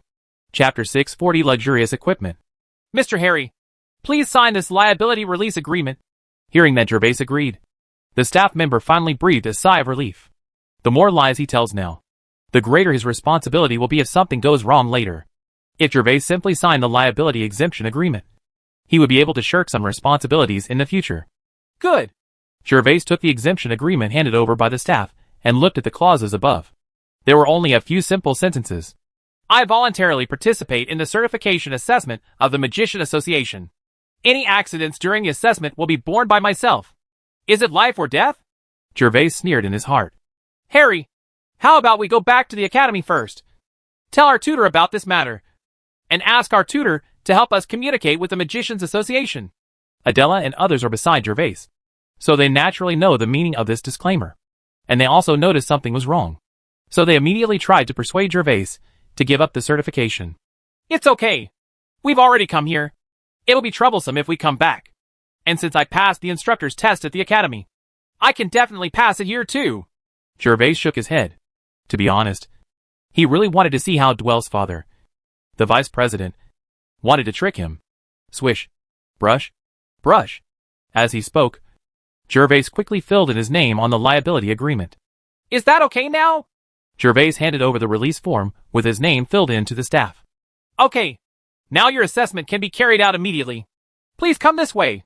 Later, Gervais was led to the back of the hall by the staff, and Adela and others followed. At the same time, on the second floor of the Magicians Association, Silas was sitting at a luxurious desk. Opposite him was a young man in his mid-20s. This young man is wearing a black magician robe, with 2 stars on the badge on his chest. This man is Silas's chief apprentice, the intermediate magician Osido, even though Osido is also an intermediate magician. In fact, he is only 1 step away from being a high-level magician. He will be able to successfully break through in at least half a year. Anyone who can break through and become a high-level magician before the age of 30 can be called a genius. And Osido is exactly like this. Osido, you are the most valued disciple of the mentor. As long as you do things well this time.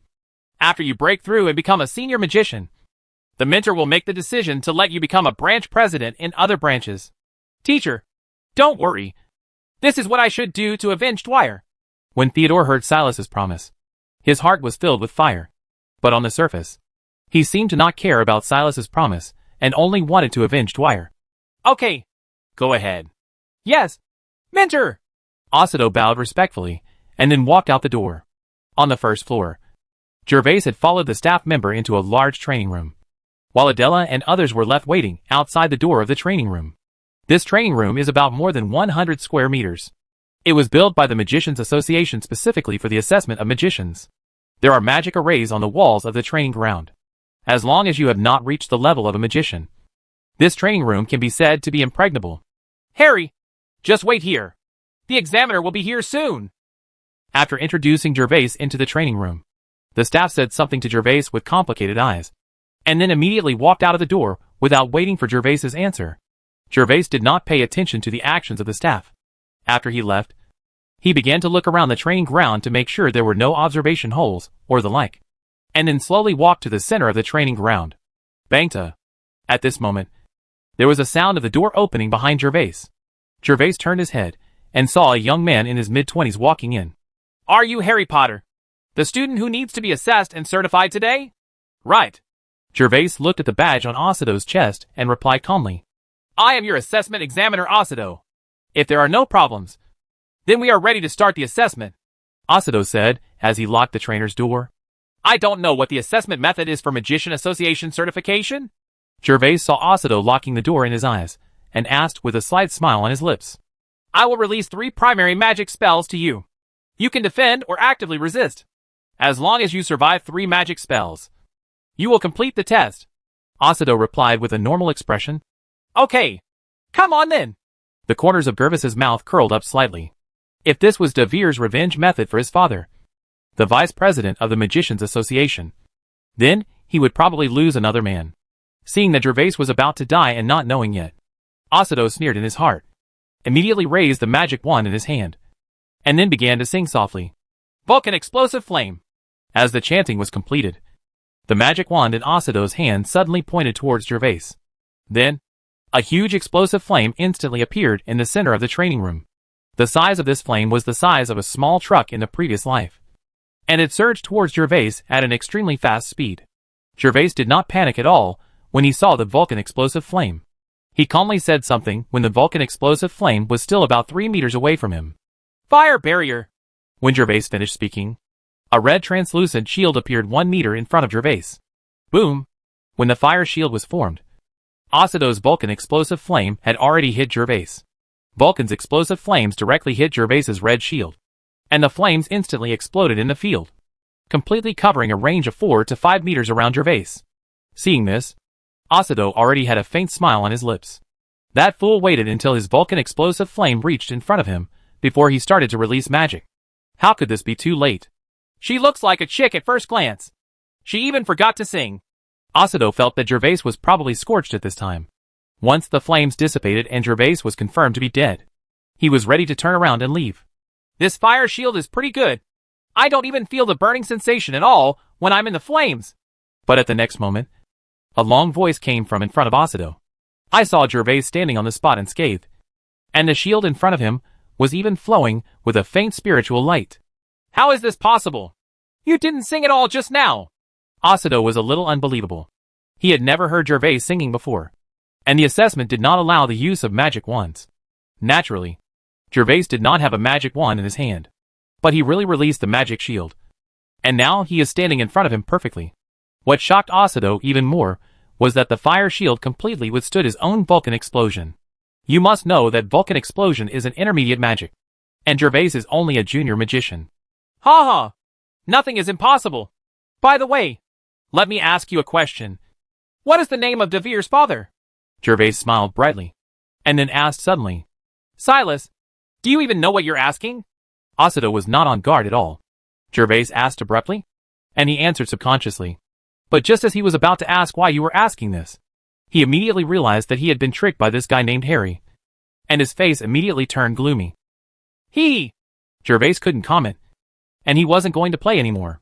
He asked Devere his father's name, and he would always find his place again in the future. "You want to die!"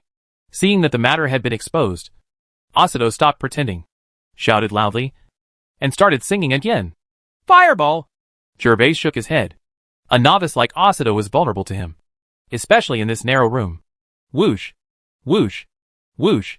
Just as Asado was singing, 3 large fireballs appeared in front of Gervais, and with a roaring sound, they blasted directly towards Asado's door. Instant! Asado could see clearly this time that Chudwise didn't even chant.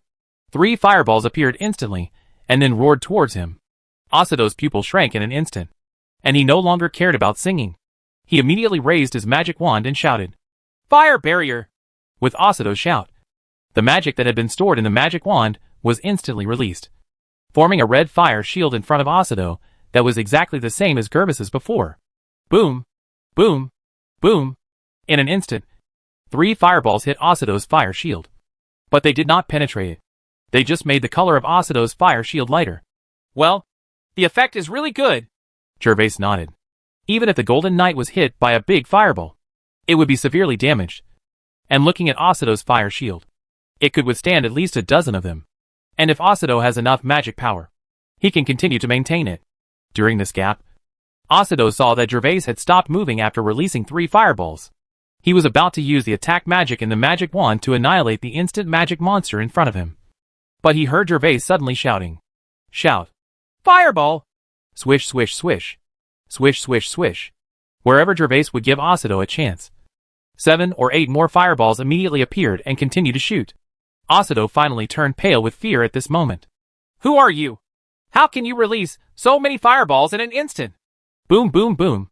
Unfortunately, the only answer he received was the roar of the fireball hitting the fire shield. "What's going on? Why is there such a movement inside? Someone is clearly fighting inside. Open the door immediately." At this time, outside the door of the training room, Lucky and others finally noticed something was wrong. There had only been 1 or 2 roars before, and they thought it was Harry releasing magic for an assessment. But now 6 or 7 roars were heard one after another, which was clearly the sound of someone fighting. Guys, the assessment is going on now. It may be dangerous to open the door. I'm very sorry that I can't open the door. The staff member who led Gervais and previously had been waiting at the door. After all, regardless of success or failure in the assessment, he needed to complete the reception. Although he didn't look good when faced with the words of Lucky and others, he still firmly rejected Lucky's request. Now that things have reached this point, there is no reason to look back. Vice President Silas may be protecting him all the way to the dark side. If he ruins the Vice President's good deeds now, then he will not be able to please both sides. Asshole! After hearing what the staff member said, Lucky suddenly became furious and prepared to open the door himself. But when Lucky stepped forward and pushed it, he found that the door was locked from behind. In an instant, Lucky, Adela, and the other 3 all changed their expressions. Adela, get out of the way! Lucky shouted, and with a clang, he pulled out the long sword from his waist, preparing to violently break down the door. What do you want to do? This is the Magicians Association. When the staff member saw Lucky's actions, he immediately took out a magic wand from his arms and shouted to stop Lucky's actions. When Adela saw this, she moved even faster. She was originally dressed like a lady in a luxurious and exquisite princess dress, but the next moment she had a beautiful staff in her hand. And it wasn't over yet. Summoning! As soon as Adela's clear voice was heard, 3 dark holes appeared on the ground in the corridor. Then 3 fully armed skeleton soldiers appeared in front of everyone and surrounded the staff member. When the staff saw Adela's 3 skeleton soldiers, the corners of their mouths twitched and they stammered. This is the Magician Association. If you do this, you will be deprived of your status as a magician. It was obvious that the staff member had a guilty conscience. He couldn't help but feel guilty when he saw that the 3 skeleton soldiers summoned by Adela were all red skeleton soldiers. And the 3 skeleton soldiers were armed to the teeth. The armor and weapons of the skeleton soldiers were all engraved with numerous inscriptions. What was even more shocking was that these 3 skeletons also wore rings and bracelets, which were clearly magic accessories. One of the rings was recognized by the staff. It was a magic resistance ring that weakened magic damage. It was sold for 6,666 gold coins. Now it was actually worn on the hand of a skeleton soldier. You better hope nothing happens to Harry, or you're going to pay for it. Adela ignored the consequences mentioned by the staff. Now she also thought of the possibility that Gervais's assessment was completely a conspiracy. Lucky, open the door quickly. Good. Lucky didn't hesitate. He responded and swung his sword towards the door. Clang, clang, clang. Lucky struck 3 swords at the gate of the Magicians Association in succession.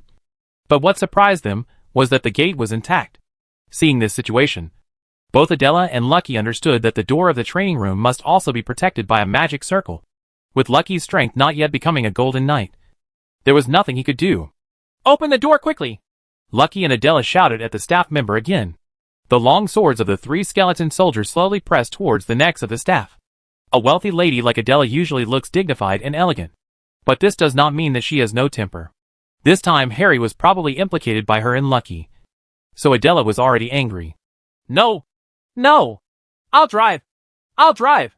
The staff felt the coldness of the sword on their necks, and immediately surrendered and begged for mercy. What are you doing? Just when the staff member took out an employee card from his pocket and was about to open the door, a deep voice came from the end of the corridor. The person who came was none other than Silas. Although he had not come down in person before, he had been using his mental power to detect the movement outside the corridor. When he heard the movement of Lucky knocking on the door, he could not sit still and finally had to show up in person. At the same time, Silas couldn't help but feel a little confused. Osido didn't saw that Harry for so long. The training room is protected by a magic circle, and even Silas cannot use his mental power to detect the situation in the training room. Naturally, he would never have imagined that his chief apprentice would encounter a monster. President Silas, there is an assessment going on inside, and these guys want me to open the door. When the staff saw Silas appearing, they immediately stopped moving. Guys, are you from the Alliance College of Higher Education? You are so unruly. Be careful if I tell your instructor about this. Silas naturally knows Adela and Lucky, but now is the time to pretend to be confused. Humph. Stop pretending. You must be responsible for Harry's assessment this time. Do you want to avenge Dwyer? If you can, come after me. Silas pretended not to know them, but Lucky recognized Silas, and immediately made the matter clear without saving face for him. Students, I don't know what you are talking about.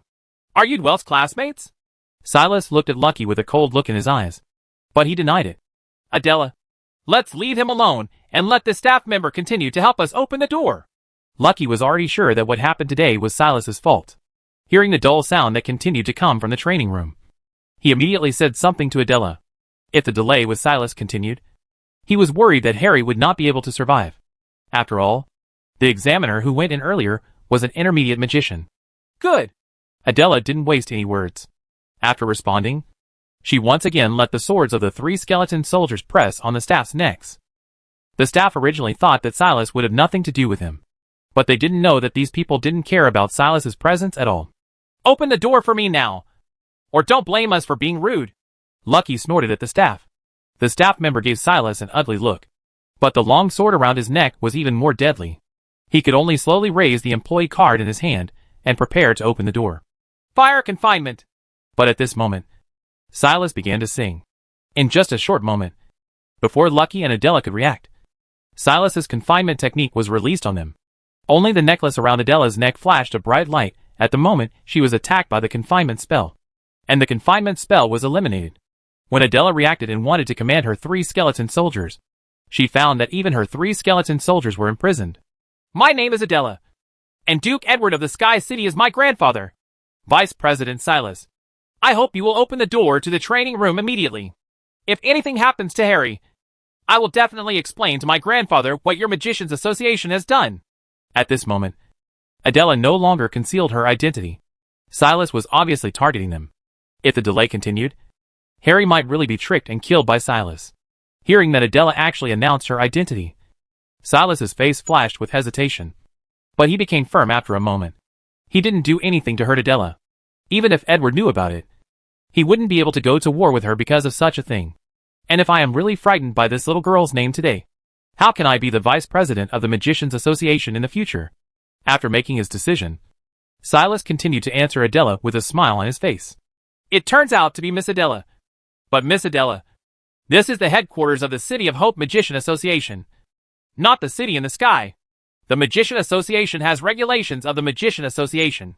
Even if your grandfather comes, he cannot control magic. The rules of the Division Association. You? Adela was furious.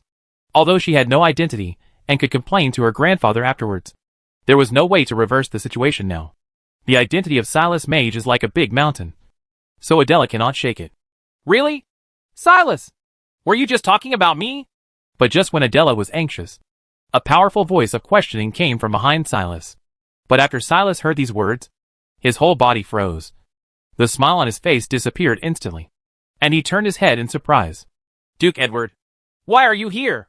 Silas's face changed inexplicably, and finally he forced out an ugly smile and greeted the people behind him. This person is none other than Duke Edward, the Lord of Sky City. However, Silas's greeting did not receive a response.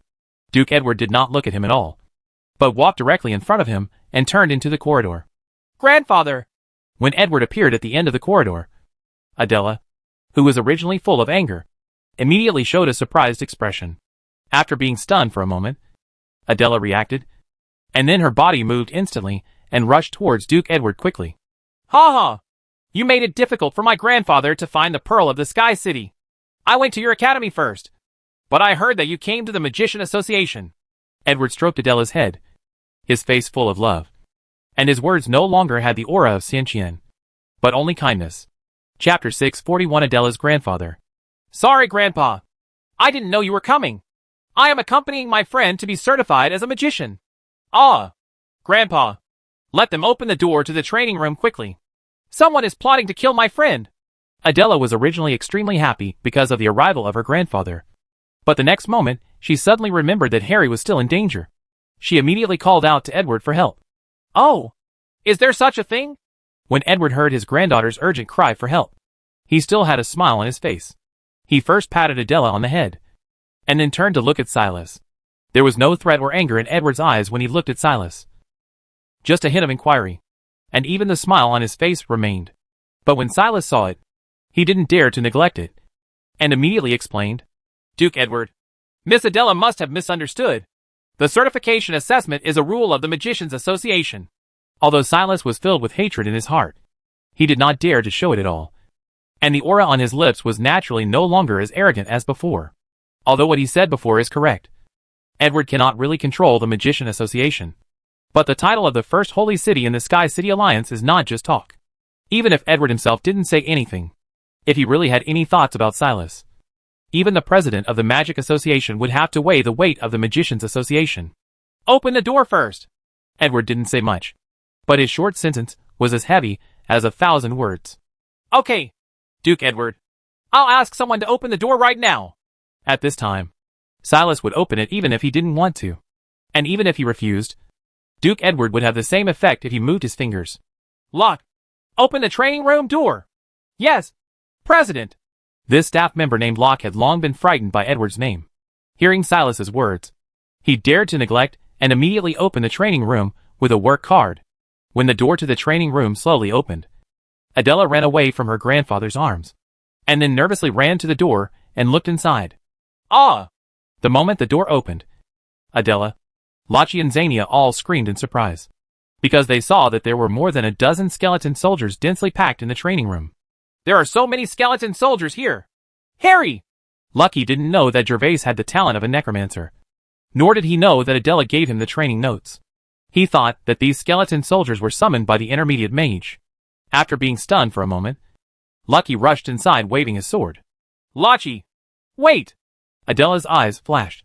She knew that Gervais had the talent for undead magic, and Harry had also said that the notes he gave him were of great use. The only difference was how Harry could summon so many skeleton soldiers. A few minutes ago, when Gervais's fireballs were blasted towards Osido's shield one by one, and after more than 10 were fired in succession, Gervais smashed his mouth, feeling that it was too boring to just attack with fireballs. So he changed to a new elementary magic that he had just learned. Fire meteor!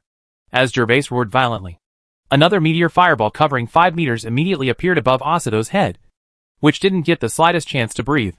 There are not many fireballs, only a dozen. But when these dozen fireballs fall from the sky at the same time, the scene is quite spectacular, much more beautiful than a meteor shower. Boom, boom, boom. As Gervais's magic power continued to be consumed, the flaming meteors continued to fall from the midair one after another, causing Osido's fire shield to tremble. You passed the test. Stop it! Osido was finally scared. In the past, he also claimed to be a genius, and he was about to break through and become a high-level magician at a young age. But facing Harry, who was just here to test and certify a junior magician, but was able to beat him to the point where he was unable to fight back, Osido felt a little more confused, because Gervais is no worse than him in terms of magic power and mental power. For the several magic spells Gervais has released from the past to now, even if Osido releases them himself, most of the magic and mental power should have been consumed. It's not over. Examiner Osido seems to have only released 2 magic spells. He just promised to release 3 magic spells before the assessment is completed. Gervais blinked, as if I was following the rules. If you dare to kill me, Teacher Silas will definitely not let you go. I advise you to stop immediately. I will pretend it never happened and your certification will be considered passed. Osido could hardly stand facing the bursts of flaming meteors. Seeing that Gervais had no intention of stopping, he immediately threatened, even though he is unscathed now. Once the magic shield disappears, it will only take 1 round of meteor fire, and he will suffer. Gervais sneered. Now that Osido still couldn't tell the situation, he dared to carry out Silas and threaten him. Moreover, anyone who had the intention to kill him would only die. Gervais stopped talking and immediately continued to maintain the flaming meteor to blast towards Osido. Snapped. Just a few seconds later, Osido's magic power was finally exhausted, and the shield around him was directly destroyed with a round of meteor fire. Ah! The moment the shield broke, Osido screamed, thinking he was going to die next moment. But after waiting for a while, he found that the flaming meteor above his head had stopped. Osido felt frightened for a while, and at the same time a cold light appeared in his eyes. So he immediately raised the magic wand in his hand, preparing for a desperate counterattack. Boom! But the next moment, before the magic in Osido's staff could be released, he was hit hard on the head. His whole body was unstable, and there was nowhere to release the magic. Bang, bang, bang. Next, there was a series of dull sounds. Want to kill me? then you have to pay the price. Gervais had no mercy for Asudo. If he hadn't hidden his strength and had many trump cards, he would have been the only one who was killed today. Bangta. It was at this time that Gervais suddenly heard a noise at the door of the training room. Gervais knew that someone had opened the door, and immediately prepared to send the skeleton soldiers back to the Dark World. But before sending the skeleton soldiers back to the Dark World, he still needs to send Asudo on his last journey. Fireball! No. Boom. As Gervais's fireball drew an arc, it directly hit the dying Asudo. Because of the obstruction of the skeleton soldiers, the people who had just opened the door could not see this scene at all. After everything was done, Gervais gave the order to the skeleton soldiers. Then more than 10 black holes appeared on the ground again, and the skeleton soldiers quickly got into them. Chapter 642 Edward's Surprise. Harry? Lucky stopped when he heard Adela's shout. When the skeleton soldiers began to crawl into the black hole, he finally saw the intact Gervais, and immediately cried out in surprise. Why did you get in? Gervais looked at a few people with a smile, and asked knowingly. After the words fell, Gervais looked towards Adela again, but happened to see the 3 skeleton soldiers beside Adela, and his jaw almost dropped. Holy crap! What did I see? It turned out to be 3 red skeleton soldiers. And this equipment must cost at least several thousand gold coins. Gold coin players are indeed extraordinary. Gervais had a weird face. Adela had summoned skeleton soldiers in front of him in the holy city of Hika. It was at that time that Gervais saw the magic of the necromancer. So he decided to practice necromancy. But at that time, Adela's 3 skeletons were clearly the lowest level of gray. But now, only a few months apart, they are all red level skeletons. Adela couldn't help but blush slightly when she saw Gervais looking hard at her 3 skeleton soldiers. These things were all said by her grandfather, saying that they would strengthen her and protect her own safety. Adela had nothing to do. Since the things were delivered, it would be a pity to leave them unused. So she used all the things said by her grandfather for her skeleton soldiers. Because she had enough soul crystals. In just a few months, her 3 gray skeleton soldiers suddenly turned into red skeleton soldiers, with strength comparable to that of high-level silver. Asudo! How is this going? At this time, Gervais's skeleton soldiers had disappeared into the training room, and only Asudo, who had lost his breath, was left on the ground. Silas heard Gervais's angry words, but did not hear the voice of his chief apprentice. So he also walked to the door of the training room. But when he saw Asudo lying on the ground, his whole body charred. He couldn't believe it, and he immediately looked at Gervais angrily, seeing the magic badge on Silas's chest and the angry expression. Gervais knew that this must be De Vere's father. Examiner Asudo said he would release 3 magic spells on me. I can choose to defend or resist. As long as I pass, the exam will be successful. Unexpectedly, when Examiner Asudo released the second magic, there was an accident in the casting, and he was counterattacked by his own flame meteor. Gervais gave a very honest answer and completely passed the blame. You? But Silas was furious to the extreme. How could he believe Gervais's explanation? He, as his mentor, knew best how many abilities Asudo had. Although he didn't know why Gervais was able to kill Asudo. It was absolutely impossible for Asudo to make such a mistake. It must be the fault of this man named Harry. Thinking of this, Silas felt cold in his heart. And the next moment, he was ready to release magic to kill Gervais, who was talking nonsense. Silas! But at this moment, Silas heard Duke Edward's voice in his ears, and then suddenly froze, as if he felt a huge threat. Although I am not a magician, I remember that the assessment and certification of a magician does not require a confrontation assessment. It only requires the examiner to release 3 equal magics. What did the classmate Adela say earlier?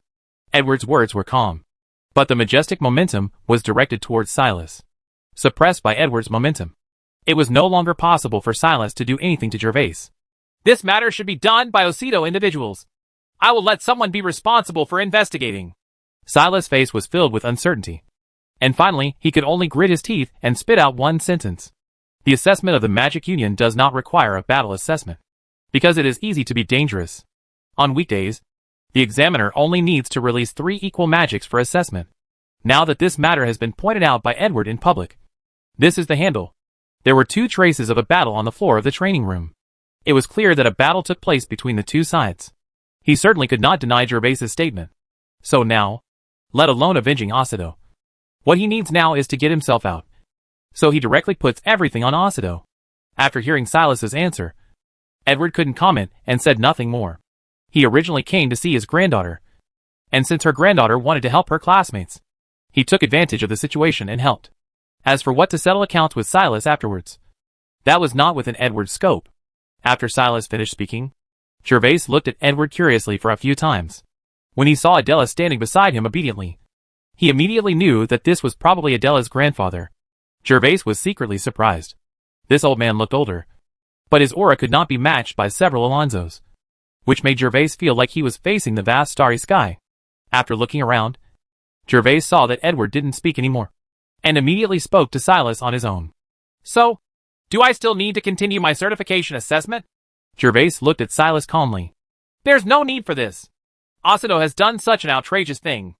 And you also have a certificate from the College of Higher Education, which can be directly certified as a junior magician. Although Silas secretly hated him, Edward was here, so he could not retaliate. So he suppressed his anger and answered Gervais's question. Then he looked at the staff member Locke. Take this student to apply for certification. Yes, President. Of course, Locke didn't dare to say anything, so he nodded quickly, and then took Gervais to the hall to go through the authentication procedures. Grandpa, let's go too. Seeing that Gervais was safe and sound, Adela immediately put away the skeleton soldiers and then walked towards the hall affectionately holding Edward's arm. Edward nodded lovingly to Adela. Without even saying low to Silas, he turned and walked towards the hall. In the end, Silas's face turned blue and white as he looked at Asuto, who was on the ground and looked horribly gloomy. You will pay the price, bastard. After a moment, Silas finally shouted in a suppressed voice. Now he not only hates Adela and Lucky, but also hates Sky City. No one made any further trouble, and Gervais quickly completed the magician certification procedures and successfully obtained a junior magician badge. Since then, Gervais has become a certified magician. From now on, even if he uses magic on the street, he does not have to worry about being troubled by the Magician Association. Harry! This is my grandfather! At this time, Adela and others did not leave, but continued to wait for Gervais in the hall. When Gervais completed the certification and walked to Adela and others, Adela took Edward's arm and introduced him. It's an honor to meet you, Duke Edward. After hearing Adela's introduction, Gervais immediately bowed respectfully to Edward. Edward is not only Adela's elder, but if Edward hadn't been there just now, he would have never gotten away so easily today if he had killed Asuto. So Gervais was still very grateful to the old man. Ha ha! Young man, that's good. Edward just smiled and nodded briefly. At this time, all the aura on his body had subsided. If you didn't know his true identity, you would never have imagined that this was the city lord of the first holy city of the Holy Alliance. Okay, Adela, now that your classmate certification is completed, you and your grandfather should go back first. Okay, Grandpa. Edward came here for Adela. At this time, Gervais's certification was completed, and naturally, he would not stay any longer due to his status. Seignior, Harry, Lucky, then you can go back by yourself. I will go to the manor in the city with my grandfather first. Adela took Edward's arm and said goodbye to Gervais and others. Okay, Adela. Naturally, the few people had no objections and immediately responded. Afterwards, Adela followed Edward directly out of the manor of the Magicians Association. There was a convoy waiting outside the manor. Although there were only dozens of people in the convoy, there were many strong people among them, all wearing the same silver armor. Gervais did a little research and found that the lowest among these people were all White Flag Knights. And Waddington, who had met once before, was also among them. Phew! Finally gone! I was scared to death. When Adela and Edward left in the carriage, Lucky suddenly breathed a sigh of relief. Obviously, facing a person like Edward, Lucky, a playboy who has other thoughts about Adela, is the most frightened. Lucky, you and Seignior should return to the academy first. I have to go to the outer city. The three of Gervais had also arrived on the street. Gervais was not ready to return to the academy immediately, so he said something to Lucky and the other two. Harry, where are you going? Lucky asked curiously. I went outside the city to make some weapons and armor for my skeleton soldiers a few days ago. So now I have to go outside the city to get them. Gervais did not hide it. Anyway, Lucky and others just now knew that he was a person with undead magic. By the way, Harry, when did you learn necromancy? Speaking of this, Lucky instantly remembered the previous scene in the training room and immediately asked. Actually, I had a talent for undead magic before, but because my mentor only knows fire magic, I have always been able to learn fire magic. A few days ago, Adela lent me her training notes after she found out that I have a talent for undead magic. So I haven't gone to class to learn fire magic recently. I spend most of my time in the dormitory learning undead magic. Gervais said it half-truthfully. You are actually a dual-system magician.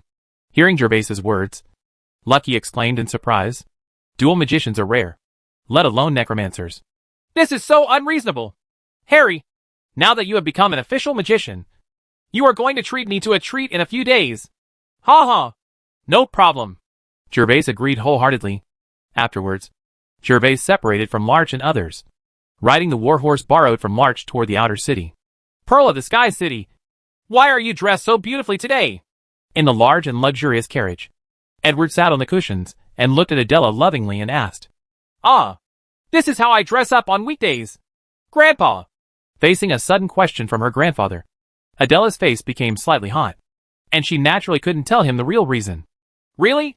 When my grandfather came to the City of Hope to see you, he never saw you dress so beautifully. It was you who said not to reveal your identity in the academy. And you kicked out the person who was sent by your grandfather to protect you. Academy. To be honest, Edward did have a little doubt. Although Adela seems to be really taken care of on weekdays, how can it be possible that the Pearl of the Sky City really has no one to guard it secretly? So Adela's sudden changes in the past 2 days were truthfully reported to Edward. Edward first thought that Adela had fallen in love with someone and had someone he liked. But after asking his subordinates to investigate carefully, nothing was found. Adela didn't have many friends in the academy. Only the few people from before were considered his friends. But even those few people don't spend all day with Adela. It's obvious at first glance that they are just ordinary friends. If Adela likes someone and has a clear goal, then Edward will be relieved. Because with the power of Sky City, various choices and arrangements can be made secretly in this matter. But there was no clear goal, which made Edward slightly worried.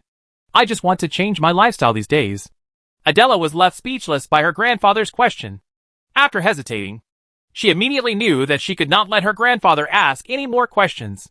So after a pause, Adela asked proactively, Grandpa, did you come to the City of Hope specifically to see me? The main purpose is, of course, to see my pearl. The other thing is that the Holy Alliance has some things to discuss. Edward seemed to be really distracted by Adela's question. He did not continue to ask Adela about her abnormal behavior these days, and directly told Adela about the Sea Clan. This is the advantage of Adela. The descendants of big families, they are the first to know about any disturbance in the Holy Alliance. Ah, Sea Clan. I haven't seen Sea Clan yet. I heard that some Sea Clan are just like fish, but they can also speak human words. Adela was also attracted by what her grandfather told her. Ha ha. You'll be able to see it in a while, before the Land of God's Fall opens. The matter of passage quota must be resolved, Edward said cheerfully, and then suddenly remembered something. So he asked Adela, By the way, Adela, do you know what's going on in your college about the potion that increases mental power? Even the city in the sky would not dare to underestimate the potion that permanently increases mental power. Because having this thing not only can cultivate more high-level magicians, and it is very likely to directly increase the base of magicians, which is something that can directly affect the future for any force. There are no more than 2 factors that limit humans from becoming magicians: affinity for magic and personal spiritual power. You cannot become a magician without an affinity for magic. Similarly, some people have low mental power and cannot break through to become junior magicians. This is also a main reason why magicians are rare. It is conceivable that if you have this kind of potion that increases your mental power, many people who have magic affinity but cannot become junior magicians due to limitations in their mental power will be able to become junior magicians. Although they only become junior magicians when they have a certain number of junior magicians, they can exert great power, especially when they join the army. Although the Alliance High School announced the existence of the potion a few days ago, the effectiveness of the potion and what kind of people it is equipped with are all tightly blocked. Even Sky City cannot find out any useful information. That's why Edward asked Adela, Potion to increase mental power? When Adela heard her grandfather's question, she immediately thought of that handsome face and the fierce knight. Adela's eyes were rolling, and she was debating whether to show her grandfather the potion that increased her mental power. It must be very important to her grandfather to be able to ask her about her affairs. But after taking out the bottle of potion, Adela was worried that she would not be able to explain the source. Edward knew his precious granddaughter so well. when he saw his granddaughter's appearance. He knew that she must be hiding something from him. So Edward continued to say kindly, "Now the entire Holy Alliance is inquiring about this potion. This potion is very important to any holy city. Even our Sky City is no exception. But now we can't find anything useful. News. Grandfather." After hearing her grandfather's words, Adela's tangled mood disappeared. She bit her teeth and took out a very light green potion from the space bracelet. "This may be the potion you were talking about." Adela picked up the potion and held it up in front of her to show it to Edward. What? Even though Edward had experienced many storms at his young age, he still couldn't help but be stunned after hearing Adela's words. He originally thought that his precious granddaughter would know some clues. But unexpectedly, he took out a potion and said that this potion would permanently increase his mental power. "Adela, is this potion really the one announced by your college?" Edward confirmed to his precious granddaughter slightly solemnly. "I don't know if it's the one announced by the Academy, but it should really be a potion that increases mental power. Although it is tempting to increase mental power, this potion was given to her by Gervais, so Adela was not willing to take it for a while. So she did not personally verify the true efficacy of the potion. But when she thought about it, Gervais would not lie to her. After all, Gervais even took out the psychic potion last time. "Adela, can I show it to my grandfather?" Seeing his granddaughter's expression, Edward knew that she was not lying. So he asked Adela softly, "To your grandfather, but remember to return the bottle to me. Don't worry, dear granddaughter. Grandpa just wants to verify it and will not damage your potion." When Edward saw how well behaved his granddaughter was, he immediately burst into laughter. After a pause, Edward remembered the source of the potion again and asked, "Adela, where did you get this potion?" "A gift from a friend." Adela's nose twitched slightly. She turned away and gave a brief answer. This was where she struggled before, unable to explain the origin of the potion to her grandfather. After all, she only knew the name of the god of death and nothing else. More importantly, Gervais had offended so many people in the Holy Alliance, and she didn't know if her grandfather would also arrest Gervais. "Is this the same person who delivered the psychic potion last time?" Edward's eyes flashed, and he asked calmly. Adela simply said yes. "Such a good friend. I will bring him back to my grandfather to get to know him if I had the opportunity in the future. I would like to thank him very much for helping my pearl solve the problem of being unable to break through in advance." Edward was so sophisticated that he naturally knew what Adela was thinking. So he directly expressed his kindness to Adela as a friend to avoid the psychological burden on his precious granddaughter. "Oh." When she encountered something she didn't want to answer, Adela could only pretend that she didn't want to speak. So she always answered very simply. Edward felt sorry for his granddaughter. Although he had many questions in his heart, he did not continue to ask. Soon, the luxurious carriage arrived at a luxurious manor under the escort of guards. Although Edward lives in the City of Sky on weekdays, there is also a manor in the City of Hope, which serves as the residence of the City of Sky. Moreover, the resident manor of Sky City is countless times more luxurious than that of the Golden Shield family. There are many buildings and gardens inside, and the area alone is 4 to 5 times larger than the Golden Shield family's manor. Tap tap tap tap. As the gate of the manor opened, the luxurious carriage drove directly into the manor and traveled on the bluestone paved road. After about 4 or 5 minutes, the carriage finally arrived in front of an exquisite building. "Adela, you go up and play by yourself for a while Grandpa goes to make arrangements first. By the way, your potion grandfather will return it to you later." After getting off the carriage, Edward took the potion and spoke softly to Adela. "Okay, Grandpa." Because Edward didn't ask about the potion and Gervais anymore, Adela had returned to her previous happy appearance. Adela nodded obediently to Edward, and then led by the maid to the hall where she rested. "Waddington, go find Beford. I'll wait for him in the study." "Okay, Your Majesty the Duke." "Your Majesty Duke, you are looking for me." In a study room that was elegantly decorated and full of classical charm, Edward was sitting on the sofa holding Adela's potion. At this time, an old man wearing a magic robe walked in. There were 4 stars on the badge on his chest, and he turned out to be a 4-star wizard. "Well, Beford, I brought you to the City of Hope this time to learn about the spiritual potion. Now help me take a look at this potion." "Sir, is this it?" Bedford is the chief magician consultant of Sky City. Hearing Edward's words at this moment, he looked at the potion in his hand and asked in astonishment. "It's not certain yet, so I need you to confirm it," Edward replied with a smile. "Well," when Bedford heard this, his hands trembled a little, and he took the potion in Edward's hand tremblingly, and then began to observe and study it carefully. Chapter 643 Miracle Medicine? After Bedford took the potion with an excited face, he took a deep breath to calm down his excitement, and then began to carefully observe the potion in his hand. Judging from the almost transparent color, this should be a top-grade potion.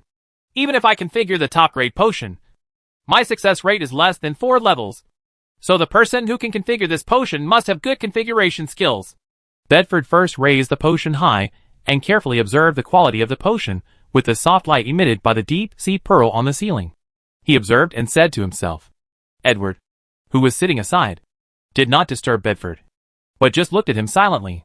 Although Bedford is only a 4-star magician, he can become the chief magician of Sky City because Bedford is also an excellent potion master. Although he is not as powerful as Kerwin's potion master from Alliance High School, he is still a top presence in the Alliance. Wave. The appearance and quality of a medicine can only determine its quality. If you want to explore more information, you must open the medicine test tube. With a sound of waves, the medicine test tube was opened, and the rich fragrance and spiritual energy in the crystal bottle began to emanate from it. Bedford immediately came closer and smelled it with his nose. And after a moment, he frowned and spoke. Why is it a mental recovery potion? Of course, Bedford could smell low-level potions, like mental recovery potions. So he frowned. He thought that the potion to increase mental power should belong to a more advanced existence. And the materials used must be various precious materials, which was indeed beyond his expectation. After hearing Bedford's words, Duke Edward, who had been silent until now, couldn't help but frown slightly. Has Adela been deceived? However, he remembered the psychic potion from last time, so he did not speak immediately. Wrong. Although Bedford frowned, he was naturally very strict as a pharmacist, and he did not give up the investigation immediately. The next moment, Bedford suddenly smelled a vague fragrance. This fragrance was very attractive, and just smelling it made his mouth water. There is such a fragrance! What kind of material is it? Bedford tried to smell the fragrance and thought quickly in his mind. But after thinking for a while, he found nothing. Bedford dared to conclude that there was no potion plant or other material in his memory that could emit such a strange fragrance. Your Majesty, Duke, this bottle of potion is indeed unique. It smells like a mental recovery potion at first, but after sniffing it carefully, it has an alluring fragrance. And this freshness seems to have a magical power that makes people unable to extricate themselves. After a moment, Bedford turned to Edward. Duke, can I try the efficacy of this potion? Bedford's eyes were full of eagerness. Okay. I originally asked you to determine the efficacy of the medicine. Seeing Bedford's impatient look, Edward nodded directly. Naturally. If you want to confirm the efficacy of magic potion, you need to take it and try it. But potion masters like Bedford don't use much potion for the trial, so the effect of the potion will not be damaged at all. Okay. Your Majesty the Duke. With Edward's permission, Bedford quickly took out a small container from his space ring, and then carefully poured out a small drop of the medicine in the test tube. After doing all this, Bedford recovered the potion, then picked up the container and put it to his mouth expectantly. As the drop of medicine in the container entered his mouth, Bedford closed his eyes and began to feel it carefully. After closing his eyes for about 10 seconds, Bedford's body suddenly stiffened and he was stunned. When Edward saw this, he couldn't help but stood up from the sofa, obviously not daring to judge whether Bedford's reaction was good or bad. After waiting for dozens of seconds, Edward frowned when he saw that Bedford was still frozen there. Bedford? Edward called Bedford softly, but Edward's call did not wake up Bedford, which made Edward frown even more. Although this potion was taken from Adela, Edward was not sure if someone was taking advantage of his granddaughter for some purpose. Bedford! Edward directly raised his voice. If Bedford didn't answer again, he would step forward to investigate in person. Potion masters like Bedford are also extremely important to Sky City. Your Majesty the Duke, this potion is real. It's real. Perhaps awakened by Edward's second call, Bedford finally reacted. His eyes suddenly opened. His eyes filled with disbelief, and his whole body was trembling with indescribable excitement. Is it true? When Edward saw Bedford reacting, he was relieved at first, but the next moment, he was also slightly excited. It's true, Lord Duke, and the medicine is very powerful. If I take this one, I will definitely be able to break through the bottleneck that has stuck me for 10 years. Bedford affirmed without any hesitation, and the excitement on his face was like a 5-year-old child getting his favorite toy. This is simply a miracle, Your Excellency. Who prepared this potion? I want to meet him. Or ask him to prepare one for me. No matter what the cost. It's really so amazing. Edward knows Bedford's situation best. Because his mental power has reached its limit. He has been unable to improve for more than 10 years. His strength has been trapped at the peak of a 4-star magician. If nothing happens, he may never be able to win a 5-star magician in his life. Guide. But now, he categorically said that one potion could make him break through. This is such a terrifying effect. You must know that the mental power of a magician is very different from that of a junior magician. If a magician can make a breakthrough, it is not an exaggeration to call it a magic medicine. Bedford, don't get excited yet. Of course. Although the efficacy of the potion is now confirmed, the origin of the potion is not yet clear. When Edward saw Bedford being so excited, he was worried that he would not be able to bear it when he told the truth later. So he spoke first to calm Bedford's emotions. Your Excellency, who prepared this potion? Can you take me to see him now? After listening to Edward's words, Bedford finally calmed down his excitement a little, and then asked Edward very solemnly.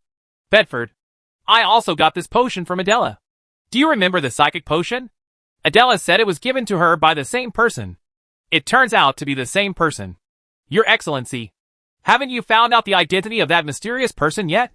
When Bedford heard this, most of the excitement on his face disappeared instantly. No clues.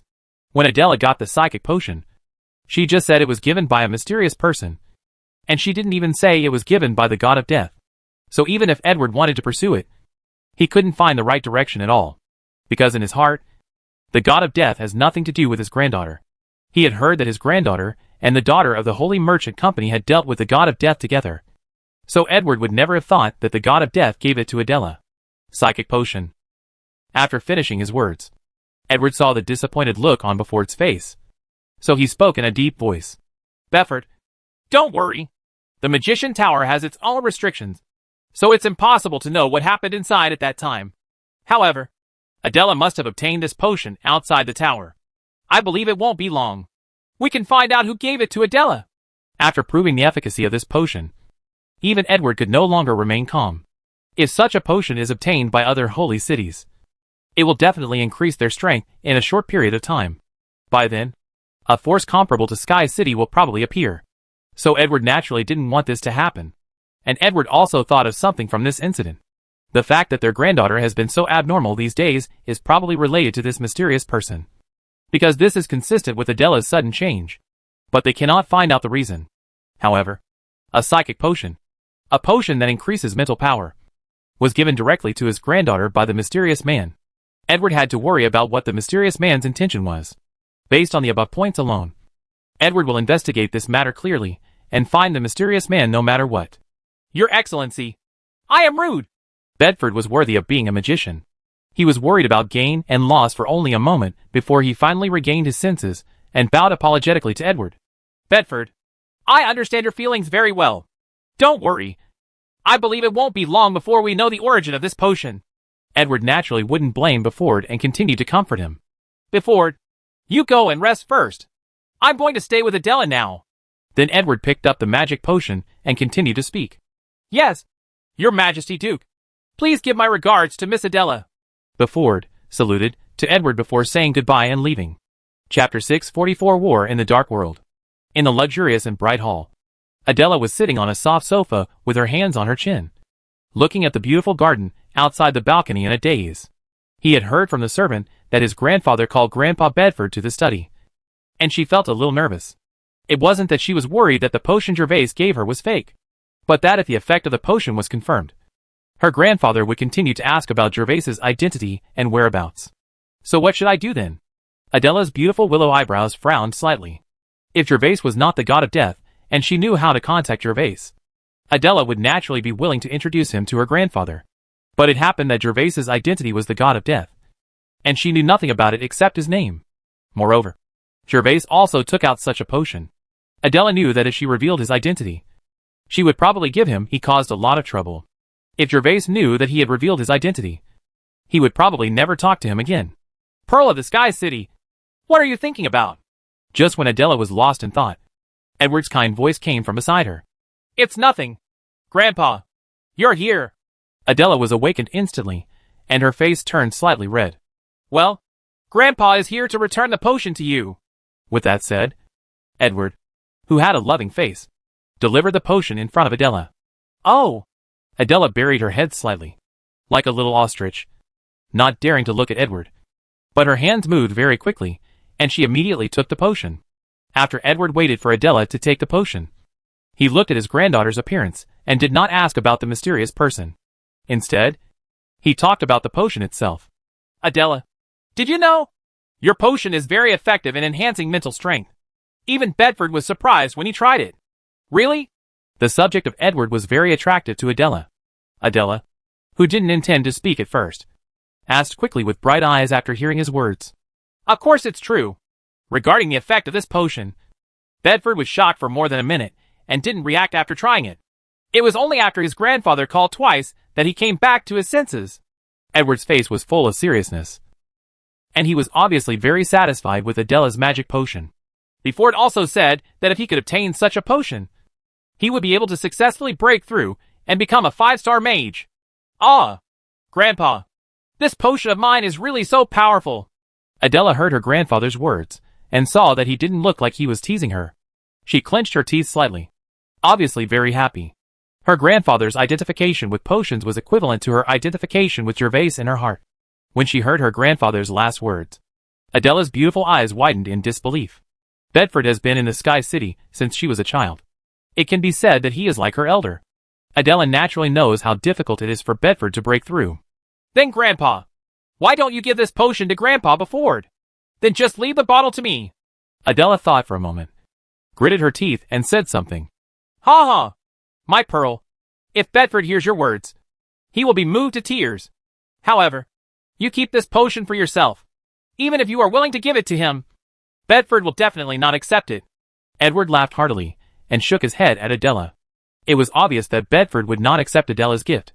After all, Adela is still young, and with this potion, it can be said that her future achievements will be higher than his. Grandpa, I'm fine. My talent is very good. I should be able to become a strong man even without this potion. Adela wants to persist a little longer. If Grandpa Bedford can break through, it will not only strengthen Bedford's own strength, but also strengthen the strength of Sky City. You are right to listen to what your grandfather said. Bedford will definitely not accept it. However, Adela, if you have extra potion, maybe Bedford will accept it. If you have time, help Grandpa Bedford and ask that friend of yours, saying that Bedford is willing to spend money or use other things in exchange. Edward said softly. Oh! When Adela heard her grandfather's words, she pursed her lips and nodded in agreement. But her mood was much lower than before. Adela didn't know if Gervais still had such a potion, and she wasn't even sure when she would see Gervais again, so she naturally had no confidence in her grandfather's request. Well, you should take this potion as soon as possible. This will also be good for your cultivation. Got it. Grandpa! Next, Edward talked with Adela for a while, then left the hall and returned to the study. Then Edward called Waddington to explain many things in the study. Gervais did not know that he had been targeted by Adela's grandfather as a mysterious person. After saying goodbye to Lucky and others, he rode his war horse directly to the outer city. When Gervais once again came to the Quillard blacksmith shop in the outer city, where he had customized weapons and equipment, the dwarf Quillard had already forged all the equipment he needed as promised. These include 20 sets of longbowman's equipment, 39 sets of longswordman's equipment, plus a pair of heavy armor for the war horse. Dear guest, these are your custom-made equipment. Please see if you are satisfied with Quillard's workmanship. Quillard displayed all the weapons and equipment belonging to Gervais, and while holding a wine bottle and drinking heavily, he made an introduction to Gervais. Not bad. I'm very satisfied. After spending more than 1,000 gold coins, Gervais naturally inspected it carefully.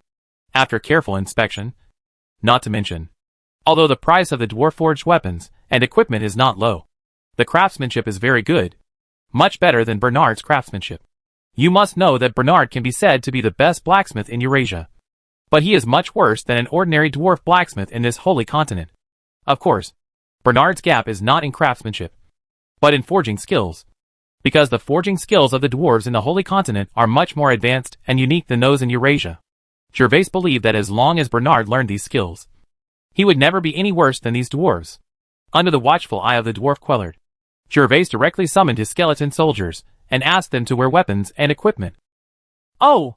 Distinguished guest. I didn't expect you to be a necromancer. Oh. It's actually a green skeleton soldier.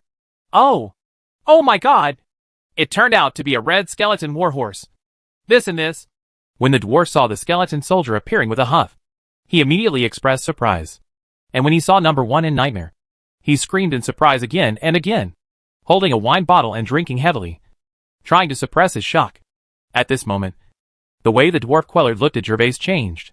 Gervais is so young that he can be called a genius for being able to summon so many skeleton soldiers at the same time. And only one of them has green skulls and red skull warhorses, which is something the dwarf Quellard has never heard of. Gervais just smiled and said nothing more. Now that he has a certified magician badge, he no longer has to worry about these things being leaked. As for whether this would be too conspicuous, Adela can actually be used as a reference. Her 3 red skeleton soldiers armed to the teeth are much more dazzling than those of Gervais. Among the skeletons of Gervais, only Nightmare is rare. And the knight is not too much. It is just that as a junior magician, summoning so many skeleton soldiers proves that he has extraordinary talent. Of course, this is under the premise that outsiders don't know that number 1 has the heart of the undead. After asking his skeleton soldiers to put on all their weapons and armor, Gervais left Quellard's blacksmith shop. Originally, after Gervais saw such sophisticated weapons and equipment, he wanted to forge some weapons and equipment here in Quillade. Unfortunately, his plan to make a fortune through medicine failed, and he could not proceed for the time being. So he had to give up the idea. The reason why Gervais also wants to customize weapons and equipment is because Gervais plans to summon several contracted skeletons every day in the future. After all, he has infinite mental power and infinite magic power. So he doesn't have to worry about contracting skeleton soldiers like other magicians and not being able to use them. Tap! Tap! Gervais rides a tall Nightmare through the streets of the City of Hope.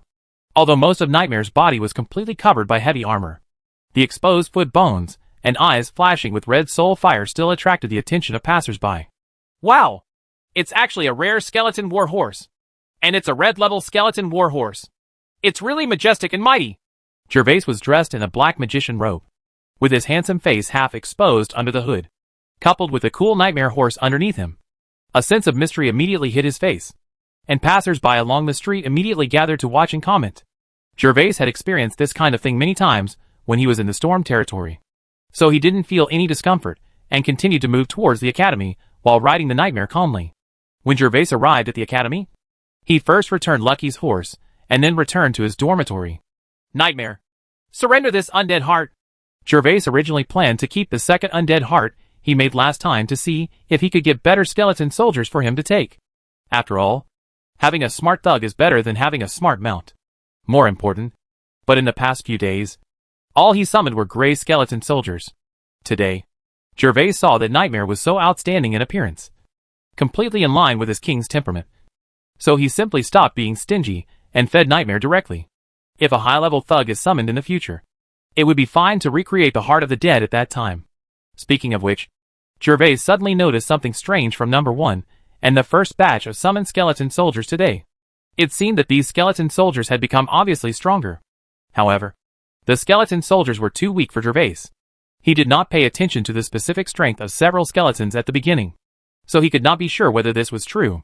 He could only pay careful attention to the specific strength of the number 1 people this time, and then summon them after a while to check and confirm.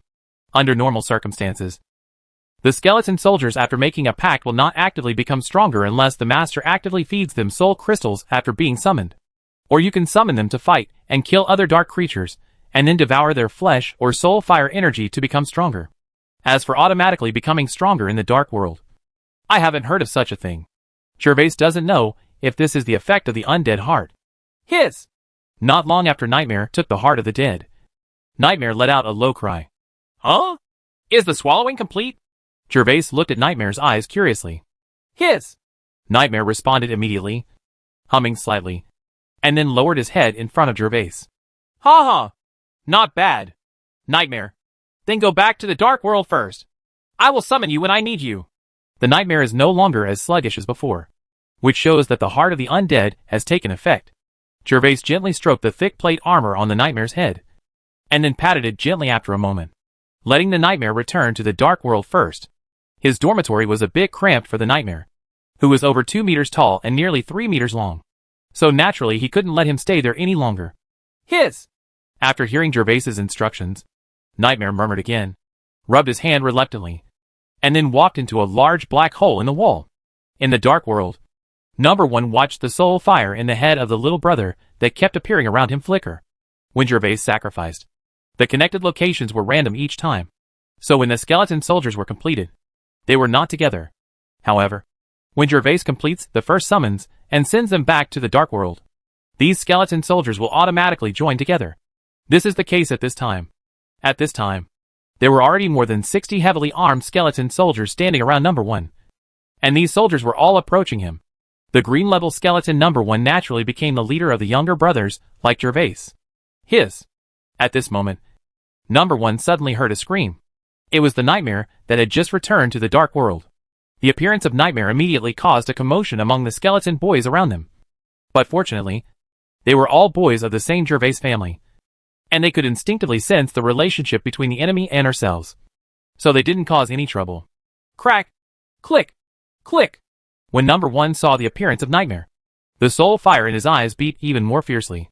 Then, Number 1 immediately started to move. His mouth opened and closed, and his fleshless arm was raised high to say H, low to the Nightmare. Tap tap tap tap. Nightmare had already taken the heart of the undead and gained intelligence.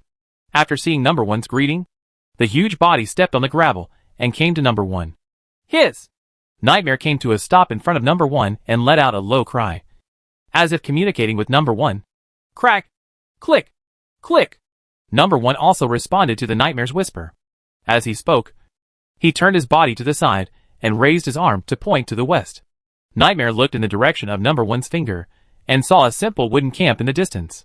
Although the camp was a bit dilapidated, there were still many skeleton handles on the walls. It turns out that Number 1 has been taking his younger brother to clean up wild skeleton soldiers nearby these days. Just a few days ago, they encountered this camp. There were hundreds of skeleton soldiers in the camp controlled by a red skeleton soldier. Number 1 immediately coveted the big wave of tonic. As long as he took some of that camp and swallowed the smoke that took the skeleton, it would become stronger. Of course, the intelligent Number 1 was just thinking about it a few days ago. It knew that it was impossible to defeat the opponent on its own. However, today a large number of skeleton boys suddenly came, and all of them were well equipped. Number 1 immediately became interested. After seeing the appearance of the Nightmare, he prepared to put into action his plan to become stronger without hesitation. Hiss! Nightmare immediately understood what Number 1 meant and had no objection. Because its undead heart, Nejef's, also contains memories that allow it to actively become stronger. Number 1 and Nightmare hit it off right away. Hiss! Crack! Click! Click! After Number 1 and Nightmare made their plans, they immediately gathered all their brothers and slowly headed towards the wooden camp on the slope not far away. When they arrived at the camp, they were immediately discovered by the skeleton soldiers in the camp. Whoosh! Whoosh! When they approached 100 or 10 meters, the skeleton soldiers in the camp immediately took action. Several skeleton archers on the wooden wall immediately shot a few sparse arrow feathers. These arrows were already rusty, but they flew close to Number 1 and the others. Of course, they only got close, and then they were stuck in the mud. Hiss! When Nightmare saw a few of the other side's minions taking the initiative to attack, he immediately turned his head and looked at Number 1, then let out a long hiss and ran towards the dilapidated camp. Click! Click! Clang! When Number 1 saw this situation, he naturally drew his sword and rushed forward with his shield raised. The group of skeletons behind were still a little confused. Only the first few skeletons trained by Number 1 drew out their swords and followed them, with these 5 or 6 skeletons leading the team. The other new boys finally started to move, pulling out their swords and holding up their shields in a similar manner, and followed the team in front. Seeing the charge of Number 1, Nightmare and others, the hundreds of skeletons in the camp started to stir. Finally, a red skeleton soldier wearing shabby armor stood up on a dilapidated wooden chair in the camp. Crack! Click! Click! Whizzing! This red skeleton soldier is the boss in the camp, and the boss in the nearby area. Following its order, the hundreds of skeleton soldiers finally fell silent, and the skeleton soldiers on the wooden wall began to shoot arrows. The skeleton soldiers under the wooden wall, led by 3 green skeleton soldiers, began to gather towards the camp gate with old swords, wooden sticks, stones and other weapons. A war between the two sides is about to break out. Boom! A moment later, Nightmare took the lead in rushing towards the gate of the camp. It did not stop, but directly hit the dilapidated wooden door with the help of its thick armor. With a muffled sound, the gate of the camp was hit, causing wood chips to fly everywhere, and a big hole was made directly through it. Wow! Wow! Nightmare was still alive after crashing through the gate, and immediately ran into a pile of skeletons gathered at the entrance of the camp. The pile of skeletons was broken into by Nightmare wearing hoodies, and he was immediately knocked upside down. Click! Click! Later, Number 1 and others finally arrived at the camp. Facing the well-equipped Death Army, the skeleton soldiers in this camp could be said to be powerless to fight back. After more than 10 minutes, all the wild skeleton soldiers in the entire camp were slaughtered. At this time, Number 1 and Nightmare were standing at the head of the original boss in the camp, and the complete head was still shining with red soul fire. Click! Number 1 did not hesitate and directly raised the sole of his foot and stepped on it. Then a wisp of smoke floated up from the ground and was directly eaten by Number 1 and Nightmare. As the smoke was absorbed by the soul fire, the original green soul fire of Number 1 began to slowly change, and a faint red glow appeared clearly between the green flames, while Number 1 and Nightmare were swallowing the smoke. So were the skeleton boys behind them, especially those skeleton soldiers who had been trained by Number 1. Their footwork was extremely skillful when they stepped on it, and they were just as fast and accurate as Number 1. With a few people setting an example, the other new boys followed suit and crushed the skeleton soldiers with their heads still intact. Click! Click! Afterwards, the camp was filled with such scenes of people stepping on each other. Chapter 645 Intimate Big Brother. The days of cultivation passed quickly, and more than 10 days passed in a flash. It has been nearly a month since Gervais arrived at Alliance High School, and today is the day he moves into his dormitory. Gervais has already decided that he is going to move into the dormitory in the small single-family building where Adela lives, because he has successfully been promoted to become a junior magician. Gervais only needs to pay 1/10 of the 1,000 gold coins required per month for a single-family building. Although 100 gold coins is still a bit expensive, Gervais really can't get used to living in that narrow suite. Maybe this is because it is easier to move from frugality to luxury than to move from luxury to frugality. The 5 good young people at the beginning have changed their original intentions because they were poisoned by the Seignior Master and the feudal king. Of course, Gervais certainly did not admit that he had fallen so far. He gave himself many good reasons. First of all, he has a lot of credits. If he doesn't spend them all, if he leaves the academy one day and goes to look for Caroline and others, then he will lose money if he doesn't spend all his credits. The second is that Gervais is preparing to prepare the magic potion in his own small building. As the days passed, Gervais's wallet became thinner and thinner. If it got thinner, it would be at the bottom. So he decided to make a fortune by making ordinary potions. He definitely can't go to the college's configuration room, although the recent limelight seems to have passed. And because of the killing god or the sea tribe, the potion matter has gradually subsided.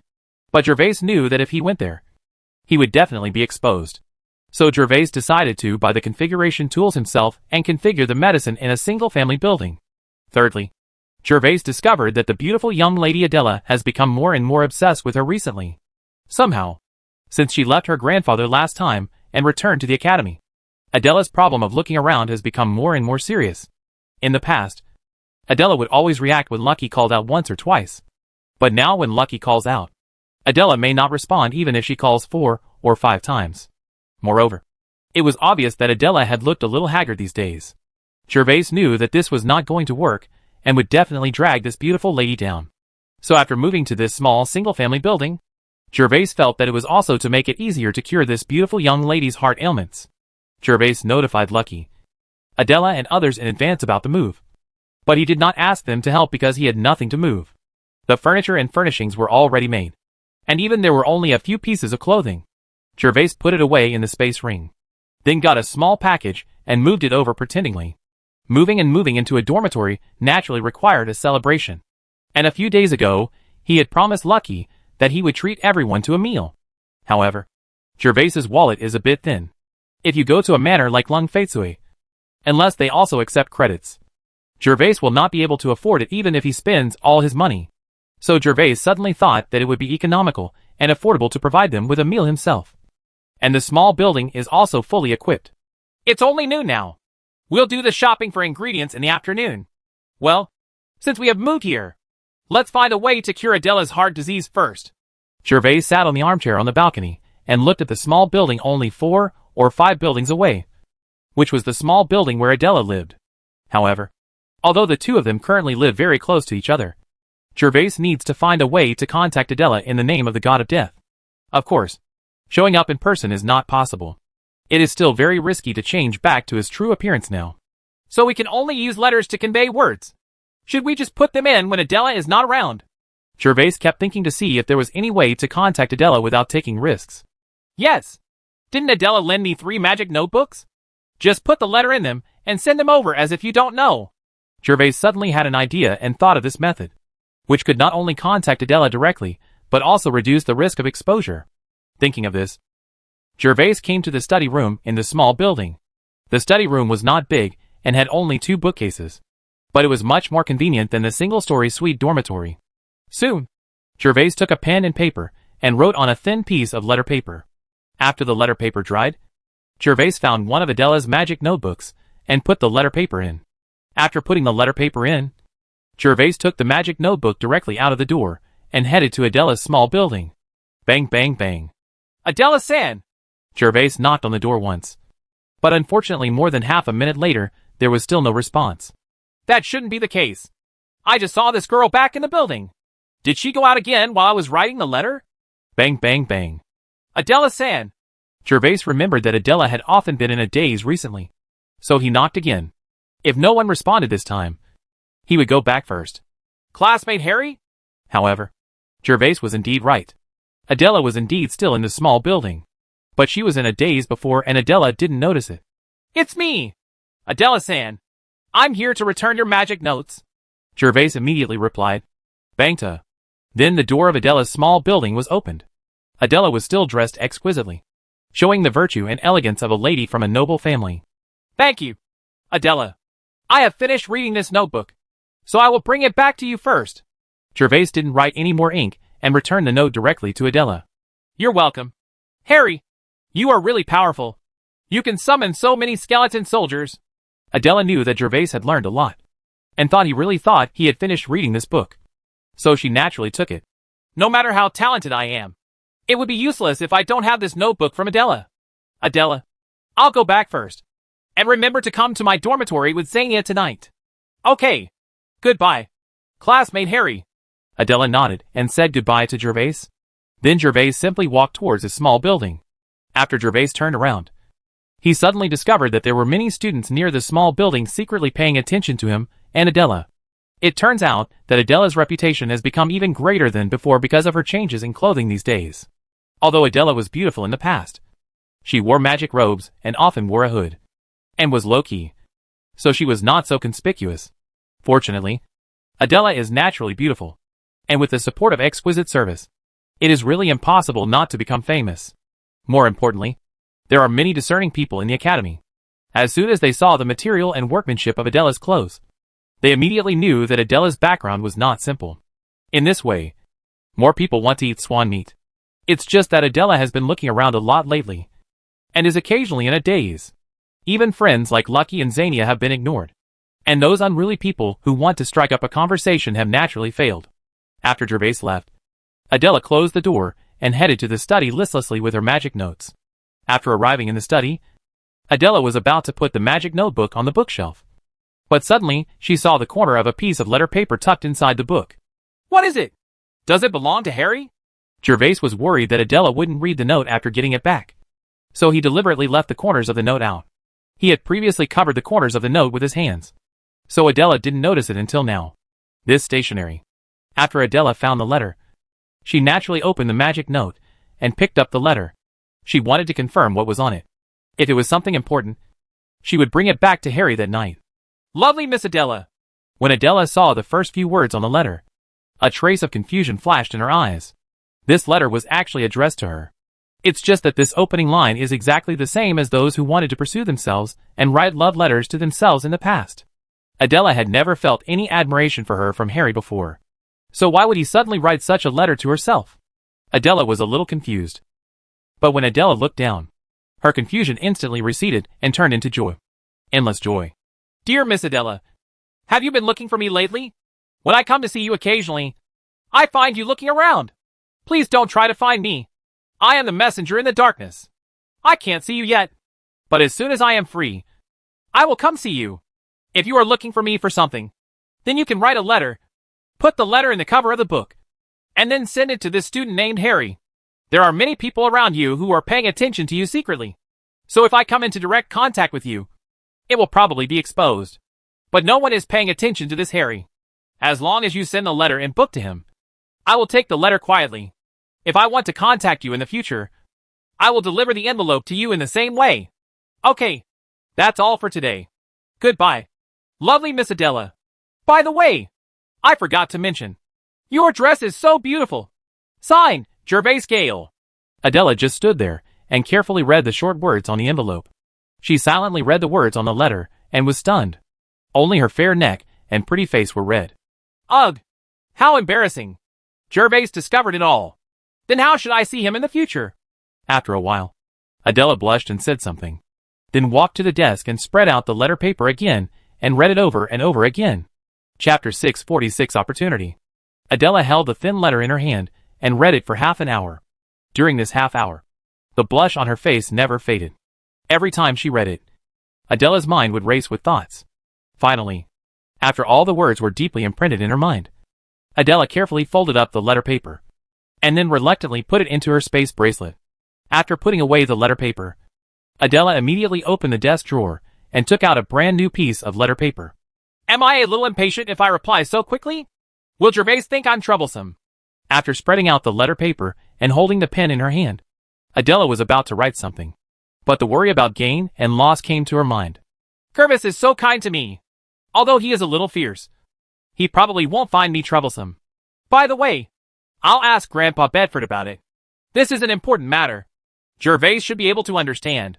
Adela naturally wanted to get in touch with Gervais, so she finally found herself a decent excuse, and then started writing on the envelope.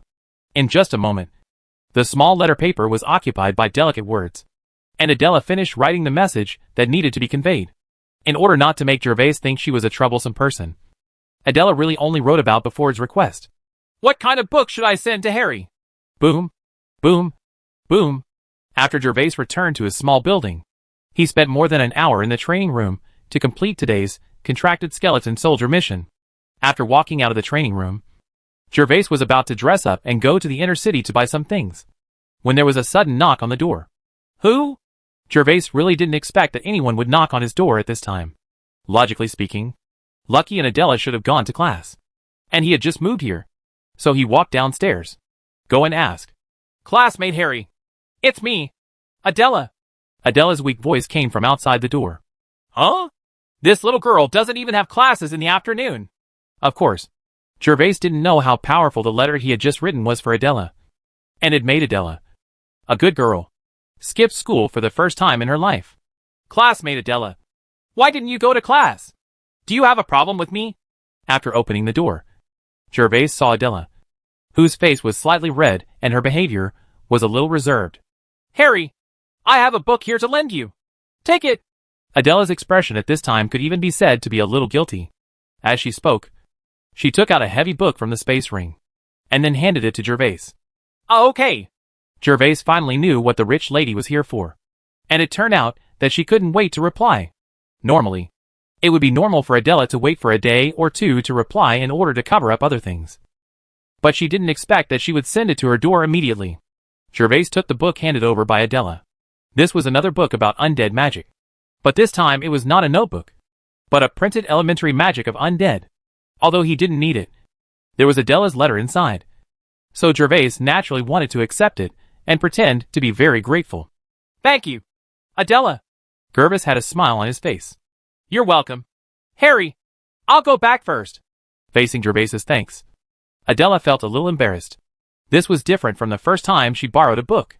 This time, she clearly lent the book to Harry just to deliver the letter to Gervais. So in order to ease the embarrassment, Adela did not dare to stay longer, said goodbye to Gervais, and then left Gervais's small building in a slight panic. This chick. Gervais naturally knew the reason for Adela's embarrassment, so he didn't say much else and could only shake his head helplessly. Adela was quite troublesome for him at the moment, and Gervais found that he seemed to have seduced this simple and kind-hearted young lady. It's just that he hasn't contacted Alice and others yet. So Gervais naturally doesn't dare to seduce this rich lady any further. Although Gervais is a scumbag, he is not a scumbag yet. At least he can be sure that he can shoulder this responsibility. And then he can really flirt with her. Otherwise, Gervais' own conscience would be troubled if he hurt Adela. A simple rich lady. Oh, let's stabilize ourselves first. Gervais sighed helplessly, and then returned to the study with the book sent by Adela. Of course, Gervais didn't realize it at the moment, although he didn't take the initiative to flirt with Adela, the rich young lady. But the rich lady seems to be a little unable to extricate herself.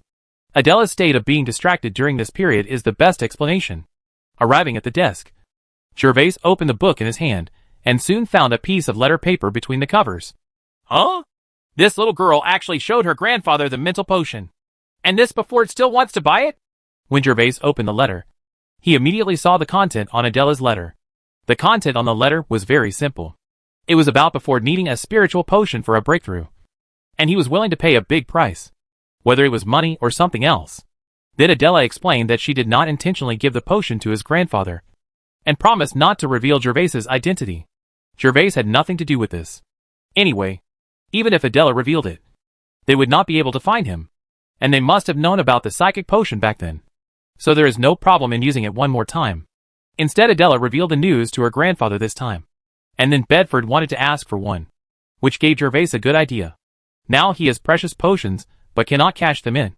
And now Adela may be able to give Gervais an opportunity. That is whether the potion he made can be sold through Adela. After all, Adela's background was there.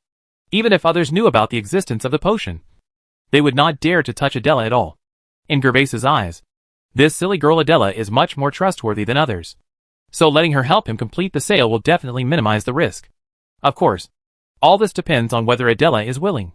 If she is not willing, Gervais will naturally not force it.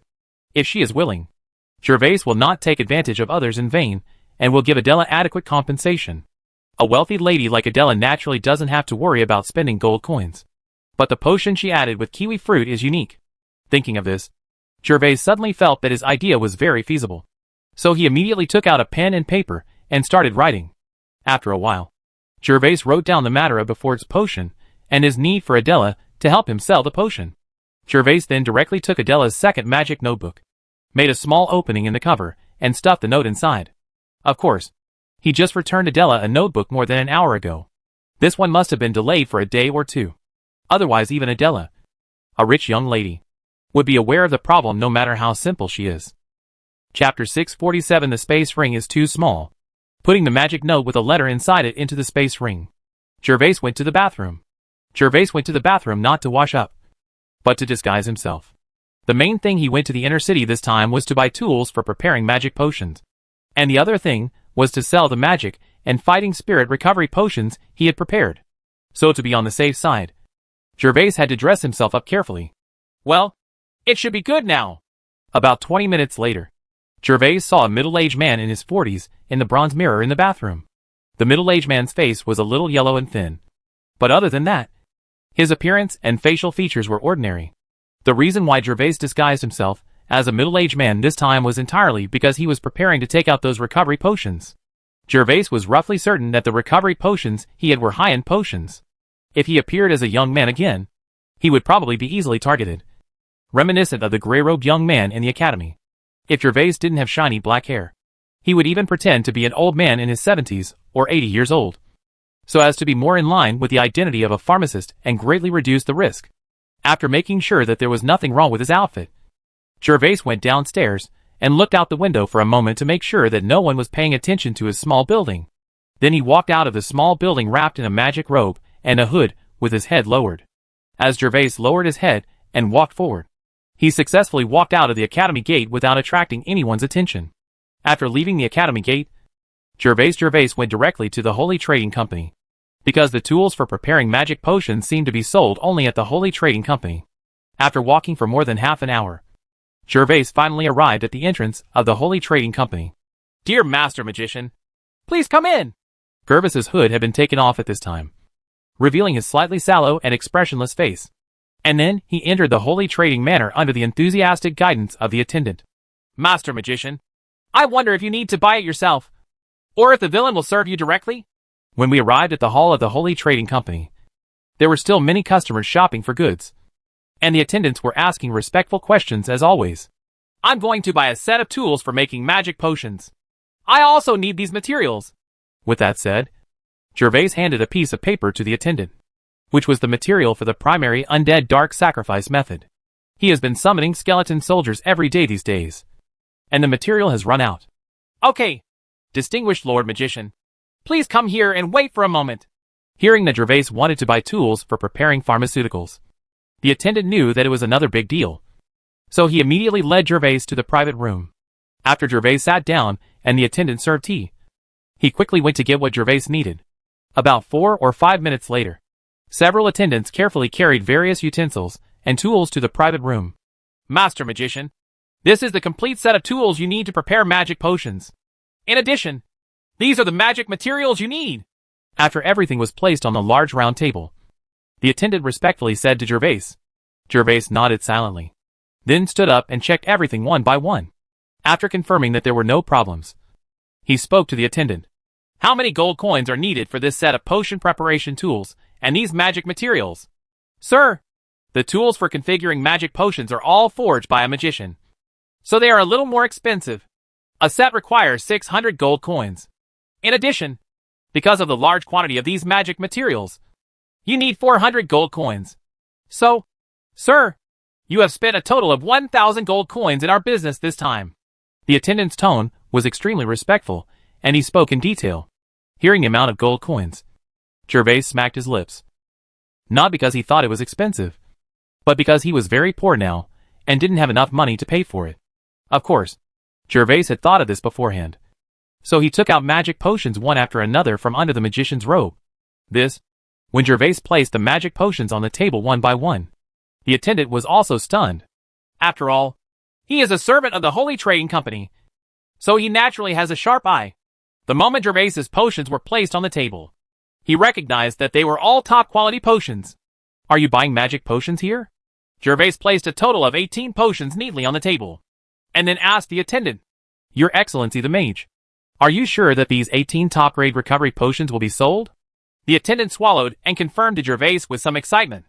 Huh? The best potion? Isn't it high-end? Hearing the attendant's question, Gervais was stunned for a moment. He had always thought that his recovery potion was only a high-grade potion, but he did not expect that it was of the highest quality. However, he was surprised, but Gervais remained calm on the surface. Yes, you name a price. If it's suitable, then all 18 potions will be sold to your holy merchant. Okay, distinguished mage, let me check the potion first, and then give you the specific price. After receiving the confirmation, the smile on the attendant's face became even more earnest. With Gervais's permission, the attendant carefully picked up several bottles of magic potions and inspected them, and then took out a strange small stone and approached the potions. When the stone came close to each potion, the originally white stone actually emitted a green light. When Gervais saw this, he remembered that he had seen records of this stone in a book. It was specially used to test the authenticity of potions, because the potion itself has spiritual power. The stone is very easy to identify. As long as the stone shines when you are close to it, it means that the potion is a real potion with spiritual power. Otherwise, it is a fake potion. As for the quality, you only need to look at the color of the potion. The darker the potion, the lower the quality. The 18 potions of Gervais are all like transparent colored crystals, so the attendants have long recognized that they are top-quality potions. Distinguished Master Magician, these 18 potions of yours have been confirmed, according to our firm's unified purchase price. The purchase price of the best fighting spirit and magic recovery potions is 100 gold coins each. So the 18 potions you have here, the potion can be sold for 1,800 gold coins. Huh? 1,800 gold coins. The price quoted by this attendant was beyond Gervais's expectations. He originally thought that even the best potions would be twice as expensive at most, but he didn't expect that they could be sold for 100 gold coins each. You know, even high-grade magic restoration potions cost only 15 gold coins each. However, Gervais had no reason to object if he could sell more money, so he was about to agree. But when the attendant saw that he did not respond immediately, he immediately added, Dear Master Magician, 100 gold coins is already the highest price for purchasing the best potion in the City of Hope. because our firm sells this potion for 100 gold coins each. Although what this attendant said was a bit unbelievable. It was indeed the truth. The configuration of magic potions has a high yield rate. So this top quality potion is even more rare. Even the success rates of 2 potion masters, Bedford and Winton, are only around 4 or 5 levels. It can be imagined that this top quality potion is rare. In addition, the customers of these 2 top quality recovery potions are basically magicians or white flag knights, because only they need potions with stronger recovery capabilities and faster speeds. If they are weak, using top quality recovery potions is a waste of money. Customers of this status are high quality customers for the Holy Trading Company. Although these top quality recovery potions are rare, they only sell for 100 gold coins. The Holy Trading Company will naturally not compete with the wizards and white flag knights for dozens of gold coins. Instead, they sell it directly at the purchase price. Not only can they sell favors, but they can also win over these powerful people. Their daily purchase of precious materials can result in tens of thousands of transactions. Well, I understand. Then you can help me settle the matter. Gervais also almost understood the purpose of the Holy Trading Company going so hard and thanklessly to acquire this top-quality potion. So he didn't hesitate anymore and directly asked the attendants to start the settlement. Soon, the attendant brought 800 gold coins to Gervais, and Gervais did not delay. In front of these attendants, he put the potion preparation tools and magic materials into the space ring. In an instant, Gervais' space ring became full. After finishing his business at the Holy Trading Company, Gervais quickly left the Holy Trading Company without stopping. After Gervais left the Holy Trading Company, the attendant, who had been receiving him, quickly took the potions to the second floor and found Steward Petter. Manager Petey, someone just came to sell fighting spirit and magic power restoration potions. They are all top quality potions. I bought them at the prescribed price. Well, that's good. Let's put it here first. I'll take it to the warehouse later. By the way, how many magic power recovery potions are there? A few days ago, an elder from Alliance College happened to say hello and asked me to pay attention to the best magic power recovery potion. This time it is just right. Petey was sitting at a long table, looking down at the account books, without raising his head as he listened to the attendant's report. Manager Ped, there are 9 magic recovery potions in total. Well, what do you want to go down first? 9 branches? At first, Ped looked calm and was about to clear out his attendants. But the next moment he reacted. He looked up in shock. Yes, Manager Petey. 9 magic power recovery potions and 9 fighting spirit recovery potions. They are all of the highest quality. The waiter never expected Steward Ped's reaction to be so great, and he quickly and carefully opened the wooden box containing the medicine. When Ped looked up, he saw 9 light blue potions placed in a wooden box covered with soft cushions. The number was exactly 9. There is also a jade box next to it, which presumably is the ultimate fighting spirit recovery potion. Who sold this potion? Is it still in the trading company? Is it some potion master?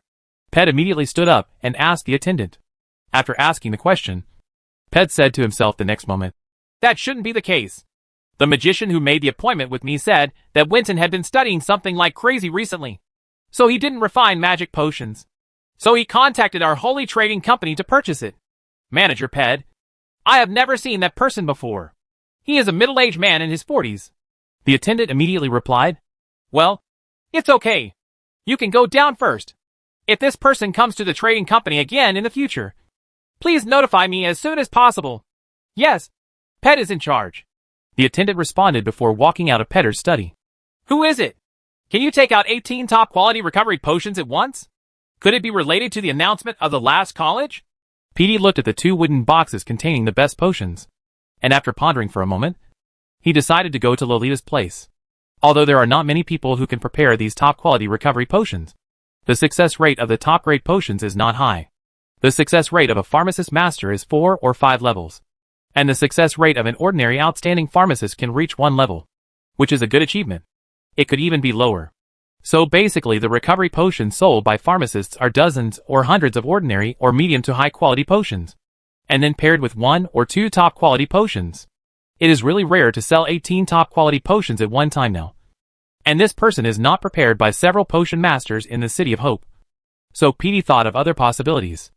Gervais became more vigilant after knowing that he was selling top quality potions. So he quickened his pace after leaving the Holy Trading Company. After crossing 2 streets, He put his hood up again, and then walked towards the market in the inner city. He was going to treat Adela, Lachi and others to dinner in the evening, so he needed to buy some ingredients. Soon, Gervais bought a World of Warcraft fish and several kilograms of Warcraft meat at the market. In addition to these two main ingredients, Gervais also bought many other ingredients for side dishes, spending a total of more than 600 gold coins. I spent all the money from selling the potions in one fell swoop, but compared to having a meal at Lung Jade Manor, it's still cheap. Also, my space ring seems a bit small. I wonder if there will be a chance to get a better space ring in the future.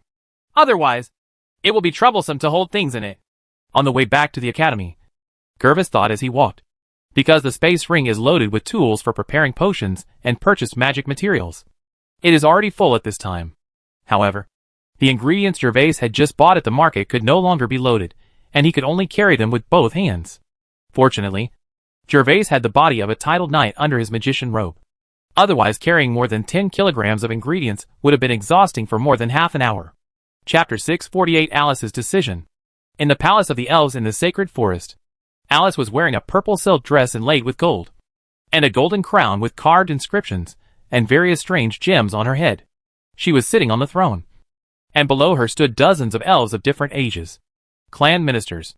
Meet Her Majesty the Queen.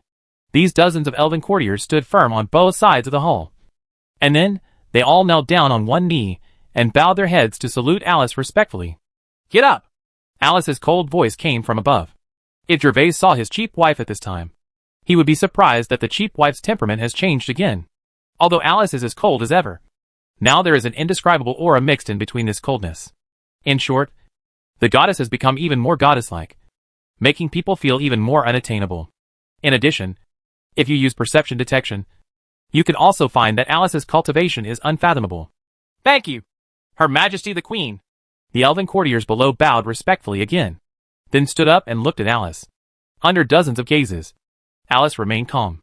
Her delicate thin lips were slightly opened and closed as she spoke to the people below.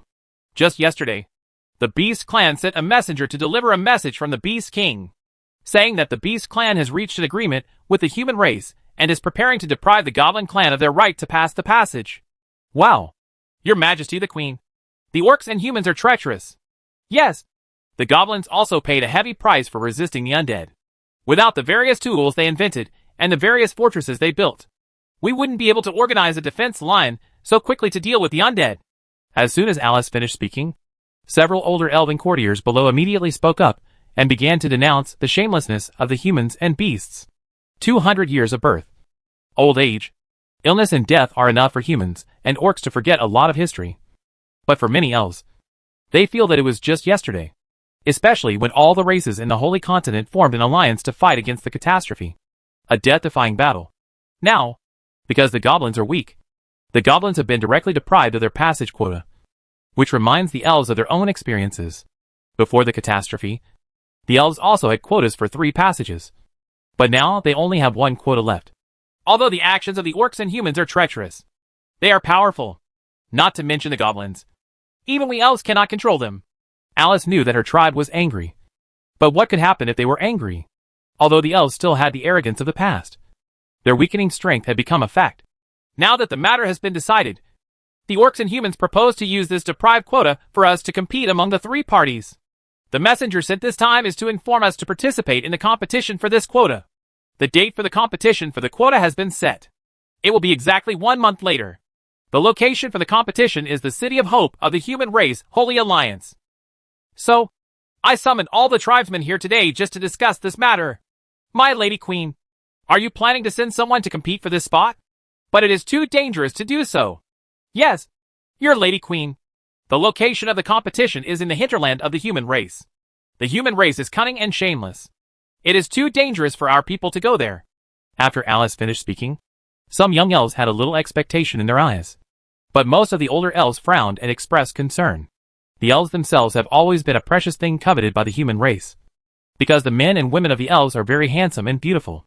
If people are sent to the hinterland of the human race, if some accidents happen, they will be beyond their reach, especially when the elves are weak now. This is not because they are worried that humans will completely engulf the elf mission. After all, the human race cannot afford the consequences. The elf clan also has the final foundation, When the time comes, the orcs will definitely get an advantage. But if the human race robs 1, 2, or 4 or 5 members of the mission, then as long as their hands and feet are clean, the elves will definitely suffer a loss. This kind of thing has happened before. There was once a time when the human race and the orc tribe wanted to deprive the elves of a quota. The elves sent a mission. In the end, not only did the quota not be regained, but 2 of the members of the mission were also lost. Because there is no evidence. Such a matter will naturally be settled in the end. I know you have a lot of worries. But have you forgotten that the decline of our elves is not only due to the sparse population, but also has a lot to do with the loss of channel quota? Although this quota was deprived from the goblin tribe, it is precisely because of this that we have to compete for this passage quota. This will not only strengthen the strength of our elves, but also prevent the humans and beasts from getting what they want. Although the passage in the land of the gods does not limit the number of people who can enter and exit, the size of the passage is very limited, and its diameter is about the same as the gate of a human city. Therefore, in the face of the millions of people of the elves, such a passage is naturally not big. If there is one more passage, the throughput of goods and people will naturally increase. And another point is that once the passage to the land of gods is fixed, it cannot be changed for thousands of years. It's okay in the human race, because there are many roads in the city-state, and it's quite convenient for people to go to the entrance and exit. However, millions of elves are scattered in the sacred forest, with only one entrance. Many people will have to trek for a long time to come or return. It's different if you have 2 channels at the same time. Both the first and second questions are easily solved. For example, in the first question, one channel can be used for people to enter and exit, and one channel for goods to enter and exit. This can greatly increase the throughput.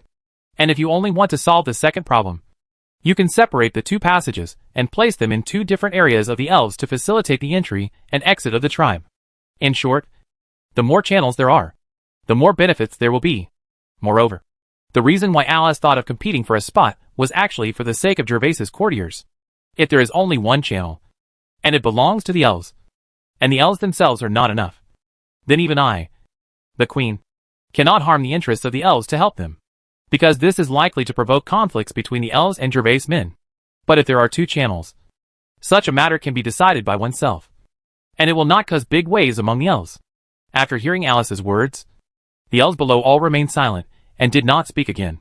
They naturally understand the benefits of gaining an extra channel, but they are just unable to do so in the face of the shamelessness of the humans and orcs. Seeing that the tribe below didn't say anything more, Alice continued, "Your worries are not unnecessary. I have also thought about this matter. So for the safety of my tribe, I will go there in person this time. And I will also bring the human knights with me. I believe this can ensure the safety of my tribe." "What? Her Majesty the Queen will go there in person? Your Majesty, you can't take any chances. Her Majesty, please think again." Alice's words once again aroused the noise of the elves in the hall. "I have made a decision on this matter. Prince Alder will personally escort me this time, so you tribe members don't have to worry." Alice's tone at this time was very firm, leaving no room for any rebuttal from the courtiers below. Prince Alder is Alice's father, the old Earl. Now Alice's father's injuries have been completely healed using the Fountain of Life, and he can be said to be the strongest master in the entire elven race. Of course, the name Prince Alder comes from the name of the former queen. The former queen was the brother and sister of Alice's father, so he was originally the prince of the elves. Even if Alice becomes the queen of the elves now, her name will not change. Hearing Alice's firm tone, and the fact that she was protected by Prince Alder, the elves below fell silent again. "Then this matter has been settled. Now go down and select the young strong men in the clan to follow me to the City of Hope. It must be completed within a week, because the competition date is just 1 month from now.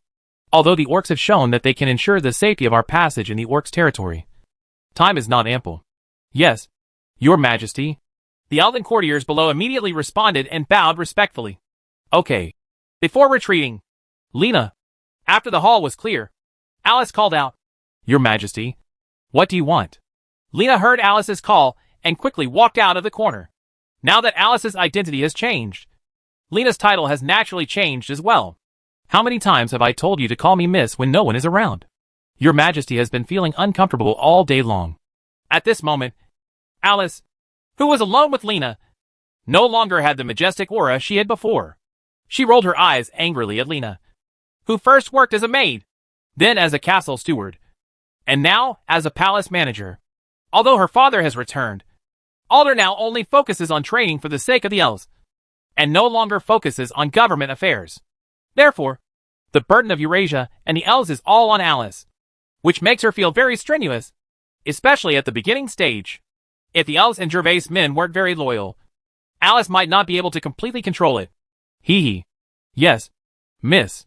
Lena knew that her young lady was more tired now than before, so she chuckled and changed her title very obediently. Even the previous calling her was just to tease his lady and make her happy. Go and arrange the supplies needed for this trip to the Holy Alliance. When Alice heard Lena's name, she softly explained with satisfaction. Yes, miss. But miss, there is not much money in the palace. Even the gold coins we brought from Rose Castle are not much. Lena first agreed simply, and then hesitantly reminded her. Well, it's okay. This trip doesn't need to be too wasteful. I believe that after this period of time, when the grapes mature in large quantities, you don't have to worry about the gold coins. After Alice became queen, she discovered that the elves had lived a closed life all year round, and it could be said that they had fallen into decline. Many tribesmen live a primitive gathering life in the jungle, although such a life is worry-free and enough to satisfy their hunger. Over time, the elves will inevitably become as uncivilized as the orcs. Seeing this, Alice naturally couldn't let such a thing happen, so she took out the money she brought from Eurasia to build a new gathering place and build roads in the sacred forest. Such expenses are naturally a lot of money, and the Jones family's capital is depleted at once. On the contrary, the humans brought from Europe and Asia made a lot of money from wine, so Alice didn't need to worry about it. Of course, all this is only temporary. Countless vines have been planted in the sacred forest, and Alice has sent a large number of elves to take care of the vines. Whether the vine is inside the elf bug space or outside the space, it can grow better and mature faster than before, as long as this large amount of wine is brewed into wine. Nagwise's men and the elves can share the earned gold coins, and they will not be so strapped by then. Chapter 649 got it. Alice is preparing to go to the City of Hope to compete for passage spots, but Gervais still knows nothing about it. After returning to the college building, Gervais first placed the tools for preparing potions in the empty room on the second floor, and then went to the kitchen downstairs to get busy. To be honest, Gervais really hasn't cooked much food by himself since he came to the other world. Even when he baked oysters, he had his subordinates help him. Fortunately, Gervais is a fire magician, and making fire is only a matter of seconds for him. After lighting the stove, Gervais began to work in the kitchen. Boom, boom, boom. Time passed by, and after Gervais had been busy for more than an hour, there was a knock on the door of Gervais's small building. Well, so early. Gervais looked at the sky outside and found that the sun was still hanging in the sky, and there were not many people on the road outside the small building. Thinking of this, most of the students must have not finished class yet. He did not expect that someone would come so early. Who? Gervais asked as he walked towards the door. It's me, Adela. As Gervais's question ended, Adela's sweet voice came from outside the door. It's this little girl again, Gervais murmured in his heart. But after knowing that it was Adela, Gervais somewhat understood why he came so early. Welcome, Adela-san. Please come inside. When Gervais opened the door, the pretty Adela stood outside the door with some restraint, and Gervais made a very gentlemanly gesture of invitation. Thank you, Harry. Adela's pretty face was slightly red and a little embarrassed. Logically speaking, it would be more appropriate for him to come with Seignior, but she really couldn't wait any longer. After she delivered the books to Harry, she stopped going to class and stayed in the dormitory all afternoon. Moreover, she felt a little restless while staying in the small building, eager to get a reply from Gervais. Adela had stood on the balcony 4 or 5 times this afternoon, always pretending to look at Harry's small building casually, looking forward to seeing Gervais, or Harry returning the book to her. Although Adela knew that such a thing could not happen, even if Harry returned the book to her, Gervais probably would not have had time to pick up the letter. After all, Gervais would probably come to collect letters in the dead of night. But Adela was still a little restless, so after waiting all afternoon, she finally couldn't wait any longer, and somehow came directly to Gervais, thinking that she could feel more at ease. Gervais welcomed Adela to the living room on the first floor very enthusiastically, asked her to sit down on the sofa, and then said softly, Classmate Adela, please sit here for a while. I still have food that's not cooked yet, so I can't accompany you. It's okay, Harry. Just go and do your work and don't worry about me. Adela's pretty face was slightly red, so naturally she didn't say much. Then she breathed a sigh of relief when she saw Gervais walking into the kitchen. It happened by accident before, but now I feel a little embarrassed after realizing it. Of course, this is also because Harry's character is remarkable in her heart. Otherwise Adela would not dare to come to Gervais's small building alone no matter how anxious she was. Your Excellency, Miss Adela did not go to class this afternoon. And according to the news that just came, Miss Adela went to the junior mage named Harry. In the Sky City station, Waddington was making a report to Duke Edward. Ever since he knew that Adela was in contact with a mysterious person, and that the mysterious person also took out a psychic potion, and a potion that increased her mental power, Edward arranged for Waddington to send someone to secretly observe Adela's every move and see what she was doing on a daily basis. Someone contacts Adela to find out who the mysterious person is. Have you found out the identity of Harry? Your Excellency, the holy city of Hika is quite far away, and the news from there has not yet been transmitted. But according to the information we found in the City of Hope, this student named Harry entered the academy relying on his quota as an auditor in the holy city of Hika, and he was among the young ladies who went on an adventure in the Magician's Tower. At that time, she was employed by the second young master of the holy city of Hika. Lucky. I once heard the young lady mention something on the way back, saying that the student named Harry was a very good character. He once volunteered to stay in the Magician's Tower to defend the young lady and others from the orc's pursuit. In the end, he was lucky enough to survive. Come down. Well, don't worry about it for now. You just need to secretly pay attention to who the young lady comes into contact with. Don't miss any suspicious people. If the identity of the mysterious person can be determined, it will have a huge impact on our city in the sky. Impact? Go ahead. After listening to Waddington's answer, Edward thought for a moment before speaking. Yes, Your Majesty the Duke. Waddington responded and then prepared to leave. By the way, don't let Adela find out. Otherwise she will definitely be unhappy. Just after Waddington turned around, Edward suddenly added, Yes, Your Majesty the Duke. Waddington turned around and saluted again, and then quickly left Edward's study. Adela-san, come and have a drink. Gervais went into the kitchen and continued working for a while, and finally remembered that Adela was also a guest, and he always had to pour her a glass of water. So I poured another cup of hot water and brought it to the living room. At this time, Adela was sitting on the sofa quietly without any movement. Her sitting posture was dignified and elegant. It was obvious that this sitting posture had been trained for a long time. Thank you, classmate Harry. Because it was the first time she stayed alone in a male classmate's dormitory, Adela was naturally cautious. However, when Gervais handed over the teacup, she responded very politely, unlike Seignior and Lachi, who usually the appearance of waiting for someone to be present. Adela, are you a little bored? If you are, I will go to the study and get a book for you to read. When Gervais saw Adela like this, he understood that it took a lot of courage for this wealthy lady to come to his dormitory alone. And he was also the culprit of all this. Gervais felt a little guilty in his heart, and wanted to take care of this silly girl as much as possible. So he asked in a soft tone, hoping to find a book for Adela to read to relieve the tension in her heart. A book? After hearing Gervais's words, Adela's eyes, which were still slightly nervous, flashed. In fact, before she came, she really wanted to check the book she delivered at noon to see if the letter paper had been taken away by Gervais. It's just that the study is a very private place after all. Adela was too embarrassed to ask to go to the study, so she could only stay quietly in the living room. Now hearing Gervais suddenly mention, it made Adela feel a little more courageous. So Adela replied slightly embarrassed. Harry, you still want to make dinner. How about I go to your study to find the books I like? After saying that, Adela looked at Gervais with some expectancy and a mixture of guilt. She rarely lies. After all, given her status, there is no chance or necessity to lie. After listening to Adela's words, Gervais smacked his lips and took a serious look at Adela, the wealthy young lady, who looked a little at a loss. He felt a little funny and a little distressed in his heart. Adela looked at Gervais, but waited for a moment and saw that Gervais did not answer immediately. Her pretty face turned redder, and then she spoke. It's my presumption. If it doesn't work, it won't. Of course. The study is upstairs. You can go find it yourself. I'm going to go to the kitchen to guard it. Otherwise the food will be burnt and it won't taste good. Gervais tried his best to keep his tone softer, and after finishing speaking, he went to the kitchen on his own. Adela saw Gervais turning around, with a happy look in her eyes, and regardless of the pounding in her heart, She couldn't wait to walk to the stairs to the second floor. The layout of the dormitory buildings was exactly the same.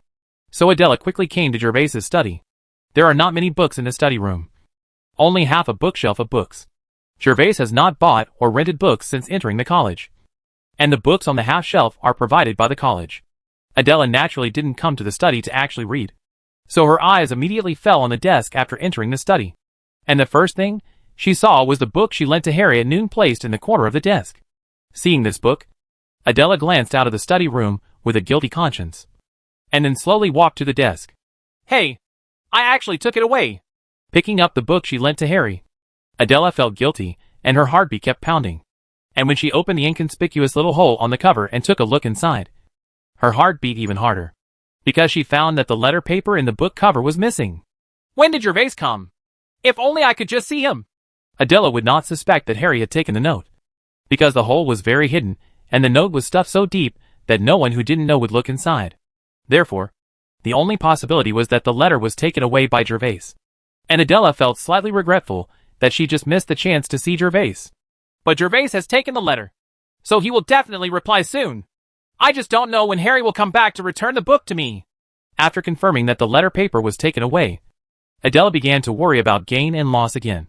When will she receive a reply next? If Gervais knew Adela's current state, he would definitely say, "It's over. This girl is also captured." Boom, boom, boom. Harry! Open the door quickly. We are coming! Just when Adela was thinking about gains and losses, there was a knock on the door from Lucky downstairs. Hearing this voice, Adela quickly put away her thoughts and hurriedly put the books back on the desk. Then took a random book from the bookshelf. And then hurriedly walked downstairs. After Adela came to the living room, downstairs to finish cooking, Gervais slowly walked out of the kitchen. Lachi! Seignior! Welcome! Come in quickly. Adela is already waiting for you. Thanks. Harry! Thank you. Classmate Harry. Lucky outside the door came with Seignior.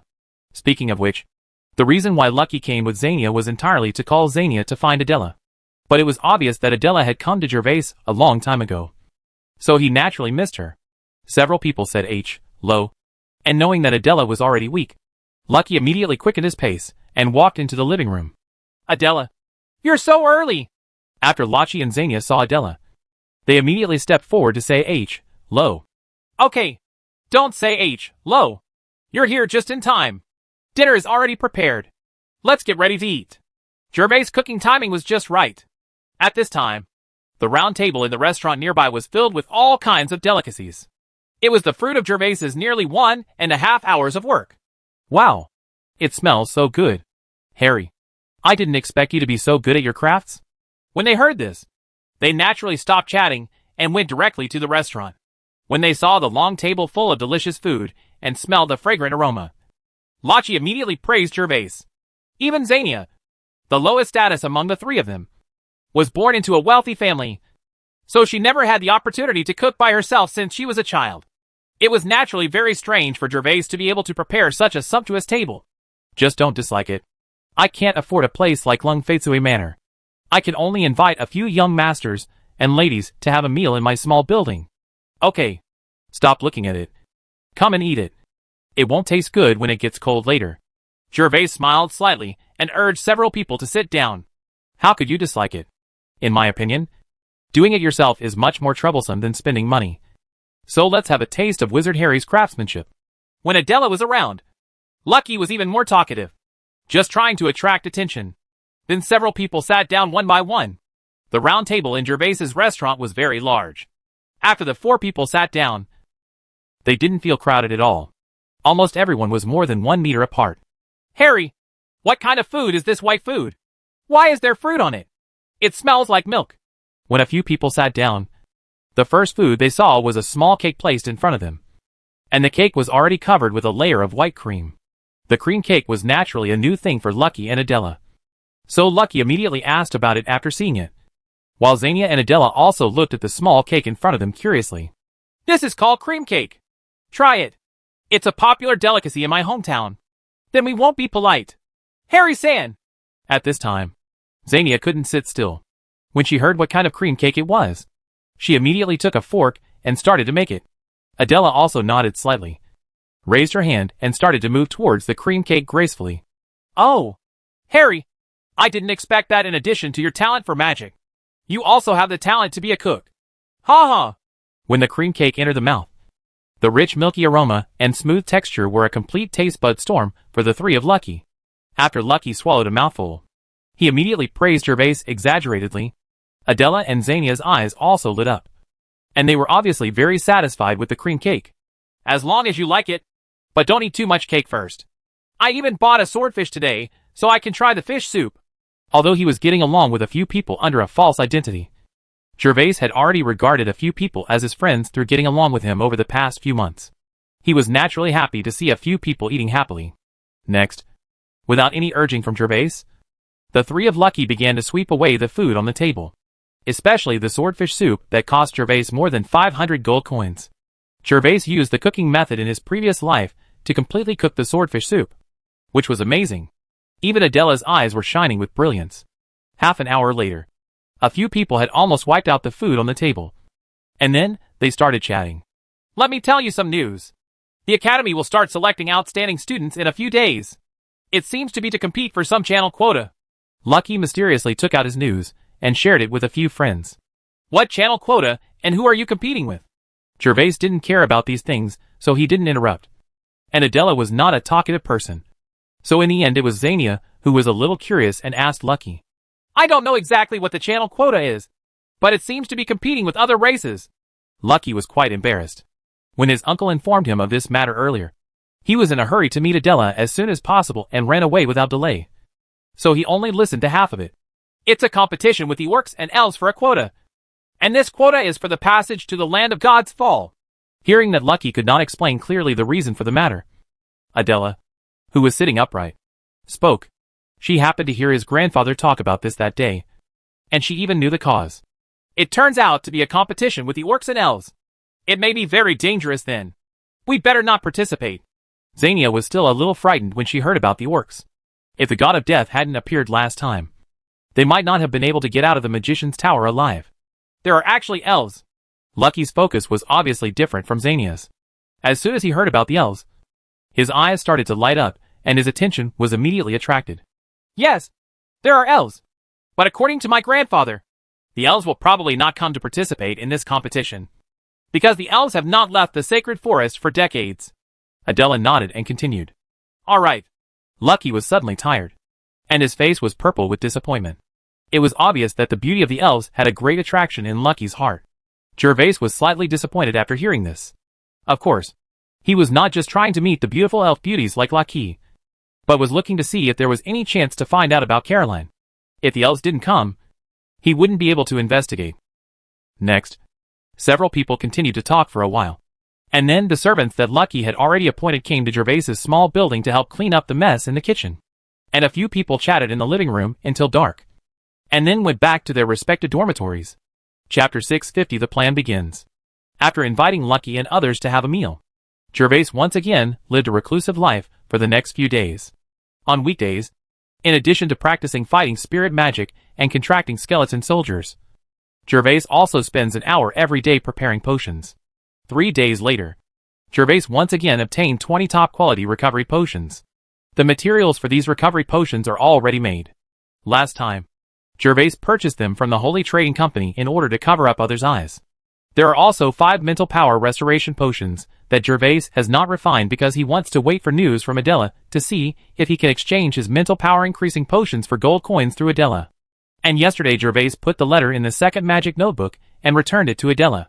Of course, Gervais actually wanted to delay for one more day, so as to minimize the risk of his exposure.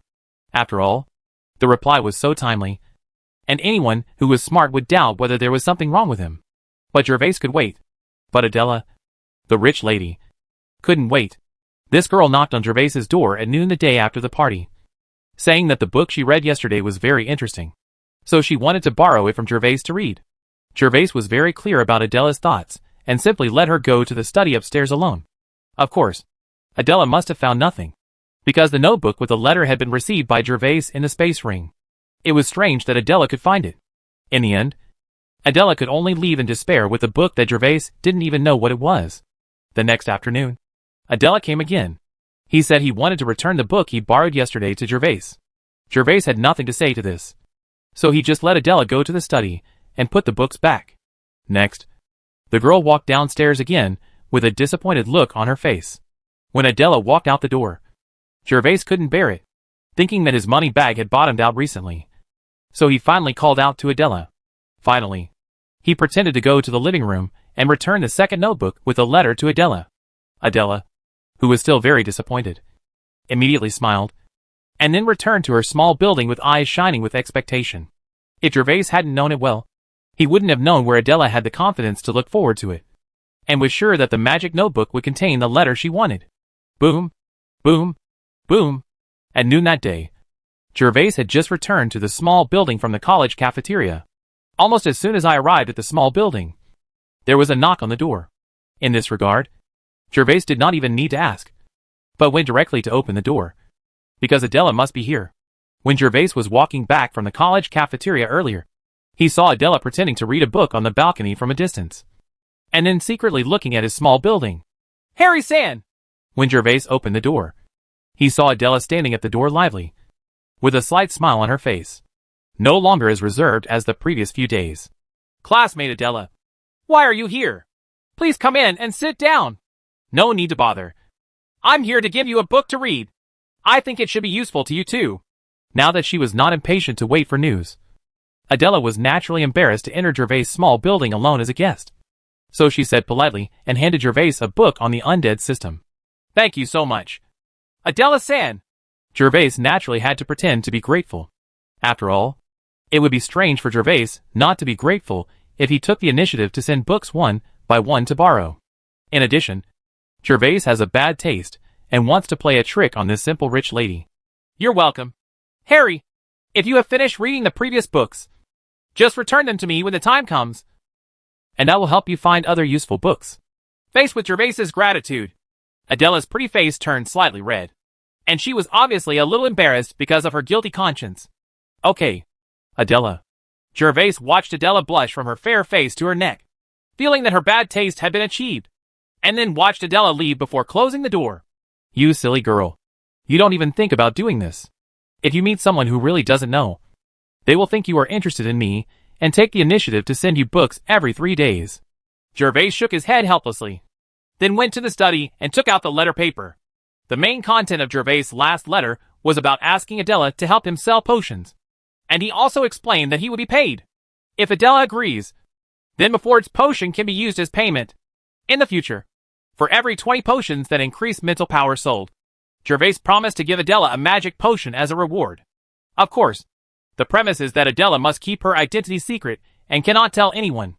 Adela's reply today was also very straightforward, and she agreed immediately. She even said that there would be no extra reward. Just give her one, which she just gave to Bedford. From then on, Gervais couldn't help but get excited. His plan to make money took many twists and turns. After being in poverty for more than half a month, he was finally going to become rich. Well, when I make money, I will definitely enjoy the Imperial Box in Lung Jade Manor. Thinking of this, Gervais immediately began to write a letter, explaining on the letterhead where he asked Adela to pick up the medicine he had stored. In fact, Gervais had already thought of the place to store the medicine, although there is no such thing as a bank vault in this world. The Holy Commercial Bank also has temporary storage business. That is, customers can store valuable items in the sacred business house, and then they can redeem them with an anonymous magic card and a message left in advance. Of course, such a business is also expensive, requiring a storage fee of 10 gold coins every day.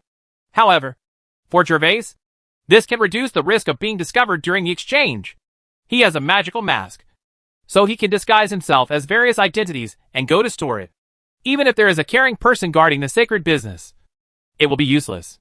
After writing the information he needed to explain on the letter paper, Gervais thought for a while and finally gave a reminder, asking Adela to pay attention to her own safety when the potion to increase mental power comes out. After all, judging from the college's reaction some time ago, this potion that increases mental power has a very terrifying influence.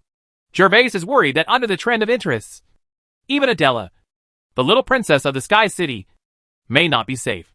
If something goes wrong with Adela, he will regret it. After writing the letter and putting it in the slot of the third notebook, Gervais changed his face and went out. His destination was the Holy Trading Company, and he was now preparing to store the remaining spiritual potions from last time. He successfully configured a total of 4 potions to increase mental power, and then gave them to Adela. And this time there is another one as an advance payment to Adela. So what can really be sold are 2 potions that increase mental power. The potion to increase mental power was successfully deposited in the Holy Trading Company. After paying 50 gold coins, Gervais left the Holy Trading Company. Time passed, and 3 days later, the third book containing letter paper and the magic card of the Holy Trading Company was returned to Adela's hands. But this time, Adela, the same silly girl, came to pick it up in person. Everything is ready. Let me see how much influence you have, and how much wealth you can bring me. Gervais watched Adela happily take away the third notebook, looking forward to what kind of response his psychotropic potion would have and how high the price would be. Although Gervais's letter this time included instructions on how to pick up the goods, he did not tell Adela how to sell the potions. Adela could do whatever she wanted, but the only requirement is for Adela to ensure that at least 1 bottle of potion is in circulation on the market. Gervais's request was naturally because he was worried that Adela's grandfather would cut off his beard and lower the price for himself. As for Adela, Gervais still trusted her very much.